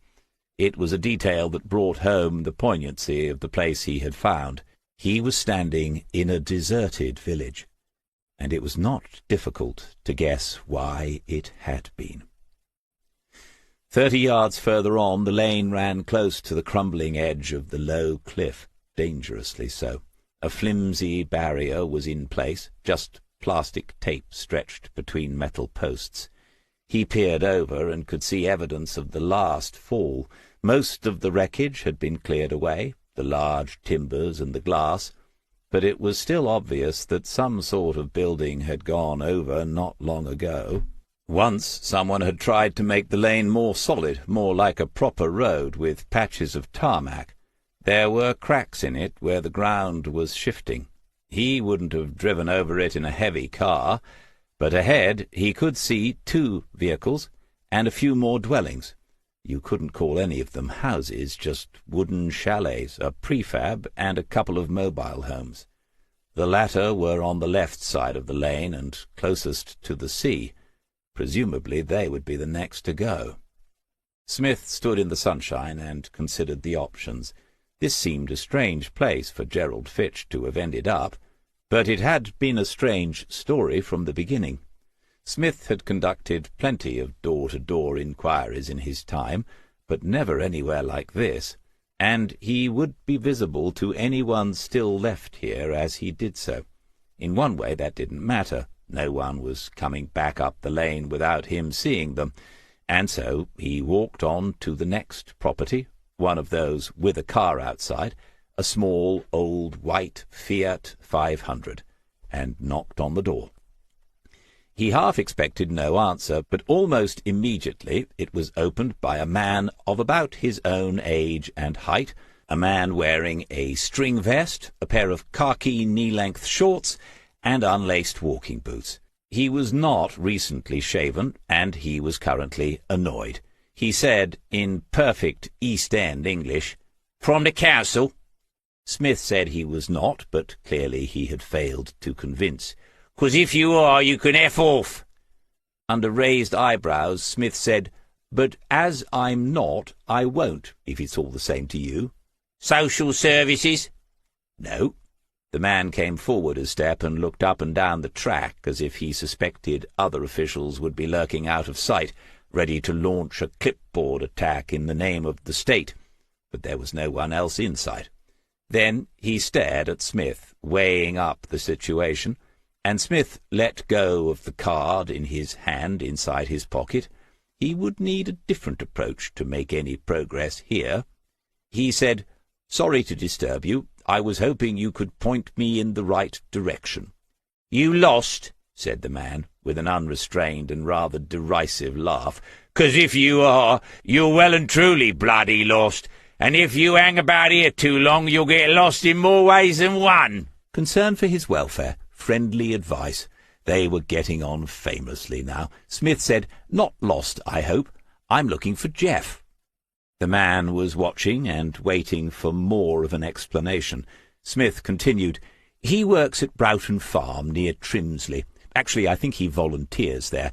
I was hoping we were going to meet up there this morning, but we missed each other, so I've called in on the off chance. I was told he lives here, Jeff, with a beard and bushy hair." The man said, "We don't get a lot of visitors down here. Not many people drop in on the off chance." It was a fair point. Smith half turned to take a look at the lane and its odd little collection of last resorts. He said, "I can imagine, but it's a lovely spot all the same. Not to worry, I'll try somewhere else. Sorry to bother you." He'd taken a couple of steps when he heard the voice behind him say, "Mobile home, last place on the left." Smith set off on the final 100 yards of this long journey. His eyes and ears were alert, but his mind was thinking, where on earth would you even buy a string vest these days? Both of the mobile homes must have been there for a long time. They were in no fit state ever to be moved again, and both were close to the edge of the crumbling cliff-top. It was clear they would be the next to go if a winter storm from the northeast got to work on the coastline at high tide.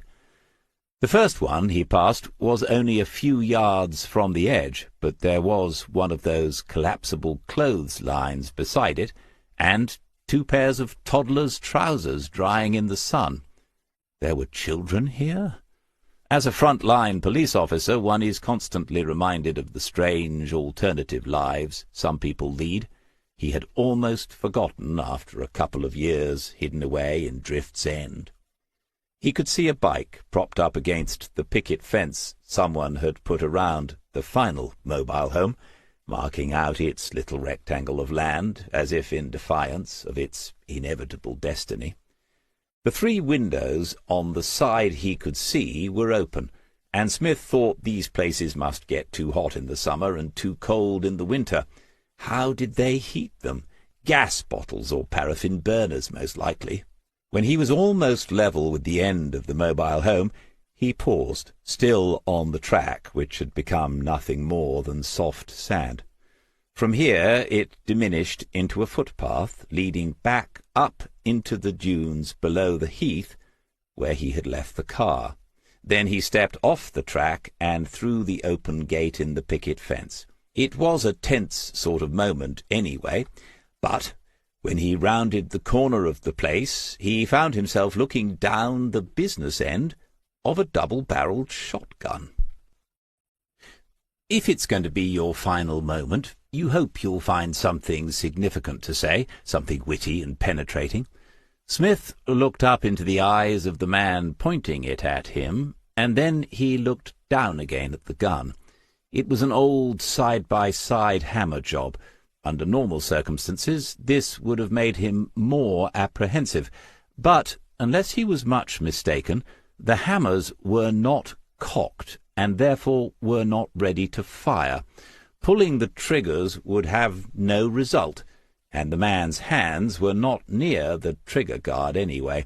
One was at the back of the stock, and the other was too far forward on the forestock. He wasn't holding the weapon like a natural, and Smith concluded he was more likely to be hit with the thing than shot with it.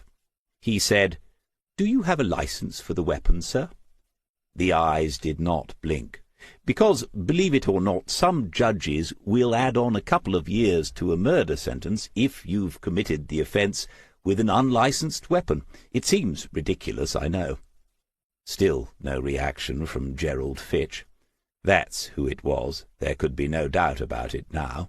The beard was quite thick, dark, and streaked with a little grey, but it had been trimmed, as had the bush of frizzy hair on his head.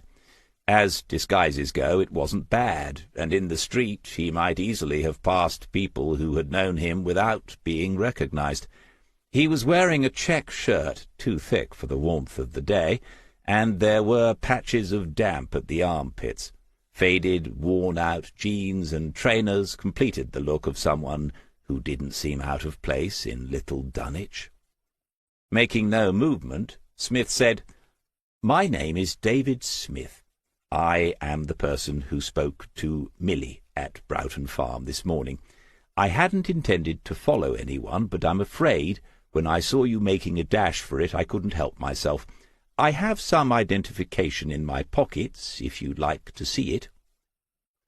The drawn-out wailing of a herring-gull drifted up from somewhere beyond the edge of the cliff, and the sound only seemed to emphasize the silence around Gerald Fitch. He said nothing, but the barrels of the gun were trembling a little, as if it was becoming too heavy for him. Smith said, "You can put the gun down, sir. I don't pose a threat to you, and I don't think it's loaded anyway. Is it?" Fitch looked down at the gun and seemed to be surprised it was there at all. He lowered it so that it was aimed somewhere at Smith's feet, which wasn't quite where Smith would have liked it to be, but progress was being made. And then the man said, "Which family member?"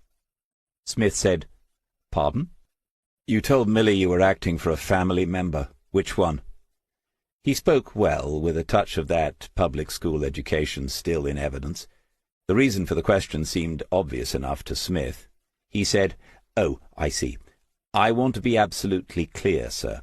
This investigation began with a request from the Axon Life Insurance Company." Gerald Fitch seemed somewhat dazed still. He said, "Investigation?"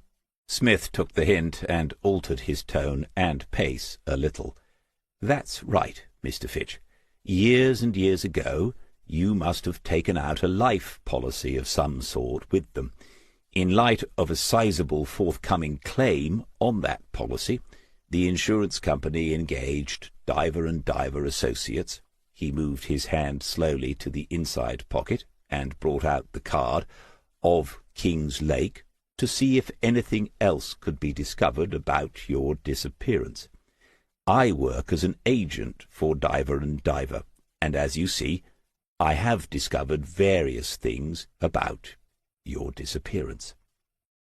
Fitch took the card in his right hand and read it. The shotgun was now held in his left, dangling down, and pointing at nothing in particular. It must be his old training, but Smith wasn't comfortable until the weapon was playing no further part in this conversation. He said, "Can you put the gun away, Mr. Fitch? I'll admit it's making me nervous." The man handed back the card. There was a wooden bench near the back door of the mobile home, and he laid the gun there. Then he said, "It wasn't loaded. I don't have any ammunition." Smith said, "I'm relieved to hear it. As to the family member," there was a sad, cynical smile on the face beneath the beard. "I can guess," he said. And Smith could guess what Fitch was thinking. He said, "I spoke to a number of people about your disappearance. One of them was your daughter, Lauren. It was plain that if I did turn up anything new, she wanted to know about it." "Lauren?" "Yes, sir. She told me you hadn't parted on the best of terms, but I think she would like to know you were safe and well." It wasn't easy to imagine how all this must feel. Smith tried to remember what he'd been doing 5 years ago, tried to gauge how 5 years of absence from a whole way of life might look. He had lost a few weeks after the stabbing, something like that, but considerably worse, presumably. Fitch looked away for a few moments, then back. He said, "Is she safe and well?" Smith said, "The two of us had quite a chat in the end. She's a feisty young woman. That's the word they use today. What we once used to call spirited. I was rather impressed by her, especially considering her circumstances. Of course, that was deliberate. You get them talking, and then you keep them talking." Fitch said immediately, "What circumstances?" "I'm wondering, Mr. Fitch," said Smith, "whether we could go inside and sit down. We have a number of things to discuss, and you must have some questions for me." Chapter 26. There had been no offer of coffee or tea, but as Smith was still in recovery after the last one, he was grateful. He didn't know quite what he had been expecting, but the inside of the mobile home was immaculately clean and tidy. It had been furnished by someone who was not without a sense of style. They sat at the first small table, which was at one end of the kitchen and dining space. On the walls there were photographs in small frames. There was hardly room for anything like those Smith had seen at Woodlands, but these also were, without a doubt, the work of the same man. When he stopped looking at them and turned to Gerald Fitch, he saw he himself had been under observation. "You said you'd spoken to people other than Lauren. Who were they?" "He doesn't want to mention her," thought Smith. "Doesn't want to say her name. After his daughter, wouldn't that be the first question under normal circumstances? How is my wife? Not that much of this would ever qualify for that description. Normal circumstances." Smith said he had spent an hour with Andrew and Lillian Maguire, and he'd had a long telephone conversation with Maxine Abbott. These were significant names from Gerald's past, but Smith could see no obvious reaction to them. The man was, not unnaturally, more concerned with what was about to happen in the immediate future. Smith said, "And obviously I've met and spoken to your wife, Amanda." No reaction to that name either. Smith continued, "I've been to your old house in West Wootton a couple of times. I think some parts are pretty much as you left it." Gerald Fitch said, "You mentioned Lauren's circumstances. What are they, exactly?" Smith told him about the shared house, the eviction notices, and the court case, but made no mention of the fact that Gerald had a granddaughter he had never met. He was coming to the realization that finding the man was not by any means the end of the investigation. Once he, Smith, reported what he had found today, all sorts of dominoes might begin to fall. Axon Life would say they had grounds to pay nothing. Solicitors would make demands for proof which Gerald might refuse to provide, and it was even conceivable people from Kings Lake Central could be involved.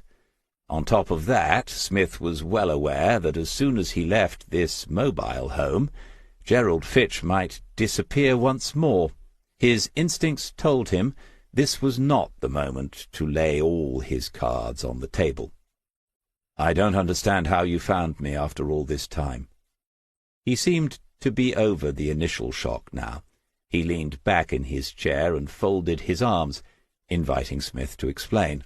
It was a reasonable comment, all things considered. Smith pointed at the images on the wall behind Gerald and said, "Those, really. As I said, I've been to Woodlands and seen your old study. Mrs. Fitch let me look at some of your framed pictures, and—" "She still has them? I'd imagined that was all cleared out years ago." Smith said, "No, they're still there. They're very good. I was struck by them, especially as I recognized some of the locations. In fact, you and I must have many beaches in common. Anyway, I'd forgotten about them until a couple of days ago, when I saw some very good paintings of identical scenes in the Spindrift Gallery." Gerald Fitch shook his head slightly at the improbability of it all, and Smith felt obliged to explain a little more. He said, "I know there are hundreds of artists around the coast all painting sunrises over the sea, and skyscapes and beaches and dunes, but those distant figures in your pictures, always offset from the centre, somehow always a woman, sometimes a running dog, they're like a motif, aren't they?" He didn't answer, but he was paying attention, trying to make sense of this. After a while, Fitch said, "But how did you get to the gallery, to Haysborough, to the East Coast?" Smith said, well, I wonder whether you remember making a couple of calls to Lauren shortly after you left. She never told anyone else, but she kept the number. I managed to trace it to the ship in Trimsley-on-Sea. That's what brought me to the East Coast. Some of the staff at the ship remembered you, and then I got lucky because one of them had seen you not so long ago in Haysborough. So I started poking about, as we say." Gerald Fitch had half turned to look at the photographs on the wall behind him. He said, "You found me because you remembered my pictures."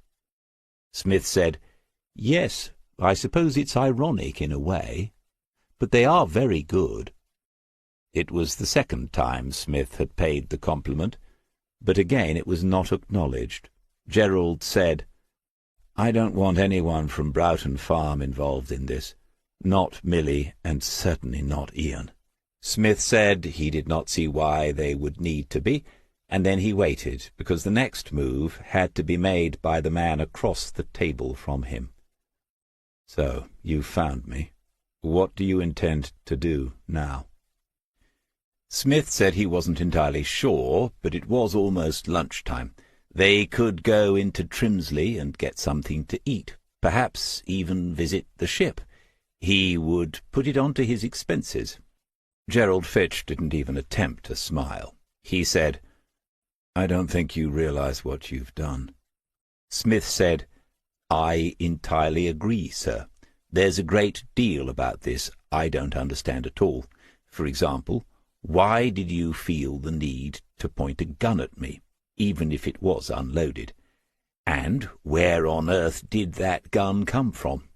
Another thing, I know marriages break down all the time, especially second ones, but the usual solution is to hand over a wad of cash to a solicitor and sort it out that way. Instead, you decided to disappear off the face of the earth, and you made a very good job of it, if you don't mind me saying so, because that's not an easy thing to do.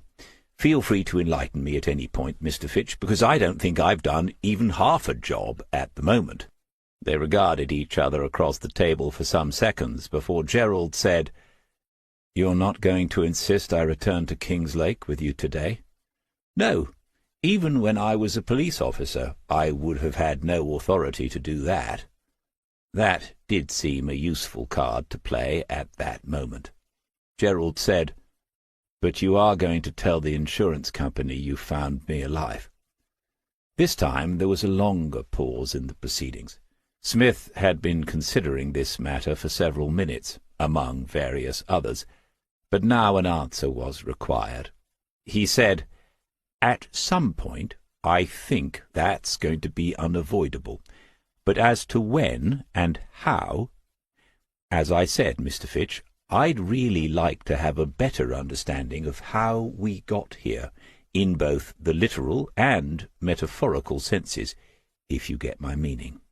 Smith had come to some conclusions about the man. Gerald Fitch was intelligent. He had brought his initial and entirely understandable emotions under control, and was now carefully evaluating his situation and Smith himself.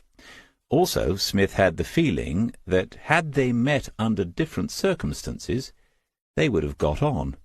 That being the case, it made sense not to hurry things. Perhaps, if these circumstances could be subtly altered, they might reach an understanding. He said, "This place, for example, how did you come by somewhere like this?" Gerald smiled as he said, "That in itself is a long story. It goes back to when I—" He broke off as a look of concern replaced the smile. "Look, you just turned up here out of the blue. I'm not prepared to— I need some time." Smith said, "I'm not in a particular hurry, Mr. Fitch. What do you have in mind?"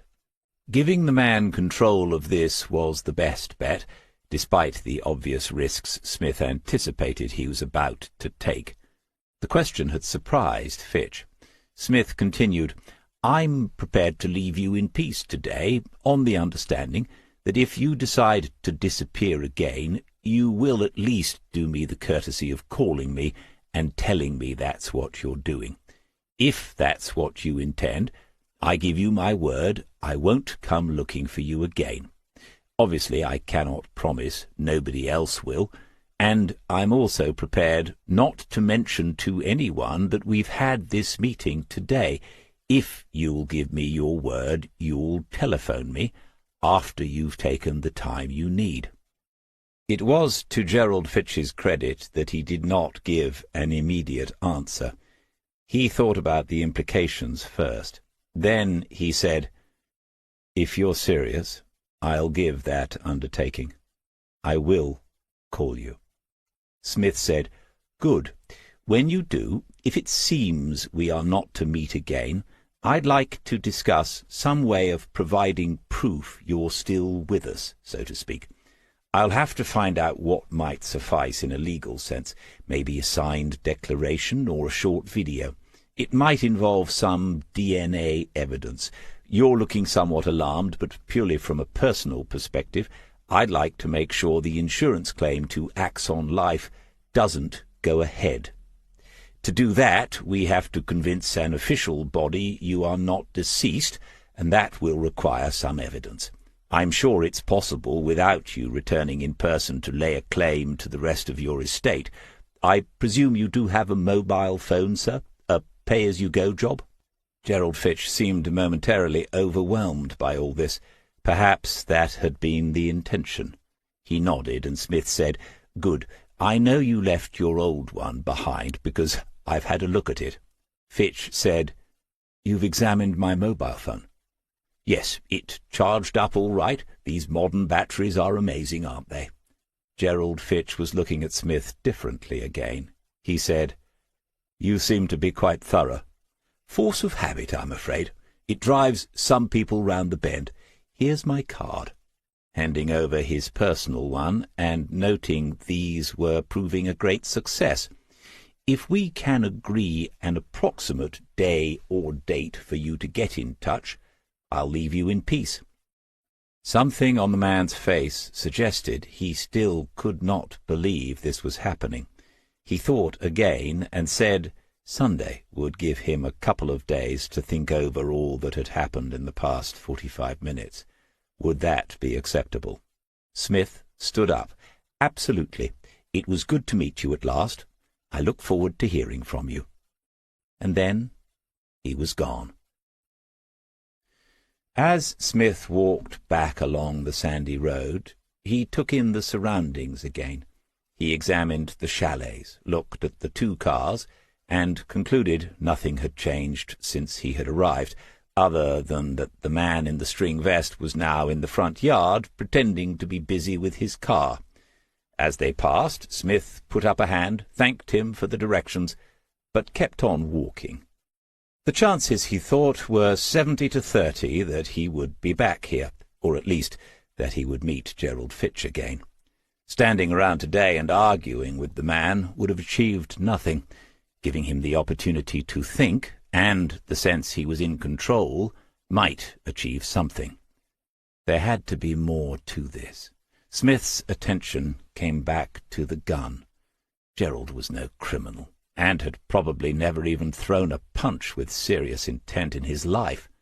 The sight of a stranger approaching, especially after what had occurred at Broughton Farm, had made a man like Gerald Fitch pick up a shotgun.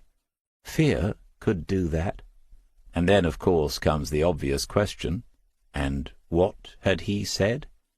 "I don't think you realize what you've done." He timed the walk back up the hill and onto the heath. 8 minutes. There was another car parked a few yards away, a silver A4 Avant, and no sign of the driver.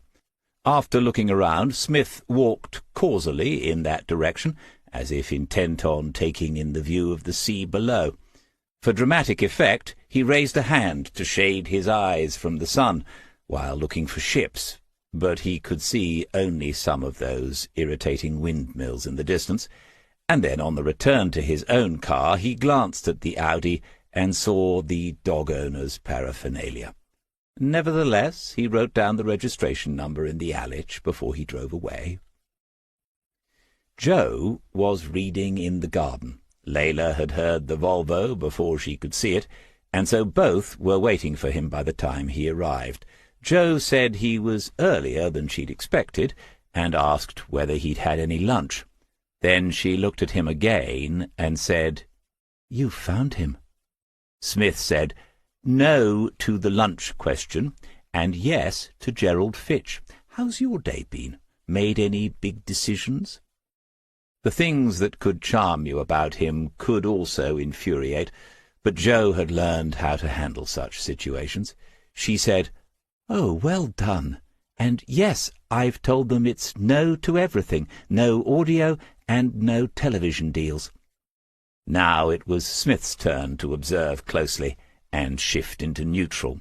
He said, "What reason did you give?" "I told them I didn't think my partner would be supportive enough." They invariably still kissed when they met, and did so now, much to Layla's consternation. Then Joe pointed to the other seat at the little table and said, "Tell me everything."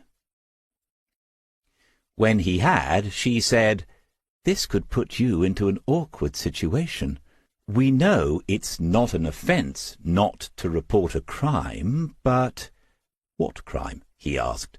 "Amanda Fitch can say she believes her husband is dead, and she can swear she has no evidence to the contrary, unless I present her with some.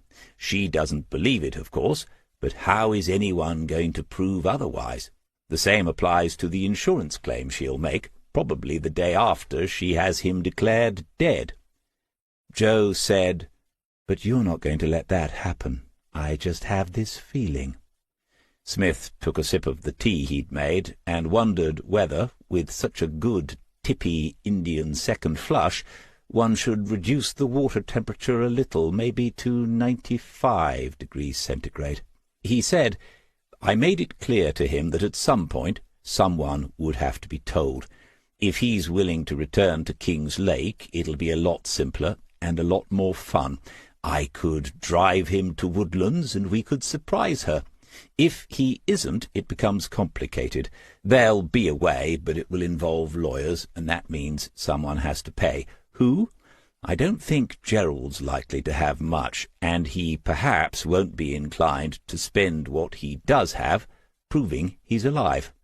Joe said it might be in the insurance company's interest to cover those costs, and Smith said that was a rather good idea, and knowing insurance companies, they might find a way of adding those costs onto the premiums still being paid out of Gerald's estate. Amanda Fitch would be delighted by that. Joe said, "Do you really think he's going to call you back? He could be packing up as we speak, couldn't he?" Smith hardly needed reminding of the possibility. He said, "He could, but I think he's got a life there. The woman Millie is obviously fond of him, and it might be more than that. I didn't inquire. He's got at least one of the residents of Broughton Farm doing remarkable things, so they probably think a lot of him. It's the antithesis of what his life was before he disappeared, and I don't think he'll want to give it up, which is a roundabout way of answering your question. Yes, I think he'll call me." "Which leaves the other question," she said, "of what you're going to do about Diver and Diver. How long can you keep quiet about it?" Smith was thinking how odd it was that both cases he'd taken with DDA had ended up as moral mazes. With Anthony Hills, he, Smith, had used his skills, albeit unknowingly, to get the charges dropped against a guilty man, frustrating the work of his former colleagues at Kings Lake Central in the process. And now, with Gerald Fitch, having found the man against considerable odds, he had given his word not to tell the people who had offered him the case and the work in the first place. He said, "I'll give Gerald Fitch the time I promised. I don't know how the divers will take it. I suppose I might get fired or something. But I'm not worried, because you'll soon be able to keep me in a manner to which I've never been accustomed, won't you?" Joe said she was going to take the rest of the weekend to think it over, just like Gerald, he thought, but that, subject to certain questions being satisfactorily answered, Yes, she was going to agree to what Eagle House had proposed to her. "Good. We should celebrate." She said, "What do you have in mind?" "I could nip down to Alice's and get a bottle of her best Prosecco." She laughed and said he really knew how to treat a girl. "All right, I'll call the Lemon Tree and see if they have a table for two for tonight. We've both been busy. We deserve a night out." They managed to get the second service on their favourite table and sat down at 8:30. Smith said they could order only from the chef's signature dishes to make up for not having the Prosecco. For Madam, the L.T. prawn cocktail, followed by the braised ox cheek. For Sir, the pan-fried pigeon breast, and then the Norfolk estate venison with Dauphinoise potatoes, accompanied by just half a bottle of the Catena Alta Argentinian Malbec. They ate in the bar, so Layla would not be left back at Drift's End. She sat quietly under their table and watched the holiday-makers' dogs come and go, confident that eventually a surreptitious piece of braised or pan-fried meat would find its way down to her. The sweets menu was inspected, but respectfully declined in view of the late hour, as was the offer of coffee. But Smith was persuaded by the bar manager to give his verdict on a newly acquired French cognac, just a small sample, on the house. When he inspected the final bill, the thought occurred that a larger sample might not have gone amiss, but the food was superb, as always. When they arrived back at the cottage, the sun had set, leaving the western sky flushed pink into aquamarine, and then into pale cerulean blue. The last tourists and walkers had departed from the bank, and the first stars were glimmering overhead.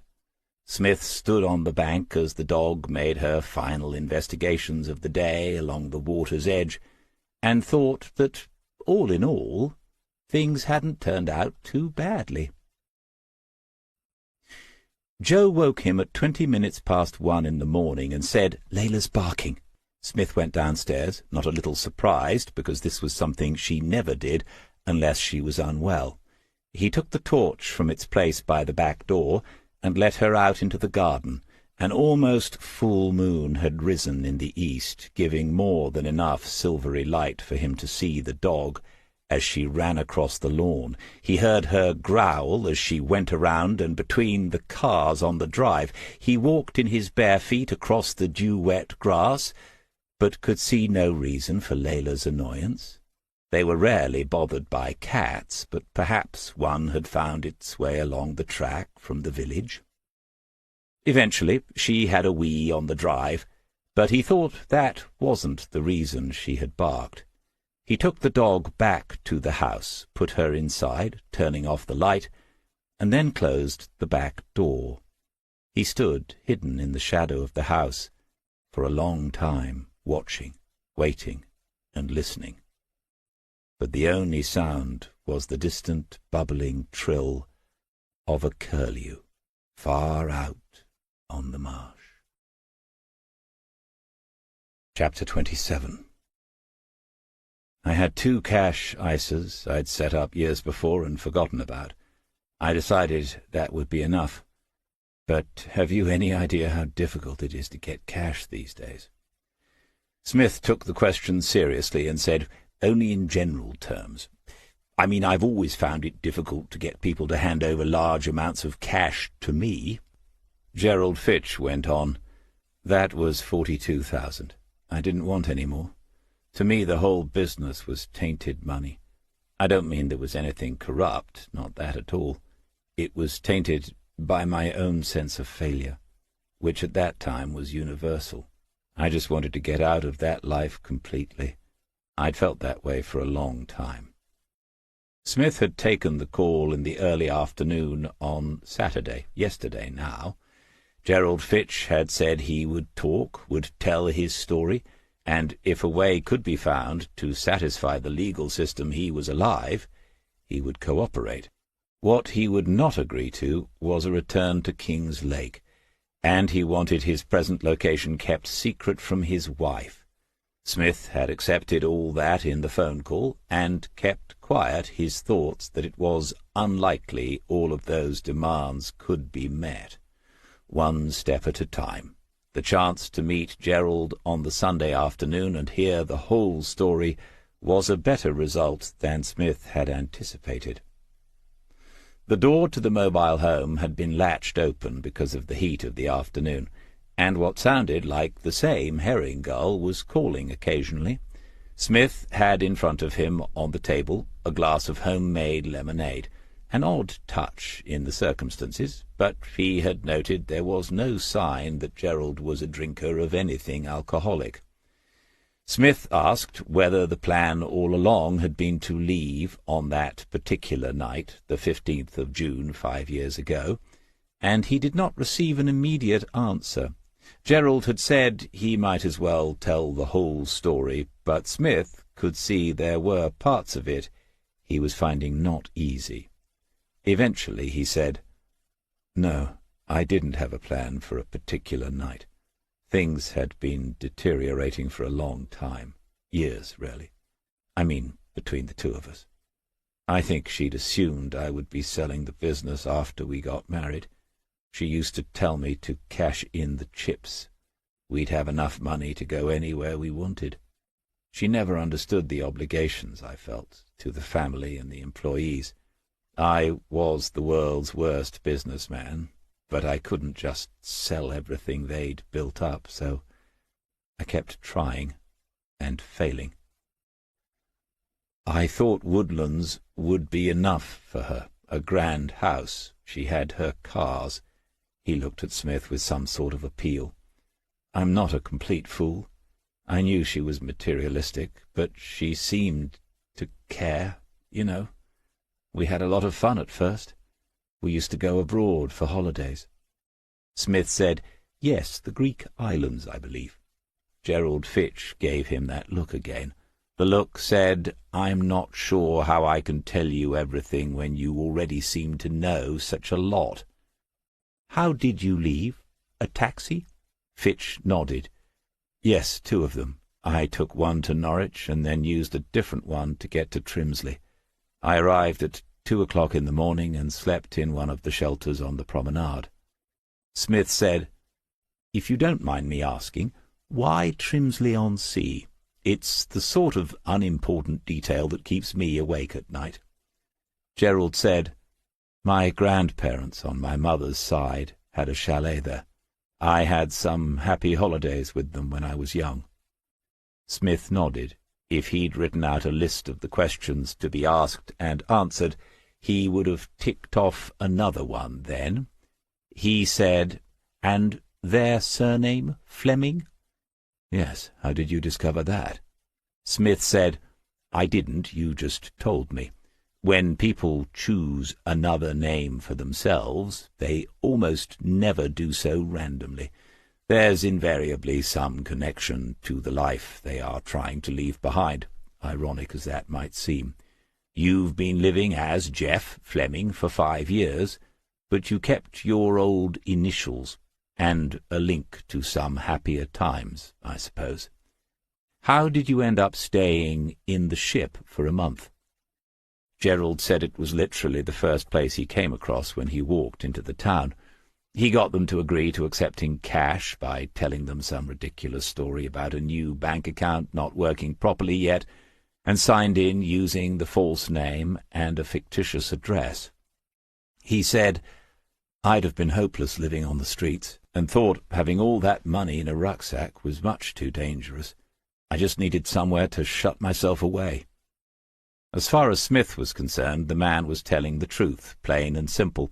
But there was one question he'd avoided answering, one to which Smith would inevitably return when he thought the moment was right. He asked why Gerald had twice called his daughter on the ship's payphone, but then said nothing. Lauren was the worst part of it. I don't know how much she'd told you, but we hadn't spoken for years. She blamed me for her mother's death, and told me so to my face. She hated Amanda for the same reason. I'd wanted to talk to her for months, if only to tell her she'd been right all along. when I called her from the ship, words failed me. I was thinking, she'll ask where I am, if she'll speak to me at all, and what would I say? I couldn't tell her, or what had been the point of it all, the getting away. Away, yes, but from what? Not his business failures. Those sounded as if they had been lifelong. His wife, then. But that had been going wrong for years as well, by the sound of it. Why the 15th of June? Why that particular night? Why the panic at Broughton Farm 2 days ago?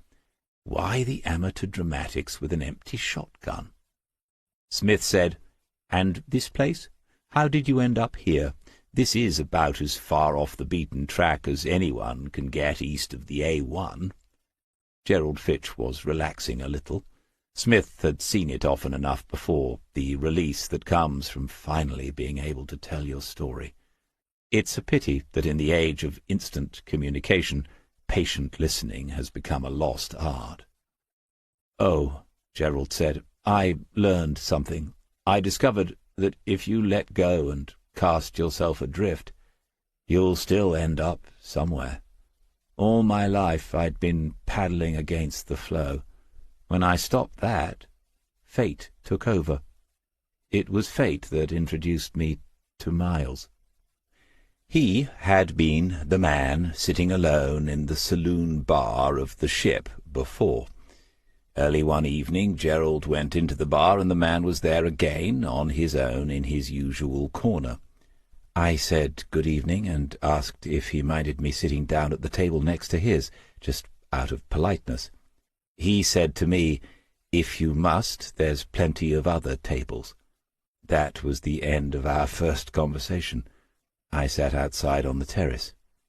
The next night he was there again, and I asked where he would like me to sit that night. I wouldn't usually be that provocative, but his rudeness had been bothering me all day. He said it wasn't up to him, I could sit where I liked. I think he swore as well, but not offensively, so to make a point, I sat at the table next to his, and we got into conversation. These were better memories for Gerald Fitch. As he told the story, Smith thought how right he had been about recognizing that moment when you should stop paddling, the moment of resignation and acceptance. It's often the moment when peace will come, if you are open to it and ready for it. Over the weeks the two men had become friends, a couple of lonely misfits, Gerald said. One day Miles had told him he lived somewhere that was about to fall into the sea, like the legendary town of Dunwich off the Suffolk coast, and Gerald said he'd like to see the place before it did. Miles had a car and brought him here for the first time that same day. Gerald said he was from a wealthy farming family. They still own land in the county, but he'd broken with them many years past. We had quite a lot in common. His great love was plants, wild ones, not garden flowers. He was an expert botanist, completely self-taught. I still have his books. A walk in the dunes with him was an education in itself. Gerald got up unexpectedly, said, "I took a few pictures of him," and went into the next room. He returned with a small album, opened it, and handed it to Smith. Miles was tall, gaunt, hook-nosed, and eagle-eyed, some 20 years or more older than the man who had befriended him in the saloon bar of the ship. Smith looked at the pictures, and then around the mobile home, before saying, "What happened to him? He's not lurking in there, is he?" with a nod to the room where Gerald had just been. It was a jest, of course. Gerald Fitch had been using the past tense since his first mention of Miles. "No," he said. "He died in the spring after we met. April the 23rd. He'd been living with a terminal cancer diagnosis for a long time. He didn't tell me for quite a while, but it was obvious he was unwell. Then one day, when we were here, he began to talk about it. He'd made all the arrangements on his own. He had paid in advance for a place in a private hospice. He said when the end came he didn't want anyone clearing up after him. He asked me whether I would drive him there when the time came, and dispose of the car. Smith had already regretted the joke about Miles's whereabouts, because this was a serious matter for the man who was telling the story. After a pause, Gerald went on. I said I would, and then he said to me, "As for this place, do you want it? It's worthless as property and dangerous to live in, but it's yours if you do. There's no one else, so—" I'd told him often enough I thought the whole set-up was idyllic and mad at the same time. I think he wanted to imagine someone still here after he'd gone, someone who loved it like he did. I don't know whether he had any other estate or a will. I expected a solicitor would turn up and tell me I was a squatter or something like that, but no one ever did. On the day I left him at the hospice, he gave me the keys and told me to always keep an eye on the weather forecast, especially in the autumn. I cleared out my things from the bedsit I had in Trimsley and moved here. That was more than 4 years ago. When he'd sat down, Smith had put his notebook on the table. He didn't open it then, but mentally reviewed the list of bullet points and questions on the most recent page. He said, "That's how you came by the shotgun?" Gerald said, "Yes, I think it went back to his days on the family farm. He never used it, to my knowledge, even though there are hundreds of rabbits in the dunes. Miles wouldn't even squash a wasp on a window." Smith said, "So what is the situation as far as this place is concerned? I saw the notice, Little Dunwich. Someone has a sense of humour, I suppose. Are the authorities involved?" Gerald Fitch smiled at that. Miles put up the sign. It's a peculiar situation. Most of the remaining places went up without planning permission. I think there were a few years after the war when it was a free-for-all. Nobody knows who put the mobile homes here, so in that sense the authorities have absolved themselves. But obviously when a place is about to go over, there's publicity, which they don't like, so we get another round of advisory notices and offers of relocation grants. Some people have taken the money, and their places are empty. We're in something called a controlled coastal erosion zone. Basically, someone has drawn a line on a map and said that bit's not worth saving. Little Dunwich used to be several homes bigger. We lose one every 2 or 3 years. This place, or next door, will probably be next." "And that doesn't bother you?" "No. Miles used to say, it gives life a certain piquancy. I've come to realize he was right. It teaches you that everything is temporary. The only constant is change. The shoreline is the perfect metaphor. It shifts moment by moment, wave after wave, grain by grain. People used to ask why I was always photographing the same places, but I never was. Living here, I've seen more sunrises than most people do in their whole lives, but I've never seen two the same." "No," thought Smith, "you never were going to make it as a suit in an office. I'm surprised you stuck it out as long as you did." He, Smith, was coming to the conclusion that Gerald had no intention of returning to his previous life, and that ways must be found to resolve the matter without expecting him to do so. He asked how Gerald had met Ian Fisher, and the answer, of course, was on a beach. A party from Broughton Farm had been on a day trip, and Gerald got into conversation with them. Someone had suggested that if he was interested, he could try becoming a volunteer assistant. They were always on the lookout for people. Gerald said to Smith, "I can't paint, but I saw it in Ian's work immediately. No one had shown him any classic paintings, but I did, and the result could be electrifying, even frightening. When I left Wootton, I took a laptop with me, the one I used for photography. At the farm I printed out a couple of coastal images and gave them to him. He doesn't copy them. He interprets them through his own vision, but amazingly creatively. I still can't explain it, but... well, you've seen them. Smith nodded and said, I recognized your work as soon as I saw it. If there had been one picture, I might have thought it was an odd coincidence, but not three. When I found them in a gallery a few miles from the ship, it couldn't be a coincidence. Gerald Fitch looked at him and said, On Friday you told me you used to be a police officer, a detective. Yes, Smith said. I presume you were quite a good one.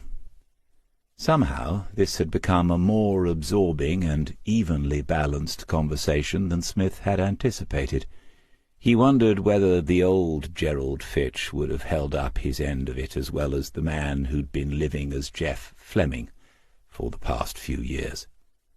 What doesn't kill us makes us stronger. Perhaps it makes us more interesting too. Smith said, Well, that's for others to say. Not everyone I worked with thought so. I suppose I had my moments. If Gerald was not returning to King's Lake, they would need to make some arrangements. 2 more questions remained in Smith's mind before they could do so. There was no point in further delaying telling him that Lauren had a daughter, and he did so now, but he revealed only the little girl's age and her name. It was a complete surprise, and clearly something Gerald had never considered. He took a few moments, and then asked whether his daughter was married. No, said Smith. She was a single parent, which made her situation more challenging, but as he'd said earlier, she was a capable young woman. Gerald said, And the little girl is 4 years old. You've seen her? Yes, I have. She's quite a character, too. Was that confusion or pain or both on his face now? Smith said, I haven't spoken to your daughter since Friday, but at some point you'll want to decide whether you're going to get in touch. As I promised Lauren, I will tell her I found you, alive and well. After that, I think it has to be down to you. Gerald nodded, accepting already, it seemed, that his life had just become much more complicated. It was a feeling with which Smith could fully sympathize. After all, Dermot had been almost 30 before Smith knew of his existence. Finally, Smith said, I have to ask, if you were not planning to leave West Wootton that Saturday night, why did you? What happened? For a moment Gerald looked away, and Smith thought, Haven't I done enough? We've got on pretty well. I thought I'd have his confidence by now. Then Gerald looked back and said, I believed my life might be in danger. I still believe it was, for what it's worth. Smith said his next question was an obvious one. In the end he didn't need to ask it. Gerald continued, The situation with my wife had become intolerable. Still he seemed reluctant to use her name, to the point where we were not speaking for days on end. She had threatened me before, but this time I began to believe she meant it. Amanda Fitch was a well-built woman, but not powerfully so. Many among us might have inwardly smiled at the idea of a man like Gerald being afraid of her, for then many of us, most of us, have not seen what experienced police officers get to see in their daily working lives. Smith smiled, neither outwardly nor inwardly. He said, Go on. Gerald said, She was furious because I hadn't agreed to sell the FME business and take the money. She seemed to be obsessed about it. When I say she had threatened me, I don't mean in person, but there are people in her past. I knew nothing about them until after we were married. If you knew her family, you'd understand." Under normal circumstances, in dealing with a person of interest, or even an interesting witness, Smith would never have revealed it. But those conditions did not apply here, and a dim suspicion had begun to form in his mind, triggered by that "threatened" a few moments ago. Smith said, "Do you mean her brothers, Malcolm and Stuart?" Gerald Fitch did not hide his astonishment. "Yes, my God! Have you been looking into them as well? Well, not recently, but I do know them from the old days. It's a small world, isn't it?" Smith shook his head and smiled, as if two friends had only then discovered they had acquaintances in common from many years past. Gerald Fitch stared, and eventually closed his open mouth. "So," said Smith, "you thought Amanda might be going to call in the heavies, as we used to say." Gerald said, "I didn't just think it. I knew it." Smith watched and waited. A great deal of thinking and a good deal of effort had gone into reaching this moment.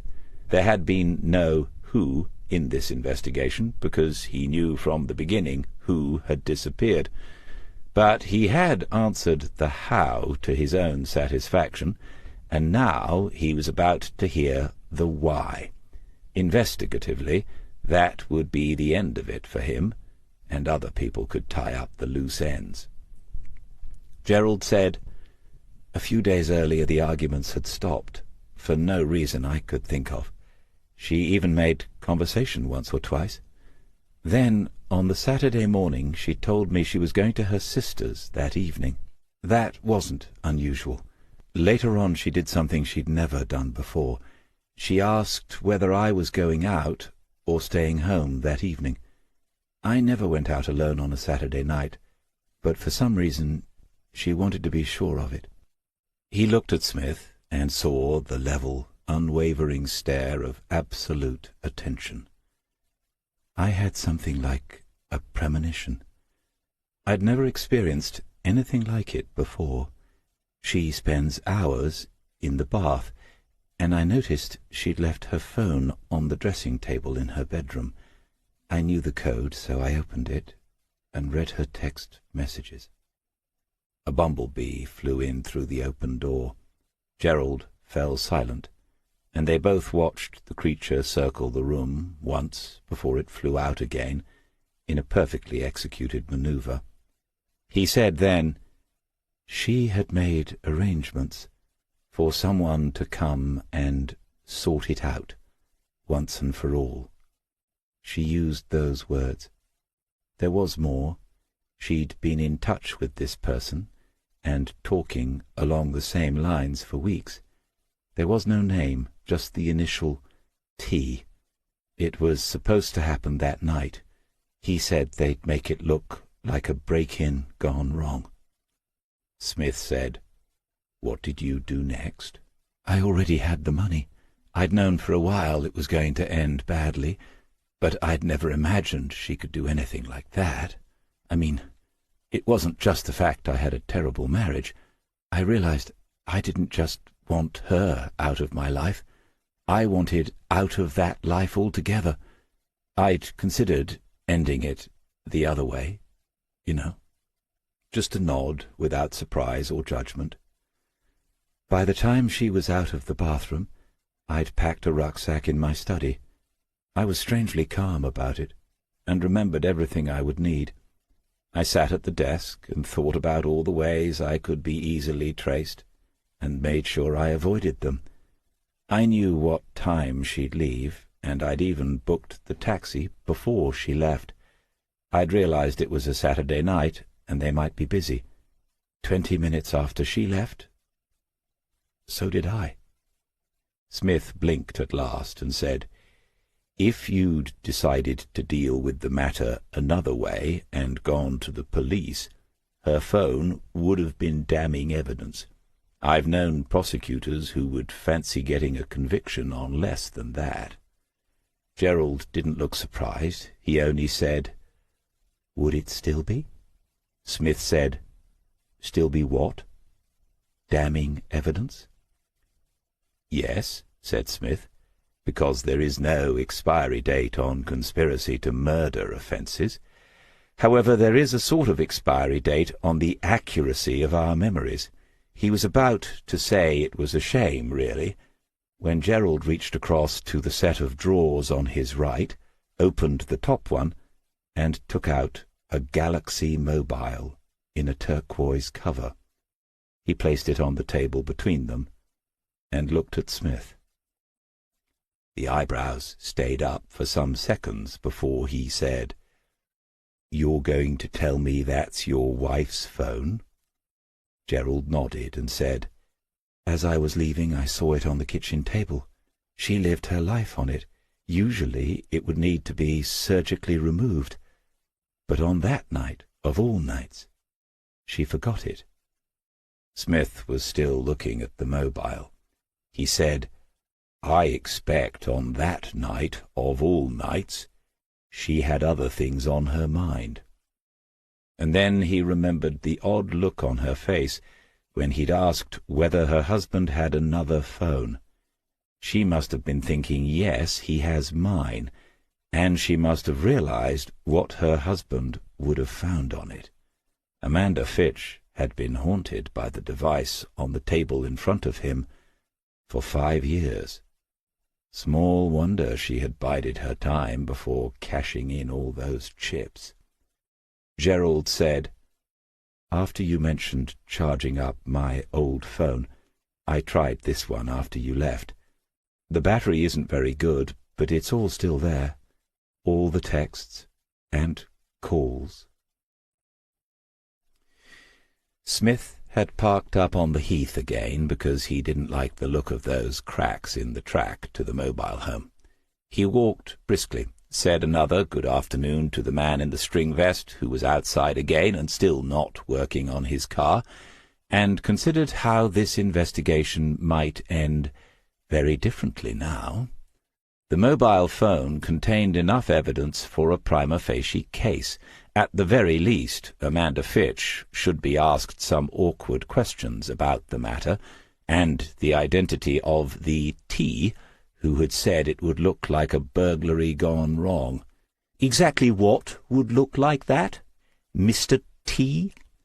As he rounded the last bend on the slope to Sandy Lane, he could see a vehicle had stopped further up. He took 2 more steps and then ducked. A Ford Transit was waiting at the point where the track to the parking area left the lane, waiting as if deciding which way to go. Reading glasses are a nuisance. He was always leaving them somewhere ridiculous, but there are some benefits to being long-sighted. Smith could read the registration even at this distance, and it was one he already had written in the allege, and he could see a brawny-looking elbow poking out of the passenger window, which meant there were at least 2 of them. Staying low, Smith turned and began to run. Chapter 28. He'd noticed the path before, off to the right of the lane. It could only lead down to the track that ran between the chalets and mobile homes. Taking it would cut out a wide bend and save valuable minutes. Moving at speed, Smith realized within seconds that it was steep, more of a slide down from the top of the dunes than a footpath, but he kept going because there was no alternative now. At one point he was careering down on his backside, narrowly missing the thick stems of gorse bushes. Then, unexpectedly, he landed in a heap, as if at the bottom of a children's helter-skelter, and found himself once more being observed by the man in the string vest. It was definitely the same vest, because the path, such as it was, ended right next to his garden fence. Smith was on his feet immediately, brushing himself down, but moving quickly. As he passed the astonished face, he said, "There should be a health and safety notice on that path. Someone could get hurt." And then he began to run again, because in some situations seconds can save lives. Gerald Fitch said, "How?" and Smith answered that he had no idea, but this was the worst possible time to begin a post-mortem into the sad end of Geoffrey Fleming's quiet life. They had to go, immediately. It was impossible to say what the intentions of the men in the van were, but unlikely that matters could be resolved by sitting around that table and drinking homemade lemonade. Now, we have to go now. Gerald went into the back room and reappeared moments later with a rucksack, probably the original rucksack. It looked heavy, he said. "Cameras and laptop. I can leave the rest." Smith said, "And her phone." Gerald went to the drawer, took it out, and handed it to Smith.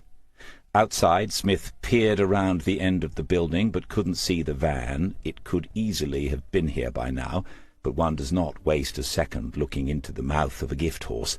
Gerald led the way, further on down the track to where it ended, and the dunes began. He said, "It gets steep. It's overgrown and heavy going because of the sand, but there is a way up onto the heath.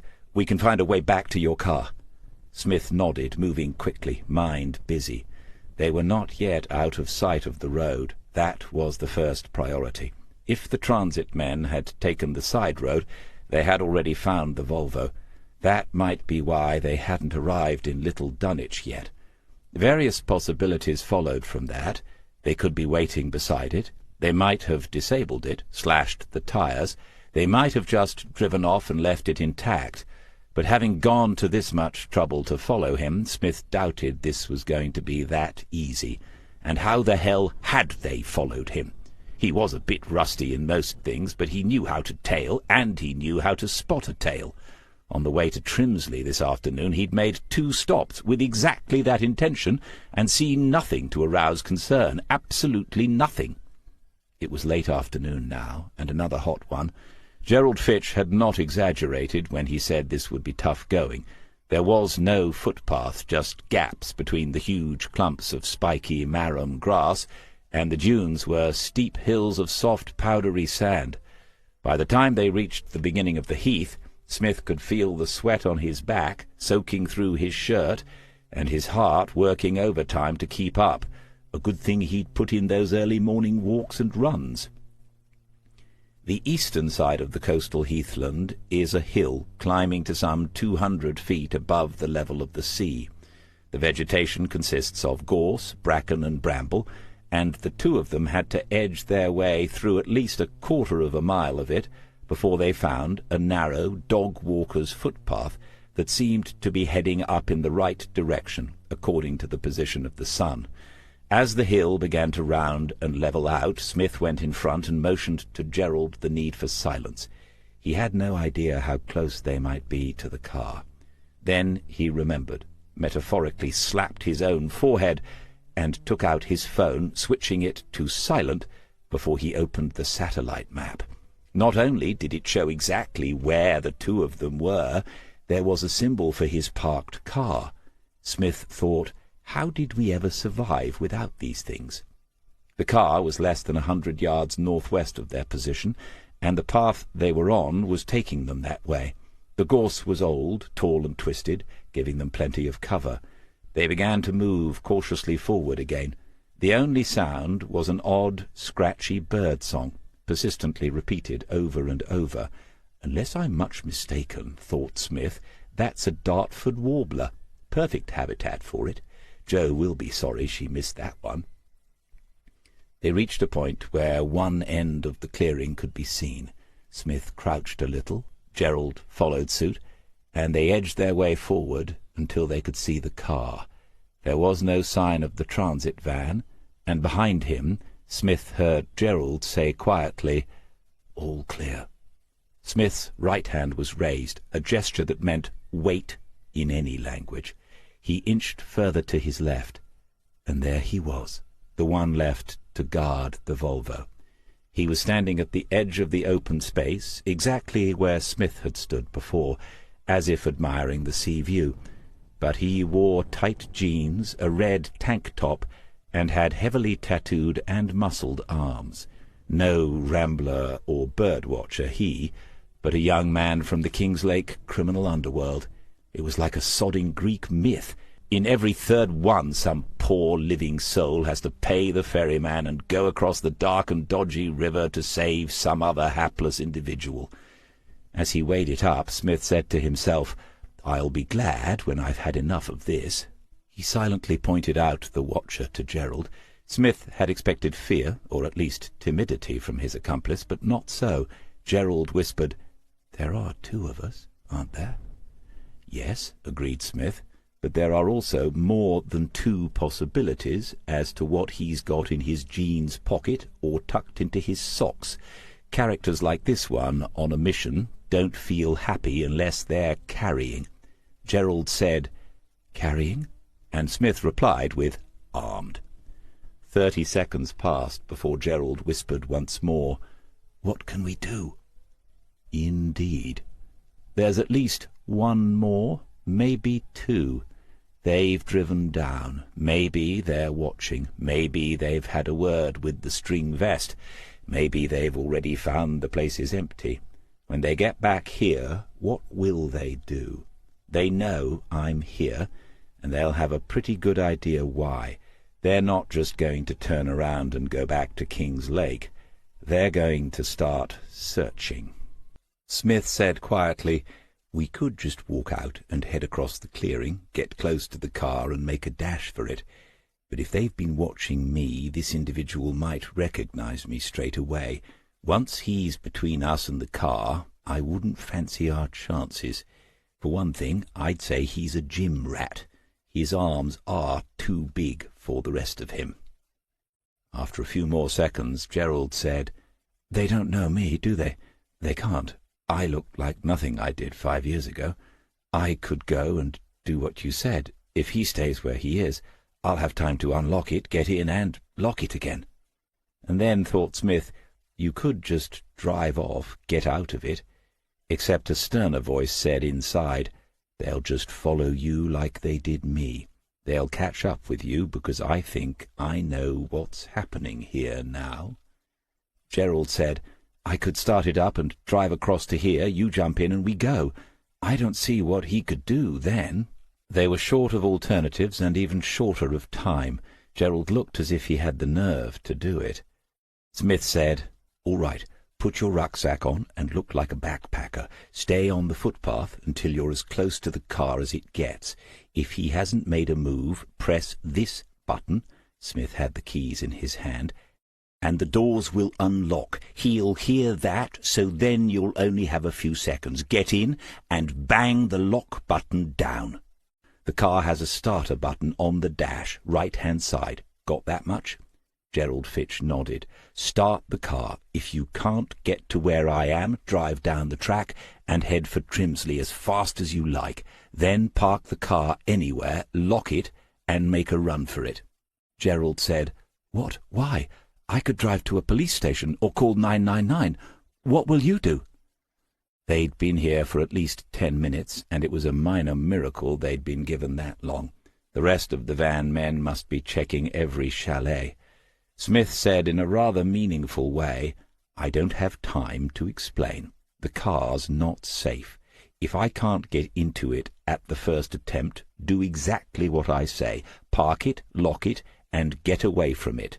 Have you got that?" He had a hold on Gerald's arm, and not a gentle one. When the man nodded, Smith said, "One more thing. If he gets to you before you can get into the car, you don't struggle. Start talking. Keep his attention on you, and I'll see what I can do. If you're ready, give it a go." "People surprise you." Gerald stood up straight and walked on into the clearing, for all the world like one of those odd individuals who seem compelled to set themselves physical challenges, such as walking around the British Isles for a charity no one has heard of. He looked the part with his beard and bushy hair. The character in the tank-top noticed him, stared momentarily, and then turned away. The path ran behind the car and within a few yards of it. Smith hadn't crouched in the sprint start position since his Army PE days, too close to 40 years ago for comfort, but he did so now, and he reminded himself of exactly where to land the blow in the back should this thug get hold of Gerald Fitch. Low down to one side, hard into the kidney. That was the scenario he would have put his fiver on at that moment. He saw Gerald raise the key fob, heard it beep in the hot silence of the afternoon, and the lights on the car flashed as they do. The young man's head turned again, but he was slow to connect the rambler and the sound of the unlocking doors. In the seconds he wasted, Gerald had got the driver's door open and thrown his rucksack into the passenger seat. The tank top was only halfway to the car by the time the starter button had been pressed and the engine was running. He went for the door first, but it was locked.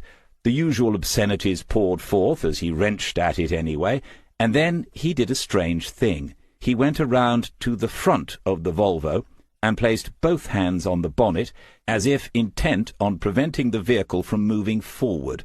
Smith had walked out of the bushes and was standing at the edge of the clearing, concealment seeming to serve no further purpose.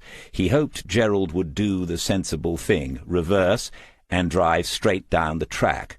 If the young man came after Smith, he thought he stood a fair chance of losing him on the hillside, which was a maze of paths and hiding places.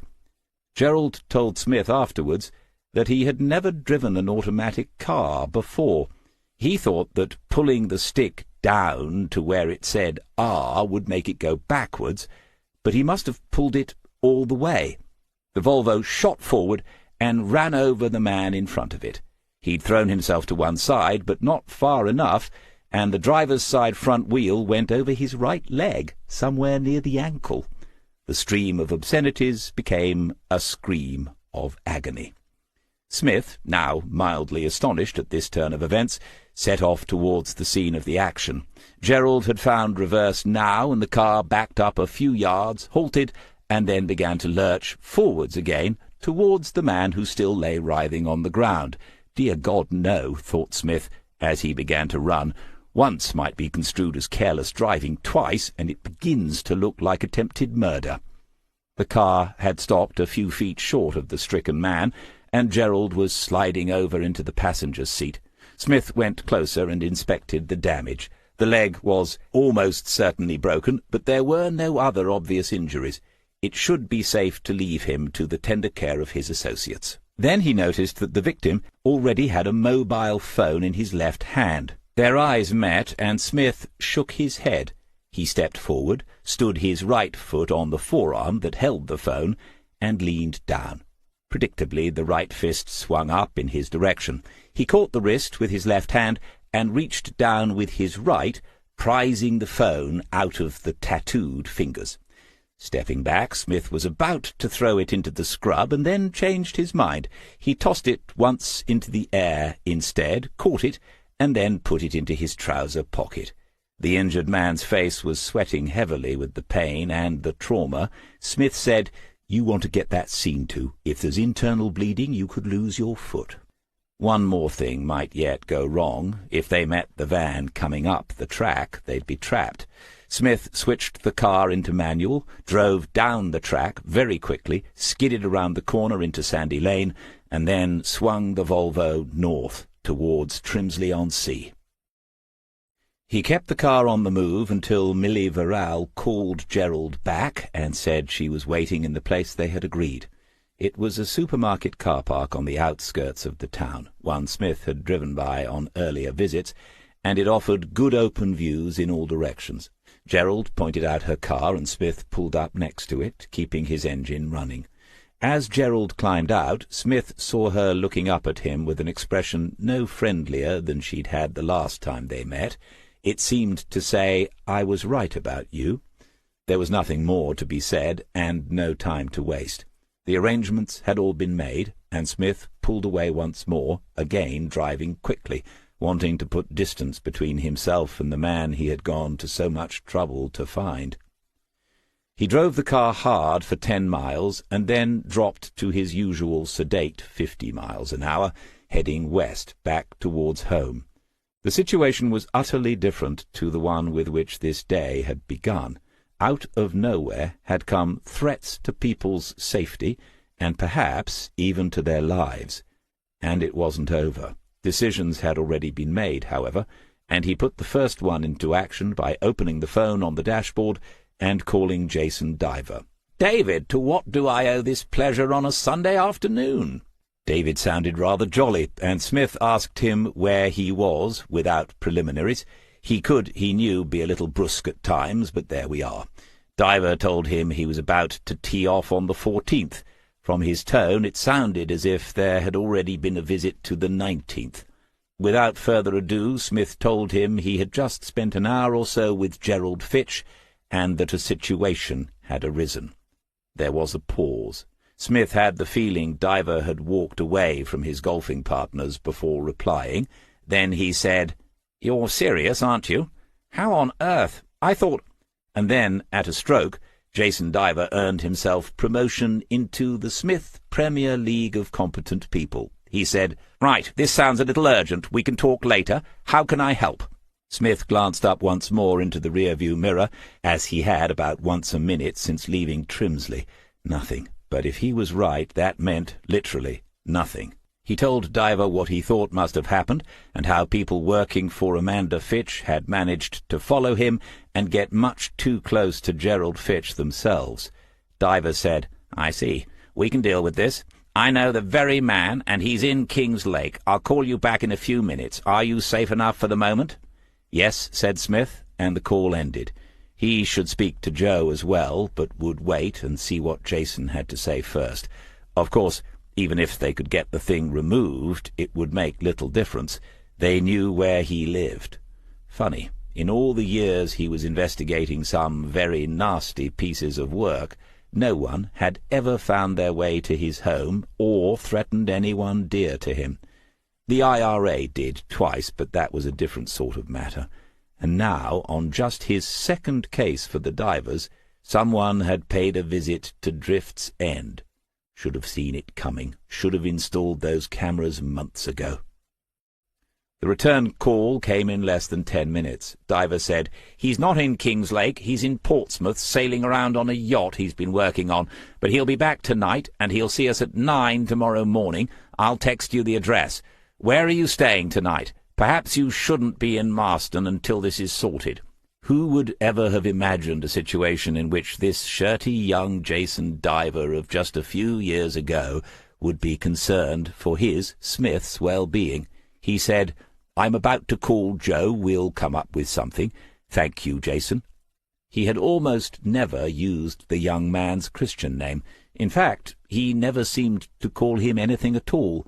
Jason said, "And it's really Gerald Fitch. No possibility that—" Smith said, "He didn't deny it, and he knows things about what happened 5 years ago that no one else could." In the background to the call, there were other voices, someone calling to their golfing partner. Smith said he'd better get on with the game. Jason said, "Well, I can't wait to see Catherine's face. She's going to be all over you, David." "Ye gods," he said to himself as he ended the call. Imagine that. Then he opened Favourites and pressed Joe. Chapter 29. After some pleasantly affectionate scolding, Joe had made tea. Then she made him sit down and tell her the full story. When Smith explained how he thought he'd been followed, it didn't take her many seconds to fill in the obvious blank. She said, "It was the night Layla barked," and Smith nodded.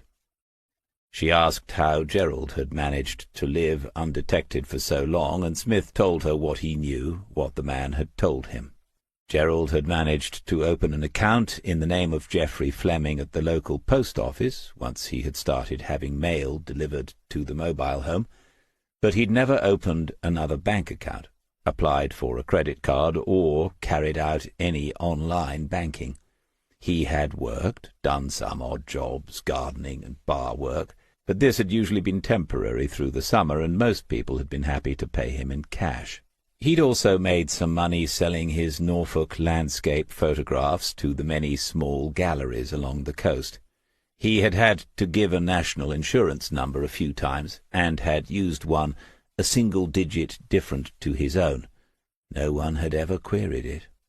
His mobile phone was a pay-as-you-go, and therefore untraceable. His passport had expired, and he had never replaced it.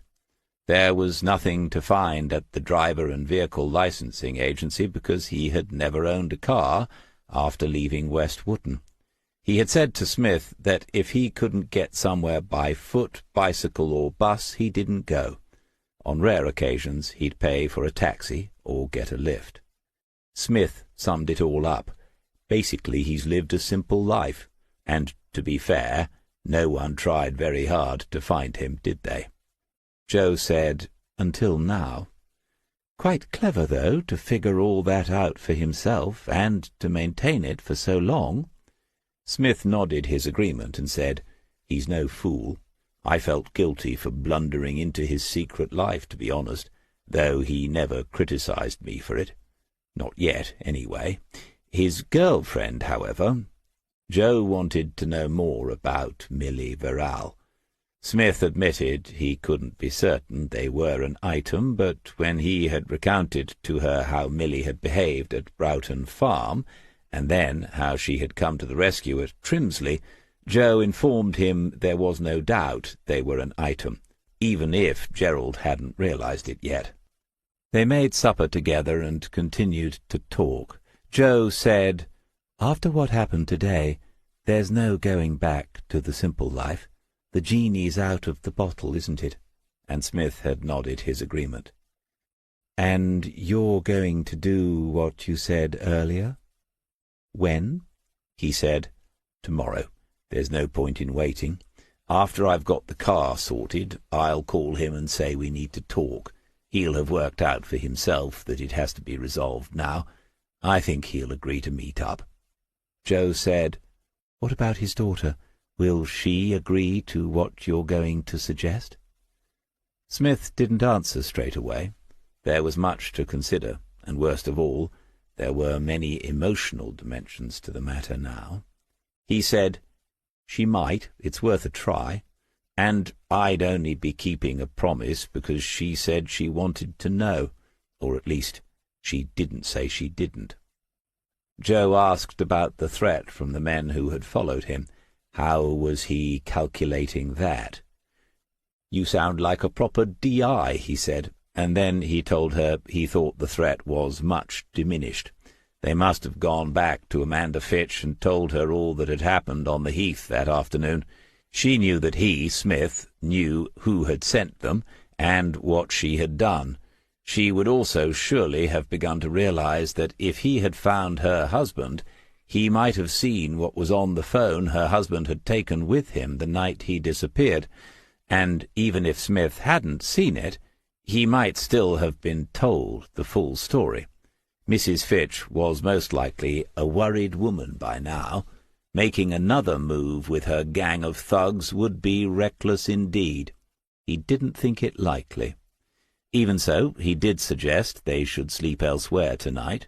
All the local accommodation would be full of holiday-makers, but Alice had a couple of spare rooms. Joe said, "And leave this place unguarded?" Smith said, "Persons before property, you know that." She thought a little more and then said, "If it's me you're concerned about, I'd like to remind you I didn't spend my whole police career behind a desk writing profiles." He didn't argue the point any further, not least because he didn't particularly want to retreat from Drift's End himself. He said in that case he would sleep on one of the sofas in the sitting-room and leave Layla out of her cage for the night. Joe said, "And I'll sleep on the other one." That's what they did. Smith took Layla's bedding out of her cage and placed it on the floor between the two sofas, and she was delighted, trotting back and forth between the two of them for several minutes. Smith moved both cars closer to the cottage and locked the back door, but he left the sitting-room windows open. They were too small to climb through easily, but any sounds outside would be more easily heard. Once, very early in the morning, before the dawn, he was woken by Layla's wet nose.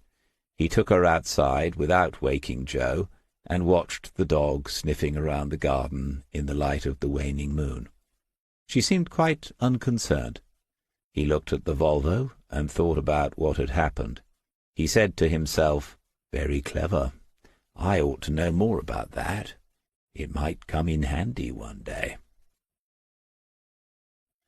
"Rich, this is David, one of our associates. David, this is Rich. He's the proprietor of Twice Shy Security." The business looked as if it had been established for some time, but Smith had had no idea of its existence. He'd followed Jason from the market square in King's Lake, through the maze of narrow streets, into one of the old parts of the town, an area of small workshops, laundrettes, ethnic food takeaways, and backstreet garages where the mechanics never say very much. The sign that said "Twice Shy Security" was small and unobtrusive, fixed to a brick wall built at least a century ago. As they'd waited for it to be opened, Smith thought, "That's a serious steel door and a serious lock being turned by whoever's on the other side of it." Rich put out a hand as they were introduced. He was a thin, intense-looking man, already going bald on the top, although Smith guessed he wasn't even close to 40 years old. As Rich closed the door, Smith looked around. They were standing in an electronic engineer's workshop, but it more closely resembled a laboratory. There were tools on the walls, as there ought to be, but not hammers, saws, and wrenches. Here were probes, gauges, and monitoring devices of every description. 3 spotless benches took up the centre of the space, at one of which a long-haired youth sat, taking apart some impossibly complicated object. He glanced up at the visitors without interest, and returned his attention to the device in front of him. Jason was explaining the situation. Rich said to Smith, "Won't look at that out in the street. Can you bring your motor into the yard at the back? Take 2 rights, and you'll be at the rear of this place." The door was slid open again, and Smith followed the instructions. When he arrived in the yard, private and not overlooked, they were waiting for him. He got out, and Rich said to them both, 10 to 1, if there is something, it'll be at the back. That's where they usually stick them. Shows a total lack of imagination." He was holding something about the size of the early mobile phones. It had buttons, dials, and a lit-up green screen. He pressed one of the buttons, and the device responded with a beep. Rich said, "We'll assume it's a cheap retail job," and turned a dial. Then he walked to the rear of the Volvo, crouched, and pointed the end of the scanner at the back bumper. More beeping. Moving the scanner to the left, the near side of the car, slowed the beeps down. Moving it to the right, speeded them up. Rich pointed that way with his free hand, straightened up, and walked around to the offside rear wheel arch. The beeping had become a continuous whine at a higher pitch, and Rich turned off the scanner. He said, "It's here. We'll get this one off and check for another." A small torch was produced from a pocket, and he got onto his knees and peered up inside the wheel arch. After a nod to himself, he reached into the upper part of the arch and felt around. He couldn't dislodge it, and so another item was produced from another pocket. Smith was reassured to see that he too owned a piece of high-tech equipment just like it, a Swiss Army knife. There was an identical one in the glove compartment of this very car. With the long blade open, Rich reached back inside, and moments later had the tracker in his hand. He held it out towards Smith, who took it, a small black box, 2 inches by 3, with a magnetic strip on the back. There were no flashing lights, and there was no sign of an antenna. A simple visual check couldn't have found it in a month of Sundays. Rich said, "It's the sort of thing you can buy off the internet, bog standard. It hasn't been on there very long at all." Smith asked how much one of those would cost, and didn't hide his surprise when he was told between £20 and £30. Rich explained that the tracker would be linked to an app on a mobile phone or a laptop. It was a real-time device, and the person using the app would be able to see where the vehicle was as long as the signal was being transmitted. Smith gave the tracker back to the man who had found it and said, "I presume it's the app where the money is made." And Rich agreed. "Yes, you have to subscribe and pay monthly fees." "And those apps," said Smith, "would be online." and linked to someone's bank account. That was not a question. It was Jason who spoke next. "Yes, I see. If the police took this up as a case, the threats against Gerald Fitch, then this becomes evidence, doesn't it?" Smith said, "Along with the mobile Gerald gave me, and the one I acquired yesterday." Rich said, "You don't want me to disable it, then? Only takes a few seconds." "No," they both said. "All right, we can dampen it down a lot."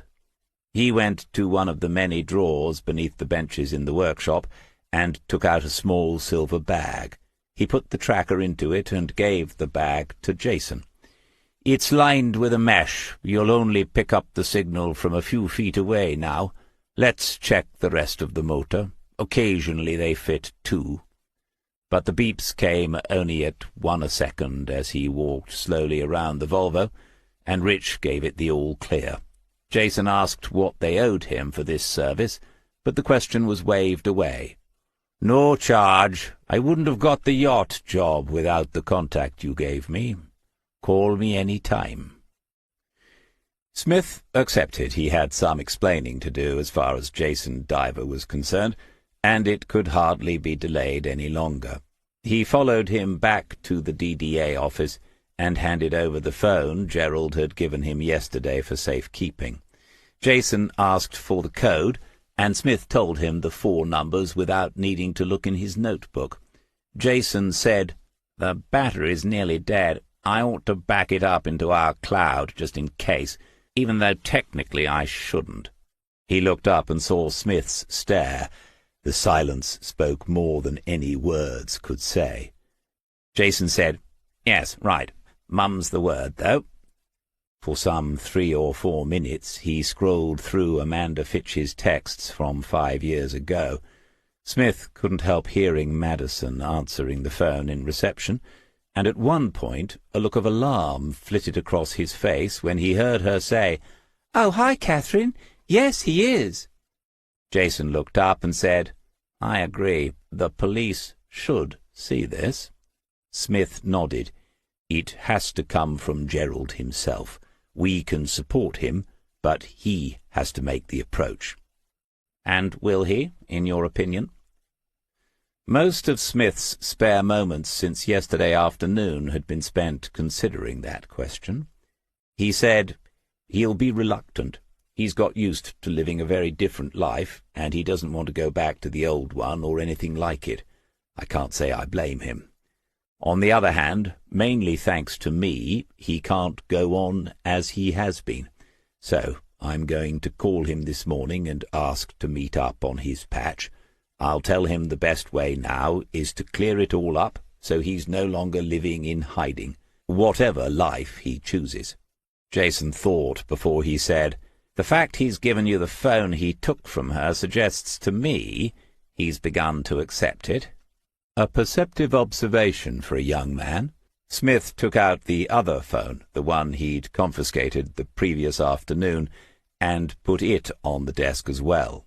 He said, "I suggest putting all this and the tracker into your safe as well. If we carry on like this, we're going to need an evidence room." Jason said, "I'm going to inform Francis Dunhill this morning. Axon Life should be told." And Smith nodded. "And Catherine," Jason continued, "is on her way back to King's Lake today. If you're not in a hurry—" But he had much to do if he was to see Gerald Fitch this afternoon, and so he made his escape. He sat in the marketplace car park for some minutes before he made the call to Lauren Fitch. There were only a few stalls. Lots of the regulars take their holidays in August, just like everyone else. A woman walked close by the car with 2 small grandchildren in tow, and he knew her.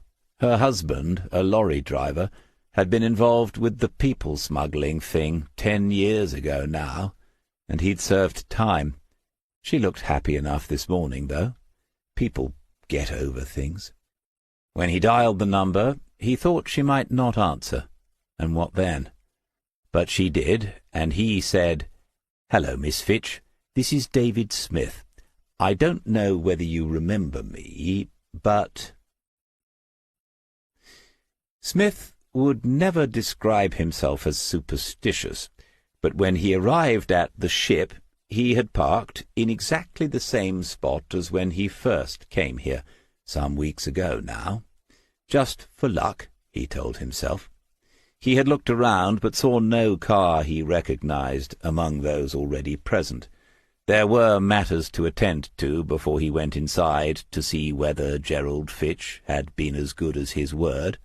They had agreed to meet in the saloon bar, and several more minutes passed before he entered the building. It was still early, only a little after midday, but the place was filling up already, and Smith couldn't see him at first. He sat alone at a corner table with a cup of coffee in front of him, and he hadn't yet noticed the arrival of the man for whom he was waiting. Early or not, a pint of their draught bitters wouldn't go amiss, Smith thought, but a very clear head would be needed over the course of the next hour or so.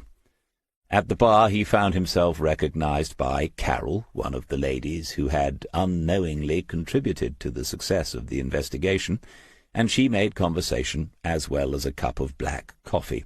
She said, "Just couldn't resist coming back to see me, could you?" And Smith said it must be fate that had brought them together again. She winked at him as she put down the coffee, and went away happy.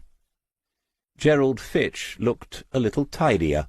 The beard had been trimmed shorter, and the hair on his head was definitely less of a bush than before. He was wearing a decent shirt and a cleaner pair of jeans, and this was all to the good, thought Smith. He said, "Where are you staying?" "At Broughton Farm," was the answer. Milly had spoken to the director and told a story about the mobile home being at increased risk of going over the cliff. Dr. Lovesey had found him a room in the staff accommodation while he sorted out something more permanent. Smith said, "I thought she might be here with you today, Milly, not Dr. Lovesey." Gerald shook his head and said, "I asked her, but she said this was my business. She gave me a lift, though." After a sip of coffee, Smith said, "She seems like a good sort to have on your side." But that brought only a silence. It wasn't easy to gauge the man's attitude. He seemed neither annoyed nor pleased by Smith's presence. It was more likely to be resignation and acceptance. Still, thought Smith, some people spend a whole lifetime seeking those, don't they? He told Gerald about the morning's events, or at least about the discovery and removal of the tracker, and his listener was shaking his head, finding it hard to believe. Then Gerald said, "Look, are you sure about all this? I know you said you'd seen this van before, but I find it incredible anyone has gone to all that trouble after so much time has passed. Are you sure Amanda is involved?" Smith had not told him where he'd seen the van before, and he did so now, explaining that yesterday was the second time he had been followed by it. He went on, "It's difficult to see who else had the motive to go to all this trouble. It's not just the money involved. There's her phone and all those messages. It's possible that's all they were after yesterday, but it would be foolish to assume it, in my opinion." He let that sink in. They didn't have all afternoon, but there was no point in hurrying the matter. After some moments, Gerald said, "I sat at this table for a reason. It's where Miles was sitting the first time I spoke to him." Smith said, "And he told you there were plenty of other tables?" Gerald nodded, and the pain of remembering showed through his half-smile. "Look, Gerald, no one is going to say you have to leave this place, or give up the life you've made here. But you can see there are some risks in not sorting it out now, in not dealing with the situation in King's Lake. I've shown her phone to a colleague, and he's of the same opinion as me, which is that the police should take a look at it. And there's the question of the insurance claim she intended to make. We can't let that go ahead now we know it would be fraudulent. Axon Life have been told the situation this morning. At some point, you're going to have to prove you're alive. I know that sounds a little weird, and I've never said anything like it before, but this wasn't going as well as it might have done. Gerald looked a little more shut inside himself than he had, and the bar was becoming crowded and noisy. An overly cheerful northerner asked whether they minded sharing the table as there was nowhere else to sit. Smith wanted to say it, that there were plenty of others to choose from, but there were not. He took the decision, and then, in as friendly a way as possible, he took hold of Gerald's arm. He said, "Come on, let's go." Behind them he heard the man say, "Christ, what's up with him? I only asked." They crossed the car park and walked out through the pedestrian entrance onto the path that led towards the centre of the town. This was the way Smith had gone on his first visit, as he tried to puzzle out what might have happened to the man who stayed at the Ship 5 years ago and paid in cash. They walked side by side in silence for a minute or so, before Gerald said, "She can have it. I don't want anything to do with that life. I understand about the insurance claim, I can see that, and I'll sign something or be interviewed to sort it out. As for the rest of it, I don't care. You said you've spoken to Lauren again. I suppose I could do something for her and her little girl. That's all I'd want from it." This seemed an opportune moment to take a seat. They were by the gate into the miniature funfair and amusement park. Smith opened it and let Gerald go ahead. They turned right along the tarmac footpath, which felt a little soft in the heat of the sun. There was a bench where the old folks could sit and watch the children play, and Smith suggested they stop there and bring matters to some sort of conclusion. In front of them was an area of closely mown grass and outdoor play equipment, brightly coloured swings and slides and roundabouts and climbing frames. And there were children running to and fro, laughing and screaming as they will, because at the ages of 4, 5, and 6, there's nothing, absolutely nothing, better to do than that. There was a small kiosk providing shelter and refreshments for parents, grandparents, and other responsible adults, and a number were already seated there, under an awning striped red, white, and blue, which Smith considered appropriately patriotic. In fact, there was something uniquely British about the entire scene, the amusements, the cups of tea and glasses of orange juice, the seaside air, the pigeons being chased by a little boy in a world of his own. Smith said, "Whether or not you involve the police is your decision, but I think you should get some advice about the legal side of things concerning the estate. Even if you decide to give it away, you should do that so there are no complications further down the line. And if you did want something for Lauren, some sort of trust fund out of it, again, you need proper advice. There's a good firm in King's Lake, but you could use someone out this way." Gerald said, "I know you're right. I'll have to do it. I meant to thank you for yesterday, for getting me out of that situation, even though you got me into it in the first place." Smith said, "If you hadn't pointed that out, I would have done. Nothing's ever straightforward in this life, is it?" Gerald didn't answer. He seemed to be watching the children playing. Perfect. Smith thought about Jo, wondering what sort of day she was having in Cromer. Although nothing had occurred last night, he had insisted she not remain at Drift's End alone all day. She had called her friend Gillian, who owns the bookshop, and arranged for herself and Layla to spend the day there. Jo had said, "She'll have me signing books," and Smith had told her that was something she might have to get used to if Eagle House had their way. Someone's black Labrador puppy had broken loose in the playground. The woman was on her feet calling its name, but it had spotted the children and ran into the midst of them. There were more screams of delight, and within seconds a chase had developed. The puppy, then the children, followed by the frantic lady owner. There were smiles on the faces of everyone who had noticed what was happening. Smith looked at Gerald Fitch and then said, "You can't plan a moment like that, can you? And look at that little girl."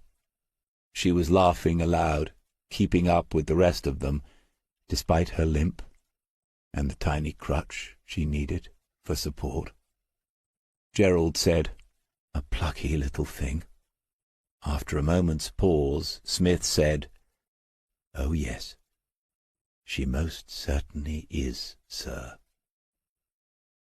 There must have been something in the tone of his voice. Gerald Fitch turned to him with the oddest expression on his face, and Smith nodded. Chapter 30. Christine Archer was having a very good Thursday morning. Their application for a 3-month extension in the Mason brothers' case had been granted, along with an order for further disclosure of the evidence in the case for the prosecution. In addition, her clerk had just informed her the Crown's lawyer had asked for an online meeting to discuss the charges against Elaine Harrington, and that could only mean they wanted to bargain.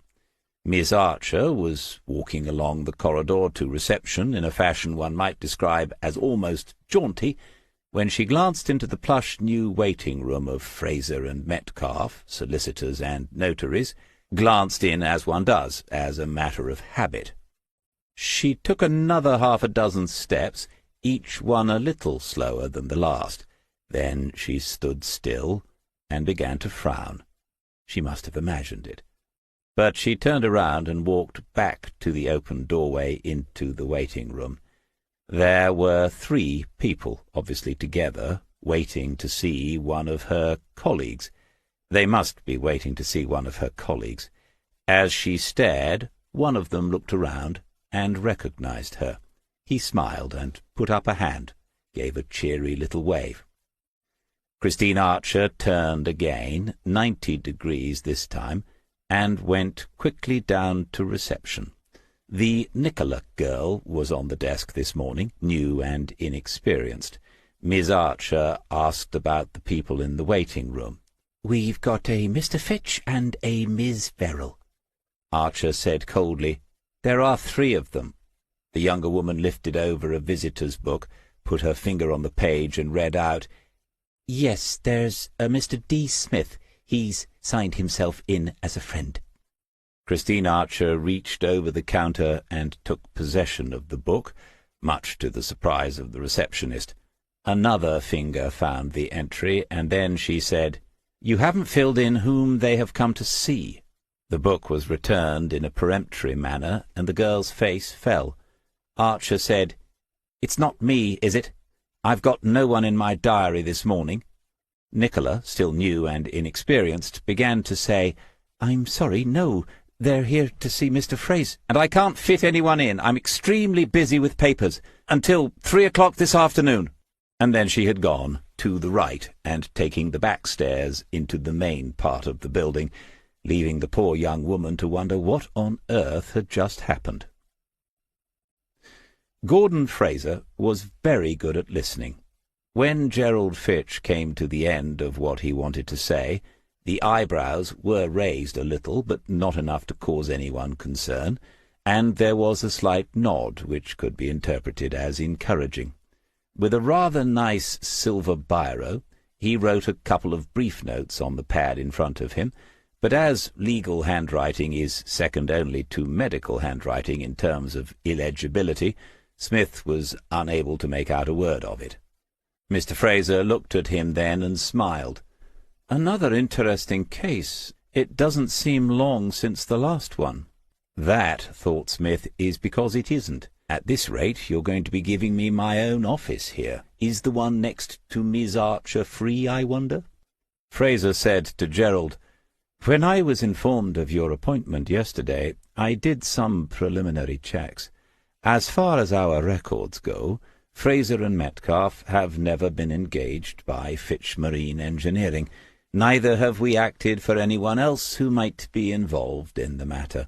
Therefore I believe there is no obstacle to us representing you now, Mr. Fitch, should you decide to engage us."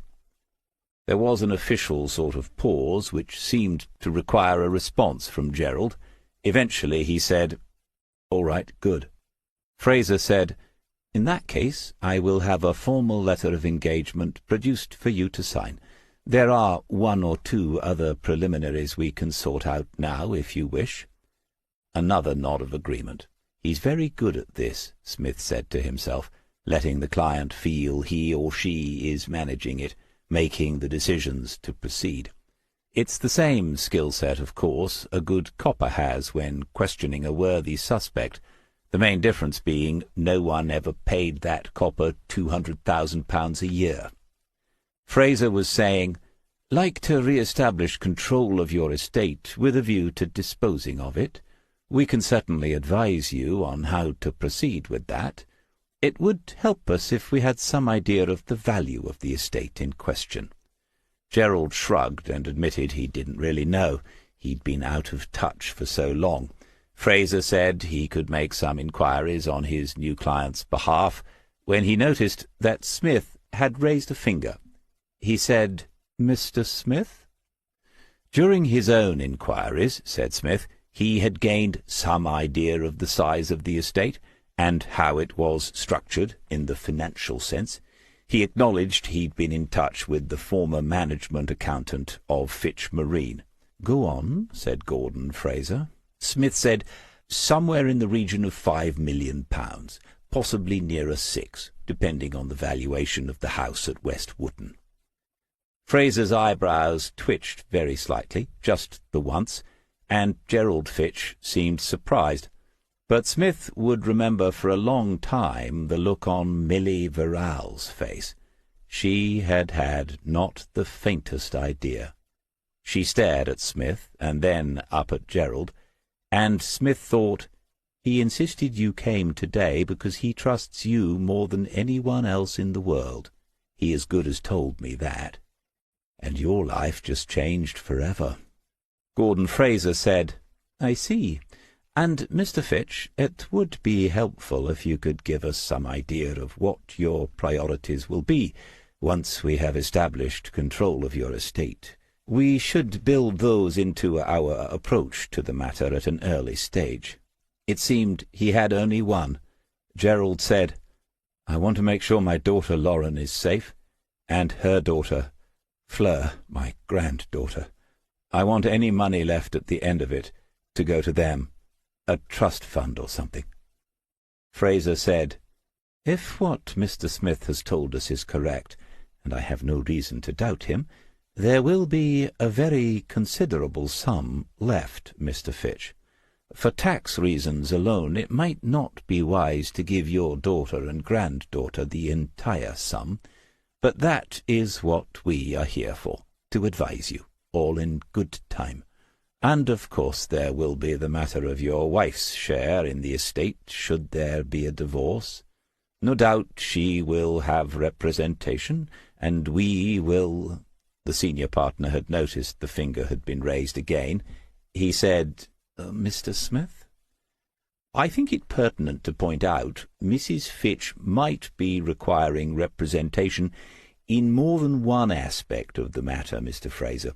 There is the possibility she could be under investigation by the police for offences that very much concern your newest client." Fraser picked up his pen once more. Gerald nodded to Smith, who then explained the story in a clear and chronological order, ending with the excitement on Haysborough Heath and the discovery of the tracking device on his car. Fraser said, "I see. Pertinent is the word indeed." They sat and watched the legal mind at work for some 30 seconds. Notes were made, and a chin was stroked, before Fraser said, "In the light of all that, Mr. Fitch, I think it might be wise to make an application to freeze all the bank accounts and assets which will be in question. A formal letter to your bank, which can be delivered in email form, is all that is required. We can have that drafted immediately, and I would strongly advise it." Gerald glanced at Milly and then Smith, surprised somehow that this was all happening for real and so quickly. But he agreed Fraser should proceed as he had suggested. While that was being noted, Smith said, "I suppose, Mr. Fraser, that a criminal conviction relating to the settlement of the estate wouldn't work in Mrs. Fitch's favour, would it?" The solicitor looked at the former police officer, initially perhaps puzzled by the apparent naivete of the question, and then he read the expression and saw the purpose behind it. Fraser said, "A conviction related to the events you have described, Mr. Smith, would throw into doubt the convicted person's chances of making a claim on the estate in the eyes of any judge I have met." There was much to do, and Mr. Fraser was now advising it be done quickly. He said that if Gerald could give them another hour this morning, these matters could be set in motion today. The three of them returned to the waiting-room, escorted by Mr. Fraser himself, and the pleasant young lady in reception was instructed to ply them with coffee, tea, and biscuits. They sat in silence for some seconds, and then Milly said, "£5 million?" Gerald looked at her and nodded a little guiltily, as if he'd just been caught telling a fib.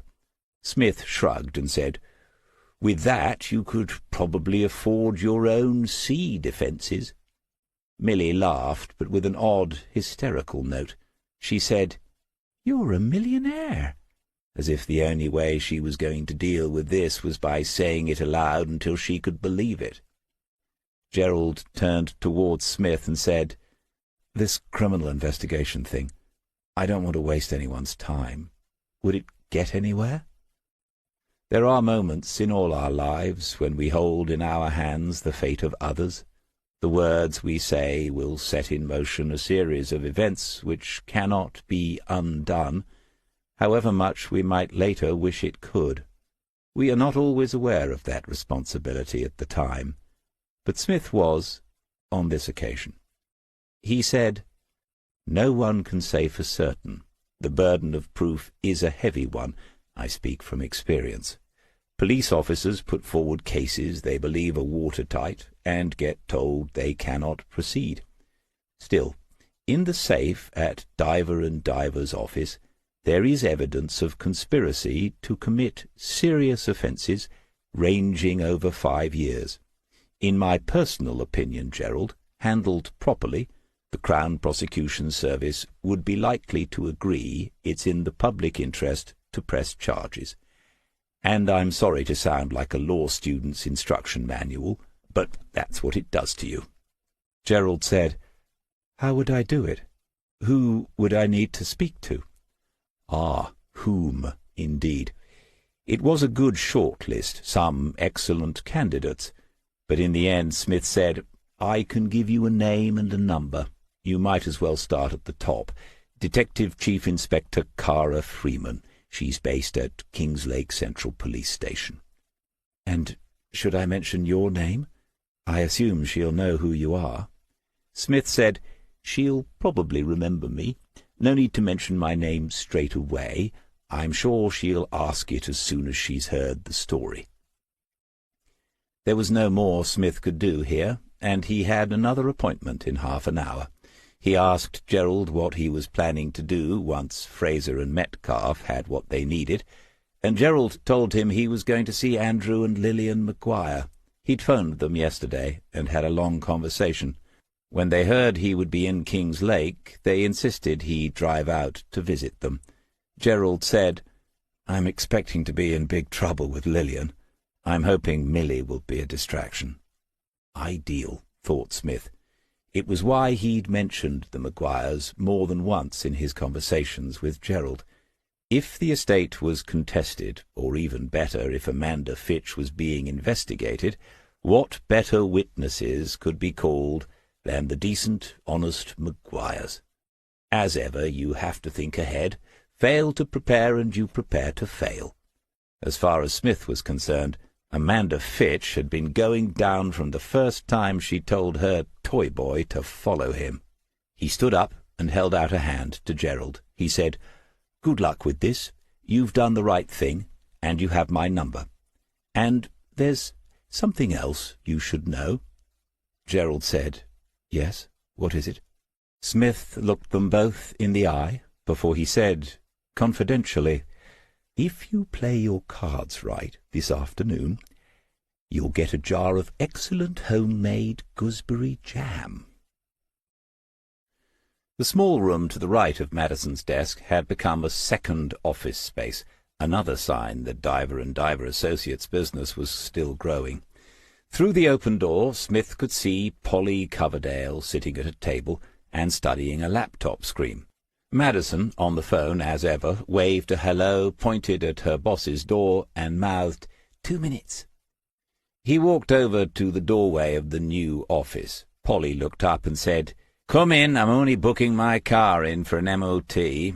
Smith said he had 1 or 2 contacts in the local motor trade if she ever had any problems, and she nodded in acknowledgment without taking him up on the offer. When she closed the laptop, she said, "I hear you've had a result. Nice one." Interesting, he thought. Polly had clearly become a part of the team at DDA in a way none of her predecessors had. He said, "Finding the daughter turned out to be crucial in the end. Once again, that was down to you." She shrugged that off and took a mouthful from a mug of coffee. He was about to turn away when she said, "So, where did you serve?" It's a question understood by everyone who has, and as he already knew Polly's history, Smith had no qualms about answering it. He said, "Various places, but my longest tour was in Belfast."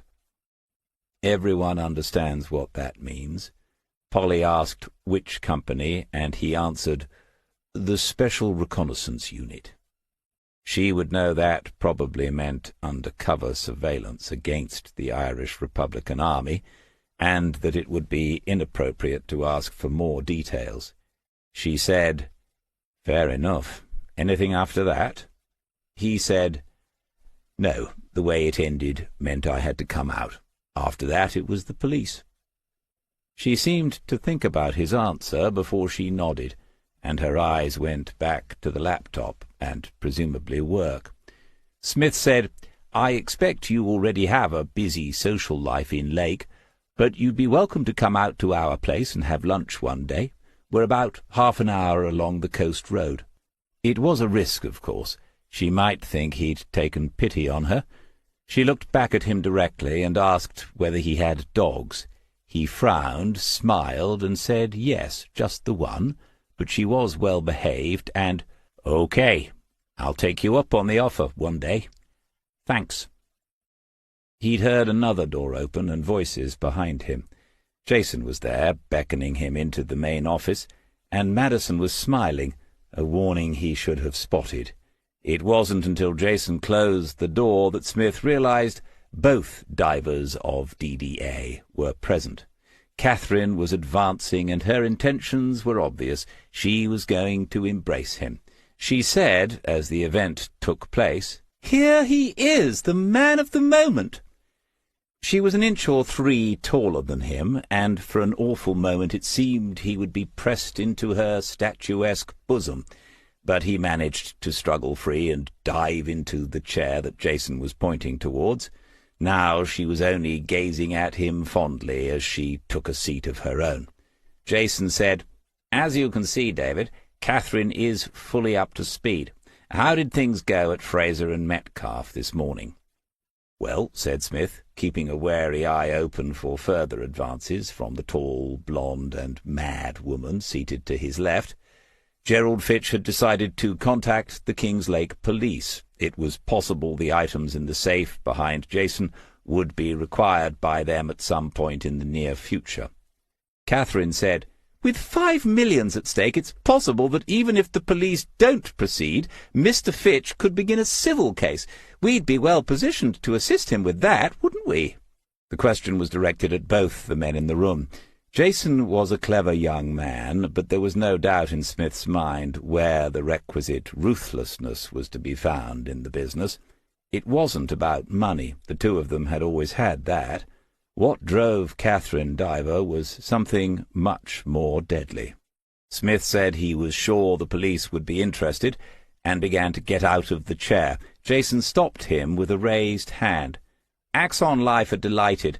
I've spoken to Frances Dunhill, but I think she intends to call you in person, David. She'd like to know exactly how you found him, in case, as she said to me, they ever get a similar situation." "Or," put in Catherine, "they could just call us, couldn't they?" She was smiling at him again. Jason said, "As I mentioned to you, the deal Catherine negotiated gives us a percentage of the policy's agreed value, if paid in full. It's a tiny percentage, but of a considerable sum. We do intend to share it with everyone involved here at the agency." Smith said he thought that was a good idea, and he reminded Jason that Polly had given him the lead to Lauren Fitch. If he hadn't been able to get Gerald and his daughter back together last Monday, things would not have progressed as they had this week. "In the meantime," said Jason, reaching down to one side of his impressively executive office chair, "I hope you'll accept a token of our appreciation. You and I had a conversation about the blend of things that makes an outstanding investigator." He handed a bottle-shaped gift bag across the desk, and Smith took it. Jason said, "And you mentioned whiskey, so—" Out of the bag, Smith lifted a beautifully boxed bottle of Johnny Walker Blue Label. He said, "Oh, dear me, this is an expensive bottle of Scotch." Catherine said, "Well, when you open it, I want you to raise a glass and say, 'Here's to more to come.' You've put us on the map, David." She had that look on her face again. It was time to get out of there. Chapter 31. They had discovered, as Smith put it in one of their discussions, the impossibility of silence in the modern world. Walkers passing by on the bank, a fighter jet making practice runs far out over the wash, notifications from their favourite weather app, Layla sniffing at the study door, all had been recorded on the little Sony device Joe was using to make a demo for the Audiobook company. They had asked for around 10 minutes of her reading, but sometimes she had switched it off in frustration after little more than as many seconds. Smith realized she'd become caught up in a loop of self-criticism, and that what lay at the bottom of all this were her doubts about the sound of her own voice, which was ironic, of course, because as a writer she had a distinctive one. In the end, after 3 days of abortive attempts, he had had to take a firm line. This morning he'd said, "I'm taking Layla for a long walk. Whatever you've recorded when we get back is what you're sending." The recent spell of sunshine had dried out the higher banks of the salt marsh creeks. It was pleasant just to sit in the morning breeze, watching tufts of white cloud drifting to the east, and the tide creeping back in. It would be full just after midday, and they would take the boat out for an hour before their visitors arrived. He raised the binoculars and looked at the curlew. He was certain now it was the same bird he had first seen almost a month ago. On more than one occasion he'd watched it depart, carrying in its bill some sort of prey, a ragworm or something like that. But surely it was too late for it to be feeding young. Perhaps a replacement clutch had been laid somewhere out on the grazing marshes. It was good to think of that, those threatened birds hanging on somewhere not far away, surviving against the odds. Last evening he had finally succumbed to temptation and unscrewed the top of the bottle of Johnny Walker Blue. At the back of a cupboard he'd found that special glass, the Glencairn crystal, hand-cut and shaped to enhance the colour and the aromas of fine whiskies, and he had poured out a few drams. He savoured it, and began a discussion with himself as to whether this was a serious challenger to, say, a 20-year-old Talisker, or the 16-year-old Abalur. The discussion was ongoing and likely to last at least as long as the bottle of Johnny Walker. "It's a blend of things," he'd said to Jason Diver, "like a good whisky. The things that make a good detective. Active attention, concentrating, focusing, looking instead of just seeing. Then the informed expectation, using one's experience and memories to forecast precisely, to make guesses that are intelligent. And the final thing?" He had concluded, having thought about the matter too often over too many years, that it was ambition of imagination, by which he meant the critical ability to question, to doubt what has been accepted, what others believe has been established. The exceptional bird-watcher looks through a spotting scope at the funny Dunlin, and has the nerve to say aloud, "Why isn't that a western sandpiper?" Smith had looked through the scope of his imagination and said to himself, yes, Gerald Fitch disappeared. It would be interesting to know where he went and how he got there, but the important question is why. Smith had imagined a number of answers to that question, and one of them had been more or less correct. He watched Layla searching through the margins of the creeks, nose down, tail up, and wagging. She would be happy doing that for hours on end. She never found very much, but that wasn't the point. She was just a dog doing what a dog is meant to do. Few people are as lucky as that.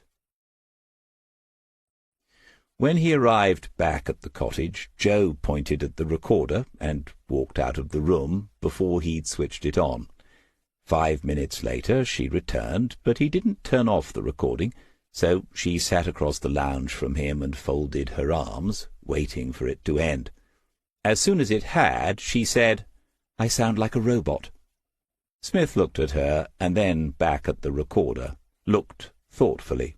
Joe said, "Well, I do, don't I?" He said, "Speaking as someone who has never listened to an audiobook, I think they'll accept it." She had to laugh as she said, "That's not exactly being damned with faint praise, but it's not far off." He pressed play on the recorder and waited for it to begin again. Joe pulled a face but said nothing. After a few sentences, Smith paused it and said, "It's measured and controlled, but it isn't robotic, not at all. I think it suits your material and your readers. Your books aren't sensationalist.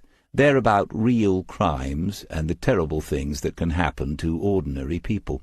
They're about professional police officers. It wouldn't be right to over-dramatize that, at least not in my opinion. The way you're reading it makes your work sound serious, and that's good, because it is." She managed to accept that as a compliment, and Smith said, "So, we'll do what I said. Download this one onto your laptop and send it today. It's over with then, and we can start trying to rebuild our relationship." Joe came and sat next to him and made a very acceptable apology for being difficult for the past 3 days. Then he suggested they make a sandwich and take it with them when they sailed Rebecca Louise at the top of the tide in about an hour's time. He went up to his study. Since working with the agency, he'd written up case notes on lined A4 and stored them in a ring binder. It was more appropriate to hand over something like that, if necessary, rather than an Alich notebook. The faithful Alich was still the perfect design for field work, and it was a simple matter and a good discipline to write up the notes on a daily basis. Gerald Fitch had phoned him yesterday afternoon, and there had been some significant developments. Behind that ornate and oversized desk, Gordon Fraser could come across as smug and self-satisfied, but he knew his way around a lawsuit. Of that there was no doubt. All the bank accounts in question had been frozen, pending legal representations from one of the account holders. A formal letter had been sent to Amanda Fitch, inviting her to appoint her own representatives in order that matters be resolved swiftly. She was invited to ask for a sum to cover her living expenses in the meantime. Oh, Smith had thought, she'll enjoy that. And there's no way Mr. Fraser is going to agree to her first lot of numbers. Ms. Archer had also called and spoken to Gerald, and Smith was pleased about that too. She'd probably gone straight to Fraser after spotting Smith in the waiting-room and asked how she could be of assistance. She had listened to Gerald's story and said she agreed with her colleague, and your boss, thought Smith, that in view of the situation regarding the considerable sum of money involved, the police should be informed of what had taken place between Gerald and his wife. Gerald had told her that David Smith of Diver and Diver Associates had been a witness to some of this, and apparently Ms. Archer said she was looking forward to discussing the matter with him. Smith took out his mobile and checked for missed calls, but there was nothing as yet. Lauren Fitch's landlord had received a letter from Fraser and Metcalfe, informing him that all future communications with his tenant were to be conducted through themselves. The letter also stated that Ms. Fitch had been advised to consider seeking compensation for the distress caused to herself and her disabled daughter. Any sums awarded would be additional to the legal costs incurred by their client. Smith had said to Gerald, "He doesn't hang about, does he, our Mr. Fraser?" "No," Gerald had said, "and it's all rather a whirlwind. Not so long ago, all I had to worry about was my home falling into the sea." But Smith could detect no note of resentment there, and he was more certain than ever that the cameraman, as Marilyn had once called him, would be in a much better place, in every sense of the word, once this had all worked through to a conclusion. Smith asked about Lauren, and was told she was to visit Gerald tomorrow and spend the day with him. Smith thought, that's today. They'll be there now. He'll be getting to know that little girl. If Gerald doesn't come back to King's Lake, and it's pretty certain he won't, how long will it be before Lauren and Fleur are moving home and living somewhere by the sea? And the Maguires? Gerald told him it had been a rather emotional reunion. The recriminations had lasted only for a matter of seconds, maybe a minute or two, before the laughter and the tears. When Gerald told them what his solicitors were proposing, Lillian had said if he needed any more information about that dreadful woman he only needed to ask. From this, Smith deduced that Mrs. Maguire had conducted her own investigations over the years, and that she knew things she had not shared with the private detective from King's Lake. As for the police, Gerald had said finally, they asked a lot of questions. I couldn't get through to the lady you mentioned, not at first, so I called back yesterday. I was talking to a detective sergeant for a while. He was helpful, but when I mentioned your name, he put me on hold, and then it was the detective chief inspector who came onto the line. She was very businesslike. She wanted the dates, times, and places. I had the feeling she intends to call me back at some point. Smith said, "What time was it you spoke to her?" And Gerald answered that it had been around midday. Smith had received a call from Kingslake Central at 4 yesterday afternoon.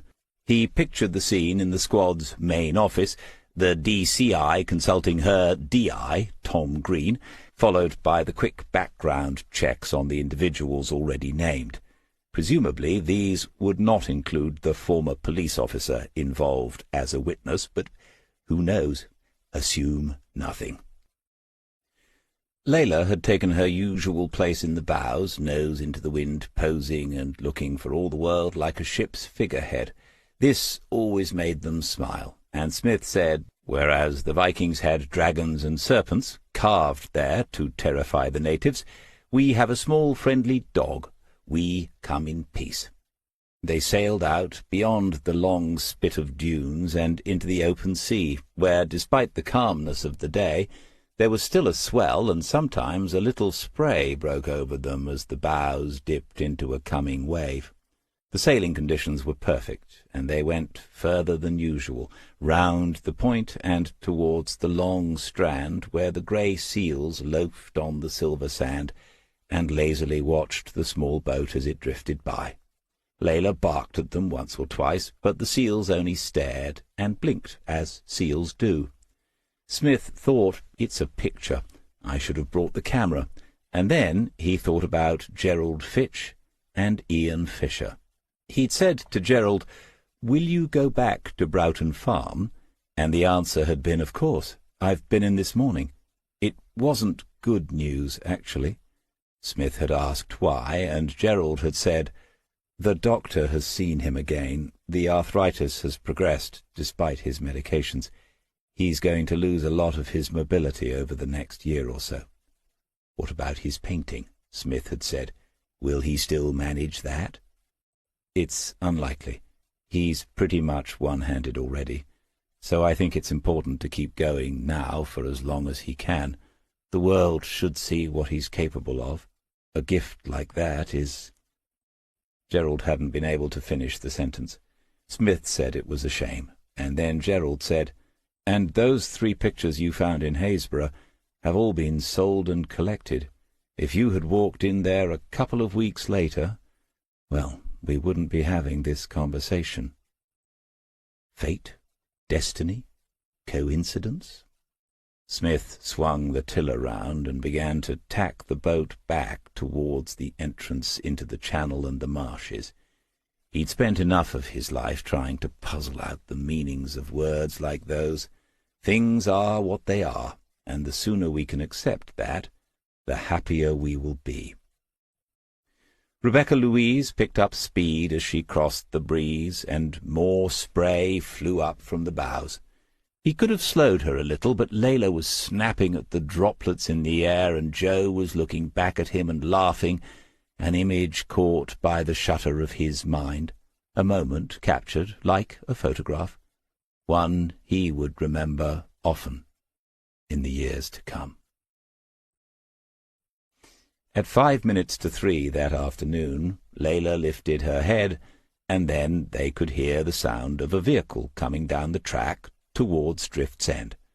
They heard it slow, and the gears dropped down at the halfway point where the worst of the bumps and dips are, and Smith thought, "We might have to get that fixed before the winter." He went out into the garden and watched the black Astra hatchback as it turned into their parking spaces.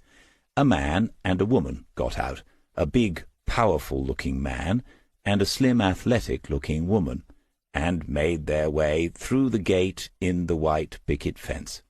Layla came running past and began to bounce around the woman, who ignored Smith then, and began to make a fuss of the dog. The man came towards Smith. He had a stern expression, unsmiling and businesslike, and he stopped a few feet away. Without preliminaries, he said, "David Smith?" Smith acknowledged his own identity, but nothing more. "We're officers from Kingslake Central Police Station. We're here to interview you and take a statement about some serious matters which have been reported to us. You will not be under caution, but you should understand that anything you say might be used in evidence in a court of law. Do you understand what I have just explained to you?" Smith said, "Yes, I understand." Joe had joined Serena Butler, who was watching and listening to this performance. The 2 women looked at each other, shook their heads in mutual incomprehension, and began a conversation about the dog. Then Smith said, "Hello, John. Good to see you. It's been too long. How are Maggie and the boy?" "Both well," John Murray told him. "The problem with young William's hearing had all sorted itself out. He'll be at school before long, and Maggie was thinking about part-time work." "Has she considered the police?" said Smith, and Murray replied, "It's funny you should mention it, but—" Murray then said, "The DCI is going to interview Amanda Fitch." or rather Chris will, with Serena, tomorrow morning. That's why she wants your statement today. She suggested Detective Sergeant Waters, should come and take this statement, but he couldn't face it. I could see why, so I volunteered.